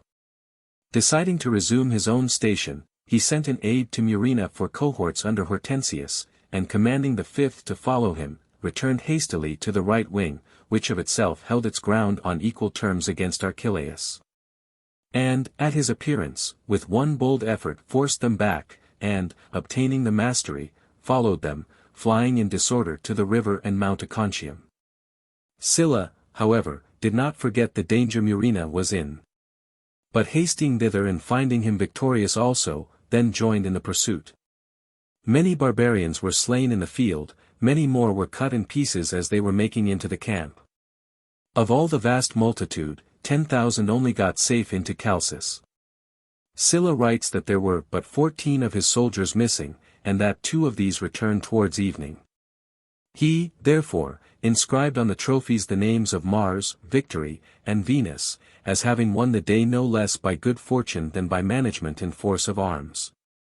This trophy of the battle in the plain stands on the place where Archelaus first gave way, near the stream of the Molus. Another is erected high on the top of Thurium, where the barbarians were environed, with an inscription in Greek, recording that the glory of the day belonged to Homoloicus and Anaxidamus. Sylla celebrated his victory at Thebes with spectacles, for which he erected a stage, near Oedipus as well. The judges of the performances were Greeks chosen out of other cities. His hostility to the Thebans being implacable, half of whose territory he took away and consecrated to Apollo and Jupiter, ordering that out of the revenue compensation should be made to the gods for the riches himself had taken from them. After this, hearing that Flaccus, a man of the contrary faction, had been chosen consul, and was crossing the Ionian Sea with an army, professedly to act against Mithridates, but in reality against himself, he hastened towards Thessaly. Designing to meet him, but in his march, when near Melidia, received advices from all parts that the countries behind him were overrun and ravaged by no less a royal army than the former.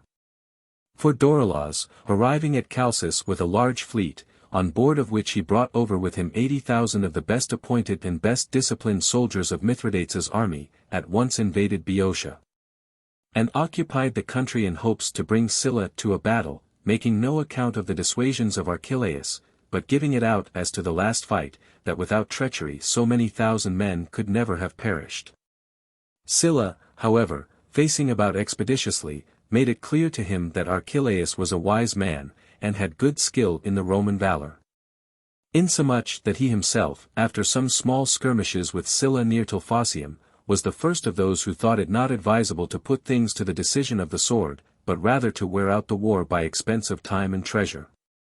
The ground, however, near Orchomenus, where they then lay encamped, gave some encouragement to Archelaus, being a battlefield admirably suited for an army superior in cavalry. Of all the plains in Boeotia that are renowned for their beauty and extent, this alone, which commences from the city of Orchomenus, spreads out unbroken and clear of trees to the edge of the fens in which the Melas, rising close under Orchomenus, loses itself, the only Greek river which is a deep and navigable water from the very head, increasing also about the summer solstice like the Nile, and producing plants similar to those that grow there, only small and without fruit. It does not run far before the main stream disappears among the blind and woody marsh grounds, a small branch, however, joins the Cephisus, about the place where the lake is thought to produce the best flute reeds. Now that both armies were posted near each other, Archelaus lay still, but Sylla employed himself in cutting ditches from either side, that if possible, by driving the enemies from the firm and open champion, he might force them into the fens. They, on the other hand, not enduring this, as soon as their leaders allowed them the word of command, issued out furiously in large bodies. When not only the men at work were dispersed, but most part of those who stood in arms to protect the work fled in disorder. Upon this, Sylla leaped from his horse, and snatching hold of an ensign, rushed through the midst of the rout upon the enemy, crying out aloud, "To me, O Romans, it will be glorious to fall here. As for you, when they ask you where you betrayed your general, remember and say, at Orchomenus." His men rallying again at these words, and 2 cohorts coming to his succor from the right wing, he led them to the charge and turned the day. Then retiring some short distance and refreshing his men, he proceeded again with his works to block up the enemy's camp. They again sallied out in better order than before. Here Diogenes, stepson to Archelaus, fighting on the right wing with much gallantry, made an honorable end.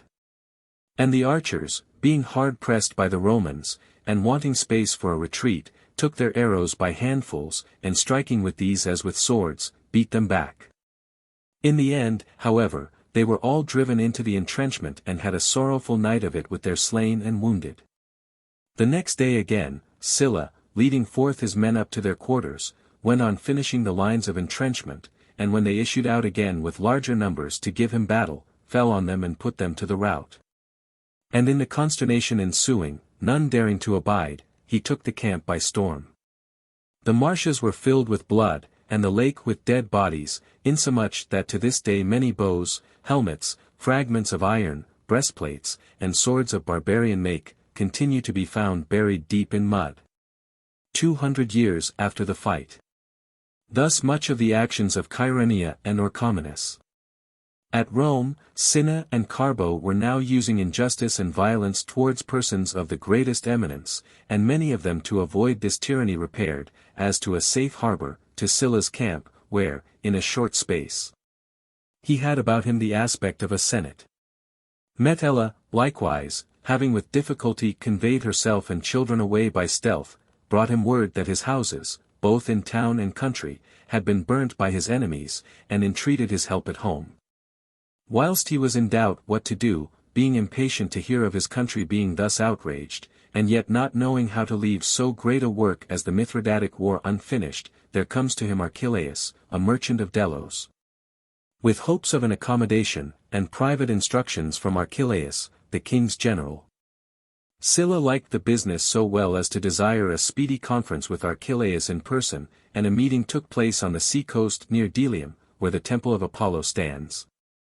When Archelaus opened the conversation, and began to urge Sylla to abandon his pretensions to Asia and Pontus, and to set sail for the war in Rome, receiving money and shipping, and such forces as he should think fitting from the king, Sylla, interposing, bade Archelaus take no further care for Mithridates, but assume the crown to himself, and become a confederate of Rome, delivering up the navy. Archelaus professing his abhorrence of such treason, Sylla proceeded, "So you, Archelaus, a Cappadocian, and slave, or if it so please you, friend, to a barbarian king, would not, upon such vast considerations, be guilty of what is dishonorable. And yet dare to talk to me, Roman general and Sylla, of treason? As if you were not the selfsame Archelaus who ran away at Chaeronea, with few remaining out of 120,000 men, who lay for 2 days in the fens of Orchomenus, and left Boeotia impassable for heaps of dead carcasses." Archelaus, changing his tone at this, humbly besought him to lay aside the thoughts of war, and make peace with Mithridates. Sylla consenting to this request, articles of agreement were concluded on that Mithridates should quit Asia and Paphlagonia, restore Bithynia to Nicomedes, Cappadocia to Ariobarzanes, and pay the Romans 2,000 talents, and give him 70 ships of war with all their furniture. On the other hand, that Sylla should confirm to him his other dominions, and declare him a Roman confederate. On these terms he proceeded by the way of Thessaly and Macedon towards the Hellespont, having Archelaus with him, and treating him with great attention. For Archelaus being taken dangerously ill at Larissa, he stopped the march of the army, and took care of him, as if he had been one of his own captains, or his colleague in command. This gave suspicion of foul play in the battle of Chaeronea. As it was also observed that Sylla had released all the friends of Mithridates taken prisoners in war, except only Aristion the tyrant, who was at enmity with Archelaus, and was put to death by poison. And, above all, 10,000 acres of land in Euboea had been given to the Cappadocian, and he had received from Sylla the style of friend and ally of the Romans. On all which points Sylla defends himself in his memoirs. The ambassadors of Mithridates arriving and declaring that they accepted of the conditions, only Paphlagonia they could not part with, and as for the ships, professing not to know of any such capitulation, Sylla in a rage exclaimed, "What say you? Does Mithridates then withhold Paphlagonia? And as to the ships, deny that article? I thought to have seen him prostrate at my feet to thank me for leaving him so much as that right hand of his, which has cut off so many Romans. He will shortly, at my coming over into Asia, speak another language. In the meantime, let him at his ease in Pergamus sit managing a war which he never saw." The ambassadors in terror stood silent by, but Archelaus endeavored with humble supplications to assuage his wrath, laying hold on his right hand and weeping. In conclusion he obtained permission to go himself in person to Mithridates. For that he would either mediate a peace to the satisfaction of Sylla, or if not, slay himself. Sylla having thus dispatched him away, made an inroad into Medica, and after wide depopulations returned back again into Macedon, where he received Archelaus about Philippi, bringing word that all was well. And that Mithridates earnestly requested an interview. The chief cause of this meeting was Fimbria. For he having assassinated Flaccus, the consul of the contrary faction, and worsted the Mithridatic commanders, was advancing against Mithridates himself, fearing this, chose rather to seek the friendship of Sylla. And so met at Dardanus in the Troad, on one side Mithridates, attended with 200 ships, and land forces consisting of 20,000 men at arms, 6,000 horse, and a large train of scythed chariots. On the other, Sylla with only 4 cohorts, and 200 horse. As Mithridates drew near and put out his hand, Sylla demanded whether he was willing or no to end the war on the terms Archelaus had agreed to, but seeing the king made no answer, "How is this?"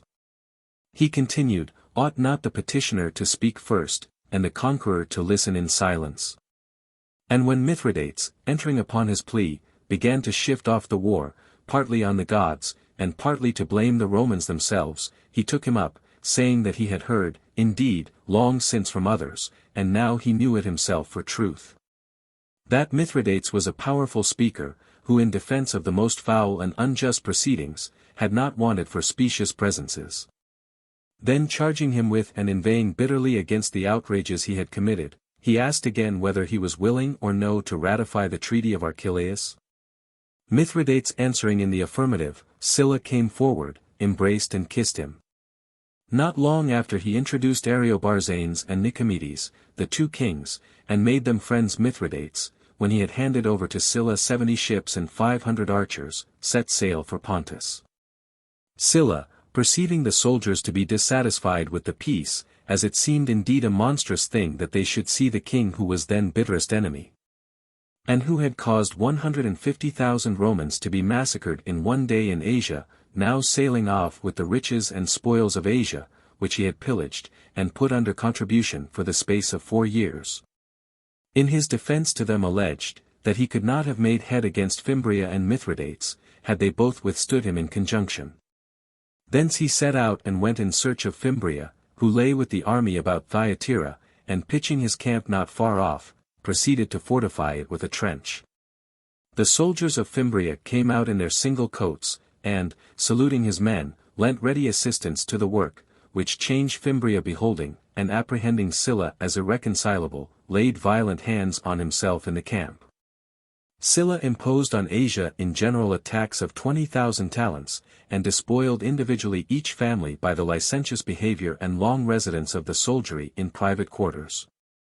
For he ordained that every host should allow his guest 4 tetradrachms each day, and moreover entertain him, and as many friends as he should invite, with a supper.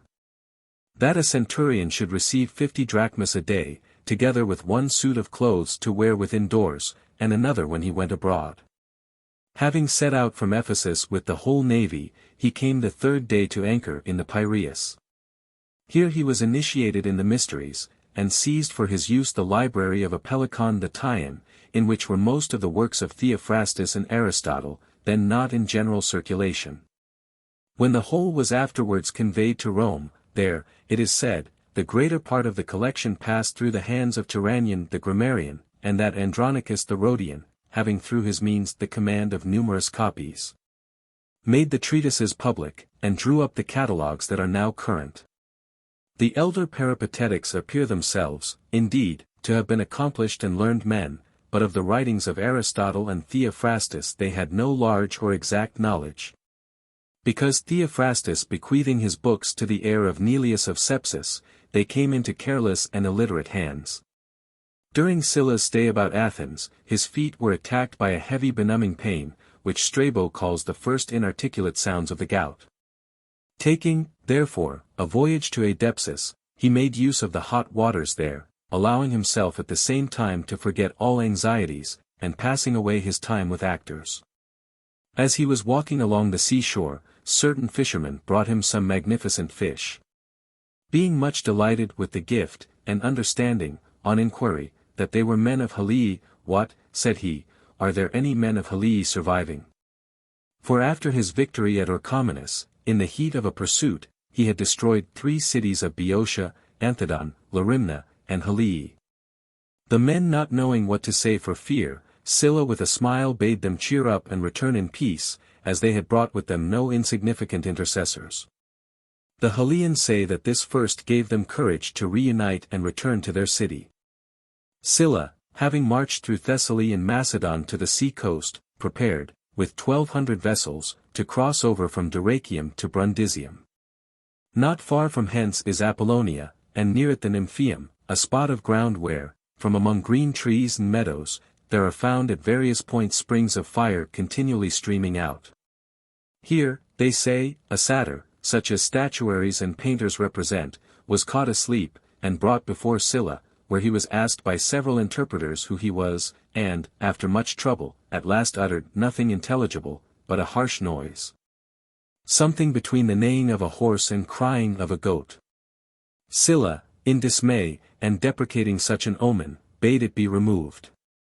At the point of transportation, Sylla being in alarm, lest at their first setting foot upon Italy, the soldiers should disband and disperse one by one among the cities, they of their own accord first took an oath to stand firm by him, and not of their goodwill to injure Italy. Then seeing him in distress for money, they made, so to say, a freewill offering, and contributed each man according to his ability. However Sylla would not accept of their offering, but praising their goodwill, and arousing up their courage, put over, as he himself writes, against 15 hostile generals in command of 450 cohorts. But not without the most unmistakable divine intimations of his approaching happy successes. For when he was sacrificing at his first landing near Tarentum, the victim's liver showed the figure of a crown of laurel with 2 fillets hanging from it. And a little while before his arrival in Campania, near the mountain Hippias, 2 stately goats were seen in the daytime, fighting together, and performing all the motions of men in battle. It proved to be an apparition, and rising up gradually from the ground, dispersed in the air, like fancied representations in the clouds, and so vanished out of sight. Not long after, in the selfsame place, when Marius the Younger, and Norbanus the Consul, attacked him with 2 great armies, without prescribing the order of battle, or arranging his men according to their divisions. By the sway only of one common alacrity and transport of courage, he overthrew the enemy, and shut up Norbanus into the city of Capua, with the loss of 7,000 of his men. And this was the reason, he says, that the soldiers did not leave him and disperse into the different towns, but held fast to him, and despised the enemy, though infinitely more in number. At Silvium, as he himself relates it, there met him a servant of Pontius, in a state of divine possession, saying that he brought him the power of the sword and victory from Bellona, the goddess of war, and if he did not make haste, that the capital would be burnt, which fell out on the same day the man foretold it, namely, on the 6th day of the month Quintilis, which we now call July.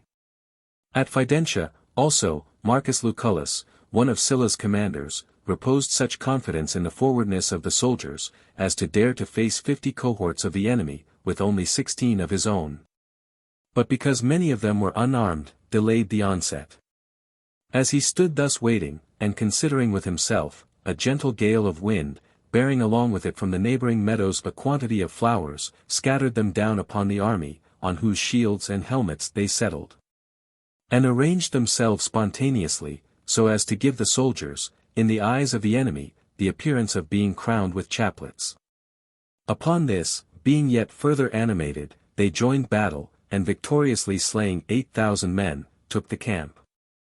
This Lucullus was brother to that Lucullus who in aftertimes conquered Mithridates and Tigranes.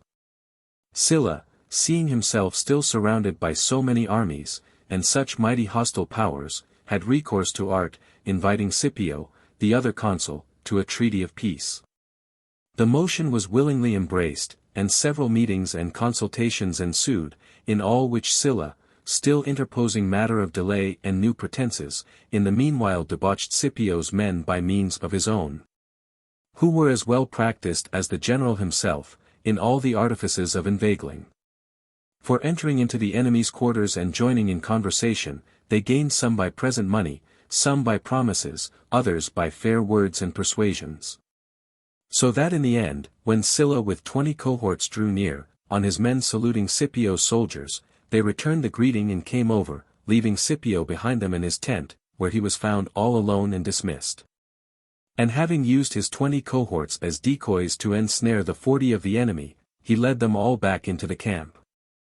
On this occasion, Carbo was heard to say, that he had both a fox and a lion in the breast of Sylla to deal with, and was most troubled with the fox.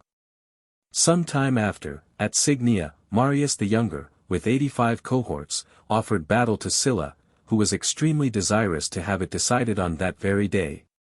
For the night before he had seen a vision in his sleep, of Marius the elder, who had been some time dead, advising his son to beware of the following day, as of fatal consequence to him.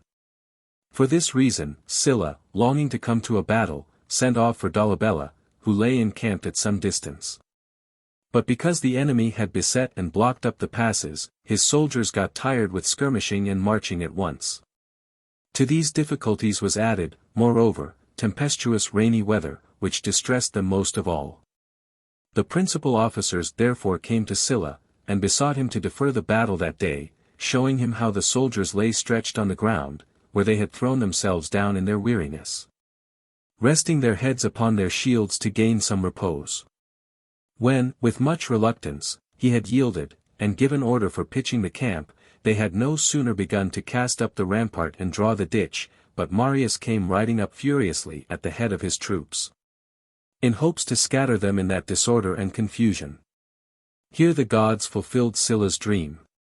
For the soldiers, stirred up with anger, left off their work, and sticking their javelins into the bank, with drawn swords and a courageous shout, came to blows with the enemy, who made but small resistance, and lost great numbers in the flight. Marius fled to Praeneste, but finding the gates shut, tied himself round by a rope that was thrown down to him, and was taken up on the walls. Some there are, as Fenestella for one, who affirm that Marius knew nothing of the fight, but, overwatched and spent with hard duty, had reposed himself, when the signal was given, beneath some shade, and was hardly to be awakened at the flight of his men. Sylla, according to his own account, lost only 23 men in this fight, having killed of the enemy 20,000, and taken alive 8,000. The like success attended his lieutenants, Pompey, Crassus, Metellus, Servilius, who with little or no loss cut off vast numbers of the enemy, insomuch that Carbo, the prime supporter of the cause, fled by night from his charge of the army, and sailed over into Libya. In the last struggle, however, the Samnite Telesinus, like some champion, whose lot it is to enter last of all into the lists and take up the wearied conqueror, came nigh to have foiled and overthrown Sylla before the gates of Rome. For Telesinus with his second, Lamponius the Lucanian, having collected a large force, had been hastening towards Praeneste, to relieve Marius from the siege. But perceiving Sylla ahead of him, and Pompey behind, both hurrying up against him, straitened thus before and behind, as a valiant and experienced soldier, he arose by night, and marching directly with his whole army, was within a little of making his way unexpectedly into Rome itself. He lay that night before the city, at 10 furlongs distance from the Colline gate, elated and full of hope, at having thus outgeneraled so many eminent commanders. At break of day, being charged by the noble youth of the city, among many others he overthrew Appius Claudius, renowned for high birth and character. The city, as is easy to imagine, was all in an uproar, the women shrieking and running about, as if it had already been entered forcibly by assault, till at last Balbus, sent forward by Sylla, was seen riding up with 700 horse at full speed. Halting only long enough to wipe the sweat from the horses, and then hastily bridling again, he at once attacked the enemy. Presently Sylla himself appeared, and commanding those who were foremost to take immediate refreshment, proceeded to form in order for battle. Dolabella and Torquatus were extremely earnest with him to desist a while, and not with spent forces to hazard the last hope, having before them in the field, not Carbo or Marius, but two warlike nations bearing immortal hatred to Rome, the Samnites and Lucanians, to grapple with. But he put them by, and commanded the trumpets to sound a charge, when it was now about 4 o'clock in the afternoon. In the conflict which followed, as sharp a one as ever was, the right wing where Crassus was posted had clearly the advantage. The left suffered and was in distress, when Sylla came to its succor, mounted on a white courser, full of metal and exceedingly swift, which two of the enemy knowing him by, had their lances ready to throw at him. He himself observed nothing, but his attendant behind him giving the horse a touch, he was, unknown to himself, just so far carried forward, that the points, falling beside the horse's tail, stuck in the ground. There is a story that he had a small golden image of Apollo from Delphi, which he was always wont in battle to carry about him in his bosom, and that he then kissed it with these words, O Apollo Pythius, who in so many battles hast raised to honor and greatness the fortunate Cornelius Sylla, wilt thou now cast him down, bringing him before the gate of his country, to perish shamefully with his fellow citizens. Thus, they say, addressing himself to the god, he entreated some of his men, threatened some, and seized others with his hand, till at length the left wing being wholly shattered, he was forced, in the general rout, to betake himself to the camp, having lost many of his friends and acquaintance. Many, likewise, of the city spectators who had come out, were killed or trodden under foot. So that it was generally believed in the city that all was lost, and the siege of Praeneste was all but raised. Many fugitives from the battle making their way thither, and urging Lucretius Ofella, who was appointed to keep on the siege, to rise in all haste, for that Sylla had perished and Rome fallen into the hands of the enemy. About midnight there came into Sylla's camp messengers from Crassus, to fetch provision for him and his soldiers, for having vanquished the enemy, they had pursued him to the walls of Antemna, and had sat down there. Sylla, hearing this, and that most of the enemy were destroyed, came to Antemna by break of day, where 3,000 of the besieged having sent forth a herald, he promised to receive them to mercy, on condition they did the enemy some mischief in their coming over. Trusting to his word, they fell foul on the rest of their companions, and made a great slaughter one of another. Nevertheless, Sylla gathered together in the circus, as well these as other survivors of the party, to the number of 6,000, and just as he commenced speaking to the Senate, in the temple of Bologna, proceeded to cut them down by men appointed for that service. The cry of so vast a multitude put to the sword, in so narrow a space, was naturally heard some distance, and startled the senators. He, however, continuing his speech with a calm and unconcerned countenance, bade them listen to what he had to say, and not busy themselves with what was doing out of doors. he had given directions for the chastisement of some offenders. This gave the most stupid of the Romans to understand, that they had merely exchanged, not escaped, tyranny. And Marius, being of a naturally harsh temper, had not altered, but merely continued what he had been, in authority. Whereas Sylla, using his fortune moderately and unambitiously at first, and giving good hopes of a true patriot, firm to the interests both of the nobility and commonalty, being, moreover, of a gay and cheerful temper from his youth, and so easily moved to pity as to shed tears readily, has, perhaps deservedly, cast a blemish upon offices of great authority, as if they deranged men's former habits and character, and gave rise to violence, pride, and inhumanity. Whether this be a real change and revolution in the mind, caused by fortune, or rather a lurking viciousness of nature, discovering itself in authority, it were matter of another sort of disquisition to decide. Sylla being thus wholly bent upon slaughter, and filling the city with executions without number or limit, many wholly uninterested persons falling a sacrifice to private enmity, through his permission and indulgence to his friends, Caius Marius, one of the younger men, made bold in the Senate to ask him what end there was of these evils, and at what point he might be expected to stop. "We do not ask you," said he, "to pardon any whom you have resolved to destroy, but to free from doubt those whom you are pleased to save." Sylla answering, that he knew not as yet whom to spare. "Why then," said he, "tell us whom you will punish." This Sylla said he would do. These last words, some authors say, were spoken not by Metellus, but by Aufidius, one of Sylla's fawning companions. Immediately upon this, without communicating with any of the magistrates, Sylla proscribed 80 persons, and notwithstanding the general indignation, after 1 day's respite, he posted 220 more, and on the third again, as many. In an address to the people on this occasion, he told them he had put up as many names as he could think of, those which had escaped his memory, he would publish at a future time. He issued an edict likewise, making death the punishment of humanity, proscribing any who should dare to receive and cherish a proscribed person, without exception to brother, son, or parents. And to him who should slay any one proscribed person, he ordained 2 talents reward, even were it a slave who had killed his master, or a son his father. And what was thought most unjust of all, he caused the attainder to pass upon their sons, and sons' sons, and made open sale of all their property. Nor did the proscription prevail only at Rome, but throughout all the cities of Italy the effusion of blood was such, that neither sanctuary of the gods, nor hearth of hospitality, nor ancestral home escaped. Men were butchered in the embraces of their wives, children in the arms of their mothers.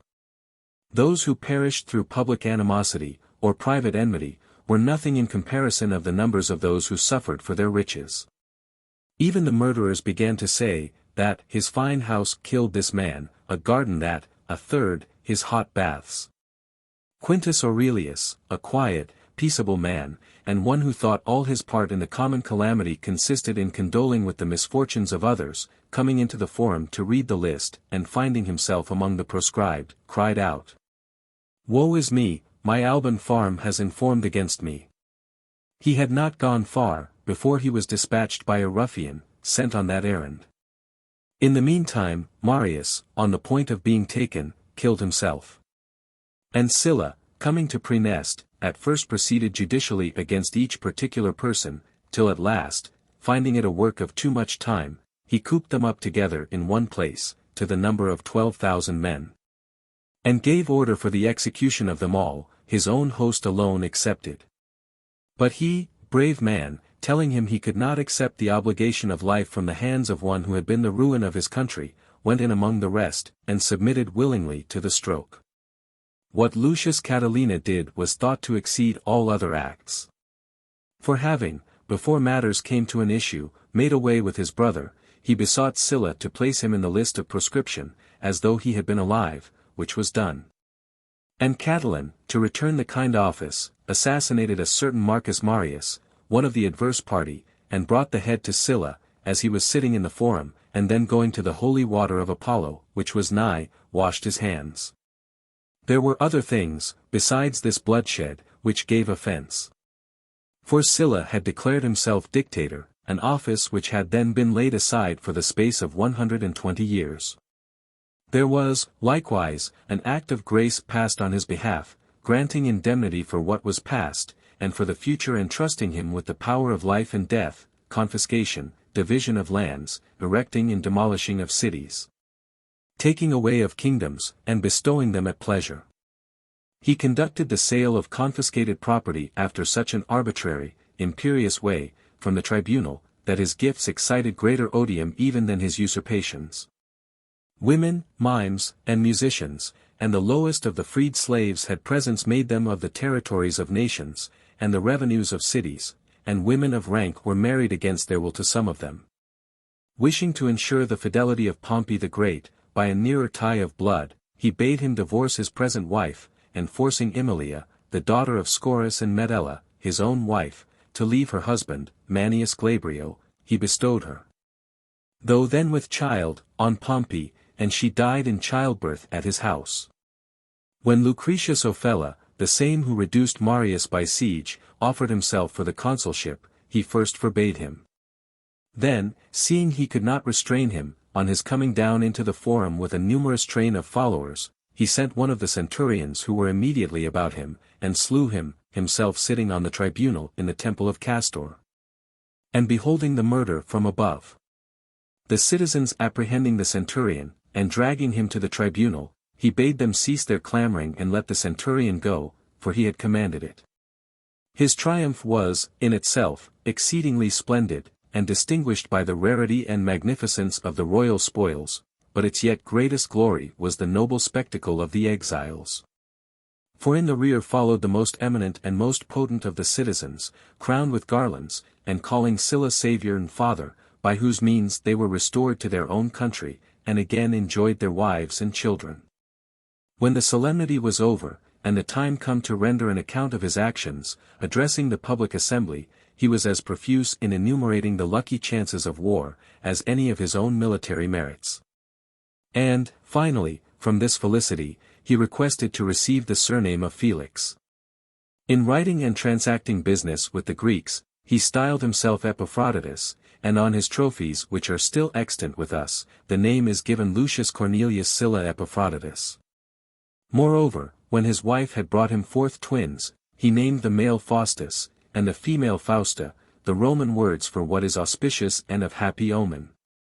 The confidence which he reposed in his good genius, rather than in any abilities of his own, emboldened him, though deeply involved in bloodshed, and though he had been the author of such great changes and revolutions of state, to lay down his authority, and place the right of consular elections once more in the hands of the people. And when they were held, he not only declined to seek that office, but in the forum exposed his person publicly to the people, walking up and down as a private man. And contrary to his will, certain bold man and his enemy, Marcus Lepidus, was expected to become consul, not so much by his own interest, as by the power and solicitation of Pompey, whom the people were willing to oblige. When the business was over, seeing Pompey going home overjoyed with the success, he called him to him and said, "What a politic act, young man, to pass by Catullus, the best of men, and choose Lepidus, the worst. It will be well for you to be vigilant, now that you have strengthened your opponent against yourself." Sylla spoke this, it may seem, by a prophetic instinct, for, not long after, Lepidus grew insolent, and broke into open hostility to Pompey and his friends. Sylla, consecrating the tenth of his whole substance to Hercules, entertained the people with sumptuous feastings. The provision was so much above what was necessary, that they were forced daily to throw great quantities of meat into the river, and they drank wine 40 years old and upwards. In the midst of the banqueting, which lasted many days, Medella died of disease. And because that the priest forbade him to visit the sick, or suffer his house to be polluted with mourning, he drew up an act of divorce, and caused her to be removed into another house whilst alive. Thus far, out of religious apprehension, he observed the strict rule to the very letter, but in the funeral expenses he transgressed the law he himself had made, limiting the amount, and spared no cost. He transgressed, likewise, his own sumptuary laws respecting expenditure in banquets, thinking to allay his grief by luxurious drinking parties and revellings with common buffoons. Some few months after, at a show of gladiators, when men and women sat promiscuously in the theatre, no distinct places being as yet appointed, there sat down by Sylla a beautiful woman of high birth, by name Valeria, daughter of Messala, and sister to Hortensius the orator. Now it happened that she had been lately divorced from her husband. Passing along behind Sylla, she leaned on him with her hand, and plucking a bit of wool from his garment, so proceeded to her seat. And on Sylla looking up and wondering what it meant, "What harm, mighty sir," said she, "if I also was desirous to partake a little in your felicity?" It appeared at once that Sylla was not displeased, but even tickled in his fancy, for he sent out to inquire her name, her birth, and past life. From this time there passed between them many side glances, each continually turning round to look at the other, and frequently interchanging smiles. In the end, overtures were made, and a marriage concluded on. All which was innocent, perhaps, on the lady's side, but, though she had been never so modest and virtuous, it was scarcely a temperate and worthy occasion of marriage on the part of Sylla, to take fire, as a boy might, at a face and a bold look. Incentives not seldom to the most disorderly and shameless passions. Notwithstanding this marriage, he kept company with actresses, musicians, and dancers, drinking with them on couches night and day. His chief favorites were Roscius the comedian, Sorex the arch-mime, and Metrobius the player, for whom, though past his prime, he still professed a passionate fondness. By these courses he encouraged a disease which had begun from some unimportant cause, and for a long time he failed to observe that his bowels were ulcerated, till at length the corrupted flesh broke out into lice. Many were employed day and night in destroying them, but the work so multiplied under their hands, that not only his clothes, baths, basins, but his very meat was polluted with that flux and contagion, they came swarming out in such numbers. He went frequently by day into the bath to scour and cleanse his body, but all in vain, the evil generated too rapidly and too abundantly for any ablutions to overcome it. There died of this disease, amongst those of the most ancient times, Acastus, the son of Peleus, of later date, Alcman the poet, Pherecydes the theologian, Callisthenes the Olynthian, in the time of his imprisonment, as also Mucius the lawyer. And if we may mention ignoble, but notorious names, Eunice the fugitive, who stirred up the slaves of Sicily to rebel against their masters, after he was brought captive to Rome, died of this creeping sickness. Sylla not only foresaw his end, but may be also said to have written of it. For in the 22nd book of his memoirs, which he finished 2 days before his death, he writes that the Chaldeans foretold him, that after he had led a life of honor, he should conclude it in fullness of prosperity. He declares, moreover, that in vision he had seen his son, who had died not long before Medella, stand by in mourning attire, and beseech his father to cast off further care, and come along with him to his mother Medella, there to live at ease and quietness with her. However, he could not refrain from intermeddling in public affairs. For, 10 days before his decease, he composed the differences of the people of Dicaurcia, and prescribed laws for their better government. And the very day before his end, it being told him that the magistrate Granius deferred the payment of a public debt, in expectation of his death, he sent for him to his house, and placing his attendants about him, caused him to be strangled. But through the straining of his voice and body, the impestum breaking, he lost a great quantity of blood. Upon this, his strength failing him, after spending a troublesome night, he died, leaving behind him 2 young children by Medella. Valeria was afterwards delivered of a daughter, named Posthuma, for so the Romans call those who are born after the father's death. Many ran tumultuously together, and joined with Lepidus, to deprive the corpse of the accustomed solemnities. But Pompey, though offended at Sylla, for he alone of all his friends, was not mentioned in his will, having kept off some by his interest and entreaty, others by menaces, conveyed the body to Rome, and gave it a secure and honorable burial.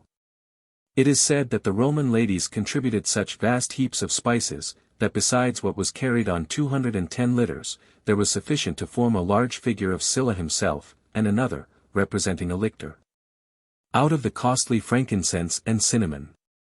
The day being cloudy in the morning, they deferred carrying forth the corpse till about 3 in the afternoon, expecting it would rain. But a strong wind blowing full upon the funeral pile, and setting it all in a bright flame, the body was consumed so exactly in good time, that the pyre had begun to smoulder, and the fire was upon the point of expiring. When a violent rain came down, which continued till night. So that his good fortune was firm even to the last, and did as it were officiate at his funeral. His monument stands in the Campus Martius, with an epitaph of his own writing. The substance of it being, that he had not been outdone by any of his friends in doing good turns, nor by any of his foes in doing bad. Comparison of Lysander with Sylla. Having completed this life also, come we now to the comparison. That which was common to them both, was that they were founders of their own greatness, with this difference, that Lysander had the consent of his fellow citizens, in times of sober judgment, for the honors he received. Nor did he force anything from them against their goodwill, nor hold any power contrary to the laws. In civil strife e'en villains rise to fame.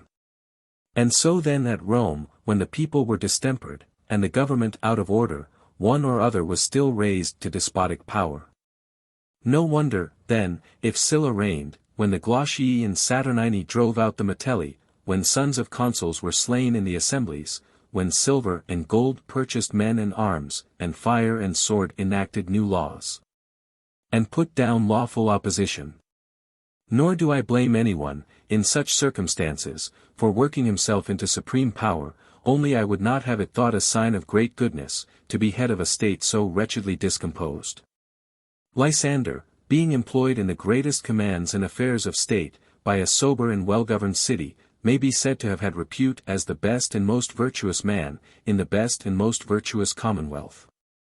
And thus, often returning the government into the hands of the citizens, he received it again as often, the superiority of his merit still awarding him the first place. Sylla, on the other hand, when he had once made himself general of an army, kept his command for 10 years together, creating himself sometimes consul, sometimes proconsul, and sometimes dictator, but always remaining a tyrant. It is true Lysander, as was said, designed to introduce a new form of government. By milder methods, however, and more agreeably to law than Sylla, not by force of arms, but persuasion, nor by subverting the whole state at once, but simply by amending the succession of the kings. In a way, moreover, which seemed the naturally just one, that the most deserving should rule, especially in a city which itself exercised command in Greece, upon account of virtue, not nobility. For as the hunter considers the whelp itself, not the bitch, and the horse-dealer the foal, not the mare, for what if the foal should prove a mule? So likewise were that politician extremely out, who, in the choice of a chief magistrate, should inquire, not what the man is, but how descended. The very Spartans themselves have deposed several of their kings for want of kingly virtues, as degenerated and good for nothing. As a vicious nature, though of an ancient stock, is dishonorable, it must be virtue itself, and not birth, that makes virtue honorable. Furthermore, the one committed his acts of injustice for the sake of his friends. The other extended his to his friends themselves. It is confessed on all hands, that Lysander offended most commonly for the sake of his companions, committing several slaughters to uphold their power and dominion. But as for Sylla, he, out of envy, reduced Pompey's command by land, and Dolabella's by sea, although he himself had given them those places. And ordered Lucretius Ofella, who sued for the consulship as the reward of many great services, to be slain before his eyes, exciting horror and alarm in the minds of all men, by his cruelty to his dearest friends. As regards the pursuit of riches and pleasures, we yet further discover in one a princely, in the other a tyrannical disposition. Lysander did nothing that was intemperate or licentious, in that full command of means and opportunity, but kept clear, as much as ever man did, of that trite saying, "Lions at home, but foxes out of doors," and ever maintained a sober, truly Spartan, and well-disciplined course of conduct. Whereas Sylla could never moderate his unruly affections, either by poverty when young, or by years when grown old, but would be still prescribing laws to the citizens concerning chastity and sobriety, himself living all that time, as Sallust affirms, in lewdness and adultery. By these ways he so impoverished and drained the city of her treasures, as to be forced to sell privileges and immunities to allied and friendly cities for money. Although he daily gave up the wealthiest and greatest families to public sale and confiscation. There was no end of his favors vainly spent and thrown away on flatterers. For what hope could there be, or what likelihood of forethought or economy, in his more private moments over wine, when, in the open face of the people, upon the auction of a large estate, which he would have passed over to one of his friends at a small price, because another bid higher, and the officer announced the advance, he broke out into a passion, saying, "What a strange and unjust thing is this, O citizens! That I cannot dispose of my own booty as I please." But Lysander, on the contrary, with the rest of the spoil, sent home for public use even the presents which were made him. Nor do I commend him for it, for he perhaps, by excessive liberality, did Sparta more harm, than ever the other did Rome by rapine. I only use it as an argument of his indifference to riches. They exercised a strange influence on their respective cities. Sylla, a profuse debauchee, endeavored to restore sober living amongst the citizens. Lysander, temperate himself, filled Sparta with the luxury he disregarded. So that both were blameworthy, the one for raising himself above his own laws, the other for causing his fellow citizens to fall beneath his own example. He taught Sparta to want the very things which he himself had learned to do without. And thus much of their civil administration. As for feats of arms, wise conduct in war, innumerable victories, perilous adventures, Sylla was beyond compare. Lysander, indeed, came off twice victorious in 2 battles by sea. I shall add to that the siege of Athens, a work of greater fame than difficulty. What occurred in Boeotia, and at Haliartus, was the result, perhaps, of ill fortune. Yet it certainly looks like ill counsel, not to wait for the king's forces, which had all but arrived from Plataea, but out of ambition and eagerness to fight, to approach the walls at disadvantage. And so to be cut off by a sally of inconsiderable men. He received his death wound, not as Cleombrotus at Leuctra, resisting manfully the assault of an enemy in the field, not as Cyrus or Epaminondas, sustaining the declining battle, or making sure the victory. All these died the death of kings and generals. But he, as it had been some common skirmisher or scout, cast away his life ingloriously, giving testimony to the wisdom of the ancient Spartan maxim, to avoid attacks on walled cities, in which the stoutest warrior may chance to fall by the hand. Not only of a man utterly his inferior, but by that of a boy or woman, as Achilles, they say, was slain by Pyrrhus in the gates. As for Sylla, it were hard to reckon up how many set battles he won, or how many thousands he slew. He took Rome itself twice, as also the Athenian Pyrrhus, not by famine, as Lysander did, but by a series of great battles, driving Archelaus into the sea. And what is most important, there was a vast difference between the commanders they had to deal with. For I look upon it as an easy task, or rather sport, to beat Antiochus, Alcibiades as Pilate, or to circumvent Philocles, the Athenian demagogue. Sharp only at the inglorious point of tongue. Whom Mithridates would have scorned to compare with his groom, or Marius with his lictor. But of the potentates, consuls, commanders, and demagogues, to pass by all the rest who opposed themselves to Sylla, who amongst the Romans so formidable as Marius? What king more powerful than Mithridates? Who of the Italians more warlike than Lamponius and Telesinus? Yet of these, one he drove into banishment, one he quelled, and the others he slew. And what is more important, in my judgment, than anything yet adduced, is that Lysander had the assistance of the state in all his achievements. Whereas Sylla, besides that he was a banished person, and overpowered by a faction, at a time when his wife was driven from home, his houses demolished, and adherents slain, himself then in Boeotia, stood embattled against countless numbers of the public enemy, and endangering himself for the sake of his country, raised a trophy of victory. And not even when Mithridates came with proposals of alliance and aid against his enemies, would he show any sort of compliance, or even clemency. Did not so much as address him, or vouchsafe him his hand, until he had it from the king's own mouth, that he was willing to quit Asia, surrender the navy, and restore Bithynia and Cappadocia to the 2 kings.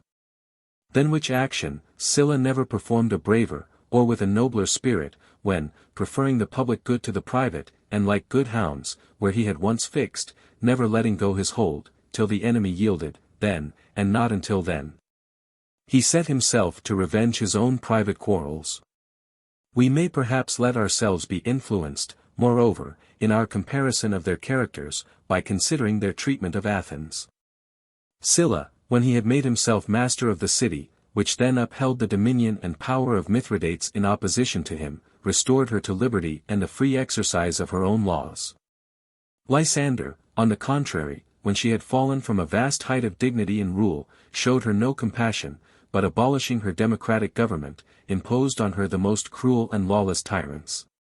We are now qualified to consider, whether we should go far from the truth or no, in pronouncing that Sylla performed the more glorious deeds, but Lysander committed the fewer faults, as, likewise, by giving to one the preeminence for moderation and self-control, to the other, for conduct and valor.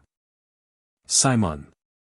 Peripoltes, the prophet, having brought the king of Pheltas, and those under his command, from Thessaly into Boeotia, left there a family, which flourished a long time after. The greatest part of them inhabiting Kyrenia, the first city out of which they expelled the barbarians. The descendants of this race, being men of bold attempts and warlike habits, exposed themselves to so many dangers, in the invasions of the Mede, and in battles against the Gauls, that at last they were almost wholly consumed.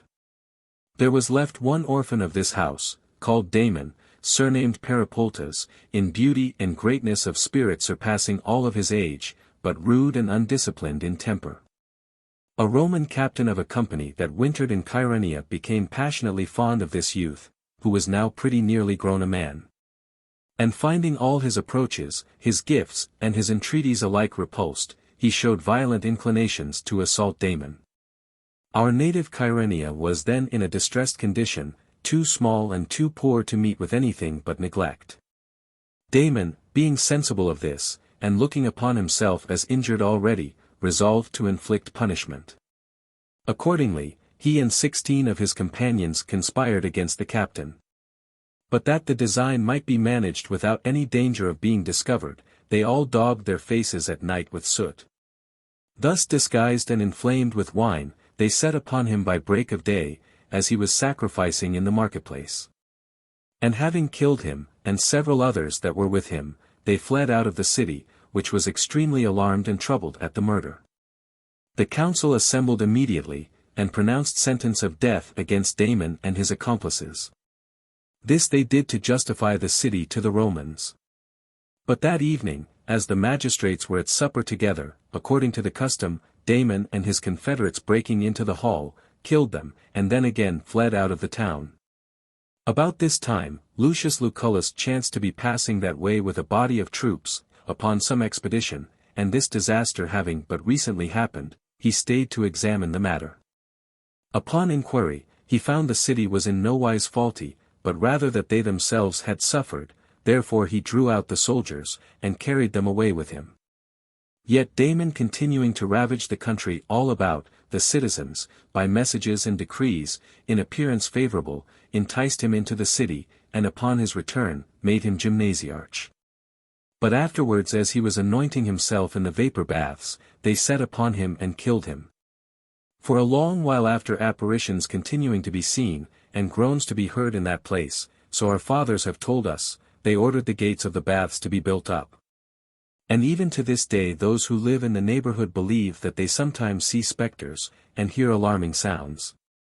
The posterity of Damon, of whom some still remain, mostly in Phocis, near the town of Styrus, are called Aspolomini, that is, in the Aeolian idiom, men daubed with soot, because Damon was thus besmeared when he committed this murder. But there being a quarrel between the people of Kyrenia and the Orchomenians, their neighbors, these latter hired an informer, a Roman, to accuse the community of Kyrenia, as if it had been a single person, of the murder of the Romans, of which only Damon and his companions were guilty. Accordingly, the process we commenced, and the cause pleaded before the praetor of Macedon, since the Romans as yet had not sent governors into Greece. The advocates who defended the inhabitants appealed to the testimony of Lucullus, who, in answer to a letter the praetor wrote to him, returned a true account of the matter of fact. By this means the town obtained its acquittal, and escaped a most serious danger. The citizens thus preserved erected a statue to Lucullus in the marketplace, near that of the god Bacchus. We also have the same impressions of gratitude. And though removed from the events by the distance of several generations, we yet feel the obligation to extend to ourselves. And as we think an image of the character and habits, to be a greater honor than one merely representing the face and the person, we will put Lucullus's life amongst our parallels of illustrious men, and without swerving from the truth. We'll record his actions. The commemoration will be itself a sufficient proof of our grateful feeling, and he himself would not thank us, if in recompense for a service, which consisted in speaking the truth, we should abuse his memory with a false and counterfeit narration. For as we would wish that a painter who is to draw a beautiful face in which there is yet some imperfection, should neither wholly leave out, nor yet too pointedly express what is defective, because this would deform it, and that spoil the resemblance. So, since it is hard, or indeed perhaps impossible, to show the life of a man wholly free from blemish, in all that is excellent we must follow truth exactly, and give it fully.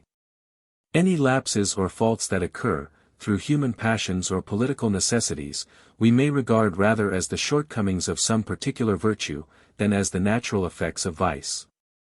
And may be content without introducing them, curiously and officiously, into our narrative, if it be but out of tenderness to the weakness of nature, which has never succeeded in producing any human character so perfect in virtue as to be pure from all admixture, and open to no criticism.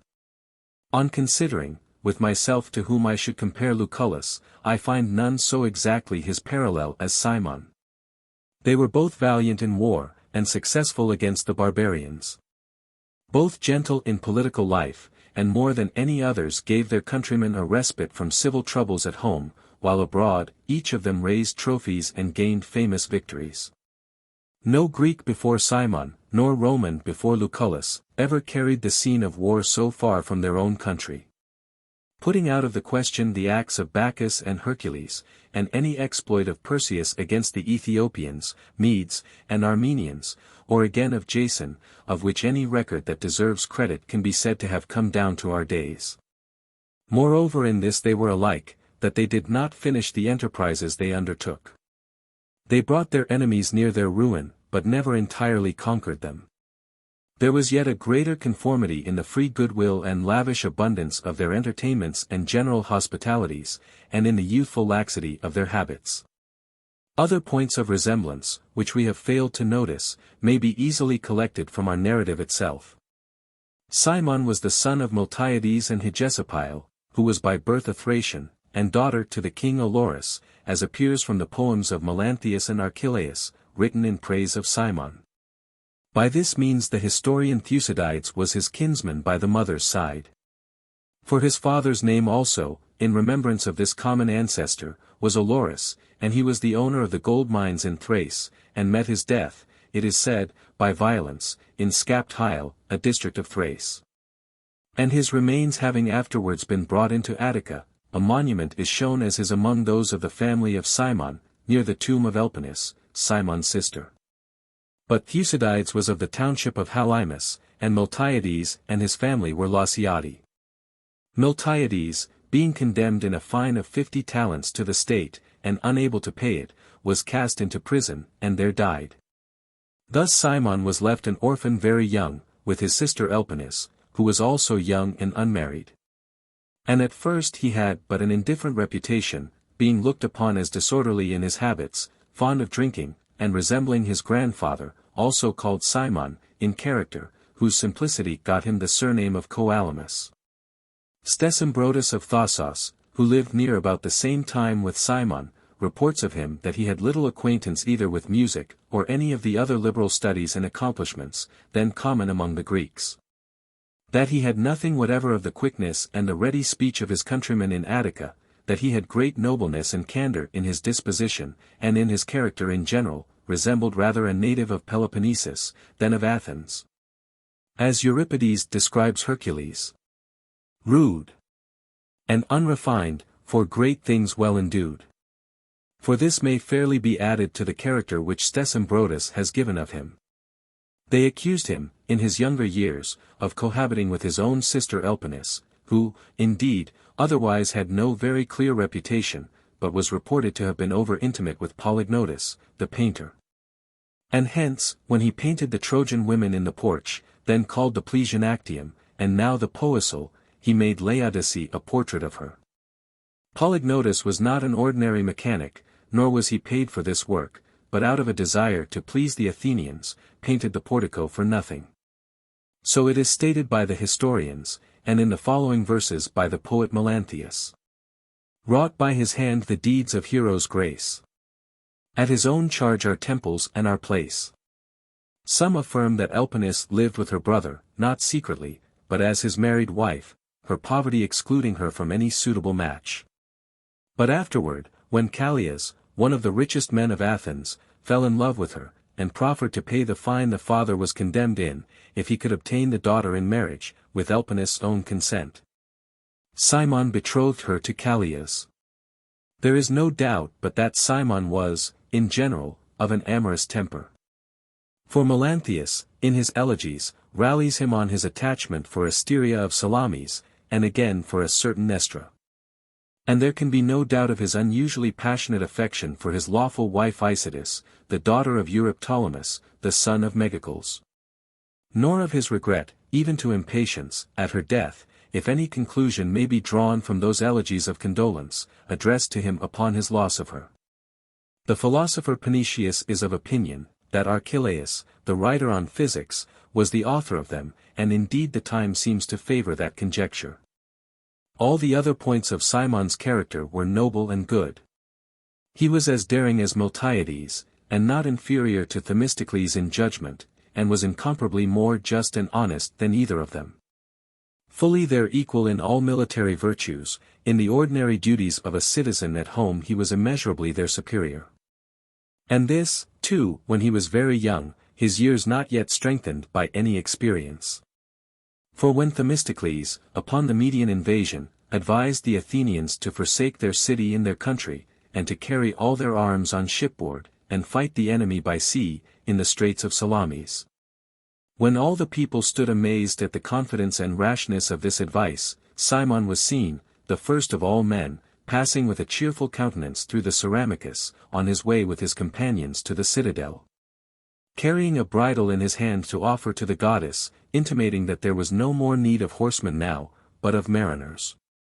There, after he had paid his devotions to the goddess, and offered up the bridle, he took down one of the bucklers that hung upon the walls of the temple, and went down to the port, by this example giving confidence to many of the citizens.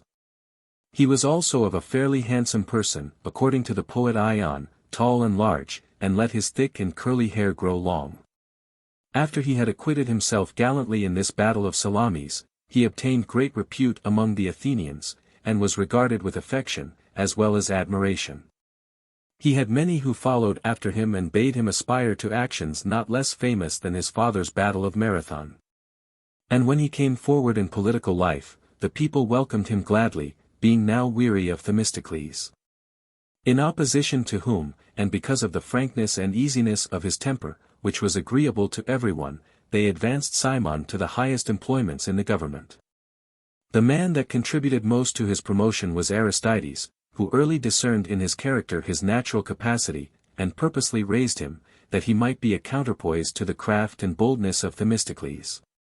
After the Medes had been driven out of Greece, Cimon was sent out as admiral, when the Athenians had not yet attained their dominion by sea, but still followed Pausanias and the Lacedaemonians.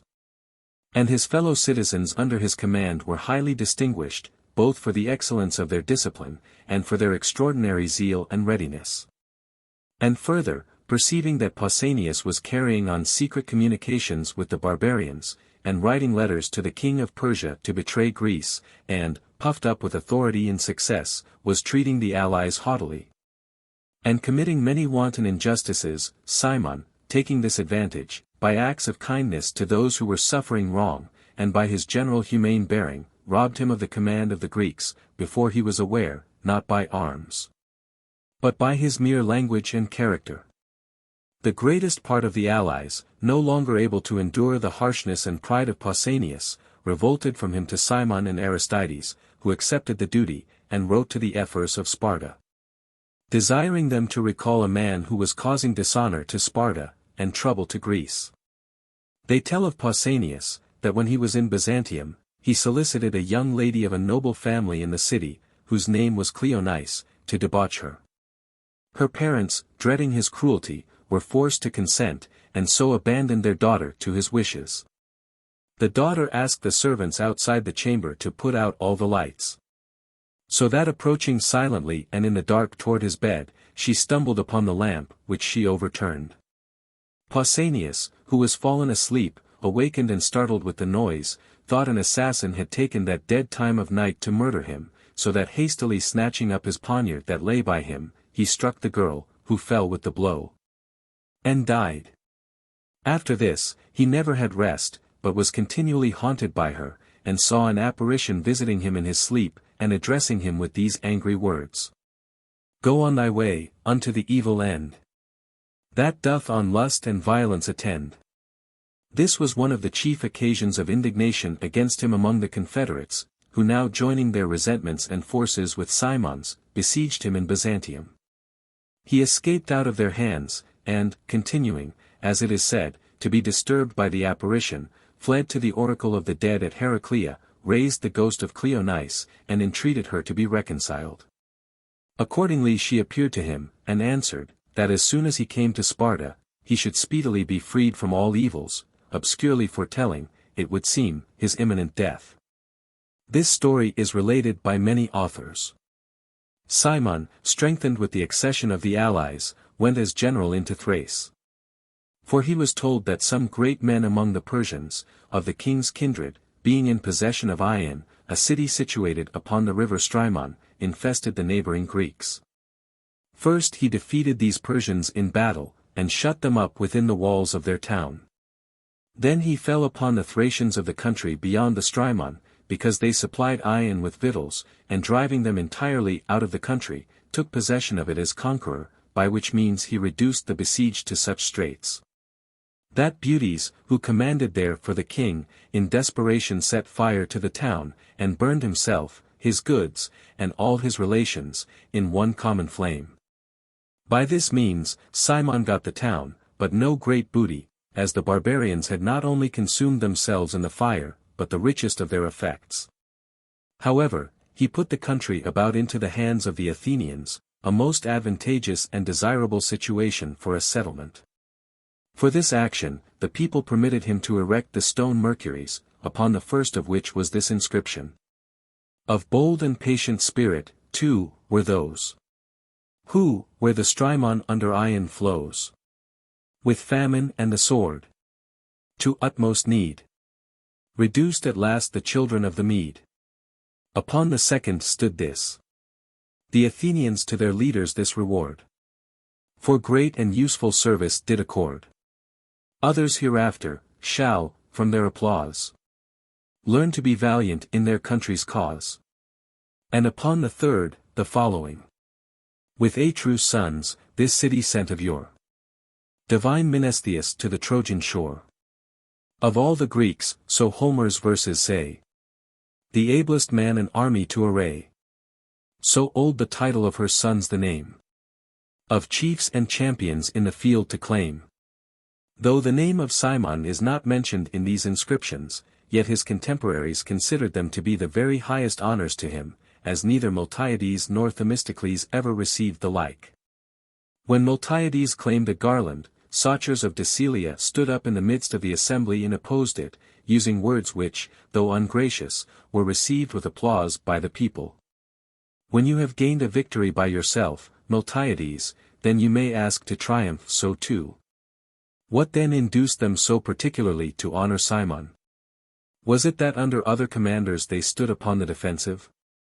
But by his conduct, they not only attacked their enemies, but invaded them in their own country, and acquired new territory, becoming masters of Ion and Amphipolis, where they planted colonies, as also they did in the Isle of Scyros, which Cimon had taken on the following occasion. The Dolopians were the inhabitants of this isle, a people who neglected all husbandry, and had, for many generations, been devoted to piracy. This they practiced to that degree, that at last they began to plunder foreigners that brought merchandise into their ports. Some merchants of Thessaly, who had come to shore near Tesium, were not only spoiled of their goods, but themselves put into confinement. These men afterwards escaping from their prison, went and obtained sentence against the Syrians in a court of Amphictyons, and when the Syrian people declined to make public restitution, and called upon the individuals who had got the plunder to give it up, these persons, in alarm, wrote to Cimon to succor them with his fleet, and declared themselves ready to deliver the town into his hands.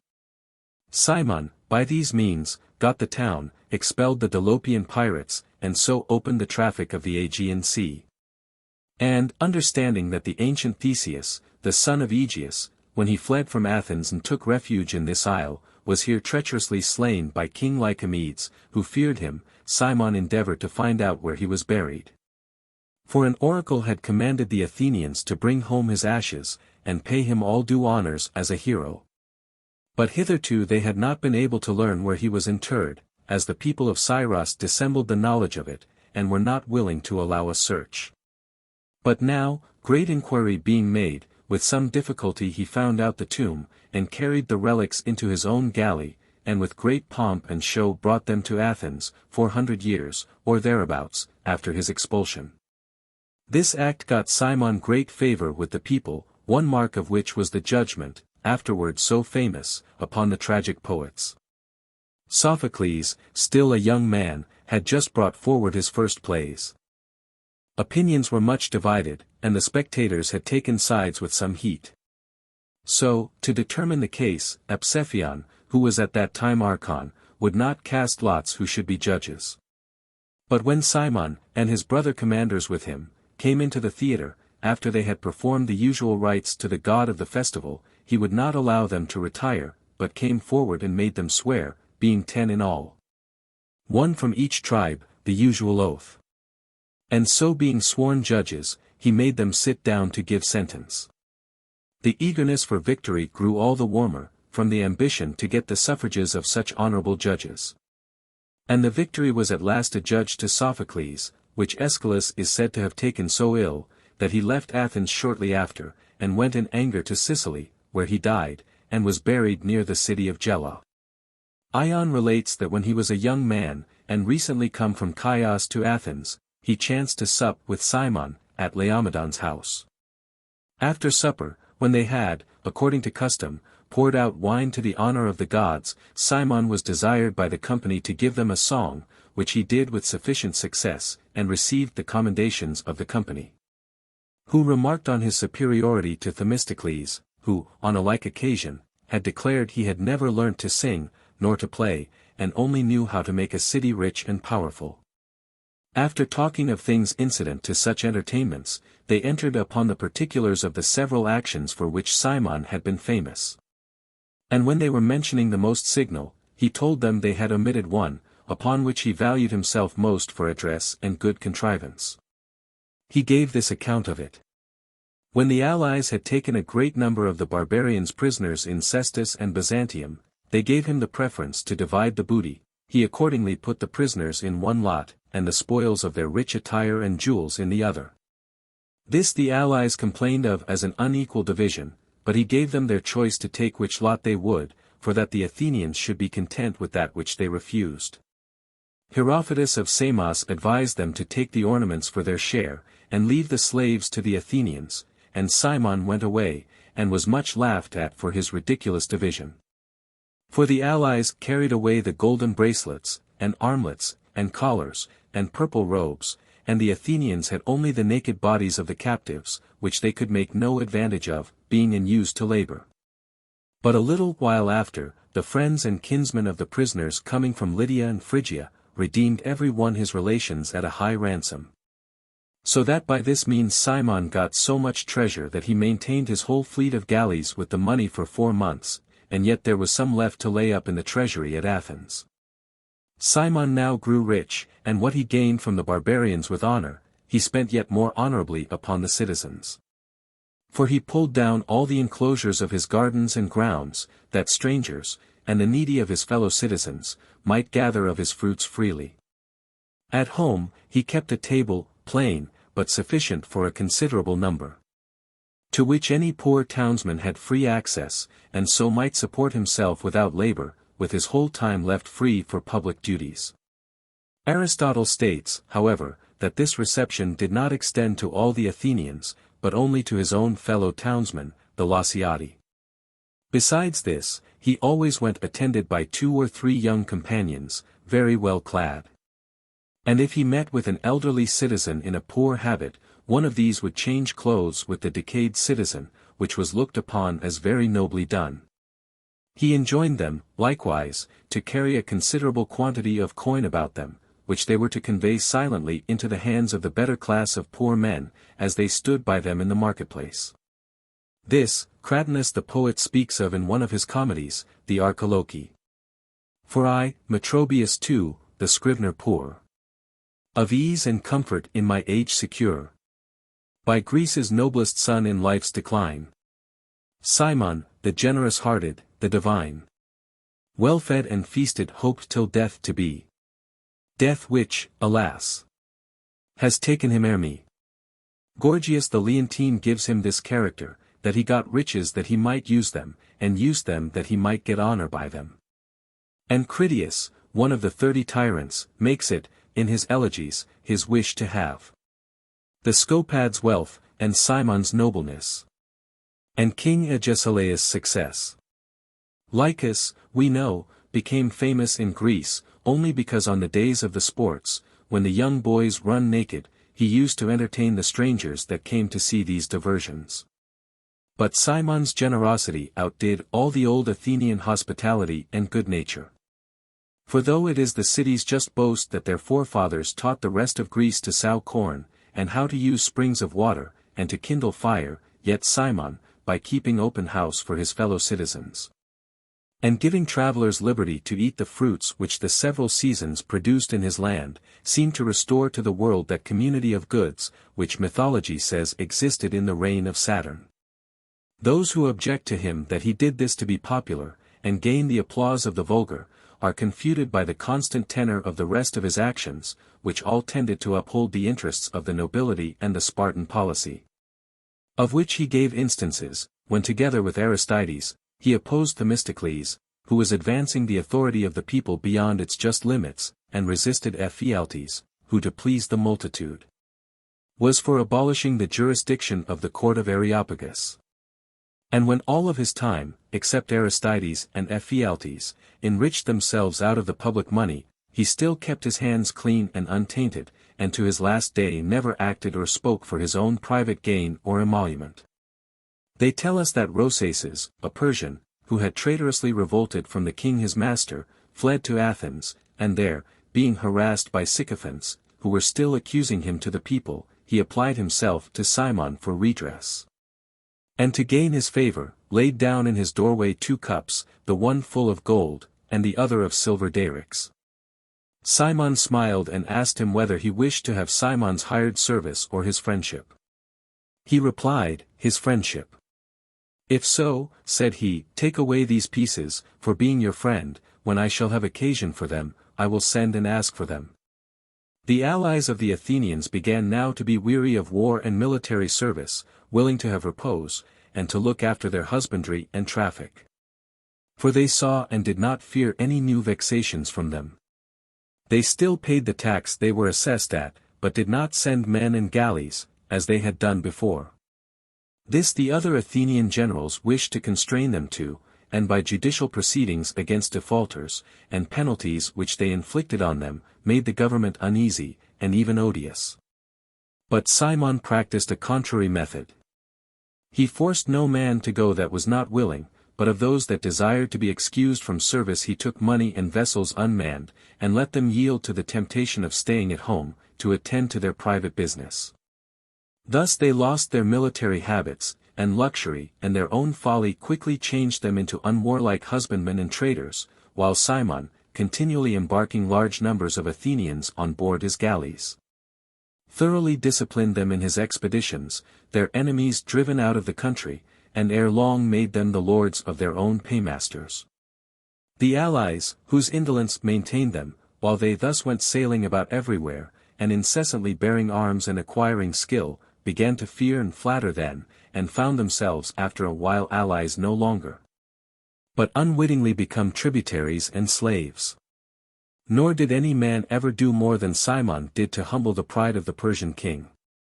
He was not content with getting rid of him out of Greece, but following close at his heels, before the barbarians could take breath and recover themselves, he was already at work, and what with his devastations, and his forcible reduction of some places, and the revolts and voluntary accession of others. In the end, from Ionia to Pamphylia, all Asia was clear of Persian soldiers. Word being brought him that the royal commanders were lying in wait upon the coast of Pamphylia, with a numerous land army, and a large fleet. He determined to make the whole sea on this side the Caledonian islands so formidable to them that they should never dare to show themselves in it. And setting off from Cnidus and the Triopian headland, with 200 galleys, which had been originally built with particular care by Themistocles, for speed and rapid evolutions, and to which he now gave greater width and roomier decks along the sides to move to and fro upon, so as to allow a great number of full-armed soldiers to take part in the engagements and fight from them. He shaped his course first of all against the town of Phaselis, which, though inhabited by Greeks, yet would not quit the interests of Persia, but denied his galleys entrance into their port. Upon this he wasted the country, and drew up his army to their very walls. But the soldiers of Caius, who were then serving under him, being ancient friends to the Phasilites, endeavoring to propitiate the general in their behalf, at the same time shot arrows into the town, to which were fastened letters conveying intelligence. At length he concluded peace with them, upon the conditions that they should pay down 10 talents, and follow him against the barbarians. Ephorus says the admiral of the Persian fleet was Tithrosts, and the general of the land army Pharyndates. But Callisthenes is positive that Ariomans, the son of Gobryas, had the supreme command of all the forces. He lay waiting with the whole fleet at the mouth of the river Eurymedon, with no design to fight, but expecting a reinforcement of 80 Phoenician ships on their way from Cyprus. Cimon, aware of this, put out to sea, resolved, if they would not fight a battle willingly, to force them to it. The barbarians, seeing this, retired within the mouth of the river to avoid being attacked. But when they saw the Athenians come upon them, notwithstanding their retreat, they met them with 600 ships, as Phaenotimus relates, but according to Ephorus, only with 350. However, they did nothing worthy such mighty forces, but immediately turned the prows of their galleys toward the shore, where those that came first threw themselves upon the land, and fled to their army drawn up thereabout, while the rest perished with their vessels, or were taken. By this, one may guess at their number, for though a great many escaped out of the fight, and a great many others were sunk, yet 200 galleys were taken by the Athenians. When their land army drew toward the seaside, Cimon was in suspense whether he should venture to try and force his way on shore, as he should thus expose his Greeks, wearied with slaughter in the first engagement, to the swords of the barbarians, who were all fresh men, and many times their number. But seeing his men resolute, and flushed with victory, he bade them land, though they were not yet cool from their first battle. As soon as they touched ground, they set up a shout and ran upon the enemy, who stood firm and sustained the first shock with great courage, so that the fight was a hard one, and some principal men of the Athenians in rank and courage were slain. At length, though with much ado, they routed the barbarians, and killing some, took others prisoners, and plundered all their tents and pavilions which were full of rich spoil.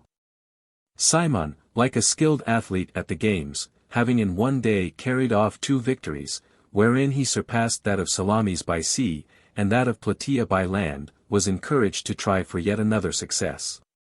News being brought that the Phoenician succors, in number 80 sail, had come in sight at Hydrum, he set off with all speed to find them, while they as yet had not received any certain account of the larger fleet, and were in doubt what to think.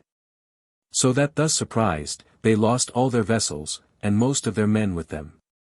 This success of Cimon so daunted the king of Persia, that he presently made that celebrated peace, by which he engaged that his armies should come no nearer the Grecian sea than the length of a horse's course.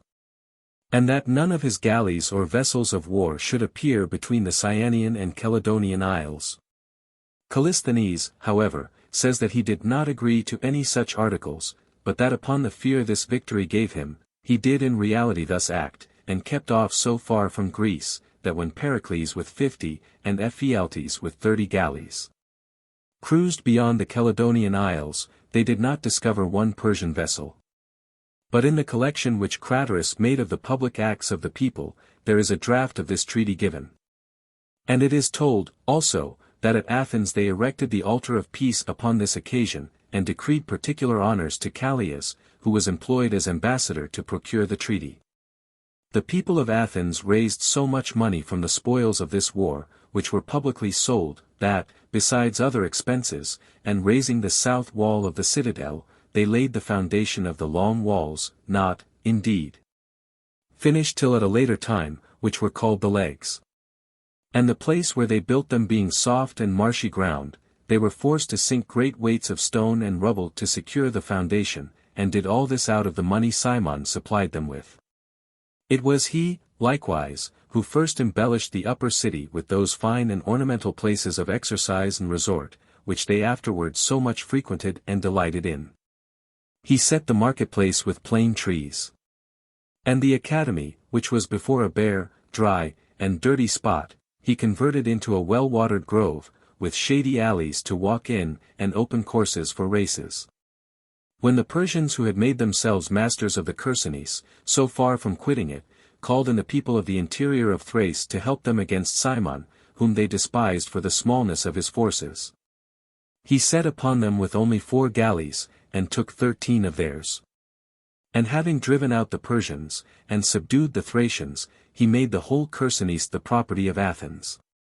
Next, he attacked the people of Thassos, who had revolted from the Athenians.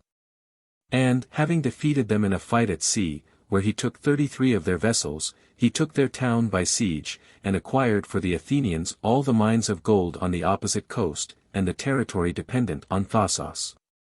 This opened him a fair passage into Macedon, so that he might, it was thought, have acquired a good portion of that country, and because he neglected the opportunity, he was suspected of corruption, and of having been bribed off by King Alexander. So, by the combination of his adversaries, he was accused of being false to his country. In his defense he told the judges, that he had always shown himself in his public life the friend, not, like other men, of rich Ionians and Thessalians, to be courted, and to receive presents, but of the Lacedaemonians. For as he admired, so he wished to imitate the plainness of their habits, their temperance, and simplicity of living, which he preferred to any sort of riches. But that he always had been, and still was proud to enrich his country with the spoils of her enemies. Stesimbrotus, making mention of this trial, states that Elpinus, in behalf of her brother, addressed herself to Pericles, the most vehement of his accusers, to whom Pericles answered, with a smile, "You are old, Elpinus, to meddle with affairs of this nature." However, he proved the mildest of his prosecutors, and rose up but once all the while, almost as a matter of form, to plead against him. Cimon was acquitted. In his public life after this, he continued, whilst at home, to control and restrain the common people, who would have trampled upon the nobility, and drawn all the power and sovereignty to themselves. But when he afterwards was sent out to war, the multitude broke loose, as it were, and overthrew all the ancient laws and customs they had hitherto observed, and, chiefly at the instigation of Ephialtes, withdrew the cognizance of almost all causes from the Areopagus. So that all jurisdiction now being transferred to them, the government was reduced to a perfect democracy, and this by the help of Pericles, who was already powerful, and had pronounced in favor of the common people. Cimon, when he returned, seeing the authority of this great council so upset, was exceedingly troubled, and endeavored to remedy these disorders by bringing the courts of law to their former state, and restoring the old aristocracy of the time of Clisthenes. This the others declaimed against with all the vehemence possible, and began to revive those stories concerning him and his sister, and cried out against him as the partisan of the Lacedaemonians. To these calumnies the famous verses of Lucullus, the poet upon Cimon refer. He was as good as others that one sees. But he was fond of drinking and of ease. And would at nights to Sparta often roam, leaving his sister desolate at home. But if, though slothful and a drunkard, he could capture so many towns, and gain so many victories, certainly if he had been sober and minded his business, there had been no Grecian commander, either before or after him, that could have surpassed him for exploits of war. He was, indeed, a favor of the Lacedaemonians even from his youth, and he gave the names of Lacedaemonius and Eleus to 2 sons, twins, whom he had, as Stesimbrotus says, by a woman of Clitorium. Whence Pericles often upbraided them with their mother's blood. But Diodorus, the geographer, asserts that both these, and another son of Simon's, whose name was Thessalus, were born of Isidis, the daughter of Euryptolemus, the son of Megacles. However, this is certain, that Cimon was countenanced by the Lacedaemonians in opposition to Themistocles, whom they disliked, and while he was yet very young, they endeavored to raise and increase his credit in Athens. This the Athenians perceived at first with pleasure, and the favor the Lacedaemonians showed him was in various ways advantageous to them and their affairs. As at that time they were just rising to power, and were occupied in winning the allies to their side. So they seemed not at all offended with the honor and kindness showed to Cimon, who then had the chief management of all the affairs of Greece, and was acceptable to the Lacedaemonians, and courteous to the allies. But afterwards the Athenians, grown more powerful, when they saw Cimon so entirely devoted to the Lacedaemonians, began to be angry, for he would always in his speeches prefer them to the Athenians, and upon every occasion, when he would reprimand them for a fault or incite them to emulation, he would exclaim, "The Lacedaemonians would not do thus." This raised the discontent, and got him in some degree the hatred of the citizens, but that which ministered chiefly to the accusation against him fell out upon the following occasion. In the 4th year of the reign of Archidamus, the son of Zosidamus, king of Sparta, there happened in the country of Lacedaemon, the greatest earthquake that was known in the memory of man. The earth opened into chasms, and the mountain Taygetus was so shaken, that some of the rocky points of it fell down, and except 5 houses, all the town of Sparta was shattered to pieces. They say, that a little before any motion was perceived, as the young men and the boys just grown up were exercising themselves together in the middle of the portico, a hare, of a sudden, started out just by them, which the young men, though all naked and daubed with oil, ran after for sport. No sooner were they gone from the place, than the gymnasium fell down upon the boys who had stayed behind, and killed them all. Their tomb is to this day called Sysmatia's. Archidamus, by the present danger made apprehensive of what might follow, and seeing the citizens intent upon removing the most valuable of their goods out of their houses, commanded an alarm to be sounded, as if an enemy were coming upon them, in order that they should collect about him in a body, with arms. It was this alone that saved Sparta at that time, for the Helots were got together from the country about, with design to surprise the Spartans, and overpower those whom the earthquake had spared.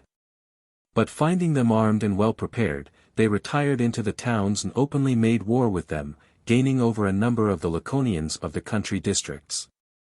While at the same time the Messenians, also, made an attack upon the Spartans, who therefore dispatched Periclitus to Athens to solicit succors, of whom Aristophanes says in mockery that he came and in a red jacket, at the altars seated, with a white face, for men and arms entreated. This Ephialtes opposed, protesting that they ought not to raise up or assist a city that was a rival to Athens, but that being down, it were best to keep her so, and let the pride and arrogance of Sparta be trodden under. But Cimon, as Critias says, preferring the safety of Lacedaemon to the aggrandizement of his own country, so persuaded the people, that he soon marched out with a large army to their relief. Ion records, also, the most successful expression which he used to move the Athenians. They ought not to suffer Greece to be lamed, nor their own city to be deprived of her yokefellow.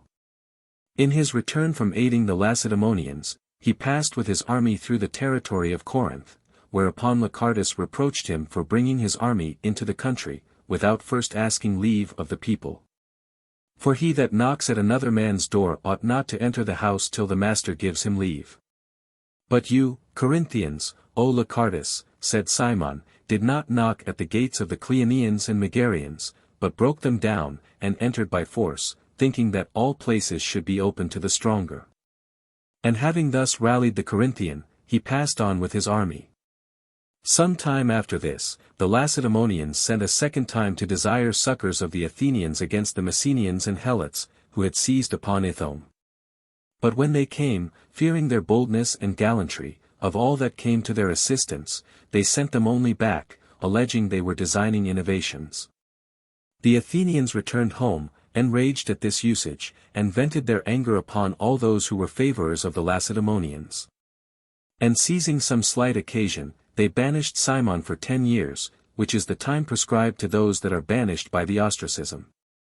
In the meantime, the Lacedaemonians, on their return after freeing Delphi from the Phocians, encamped their army at Tanagra, whither the Athenians presently marched with design to fight them. Cimon, also, came thither armed, and ranged himself among those of his own tribe, which was the Oenius, desirous of fighting with the rest against the Spartans. But the council of 500 being informed of this, and fright at it, his adversaries crying out he would disorder the army, and bring the Lacedaemonians to Athens, commanded the officers not to receive him. Wherefore Cimon left the army, conjuring Euthippus, the Anaphlystian, and the rest of his companions, who were most suspected as favoring the Lacedaemonians, to behave themselves bravely against their enemies, and by their actions make their innocence evident to their countrymen. These, being in all 100, took the arms of Cimon and followed his advice. And making a body by themselves, fought so desperately with the enemy, that they were all cut off, leaving the Athenians deep regret for the loss of such brave men, and repentance for having so unjustly suspected them. Accordingly, they did not long retain their severity toward Cimon, partly upon remembrance of his former services, and partly, perhaps, induced by the juncture of the times. For being defeated at Tanagra in a great battle, and fearing the Peloponnesians would come upon them at the opening of the spring, they recalled Cimon by a decree, of which Pericles himself was author. So reasonable were men's resentments in those times, and so moderate their anger, that it always gave way to the public good. Even ambition, the least governable of all human passions, could then yield to the necessities of the state. Cimon, as soon as he returned, put an end to the war, and reconciled the two cities. Peace thus established, seeing the Athenians impatient of being idle, and eager after the honor and aggrandizement of war, lest they should set upon the Greeks themselves, or with so many ships cruising about the isles and Peloponnesus, they should give occasions to intestine wars, or complaints of their allies against them, he equipped 200 galleys, with design to make an attempt upon Egypt and Cyprus. Purposing, by this means, to accustom the Athenians to fight against the barbarians, and enrich themselves honestly by spoiling those who were the natural enemies to Greece. But when all things were prepared, and the army ready to embark, Cimon had this dream. It seemed to him that there was a furious bitch barking at him, and, mixed with the barking, a kind of human voice uttered these words: "Come on, for thou shalt shortly be a pleasure to my whelps and me." This dream was hard to interpret, yet Astyphilus of Posidonia, a man skilled in divinations, and intimate with Cimon, told him that his death was presaged by this vision, which he thus explained. A dog is enemy to him he barks at.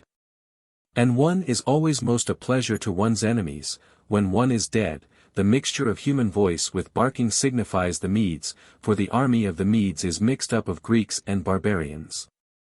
After this dream, as he was sacrificing to Bacchus, and the priest cutting up the victim, a number of ants, taking up the congealed particles of the blood, laid them about Simon's great toe. This was not observed for a good while, but at the very time when Cimon spied it, the priest came and showed him the liver of the sacrifice imperfect, wanting that part of it called the head. But he could not then recede from the enterprise, so he set sail. 60 of his ships he sent toward Egypt. With the rest he went and fought the king of Persia's fleet, composed of Phoenician and Cilician galleys, recovered all the cities thereabout, and threatened Egypt, designing no less than the entire ruin of the Persian Empire. And the rather, for that he was informed Themistocles was in great repute among the barbarians, having promised the king to lead his army, whenever he should make war upon Greece. But Themistocles, it is said, abandoning all hopes of compassing his designs, very much out of the despair of overcoming the valor and good fortune of Cimon, died a voluntary death. Cimon, intent on great designs, which he was now to enter upon, keeping his navy about the Isle of Cyprus, sent messengers to consult the oracle of Jupiter Ammon upon some secret matter. For it is not known about what they were sent, and the god would give them no answer, but commanded them to return again, for that Cimon was already with him. Hearing this, they returned to sea, and as soon as they came to the Grecian army, which was then about Egypt, they understood that Cimon was dead. And computing the time of the oracle, they found that his death had been signified, he being then already with the gods.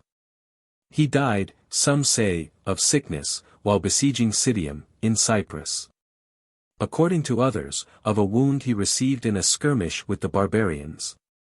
When he perceived he should die, he commanded those under his charge to return, and by no means to let the news of his death be known by the way. This they did with such secrecy that they all came home safe, and neither their enemies nor the allies knew what had happened. Thus, as Phonotimus relates, the Grecian army was, as it were, conducted by Cimon, 30 days after he was dead. But after his death there was not one commander among the Greeks that did anything considerable against the barbarians, and instead of uniting against their common enemies. The popular leaders and partisans of war animated them against one another to that degree, that none could interpose their good offices to reconcile them. And while, by their mutual discord, they ruined the power of Greece, they gave the Persians time to recover breath, and repair all their losses. It is true, indeed, Agesilaus carried the arms of Greece into Asia, but it was a long time after. There were, indeed, some brief appearances of a war against the king's lieutenants in the maritime provinces, but they all quickly vanished. Before he could perform anything of moment, he was recalled by fresh civil dissensions and disturbances at home. So that he was forced to leave the Persian king's officers to impose what tribute they pleased on the Greek cities in Asia, the confederates and allies of the Lacedaemonians.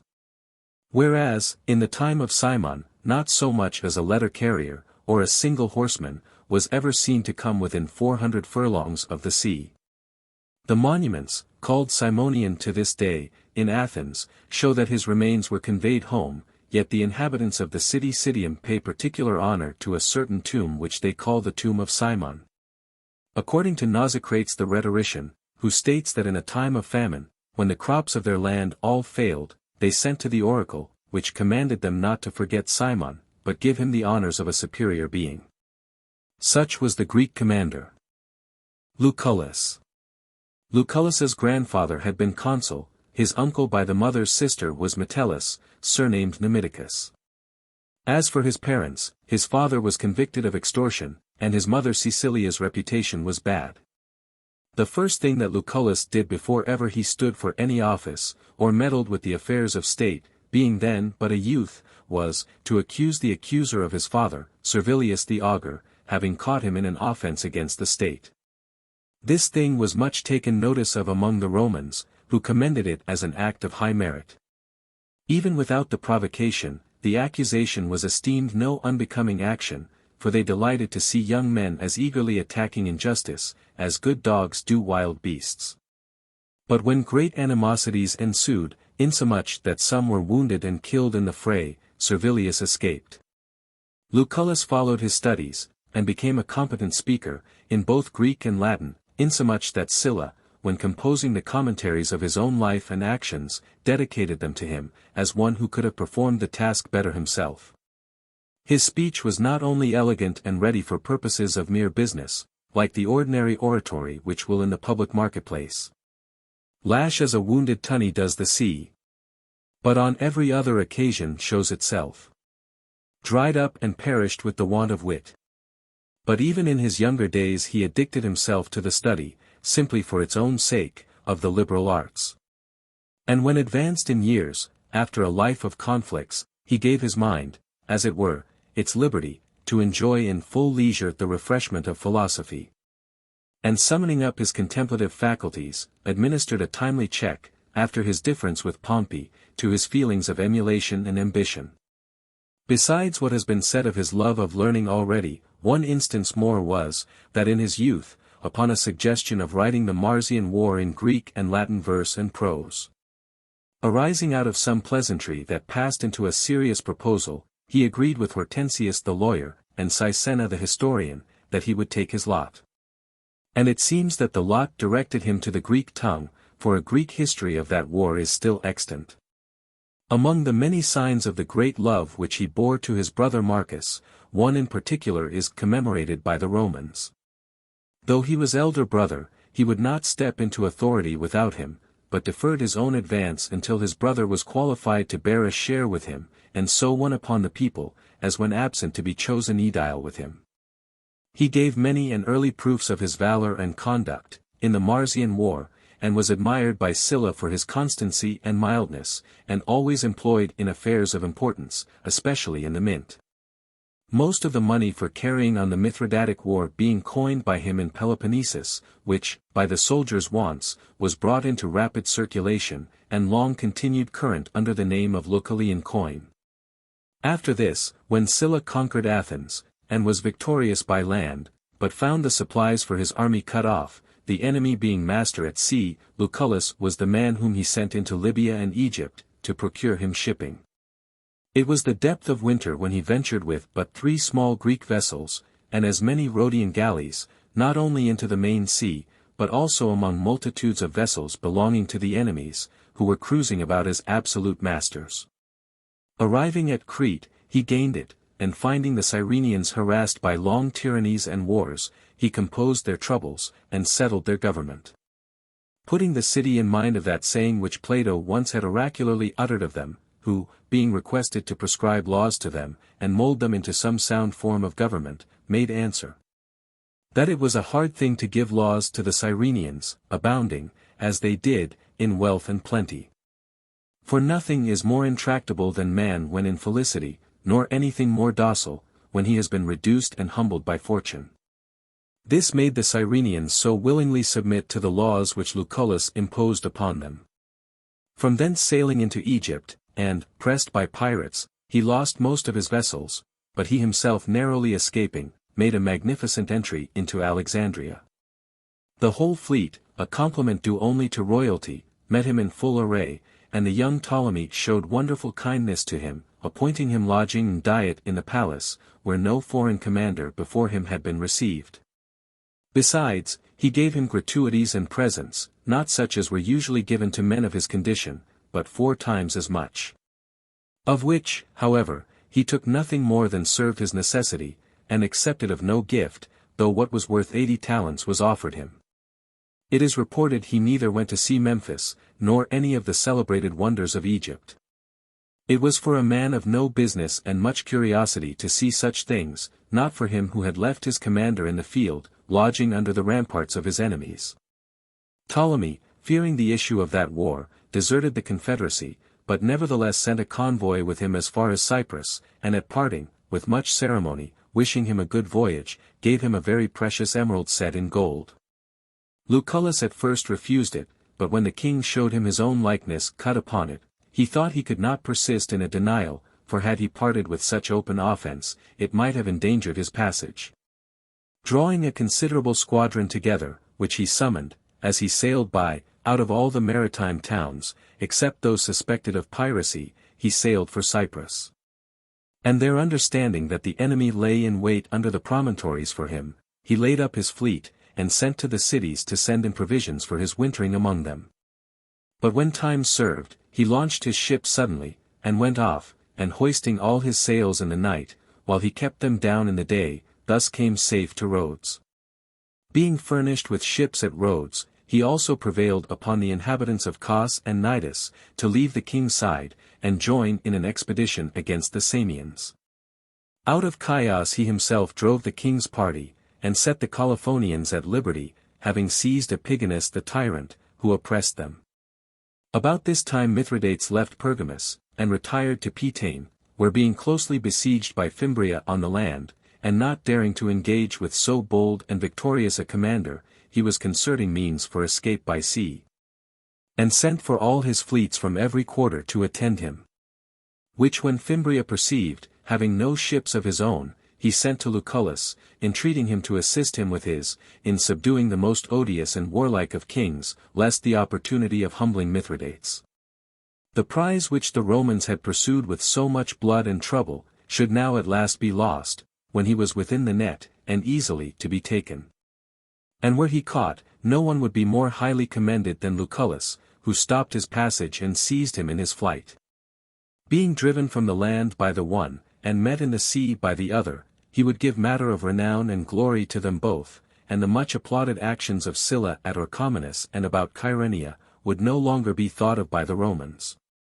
The proposal was no unreasonable thing. It being obvious to all men, that if Lucullus had hearkened to Fimbria, and with his navy, which was then near at hand, had blocked up the haven, the war soon had been brought to an end, and infinite numbers of mischiefs prevented thereby. But he, whether from the sacredness of friendship between himself and Sylla, reckoning all other considerations of public or of private advantage inferior to it, or out of detestation of the wickedness of Fimbria, whom he abhorred for advancing himself by the late death of his friend and the general of the army, or by a divine fortune sparing Mithridates then, that he might have him an adversary for a time to come, for whatever reason, refused to comply, and suffered Mithridates to escape and laugh at the attempts of Fimbria. He himself alone first, near Lectum in Troas, in a sea fight, overcame the king's ships. And afterwards, discovering Neoptolemus lying in wait for him near Tenedos, with a greater fleet, he went aboard a Rhodian quinquereme galley, commended by Damagoras, a man of great experience at sea, and friendly to the Romans, and sailed before the rest. Neoptolemus made up furiously at him, and commanded the master, with all imaginable might, to charge. But Damagoras, fearing the bulk and massy stem of the admiral, thought it dangerous to meet him prow to prow, and, rapidly wheeling round, bid his men back water, and so received him astern. In which place, though violently borne upon, he received no manner of harm, the blow being defeated by falling on those parts of the ship which lay under water.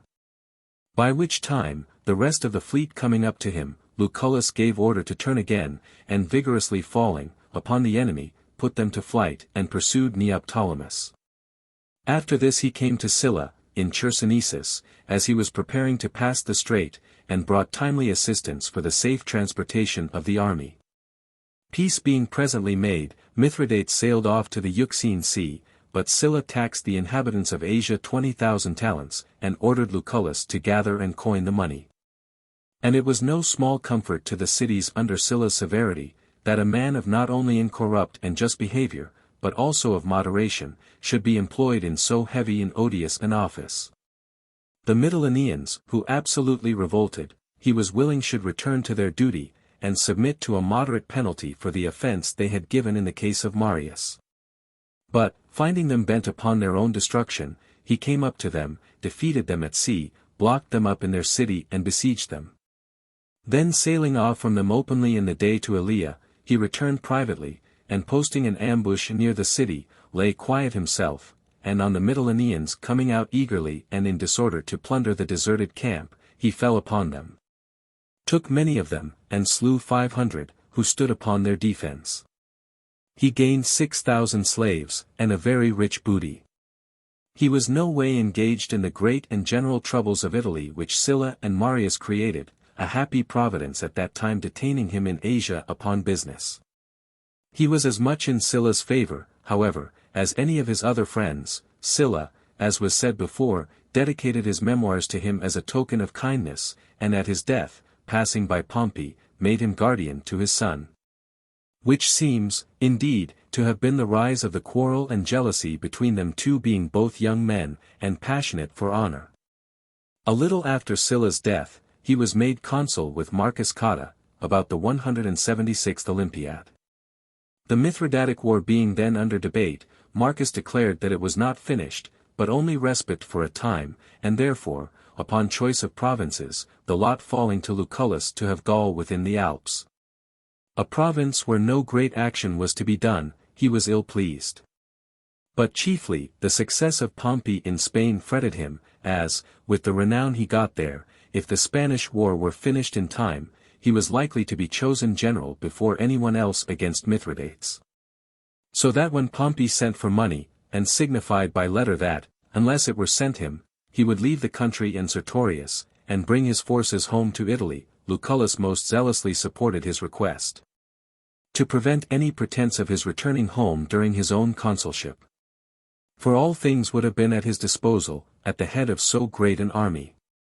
For Cethegus, the most influential popular leader at that time, owing to his always both acting and speaking to please the people, had, as it happened, a hatred to Lucullus, who had not concealed his disgust at his debauched, insolent, and lawless life. Lucullus, therefore, was at open warfare with him. And Lucius Quintius, also, another demagogue, who was taking steps against Sylla's constitution, and endeavoring to put things out of order, by private exhortations and public admonitions he checked in his designs, and repressed his ambition. Wisely and safely remedying a great evil at the very outset. At this time news came that Octavius, the governor of Cilicia, was dead, and many were eager for the place, courting Cethegus, as the man best able to serve them.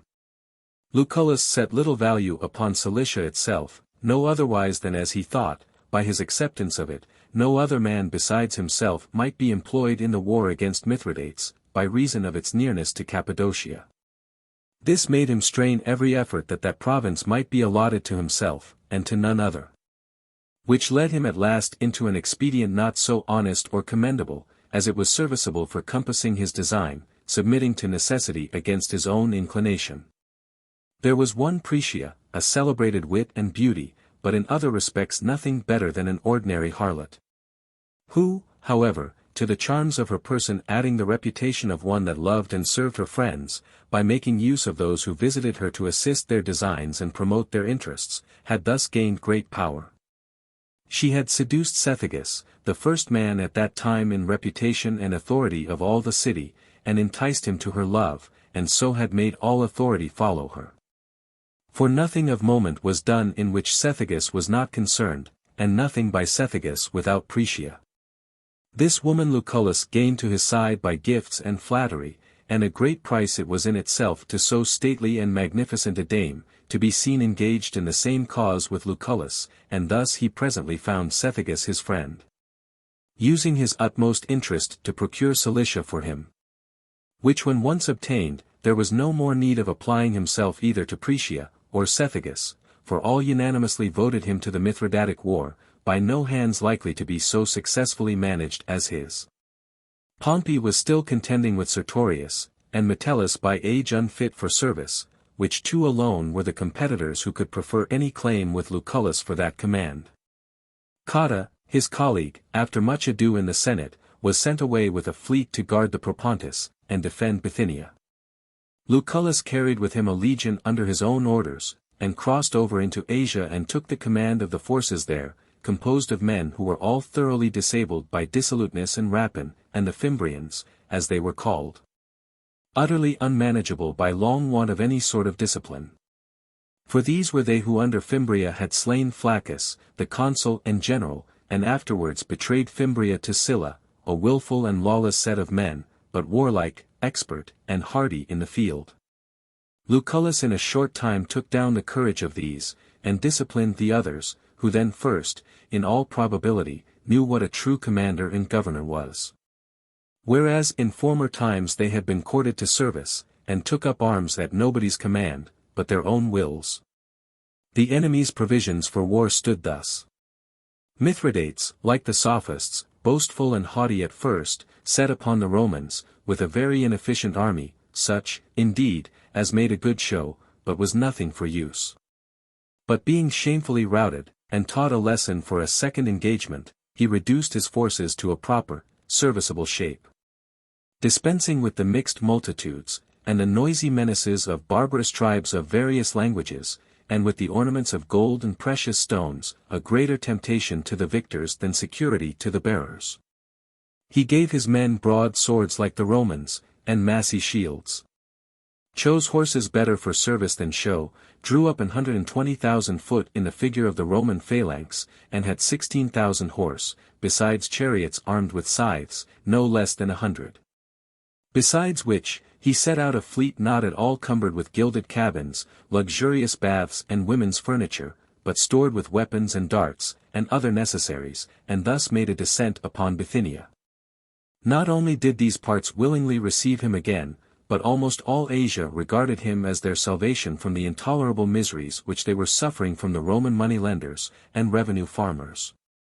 These, afterwards, who like harpies stole away their very nourishment, Lucullus drove away, and at this time by reproving them, did what he could to make them more moderate, and to prevent a general secession, then breaking out in all parts. While Lucullus was detained in rectifying these matters, Cato, finding affairs ripe for action, prepared for battle with Mithridates. And news coming from all hands that Lucullus had already entered Phrygia, on his march against the enemy, he, thinking he had a triumph all but actually in his hands, lest his colleague should share in the glory of it, hasted to battle without him. But being routed, both by sea and land, he lost 60 ships with their men, and 4,000 foot, and himself was forced into and besieged in Chalcedon, there waiting for relief from Lucullus. There were those about Lucullus who would have had him leave Cato and go forward, in hope of surprising the defenseless kingdom of Mithridates. And this was the feeling of the soldiers in general, who were indignant that Cato should by his ill counsel not only lose his own army, but hinder them also from conquest, which at that time, without the hazard of a battle, they might have obtained. But Lucullus, in a public address, declared to them that he would rather save one citizen from the enemy, than be master of all that they had. Archelaus, the former commander in Boeotia under Mithridates, who afterwards deserted him and accompanied the Romans, protested to Lucullus that, upon his mere coming, he would possess himself of all Pontus. But he answered, that it did not become him to be more cowardly than huntsmen, to leave the wild beasts abroad, and seek after sport in their deserted dens. Having so said, he made towards Mithridates with 30,000 foot, and 2,500 horse. But on being come in sight of his enemies, he was astonished at their numbers, and thought to forbear fighting, and wear out time.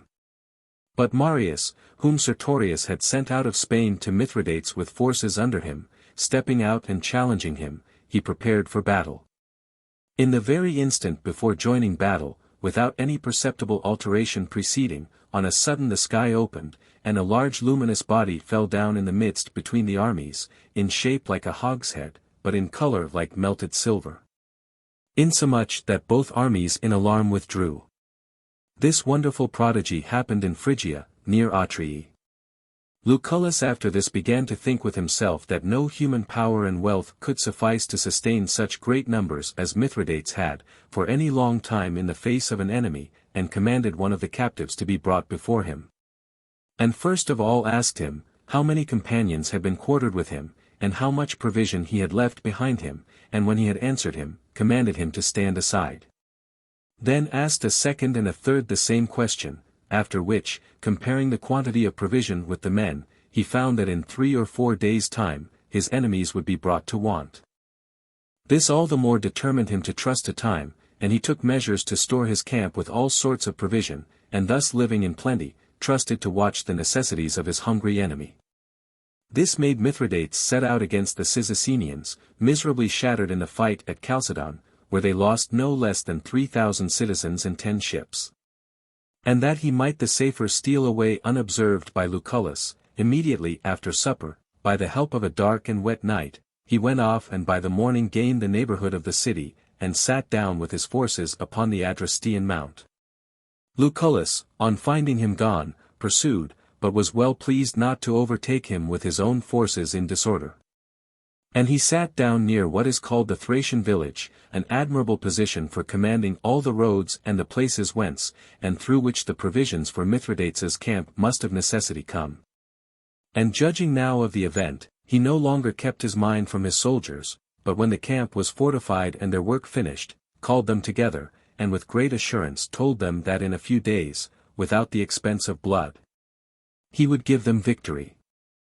Mithridates besieged the Cyzicenians with 10 camps by land, and with his ships occupied the strait that was betwixt their city and the main land, and so blocked them up on all sides. They, however, were fully prepared stoutly to receive him, and resolved to endure the utmost extremity, rather than forsake the Romans. That which troubled them most was, that they knew not where Lucullus was, and heard nothing of him, though at that time his army was visible before them. But they were imposed upon by the Mithridates, who, showing them the Romans encamped on the hills, said, "Do ye see those? Those are the auxiliary Armenians and Medes, whom Tigranes has sent to Mithridates." They were thus overwhelmed with thinking of the vast numbers round them, and could not believe any way of relief was left them, even if Lucullus should come up to their assistance. Demonax, a messenger sent in by Archelaus, was the first who told them of Lucullus's arrival, but they disbelieved his report, and thought he came with a story invented merely to encourage them. At which time it happened that a boy, a prisoner who had run away from the enemy, was brought before them. Who, being asked where Lucullus was, laughed at their jesting, as he thought, but, finding them in earnest, with his finger pointed to the Roman camp, upon which they took courage. The lake Dasilitis was navigated with vessels of some little size. One, the biggest of them, Lucullus drew ashore, and carrying her across in a wagon to the sea, filled her with soldiers, who, sailing along unseen in the dead of the night, came safe into the city. The gods themselves, too, in admiration of the constancy of the Cyzicenians, seem to have animated them with manifest signs, more especially now in the festival of Proserpine, where a black heifer being wanting for sacrifice, they supplied it by a figure made of dough, which they set before the altar.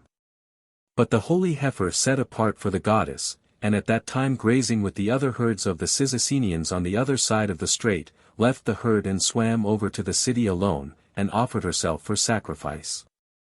By night, also, the goddess appearing to Aristides, the town clerk, "I am come," said she, "and have brought the Libyan piper against the Pontic trumpeter, bid the citizens, therefore, be of good courage." While the Cyzicenians were wondering what the words could mean, a sudden wind sprung up and caused a considerable motion on the sea. The king's battering engines, the wonderful contrivance of Niconides of Thessaly, then under the walls, by their cracking and rattling, soon demonstrated what would follow. After which an extraordinarily tempestuous south wind succeeding shattered in a short space of time all the rest of the works, and by a violent concussion, threw down the wooden tower 100 cubits high. It is said that in Ilium Minerva appeared to many that night in their sleep, with the sweat running down her person, and showed them her robe torn in one place, telling them that she had just arrived from relieving the Cyzicenians. And the inhabitants to this day show a monument with an inscription, including a public decree, referring to the fact. Mithridates, through the knavery of his officers, not knowing for some time the want of provision in his camp, was troubled in mind that the Cyzicenians should hold out against him.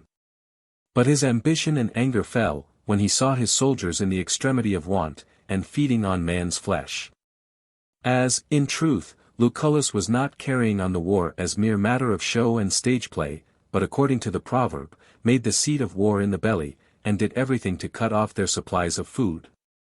Mithridates, therefore, took advantage of the time, while Lucullus was storming a fort, and sent away almost all his horse to Bithynia, with the sumpter cattle, and as many of the foot as were unfit for service.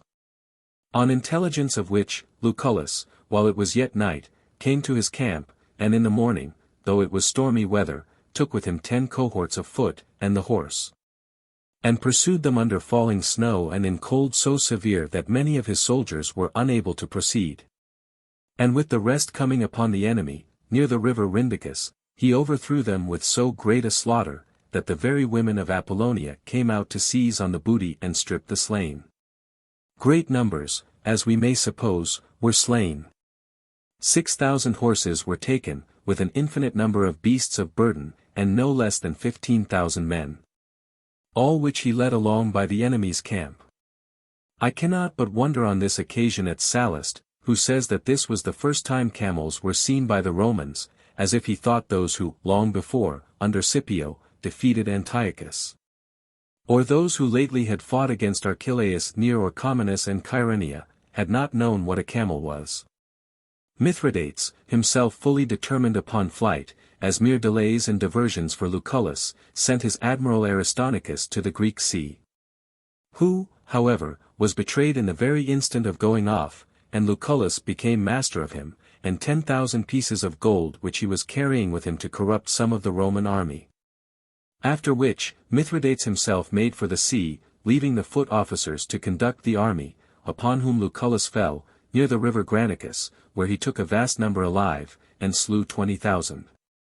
It is reported that the total number killed, of fighting men and of others who followed the camp, amounted to something not far short of 300,000. Lucullus first went to Cyzicus, where he was received with all the joy and gratitude suiting the occasion, and then collected a navy, visiting the shores of the Hellespont. And arriving at Troas, he lodged in the temple of Venus, where, in the night, he thought he saw the goddess coming to him, and saying, "Sleep'st thou, great lion, when the fawns are nigh?" Rising up hereupon, he called his friends to him, it being yet night, and told them his vision, at which instant some Ilians came up and acquainted him that 13 of the king's quinquiremes were seen off the Achaean harbour, sailing for Lemnos. He at once put to sea, took these, and slew their admiral Isidorus. And then he made after another squadron, who were just come into port, and were hauling their vessels ashore, but fought from the decks, and sorely galled Lucullus's men. There being neither room to sail round them, nor to bear upon them for any damage, his ships being afloat, while theirs stood secure and fixed on the sand.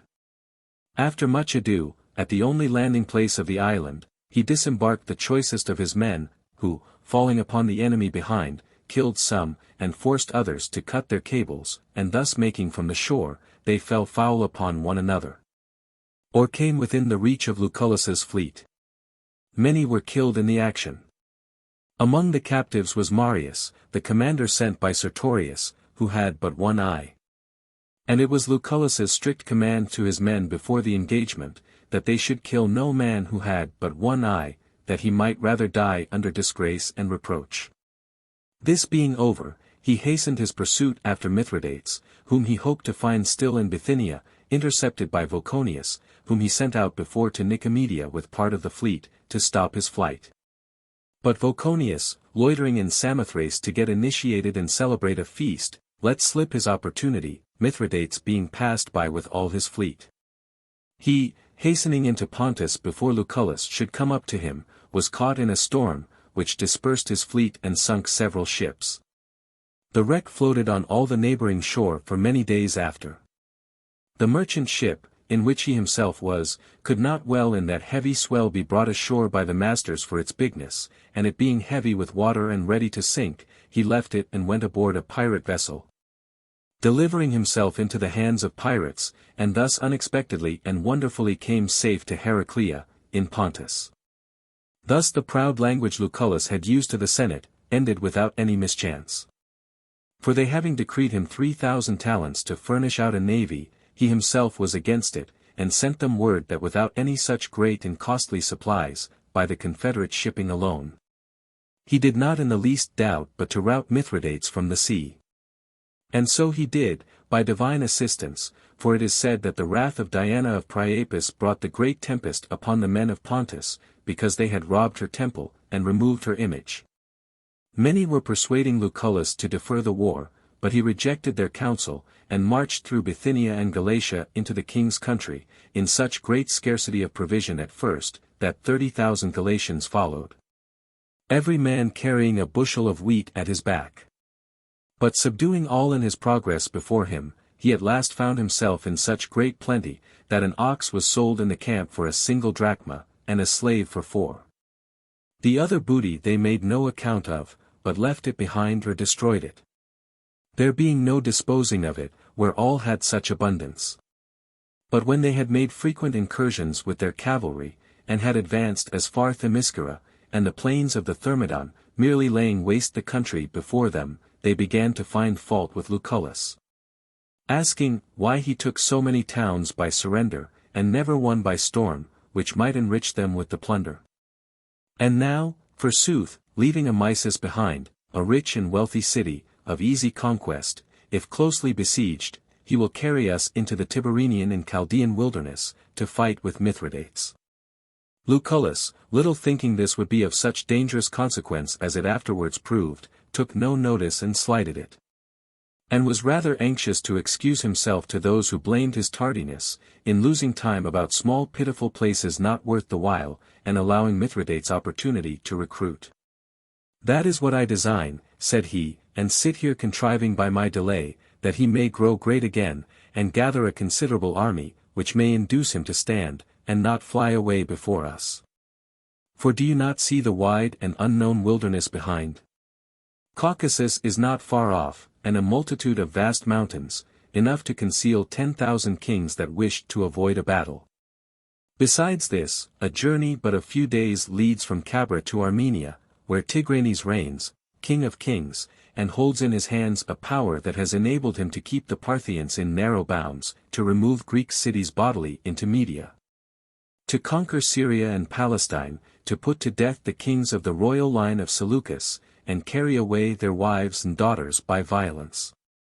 This same is relation and son-in-law to Mithridates, and cannot but receive him upon entreaty, and enter into war with us to defend him. So that, while we endeavor to depose Mithridates, we shall endanger the bringing in of Tigranes against us, who already has sought occasion to fall out with us, but can never find one so justifiable as the succor of a friend and prince in his necessity. Why, therefore, should we put Mithridates upon this resource, who as yet does not see now he may best fight with us, and disdains to stoop to Tigranes? And not rather allow him time to gather a new army and grow confident again, that we may thus fight with Colchians, and Tiberinians, whom we have often defeated already, and not with Medes and Armenians. Upon these motives, Lucullus sat down before Amisus, and slowly carried on the siege. But the winter being well spent, he left Murena in charge of it, and went himself against Mithridates, then rendezvousing at Cabra, and resolving to await the Romans, with 40,000 foot about him, and 14,000 horse, on whom he chiefly confided. Passing the river Lycus, he challenged the Romans into the plains, where the cavalry engaged, and the Romans were beaten. Pomponius, a man of some note, was taken wounded, and sore, and in pain as he was carried before Mithridates, and asked by the king, if he would become his friend, if he saved his life. He answered, yes, if you become reconciled to the Romans, if not, your enemy. Mithridates wondered at him, and did him no hurt.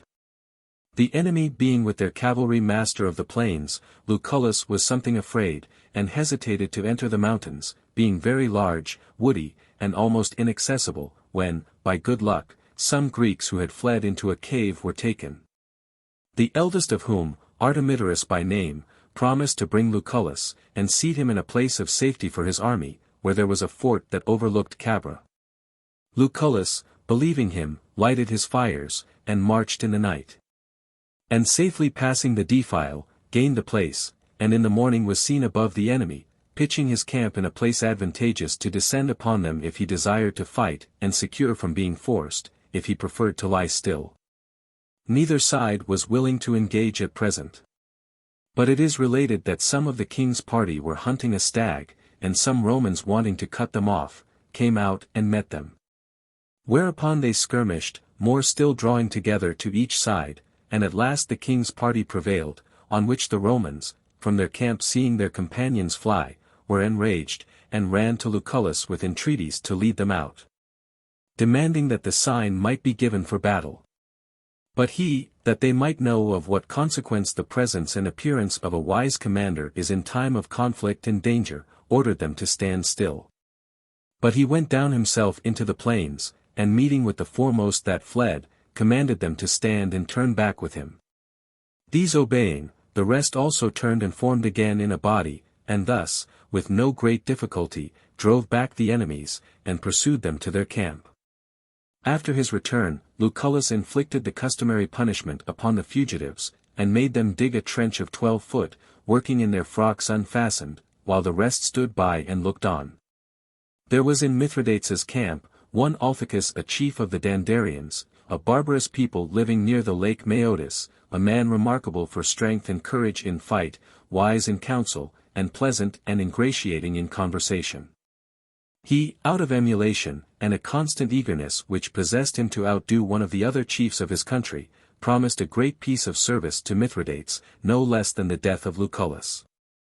The king commended his resolution, and, according to agreement, counterfeited anger, and put some disgrace upon him, whereupon he took horse, and fled to Lucullus, who kindly received him, being a man of great name in the army.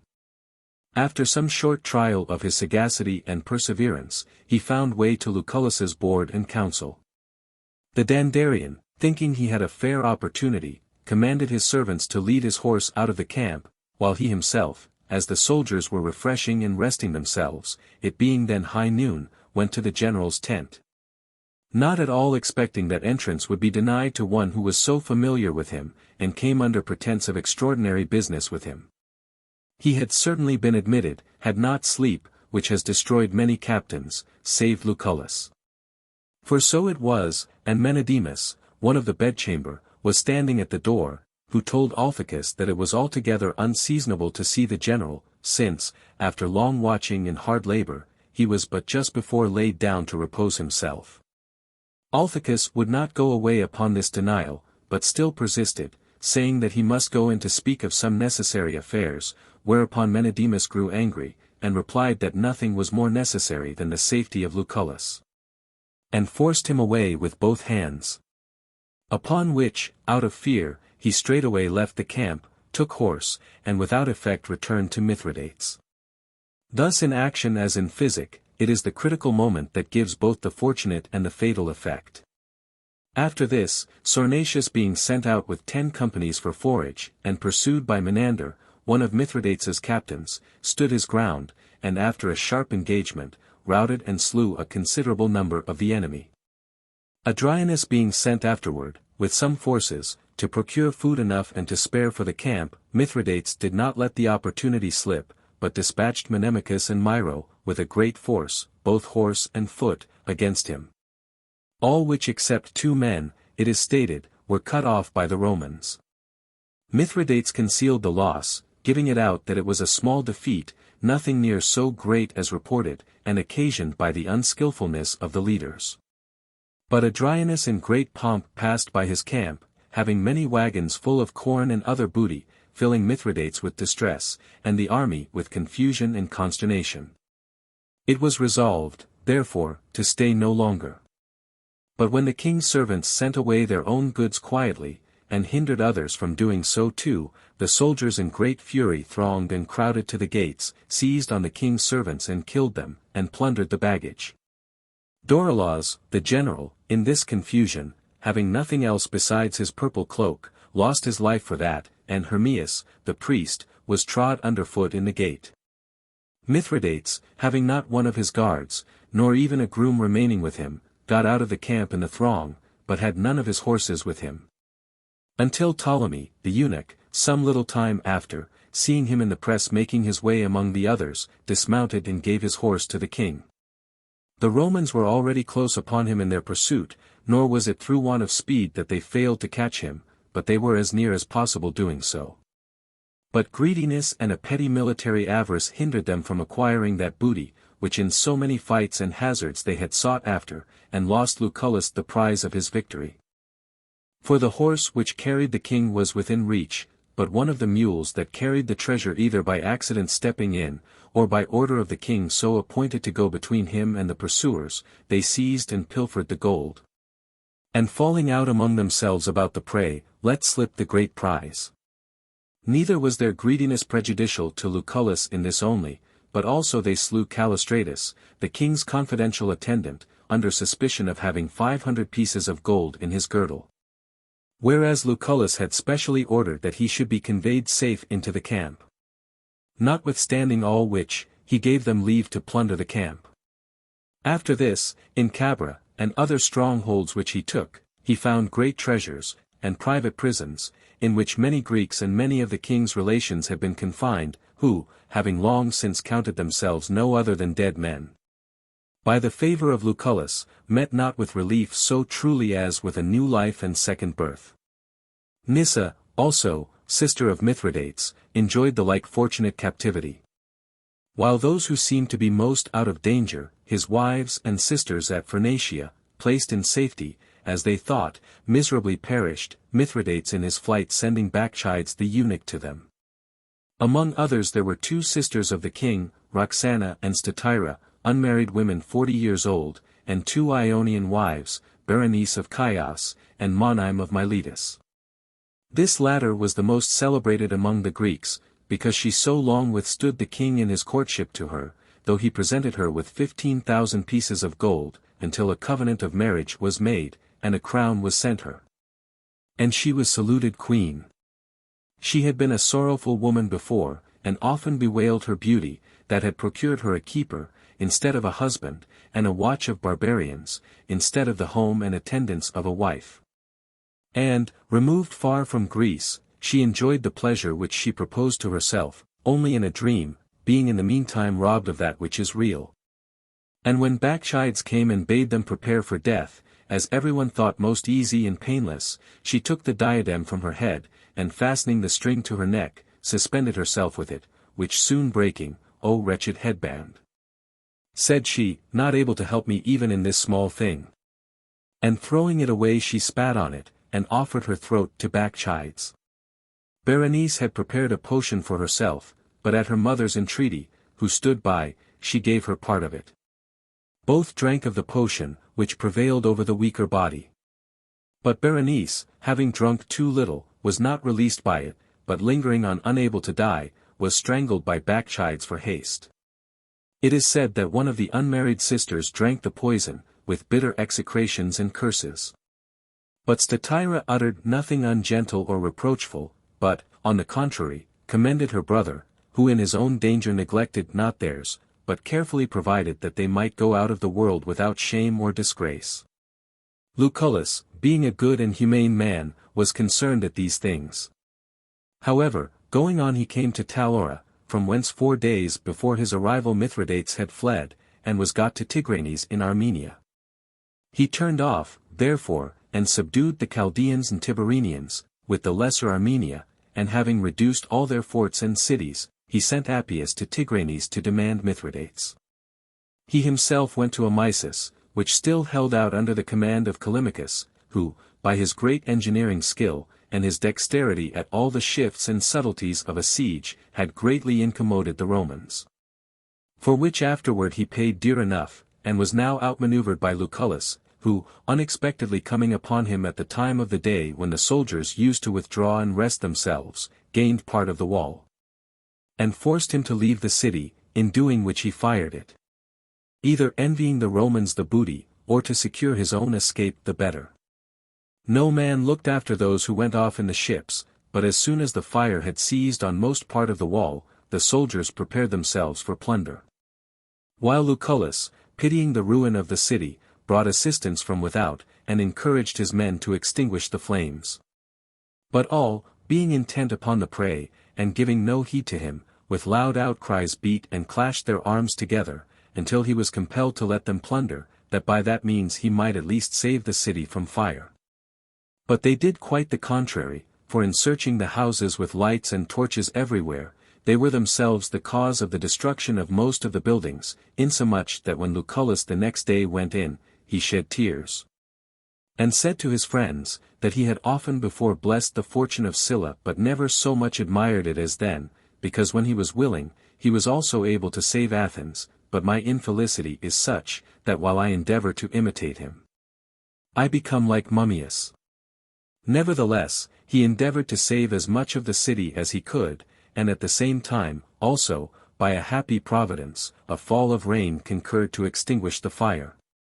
He himself while present repaired the ruins as much as he could, receiving back the inhabitants who had fled, and settling as many other Greeks as were willing to live there, adding 120 furlongs of ground to the place. This city was a colony of Athens, built at that time when she flourished and was powerful at sea, upon which account many who fled from Aristides' tyranny settled here, and were admitted as citizens, but had the ill luck to fly from evils at home into greater abroad. As many of these as survived, Lucullus furnished every one with clothes, and 200 drachmas, and sent them away into their own country. On this occasion, Tyrannion the grammarian was taken. Murena begged him of Lucullus, and took him and made him a freedman, but in this he abused Lucullus's favor, who by no means liked that a man of high repute for learning should be first made a slave, and then freed. For freedom thus speciously granted again, was a real deprivation of what he had before. But not in this case alone Murena showed himself far inferior in generosity to the general. Lucullus was now busy in looking after the cities of Asia, and having no war to divert his time, spent it in the administration of law and justice. The want of which had for a long time left the province a prey to unspeakable and incredible miseries. So plundered and enslaved by tax farmers and usurers, that private people were compelled to sell their sons in the flower of their youth, and their daughters in their virginity, and the states publicly to sell their consecrated gifts, pictures, and statues. In the end their lot was to yield themselves up slaves to their creditors, but before this, worse troubles befell them, tortures, inflicted with ropes and by horses, standing abroad to be scorched when the sun was hot, and being driven into ice and clay in the cold. Insomuch that slavery was no less than a redemption and joy to them. Lucullus in a short time freed the cities from all these evils and oppressions, for, first of all, he ordered there should be no more taken than 1%. Secondly, where the interest exceeded the principal, he struck it off. The third, and most considerable order was, that the creditor should receive the fourth part of the debtor's income. But if any lender had added the interest to the principal, it was utterly disallowed. Insomuch, that in the space of 4 years all debts were paid, and lands returned to their right owners. The public debt was contracted when Asia was fined 20,000 talents by Sylla, but twice as much was paid to the collectors, who by their usury had by this time advanced it to 120,000 talents. And accordingly they inveighed against Lucullus at Rome, as grossly injured by him, and by their money's help, as, indeed, they were very powerful, and had many of the statesmen in their debt, they stirred up several leading men against him. But Lucullus was not only beloved by the cities which he obliged, but was also wished for by other provinces, who blessed the good luck of those who had such a governor over them. Appius Clodius, who was sent to Tigranes, the same Clodius was brother to Lucullus's wife, being led by the king's guides, a roundabout way, unnecessarily long and tedious, through the upper country, being informed by his freedmen. A Syrian by nation, of the direct road, left that lengthy and fallacious one. And bidding the barbarians, his guides, adieu, in a few days passed over Euphrates, and came to Antioch upon Daphne. There being commanded to wait for Tigranes, who at that time was reducing some towns in Phoenicia, he won over many chiefs to his side, who unwillingly submitted to the king of Armenia, among whom was Zarbienus, king of the Gordianians. Also many of the conquered cities corresponded privately with him, whom he assured of relief from Lucullus, but ordered them to lie still at present.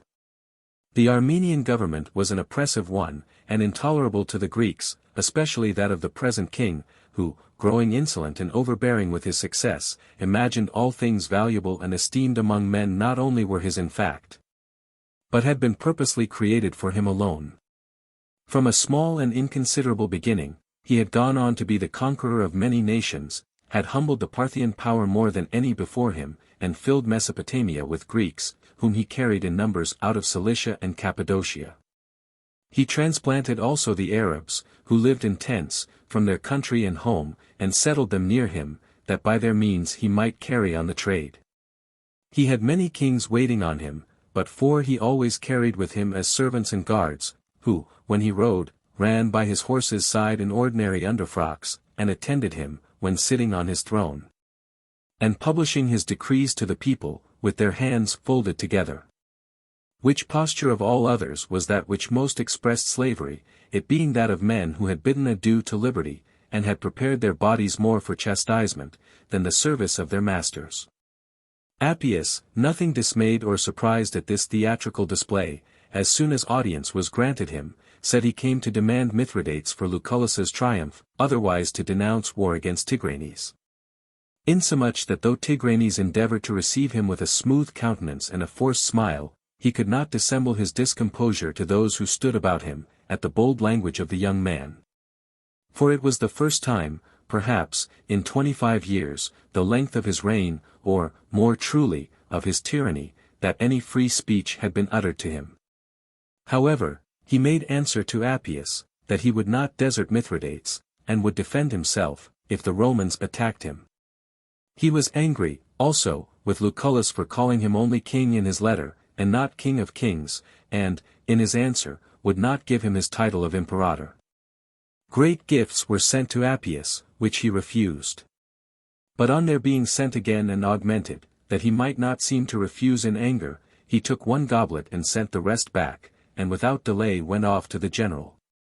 Tigranes before this neither vouchsafed to see nor speak with Mithridates, though a near kinsman, and forced out of so considerable a kingdom, but proudly and scornfully kept him at a distance, as a sort of prisoner, in a marshy and unhealthy district.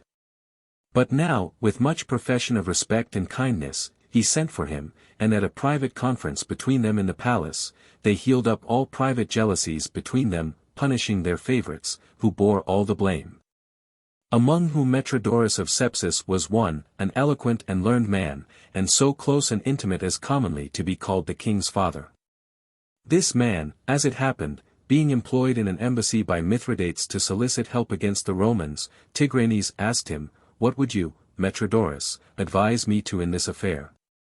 In return to which, either out of goodwill to Tigranes, or a want of solicitude for Mithridates, he made answer, that as ambassador he counselled him to it, but as a friend dissuaded him from it. This Tigranes reported, and affirmed to Mithridates, thinking that no irreparable harm would come of it to Metrodorus. But upon this he was presently taken off, and Tigranes was sorry for what he had done, though he had not, indeed, been absolutely the cause of his death. Yet he had given the fatal turn to the anger of Mithridates, who had privately hated him before, as appeared from his cabinet papers when taken, among which there was an order that Metrodorus should die. Tigranes buried him splendidly, sparing no cost to his dead body, whom he betrayed when alive.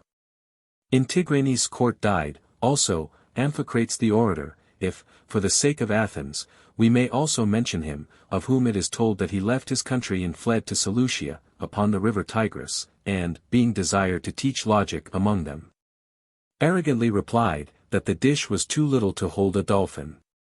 He, therefore, came to Cleopatra, daughter of Mithridates, and queen to Tigranes, but being accused of misdemeanors, and prohibited all commerce with his countrymen, ended his days by starving himself. He, in like manner, received from Cleopatra an honorable burial, near Sapha, a place so called in that country. Lucullus, when he had re-established law and a lasting peace in Asia, did not altogether forget pleasure and mirth, but, during his residence at Ephesus, gratified the cities with sports, festival triumphs, wrestling games and single combats of gladiators. And they, in requital, instituted others, called Lucullian games, in honor to him, thus manifesting their love to him, which was of more value to him than all the honor.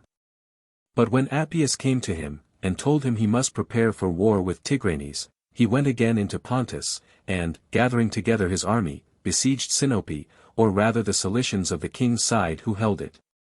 Who thereupon killed a number of the Sinopians, and set the city on fire, and by night endeavored to escape. Which when Lucullus perceived, he entered the city, and killed 8,000 of them who were still left behind. But restored to the inhabitants what was their own, and took special care for the welfare of the city. To which he was chiefly prompted by this vision. One seemed to come to him in his sleep, and say, "Go on a little further, Lucullus, for Autolycus is coming to see thee." When he arose, he could not imagine what the vision meant. The same day he took the city, and as he was pursuing the Cilicians, who were flying by sea, he saw a statue lying on the shore, which the Cilicians carried so far, but had not time to carry aboard. It was one of the masterpieces of Sthenes. And one told him, that it was the statue of Autolycus, the founder of the city. This Autolycus is reported to have been son to Dimachus, and one of those who, under Hercules, went on the expedition out of Thessaly against the Amazons. From whence in his return with Demoleon and Phlogius, he lost his vessel on a point of the Chersonesus, called Pedalium. He himself, with his companions and their weapons, being saved, came to Sinope, and dispossessed the Syrians there. The Syrians held it, descended from Cyrus, as is the story, the son of Apollo, and Sinope the daughter of Asopus. Which as soon as Lucullus heard, he remembered the admonition of Sylla, whose advice it is in his memoirs, to treat nothing as so certain and so worthy of reliance as an intimation given in dreams. When it was now told him that Mithridates and Tigranes were just ready to transport their forces into Lycaonia and Cilicia, with the object of entering Asia before him, he wondered much why the Armenian, supposing him to entertain any real intention to fight with the Romans, did not assist Mithridates in his flourishing condition, and join forces when he was fit for service, instead of suffering him to be vanquished and broken in pieces. And now at last beginning the war, when his hopes were grown cold, and throwing himself down headlong with them, who were irrecoverably fallen already. But when Machars, the son of Mithridates, and governor of Bosporus, sent him a crown valued at 1,000 pieces of gold, and desired to be enrolled as a friend and confederate of the Romans, he fairly reputed that war at an end. And left Sarnatius, his deputy, with 6,000 soldiers, to take care of Pontus. He himself with 12,000 foot, and a little less than 3,000 horse, went forth to the second war, advancing, it seemed very plain, with too great and ill-advised speed, into the midst of warlike nations. And many thousands upon thousands of horse, into an unknown extent of country, every way enclosed with deep rivers and mountains, never free from snow. Which made the soldiers, already far from orderly, follow him with great unwillingness and opposition. For the same reason, also, the popular leaders at home publicly inveighed and declaimed against him, as one that raised up war after war, not so much for the interest of the Republic, as that he himself, being still in commission, might not lay down arms, but go on enriching himself by the public dangers. These men, in the end, effected their purpose. But Lucullus by long journeys came to the Euphrates, where, finding the waters high and rough from the winter, he was much troubled for fear of delay and difficulty while he should procure boats and make a bridge of them. But in the evening the flood beginning to retire, and decreasing all through the night, the next day they saw the river far down within his banks, so much so that the inhabitants, discovering the little islands in the river, and the water stagnating among them, a thing which had rarely happened before, made obeisance to Lucullus, before whom the very river was humble and submissive, and yielded an easy and swift passage. Making use of the opportunity, he carried over his army, and met with a lucky sign at landing. Holy heifers are pastured on purpose for Diana Persia, whom, of all the gods, the barbarians beyond Euphrates chiefly adore. They use these heifers only for her sacrifices. At other times they wander up and down undisturbed, with the mark of the goddess, a torch, branded on them, and it is no such light or easy thing, when occasion requires, to seize one of them. But one of these, when the army had passed the Euphrates, coming to a rock consecrated to the goddess, stood upon it, and then laying down her neck, like others that are forced down with a rope, offered herself to Lucullus for sacrifice. Besides which, he offered also a bull to Euphrates, for his safe passage. That day he tarried there, but on the next, and those that followed, he travelled through Sophene, using no manner of violence to the people who came to him and willingly received his army. And when the soldiers were desirous to plunder a castle that seemed to be well stored within, that is the castle, said he, that we must storm, showing them Taurus, at a distance, the rest is reserved for those who conquer there. Wherefore hastening his march, and passing the Tigris, he came over into Armenia. The first messenger that gave notice of Lucullus's coming was so far from pleasing Tigranes, that he had his head cut off for his pains. And no man daring to bring further information, without any intelligence at all, Tigranes sat while war was already blazing around him, giving ear only to those who flattered him, by saying that Lucullus would show himself a great commander, if he ventured to wait for Tigranes at Ephesus, and did not at once fly out of Asia, at the mere sight of the many thousands that were come against him. He is a man of a strong body that can carry off a great quantity of wine, and of a powerful constitution of mind that can sustain felicity. Mithrobarzanes, one of his chief favorites, first dared to tell him the truth, but had no more thanks for his freedom of speech, than to be immediately sent out against Lucullus with 3,000 horse, and a great number of foot, with peremptory commands to bring him alive, and trample down his army. Some of Lucullus's men were then pitching their camp, and the rest were coming up to them, when the scouts gave notice that the enemy was approaching, whereupon he was in fear lest they should fall upon him, while his men were divided and unarranged, which made him stay to pitch the camp himself, and send out Sextilius, the legate, with 1,600 horse, and about as many heavy and light arms, with orders to advance towards the enemy, and wait until intelligence came to him that the camp was finished. Sextilius designed to have kept this order, but Mithrobarzanes coming furiously upon him, he was forced to fight. In the engagement, Mithrobarzanes himself was slain, fighting, and all his men, except a few who ran away, were destroyed. After this Tigranes left Tigranocerta, a great city built by himself, and retired to Taurus, and called all his forces about him. But Lucullus, giving him no time to rendezvous, sent out Murena to harass and cut off those who marched to Tigranes, and Sextilius, also, to disperse a great company of Arabians then on the way to the king. Sextilius fell upon the Arabians in their camp, and destroyed most of them, and also Murena, in his pursuit after Tigranes through a craggy and narrow pass, opportunely fell upon him. Upon which Tigranes, abandoning all his baggage, fled. Many of the Armenians were killed, and more taken. After this success, Lucullus went to Tigranocerta, and sitting down before the city, besieged it. In it were many Greeks carried away out of Cilicia, and many barbarians in like circumstances with the Greeks, Adiabenians, Assyrians, Gordianians, and Cappadocians, whose native cities he had destroyed, and forced away the inhabitants to settle here. It was a rich and beautiful city, every common man, and every man of rank, in imitation of the king, studied to enlarge and adorn it. This made Lucullus more vigorously press the siege, in the belief that Tigranes would not patiently endure it, but even against his own judgment would come down in anger to force him away, in which he was not mistaken. Mithridates earnestly dissuaded him from it, sending messengers and letters to him not to engage, but rather with his horse to try and cut off the supplies.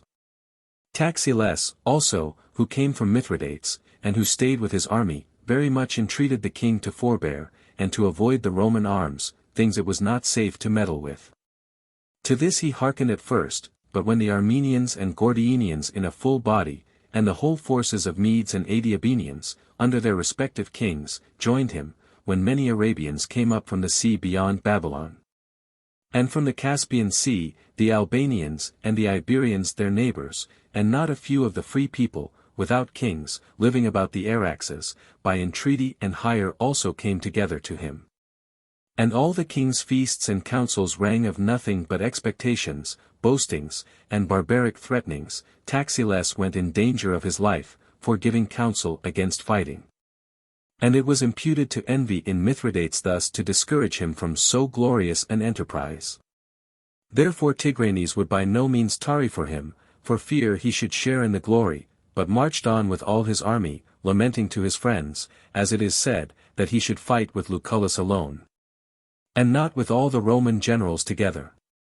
Neither was his boldness to be accounted wholly frantic or unreasonable, when he had so many nations and kings attending him, and so many tens of thousands of well-armed foot and horse about him. He had 20,000 archers and slingers, 55,000 horse, of which 17,000 were in complete armor, as Lucullus wrote to the Senate, 150,000 heavy-armed men, drawn up partly into cohorts, partly into phalanxes, besides various divisions of men appointed to make roads and lay bridges, to drain off waters and cut wood, and to perform other necessary services, to the number of 35,000, who, being quartered behind the army, added to its strength, and made it the more formidable to behold. As soon as he had passed Taurus, and appeared with his forces, and saw the Romans beleaguering Tigranocerta, the barbarous people within with shoutings and acclamations received the sight, and threatening the Romans from the wall, pointed to the Armenians. In a council of war, some advised Lucullus to leave the siege, and march up to Tigranes, others that it would not be safe to leave the siege, and so many enemies behind. He answered that neither side by itself was right, but together both gave sound advice. And accordingly he divided his army, and left Murena with 6,000 foot in charge of the siege, and himself went out with 24 cohorts, in which were no more than 10,000 men at arms, and with all the horse. And about 1,000 slingers and archers. And sitting down by the river in a large plain, he appeared, indeed, very inconsiderable to Tigranes, and a fit subject for the flattering wits about him. Some of whom jeered, others cast lots for the spoil, and every one of the kings and commanders came and desired to undertake the engagement alone, and that he would be pleased to sit still and behold. Tigranes himself, wishing to be witty and pleasant upon the occasion, made use of the well-known saying, that they were too many for ambassadors, and too few for soldiers. Thus they continued sneering and scoffing. As soon as day came, Lucullus brought out his forces under arms. The barbarian army stood on the eastern side of the river, and there being a bend of the river westward in that part of it, where it was easiest forded, Lucullus, while he led his army on in haste, seemed to Tigranes to be flying. Who thereupon called Taxiles, and in derision said, "Do you not see these invincible Romans flying?" But Taxiles replied, "Would, indeed, O king, that some such unlikely piece of fortune might be destined you. But the Romans do not, when going on a march, put on their best clothes, nor use bright shields, and naked headpieces, as now you see them, with the leathern coverings all taken off. But this is a preparation for war of men just ready to engage with their enemies." While Taxiles was thus speaking, as Lucullus wheeled about, the first eagle appeared, and the cohorts, according to their divisions and companies, formed in order to pass over, when with much ado. And like a man that is just recovering from a drunken fit, Tigranes cried out twice or thrice, "What, are they upon us?" In great confusion, therefore, the army got in array, the king keeping the main body to himself, while the left wing was given in charge to the Adiabenian, and the right to the Mede. In the front of which latter were posted most of the heavy-armed cavalry. Some officers advised Lucullus, just as he was going to cross the river, to lie still, that day being one of the unfortunate ones which they call Black Days, for on it the army under Scipio, engaging with the Cimbrians, was destroyed. But he returned the famous answer, "I will make it a happy day to the Romans." It was the day before the nones of October. Having so said, he bade them take courage, passed over the river, and himself first of all led them against the enemy, clad in a coat of mail, with shining steel scales and a fringed mantle. And his sword might already be seen out of the scabbard, as if to signify that they must without delay come to a hand-to-hand combat with an enemy whose skill was in distant fighting. And by the speed of their advance curtail the space that exposed them to the archery. But when he saw the heavy-armed horse, the flower of the army, drawn up under a hill, on the top of which was a broad and open plain about 4 furlongs distant, and of no very difficult or troublesome access, he commanded his Thracian and Galatian horse to fall upon their flank, and beat down their lances with their swords. The only defense of these horsemen at arms are their lances, they have nothing else that they can use to protect themselves, or annoy their enemy, on account of the weight and stiffness of their armor, with which they are, as it were, built up. He himself, with 2 cohorts, made to the mountain, the soldiers briskly following, when they saw him in arms afoot first toiling and climbing up. Being on the top and standing in an open place, with a loud voice he cried out, we have overcome, fellow soldiers." And having so said, he marched against the armed horsemen, commanding his men not to throw their javelins, but coming up hand to hand with the enemy, to hack their shins and thighs, which parts alone were unguarded in these heavy-armed horsemen. But there was no need of this way of fighting, for they stood not to receive the Romans, but with great clamor and worse flight they and their heavy horses threw themselves upon the ranks of the foot. Before ever these could so much as begin the fight, insomuch that without a wound or bloodshed, so many thousands were overthrown. The greatest slaughter was made in the flight, or rather in the endeavoring to fly away, which they could not well do by reason of the depth and closeness of their own ranks, which hindered them. Tigranes at first fled with a few, but seeing his son in the same misfortune, he took the diadem from his head, and with tears gave it him, bidding him save himself by some other road if he could. But the young man, not daring to put it on, gave it to one of his trustiest servants to keep for him. This man, as it happened, being taken, was brought to Lucullus, and so, among the captives, the crown, also, of Tigranes was taken. It is stated that above 100,000 foot were lost, and that of the horse but very few escaped at all. Of the Romans, 100 were wounded, and 5 killed. Antiochus the philosopher, making mention of this fight in his book about the gods, says that the sun never saw the like.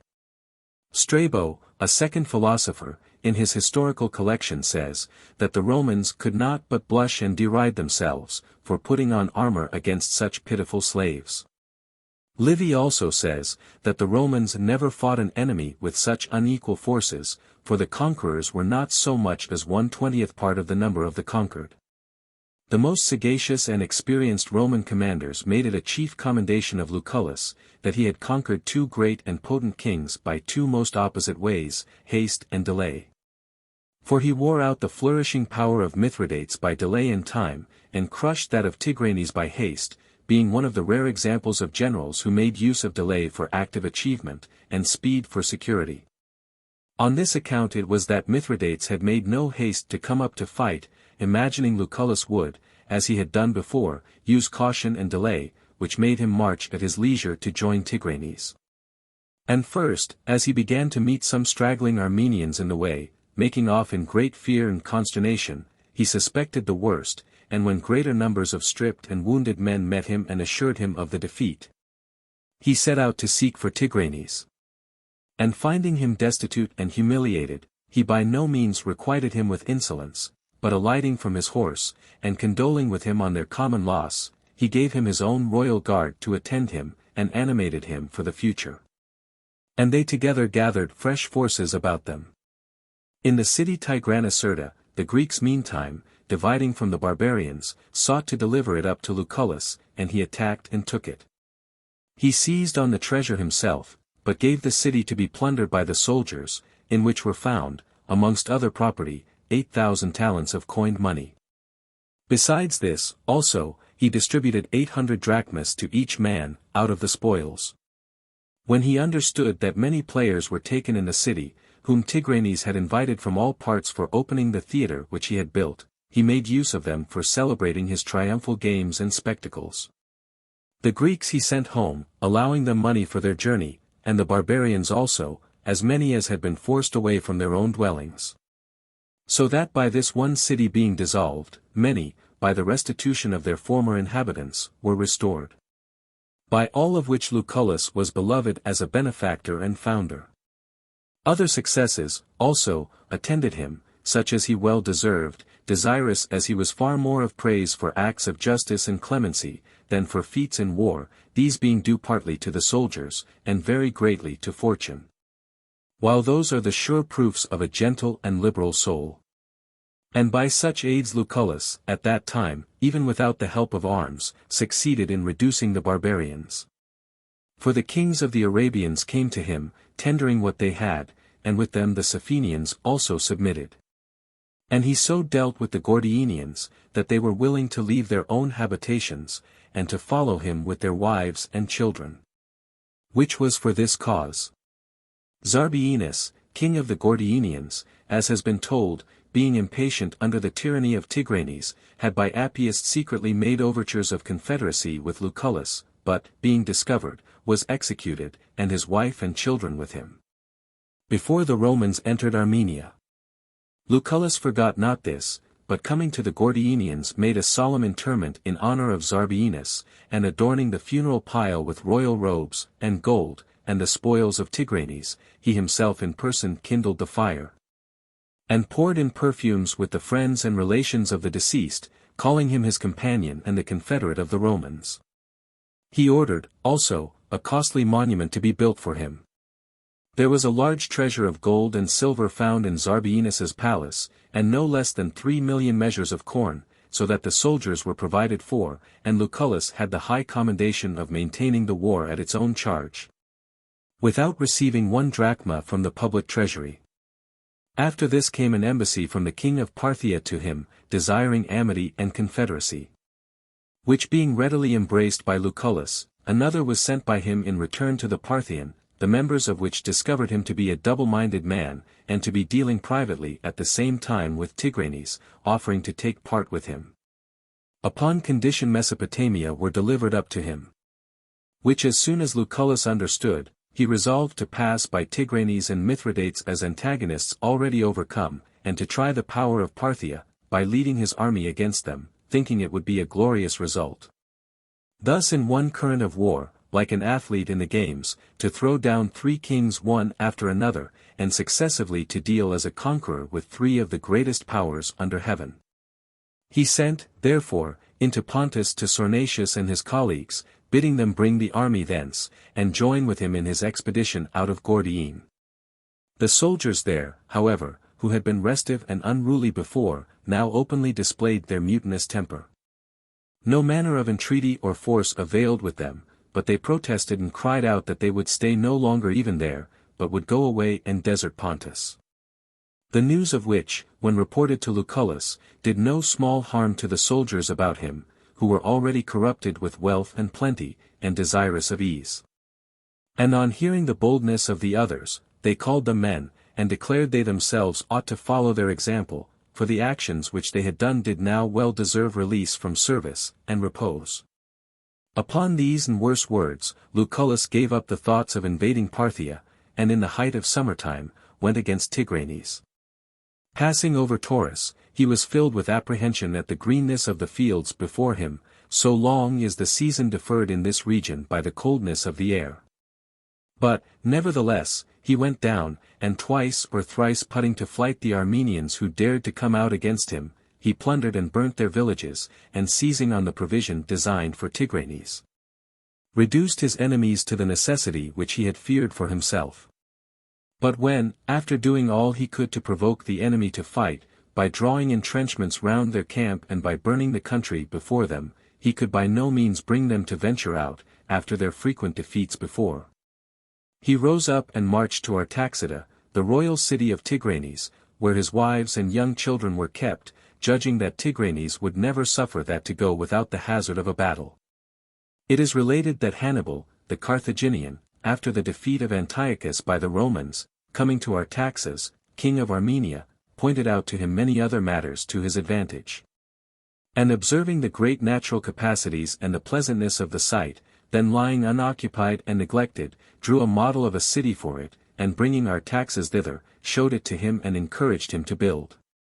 At which the king being pleased, and desiring him to oversee the work, erected a large and stately city, which was called after his own name, and made metropolis of Armenia. And in fact, when Lucullus proceeded against it, Tigranes no longer suffered it, but came with his army, and on the 4th day sat down by the Romans, the river Arsanias lying between them. Which of necessity Lucullus must pass in his march to Artaxata. Lucullus, after sacrifice to the gods, as if victory were already obtained, carried over his army, having 12 cohorts in the first division in front, the rest being disposed in the rear to prevent the enemies enclosing them. For there were many choice horse drawn up against him, in the front stood the Mardian horse archers, and Iberians with long spears, in whom, being the most warlike, Tigranes more confided than in any other of his foreign troops. But nothing of moment was done by them, for though they skirmished with the Roman horse at a distance, they were not able to stand when the foot came up to them, but being broken, and flying on both sides, drew the horse in pursuit after them. Though these were routed, yet Lucullus was not without alarm when he saw the cavalry about Tigranes with great bravery and in large numbers coming upon him. He recalled his horse from pursuing, and he himself, first of all, with the best of his men, engaged the Satrapenians who were opposite him, and before ever they came to close fight, routed them with the mere terror. Of 3 kings in battle against him, Mithridates of Pontus fled away the most shamefully, being not so much as able to endure the shout of the Romans. The pursuit reached a long way, and all through the night the Romans slew and took prisoners, and carried off spoils and treasure, till they were weary. Livy says there were more taken and destroyed in the first battle, but in the second, men of greater distinction. Lucullus, flushed and animated by this victory, determined to march on into the interior and there complete his conquests over the barbarians. But winter weather came on, contrary to expectation, as early as the autumnal equinox, with storms and frequent snows and, even in the most clear days, hoar frost and ice, which made the waters scarcely drinkable for the horses by their exceeding coldness, and scarcely passable through the ice breaking and cutting the horses' sinews. The country for the most part being quite uncleared, with difficult passes, and much wood, kept them continually wet, the snow falling thickly on them as they marched in the day, and the ground that they lay upon at night being damp and watery. After the battle they followed Lucullus not many days before they began to be refractory, first of all entreating and sending the tribunes to him, but presently they tumultuously gathered together, and made a shouting all night long in their tents. A plain sign of a mutinous army. But Lucullus as earnestly entreated them, desiring them to have patience but till they took the Armenian Carthage, and overturned the work of their great enemy, meaning Hannibal. But when he could not prevail, he led them back, and crossing Taurus by another road, came into the fruitful and sunny country of Mygdonia, where was a great and populous city, by the barbarians called Nisibis, by the Greeks Antioch of Mygdonia. This was defended by Gurus, brother of Tigranes, with the dignity of governor, and by the engineering skill and dexterity of Callimachus, the same who so much annoyed the Romans at Amisus. Lucullus, however, brought his army up to it, and laying close siege in a short time took it by storm. He used Gurus, who surrendered himself, kindly, but gave no attention to Callimachus, though he offered to make discovery of hidden treasures, commanding him to be kept in chains, to be punished for firing the city of Amisus, which had disappointed his ambition of showing favor and kindness to the Greeks. Hitherto, one would imagine fortune had attended and fought with Lucullus, but afterward, as if the wind had failed of a sudden, he did all things by force, and, as it were, against the grain, and showed certainly the conduct and patience of a wise captain, but in the result met with no fresh honor or reputation. And, indeed, by bad success and vain embarrassments with his soldiers, he came within a little of losing even what he had before. He himself was not the least cause of all this, being far from inclined to seek popularity with the mass of the soldiers, and more ready to think any indulgence shown to them an invasion of his own authority. But what was worst of all, he was naturally unsociable to his great officers in commission with him, despising others and thinking them worthy of nothing in comparison with himself. These faults, we are told, he had with all his many excellences.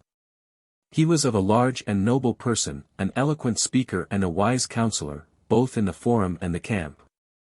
Sallust says, the soldiers were ill affected to him from the beginning of the war, because they were forced to keep the field 2 winters at Cyzicus, and afterwards at Amisus.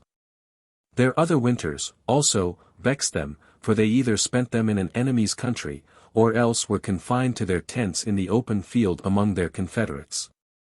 For Lucullus not so much as once went into a Greek confederate town with his army.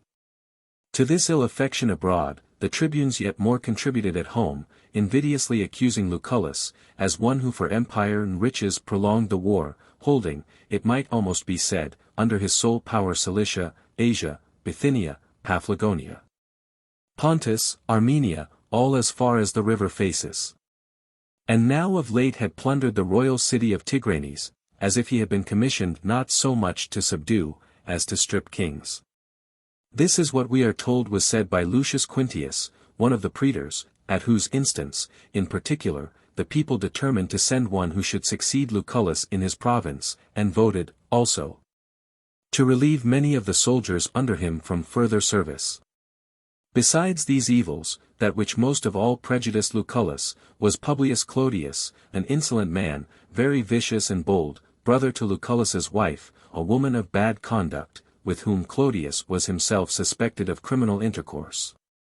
Being then in the army under Lucullus, but not in as great authority as he expected, for he would fain have been the chief of all, but on account of his character was postponed to many, he ingratiated himself secretly with the Fimbrian troops, and stirred them up against Lucullus, using fair speeches to them, who of old had been used to be flattered in such manner. These were those whom Fimbria before had persuaded to kill the consul Flaccus, and choose him their leader. And so they listened not unwillingly to Clodius, and called him the soldiers' friend, for the concern he professed for them, and the indignation he expressed at the prospect that there must be no end of war and toils. But in fighting with all nations, and wandering throughout all the world they must wear out their lives, receiving no other reward for their service than to guard the carriages and camels of Lucullus, laden with gold and precious goblets. While as for Pompey's soldiers, they were all citizens, living safe at home with their wives and children, on fertile lands, or in towns, and that, not after driving Mithridates and Tigranes into wild deserts, and overturning the royal cities of Asia, but after having merely reduced exiles in Spain, or fugitive slaves in Italy. Nay, if indeed we must never have an end of fighting, should we not rather reserve the remainder of our bodies and souls for a general who will reckon his chiefest glory to be the wealth of his soldiers? By such practices the army of Lucullus being corrupted, neither followed him against Tigranes, nor against Mithridates, when he now at once returned into Pontus out of Armenia, and was recovering his kingdom, but under presence of the winter, sat idle in Gordiene, every minute expecting either Pompey, or some other general, to succeed Lucullus. But when news came that Mithridates had defeated Fabius, and was marching against Sarnacius and Triarius, out of shame they followed Lucullus.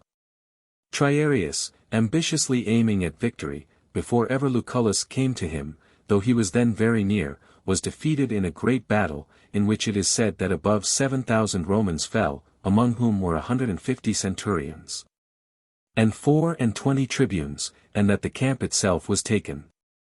Lucullus, coming up a few days after, concealed Triarius from the search of the angry soldiers.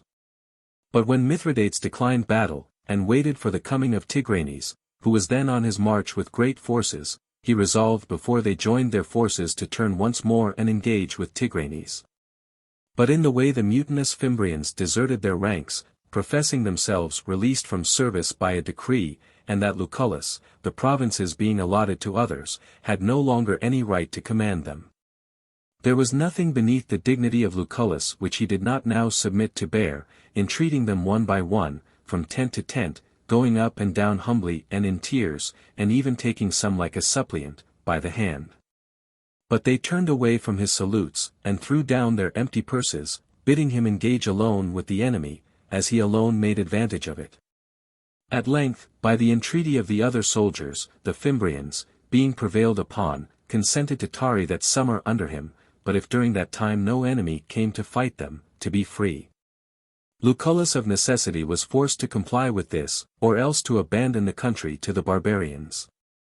He kept them, indeed, with him, but without urging his authority upon them. Nor did he lead them out to battle, being contented if they would but stay with him, though he then saw Cappadocia wasted by Tigranes, and Mithridates again triumphing, whom not long before he reported to the Senate to be wholly subdued. And commissioners were now arrived to settle the affairs of Pontus, as if all had been quietly in his possession. But when they came, they found him not so much as master of himself, but contemned and derided by the common soldiers, who arrived at that height of insolence against their general, that at the end of summer they put on their armor and drew their swords, and defied their enemies then absent and gone off a long while before, and with great outcries and waving their swords in the air, they quitted the camp, proclaiming that the time was expired which they promised to stay with Lucullus. The rest were summoned by letters from Pompey to come and join him. He, by the favor of the people and by flattery of their leaders, having been chosen general of the army against Mithridates and Tigranes, though the Senate and the nobility all thought that Lucullus was injured, having those put over his head who succeeded rather to his triumph, than to his commission, and that he was not so truly deprived of his command, as of the glory he had deserved in his command, which he was forced to yield to another. It was yet more of just matter of pity and indignation to those who were present, for Lucullus remained no longer master of rewards or punishments for any actions done in the war. Neither would Pompey suffer any man to go to him, or pay any respect to the orders and arrangements he made with advice of his 10 commissioners, but expressly issued edicts to the contrary, and could not but be obeyed by reason of his greater power. Friends, however, on both sides, thought it desirable to bring them together, and they met in a village of Galatia and saluted each other in a friendly manner, with congratulations on each other's successes. Lucullus was the elder, but Pompey the more distinguished by his more numerous commands and his 2 triumphs. Both had rods dressed with laurel carried before them for their victories. And as Pompey's laurels were withered with passing through hot and droughty countries, Lucullus's lictors courteously gave Pompey some of the fresh and green ones which they had, which Pompey's friends counted a good omen, as indeed of a truth. Lucullus's actions furnished the honors of Pompey's command.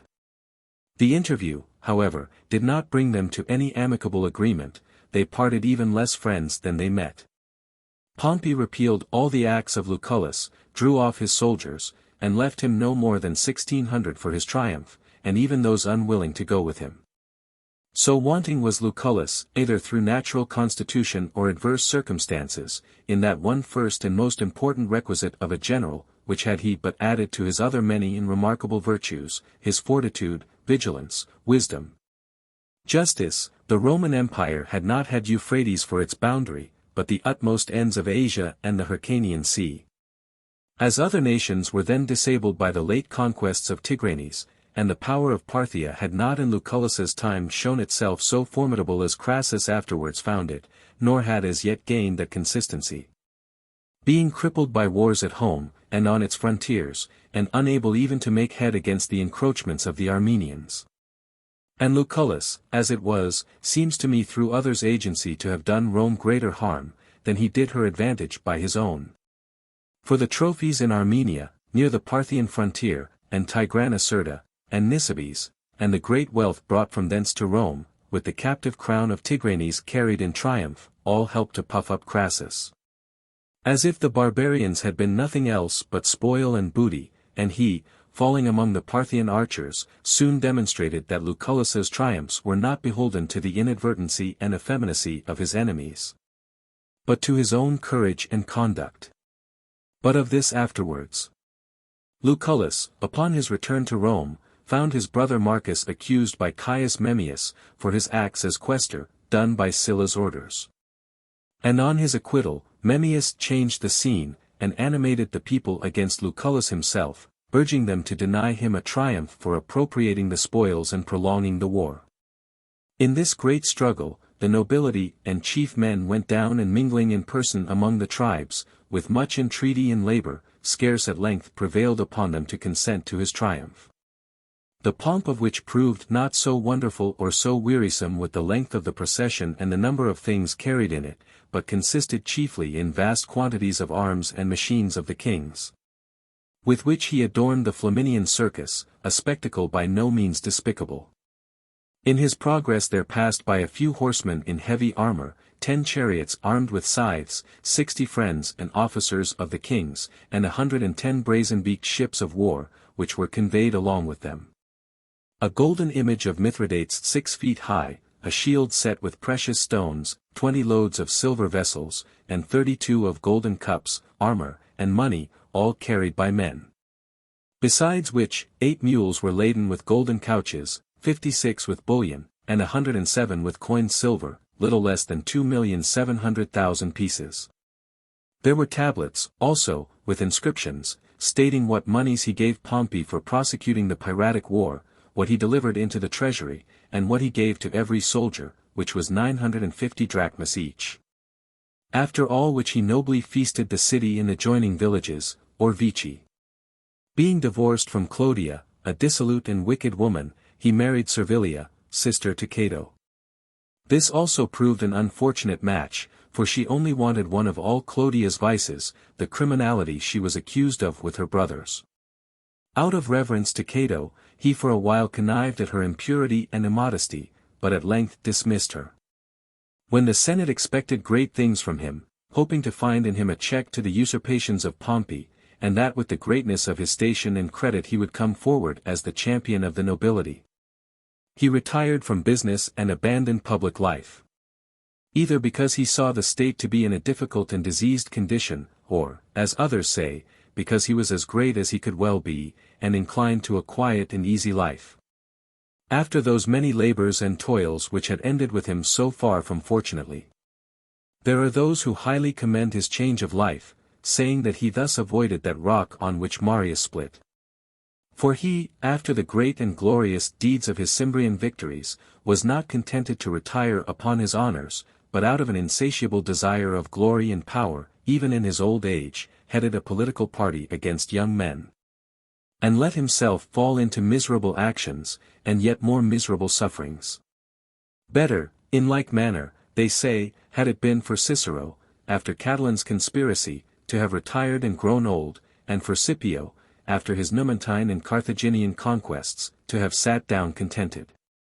For the administration of public affairs has, like other things, its proper term, and statesmen as well as wrestlers will break down, when strength and youth fail. But Crassus and Pompey, on the other hand, laughed to see Lucullus abandoning himself to pleasure and expense, as if luxurious living were not a thing that as little became his years, as government of affairs at home, or of an army abroad.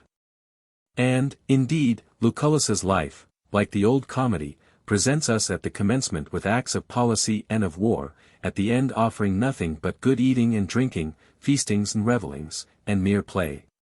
For I give no higher name to his sumptuous buildings, porticos, and baths, still less to his paintings and sculptures, and all his industry about these curiosities, which he collected with vast expense. Lavishly bestowing all the wealth and treasure which he got in the war upon them, insomuch that even now, with all the advance of luxury, the Lucullian gardens are counted the noblest the emperor has. Tubero the Stoic, when he saw his buildings at Naples, where he suspended the hills upon vast tunnels, brought in the sea for moats and fish ponds round his house, and built pleasure houses in the waters, called him Xerxes in a gown. He had also fine seats in Tusculum, belvederes, and large open balconies for men's apartments, and porticos to walk in, where Pompey coming to see him, blamed him for making a house which would be pleasant in summer but uninhabitable in winter. Whom he answered with a smile, "You think me, then, less provident than cranes and storks, not to change my home with the season." When a praetor, with great expense and pains, was preparing a spectacle for the people, and asked him to lend him some purple robes for the performers in a chorus, he told him he would go home and see, and if he had got any, would let him have them. And the next day asking how many he wanted, and being told that 100 would suffice, bade him to take twice as many, on which the poet Horace observes, that a house is but a poor one, where the valuables unseen and unthought of do not exceed all those that meet the eye. Lucullus's daily entertainments were ostentatiously extravagant, not only with purple coverlets, and plate adorned with precious stones, and dancings, and interludes, but with the greatest diversity of dishes and the most elaborate cookery, for the vulgar to admire and envy. It was a happy thought of Pompey in his sickness, when his physician prescribed a thrush for his dinner, and his servants told him that in summer-time thrushes were not to be found anywhere but in Lucullus's fattening coops. That he would not suffer them to fetch one thence, but observing to his physician, so if Lucullus had not been an epicure, Pompey had not lived, ordered something else that could easily be got to be prepared for him. Cato was his friend and connection, but, nevertheless, so hated his life and habits, that when a young man in the Senate made a long and tedious speech in praise of frugality and temperance, Cato got up and said, "How long do you mean to go on making money like Crassus, living like Lucullus, and talking like Cato?" There are some, however, who say the words were said, but not by Cato. It is plain from the anecdotes on record of him, that Lucullus was not only pleased with, but even gloried in his way of living. For he is said to have feasted several Greeks upon their coming to Rome day after day, who, out of a true Grecian principle, being ashamed, and declining the invitation, where so great an expense was every day incurred for them, he with a smile told them, "Some of this, indeed, my Grecian friends, is for your sakes, but more for that of Lucullus." Once when he supped alone, there being only one course, and that but moderately furnished, he called his steward and reproved him, who, professing to have supposed that there would be no need of any great entertainment, when nobody was invited, was answered, "What, did not you know, then, that today Lucullus dines with Lucullus?" Which being much spoken of about the city, Cicero and Pompey one day met him loitering in the Forum, the former his intimate friend and familiar, and, though there had been some ill will between Pompey and him about the command in the war, still they used to see each other and converse on easy terms together. Cicero accordingly saluted him, and asked him whether today were a good time for asking a favor of him, and on his answering, very much so, and begging to hear what it was, then, said Cicero, we should like to dine with you today. Just on the dinner that is prepared for yourself. Lucullus being surprised, and requesting a day's time, they refused to grant it, neither suffered him to talk with his servants, for fear he should give order for more than was appointed before.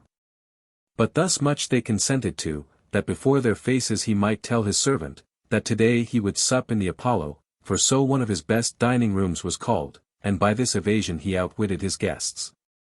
For every room, as it seems, had its own assessment of expenditure, dinner at such a price, and all else in accordance.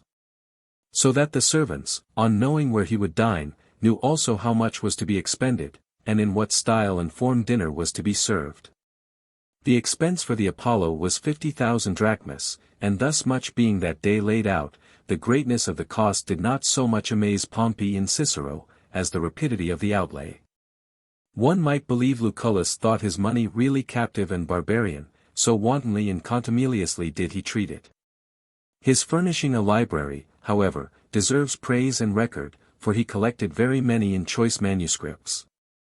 And the use they were put to was even more magnificent than the purchase, the library being always open, and the walks and reading rooms about it free to all Greeks, whose delight it was to leave their other occupations and hasten thither as to the habitation of the Muses, their walking about, and diverting one another. He himself often passed his hours there, disputing with the learned in the walks, and giving his advice to statesmen who required it, insomuch that his house was altogether a home, and in a manner a Greek Prytaneum for those that visited Rome. He was fond of all sorts of philosophy, and was well read and expert in them all. But he always from the first specially favored and valued the Academy.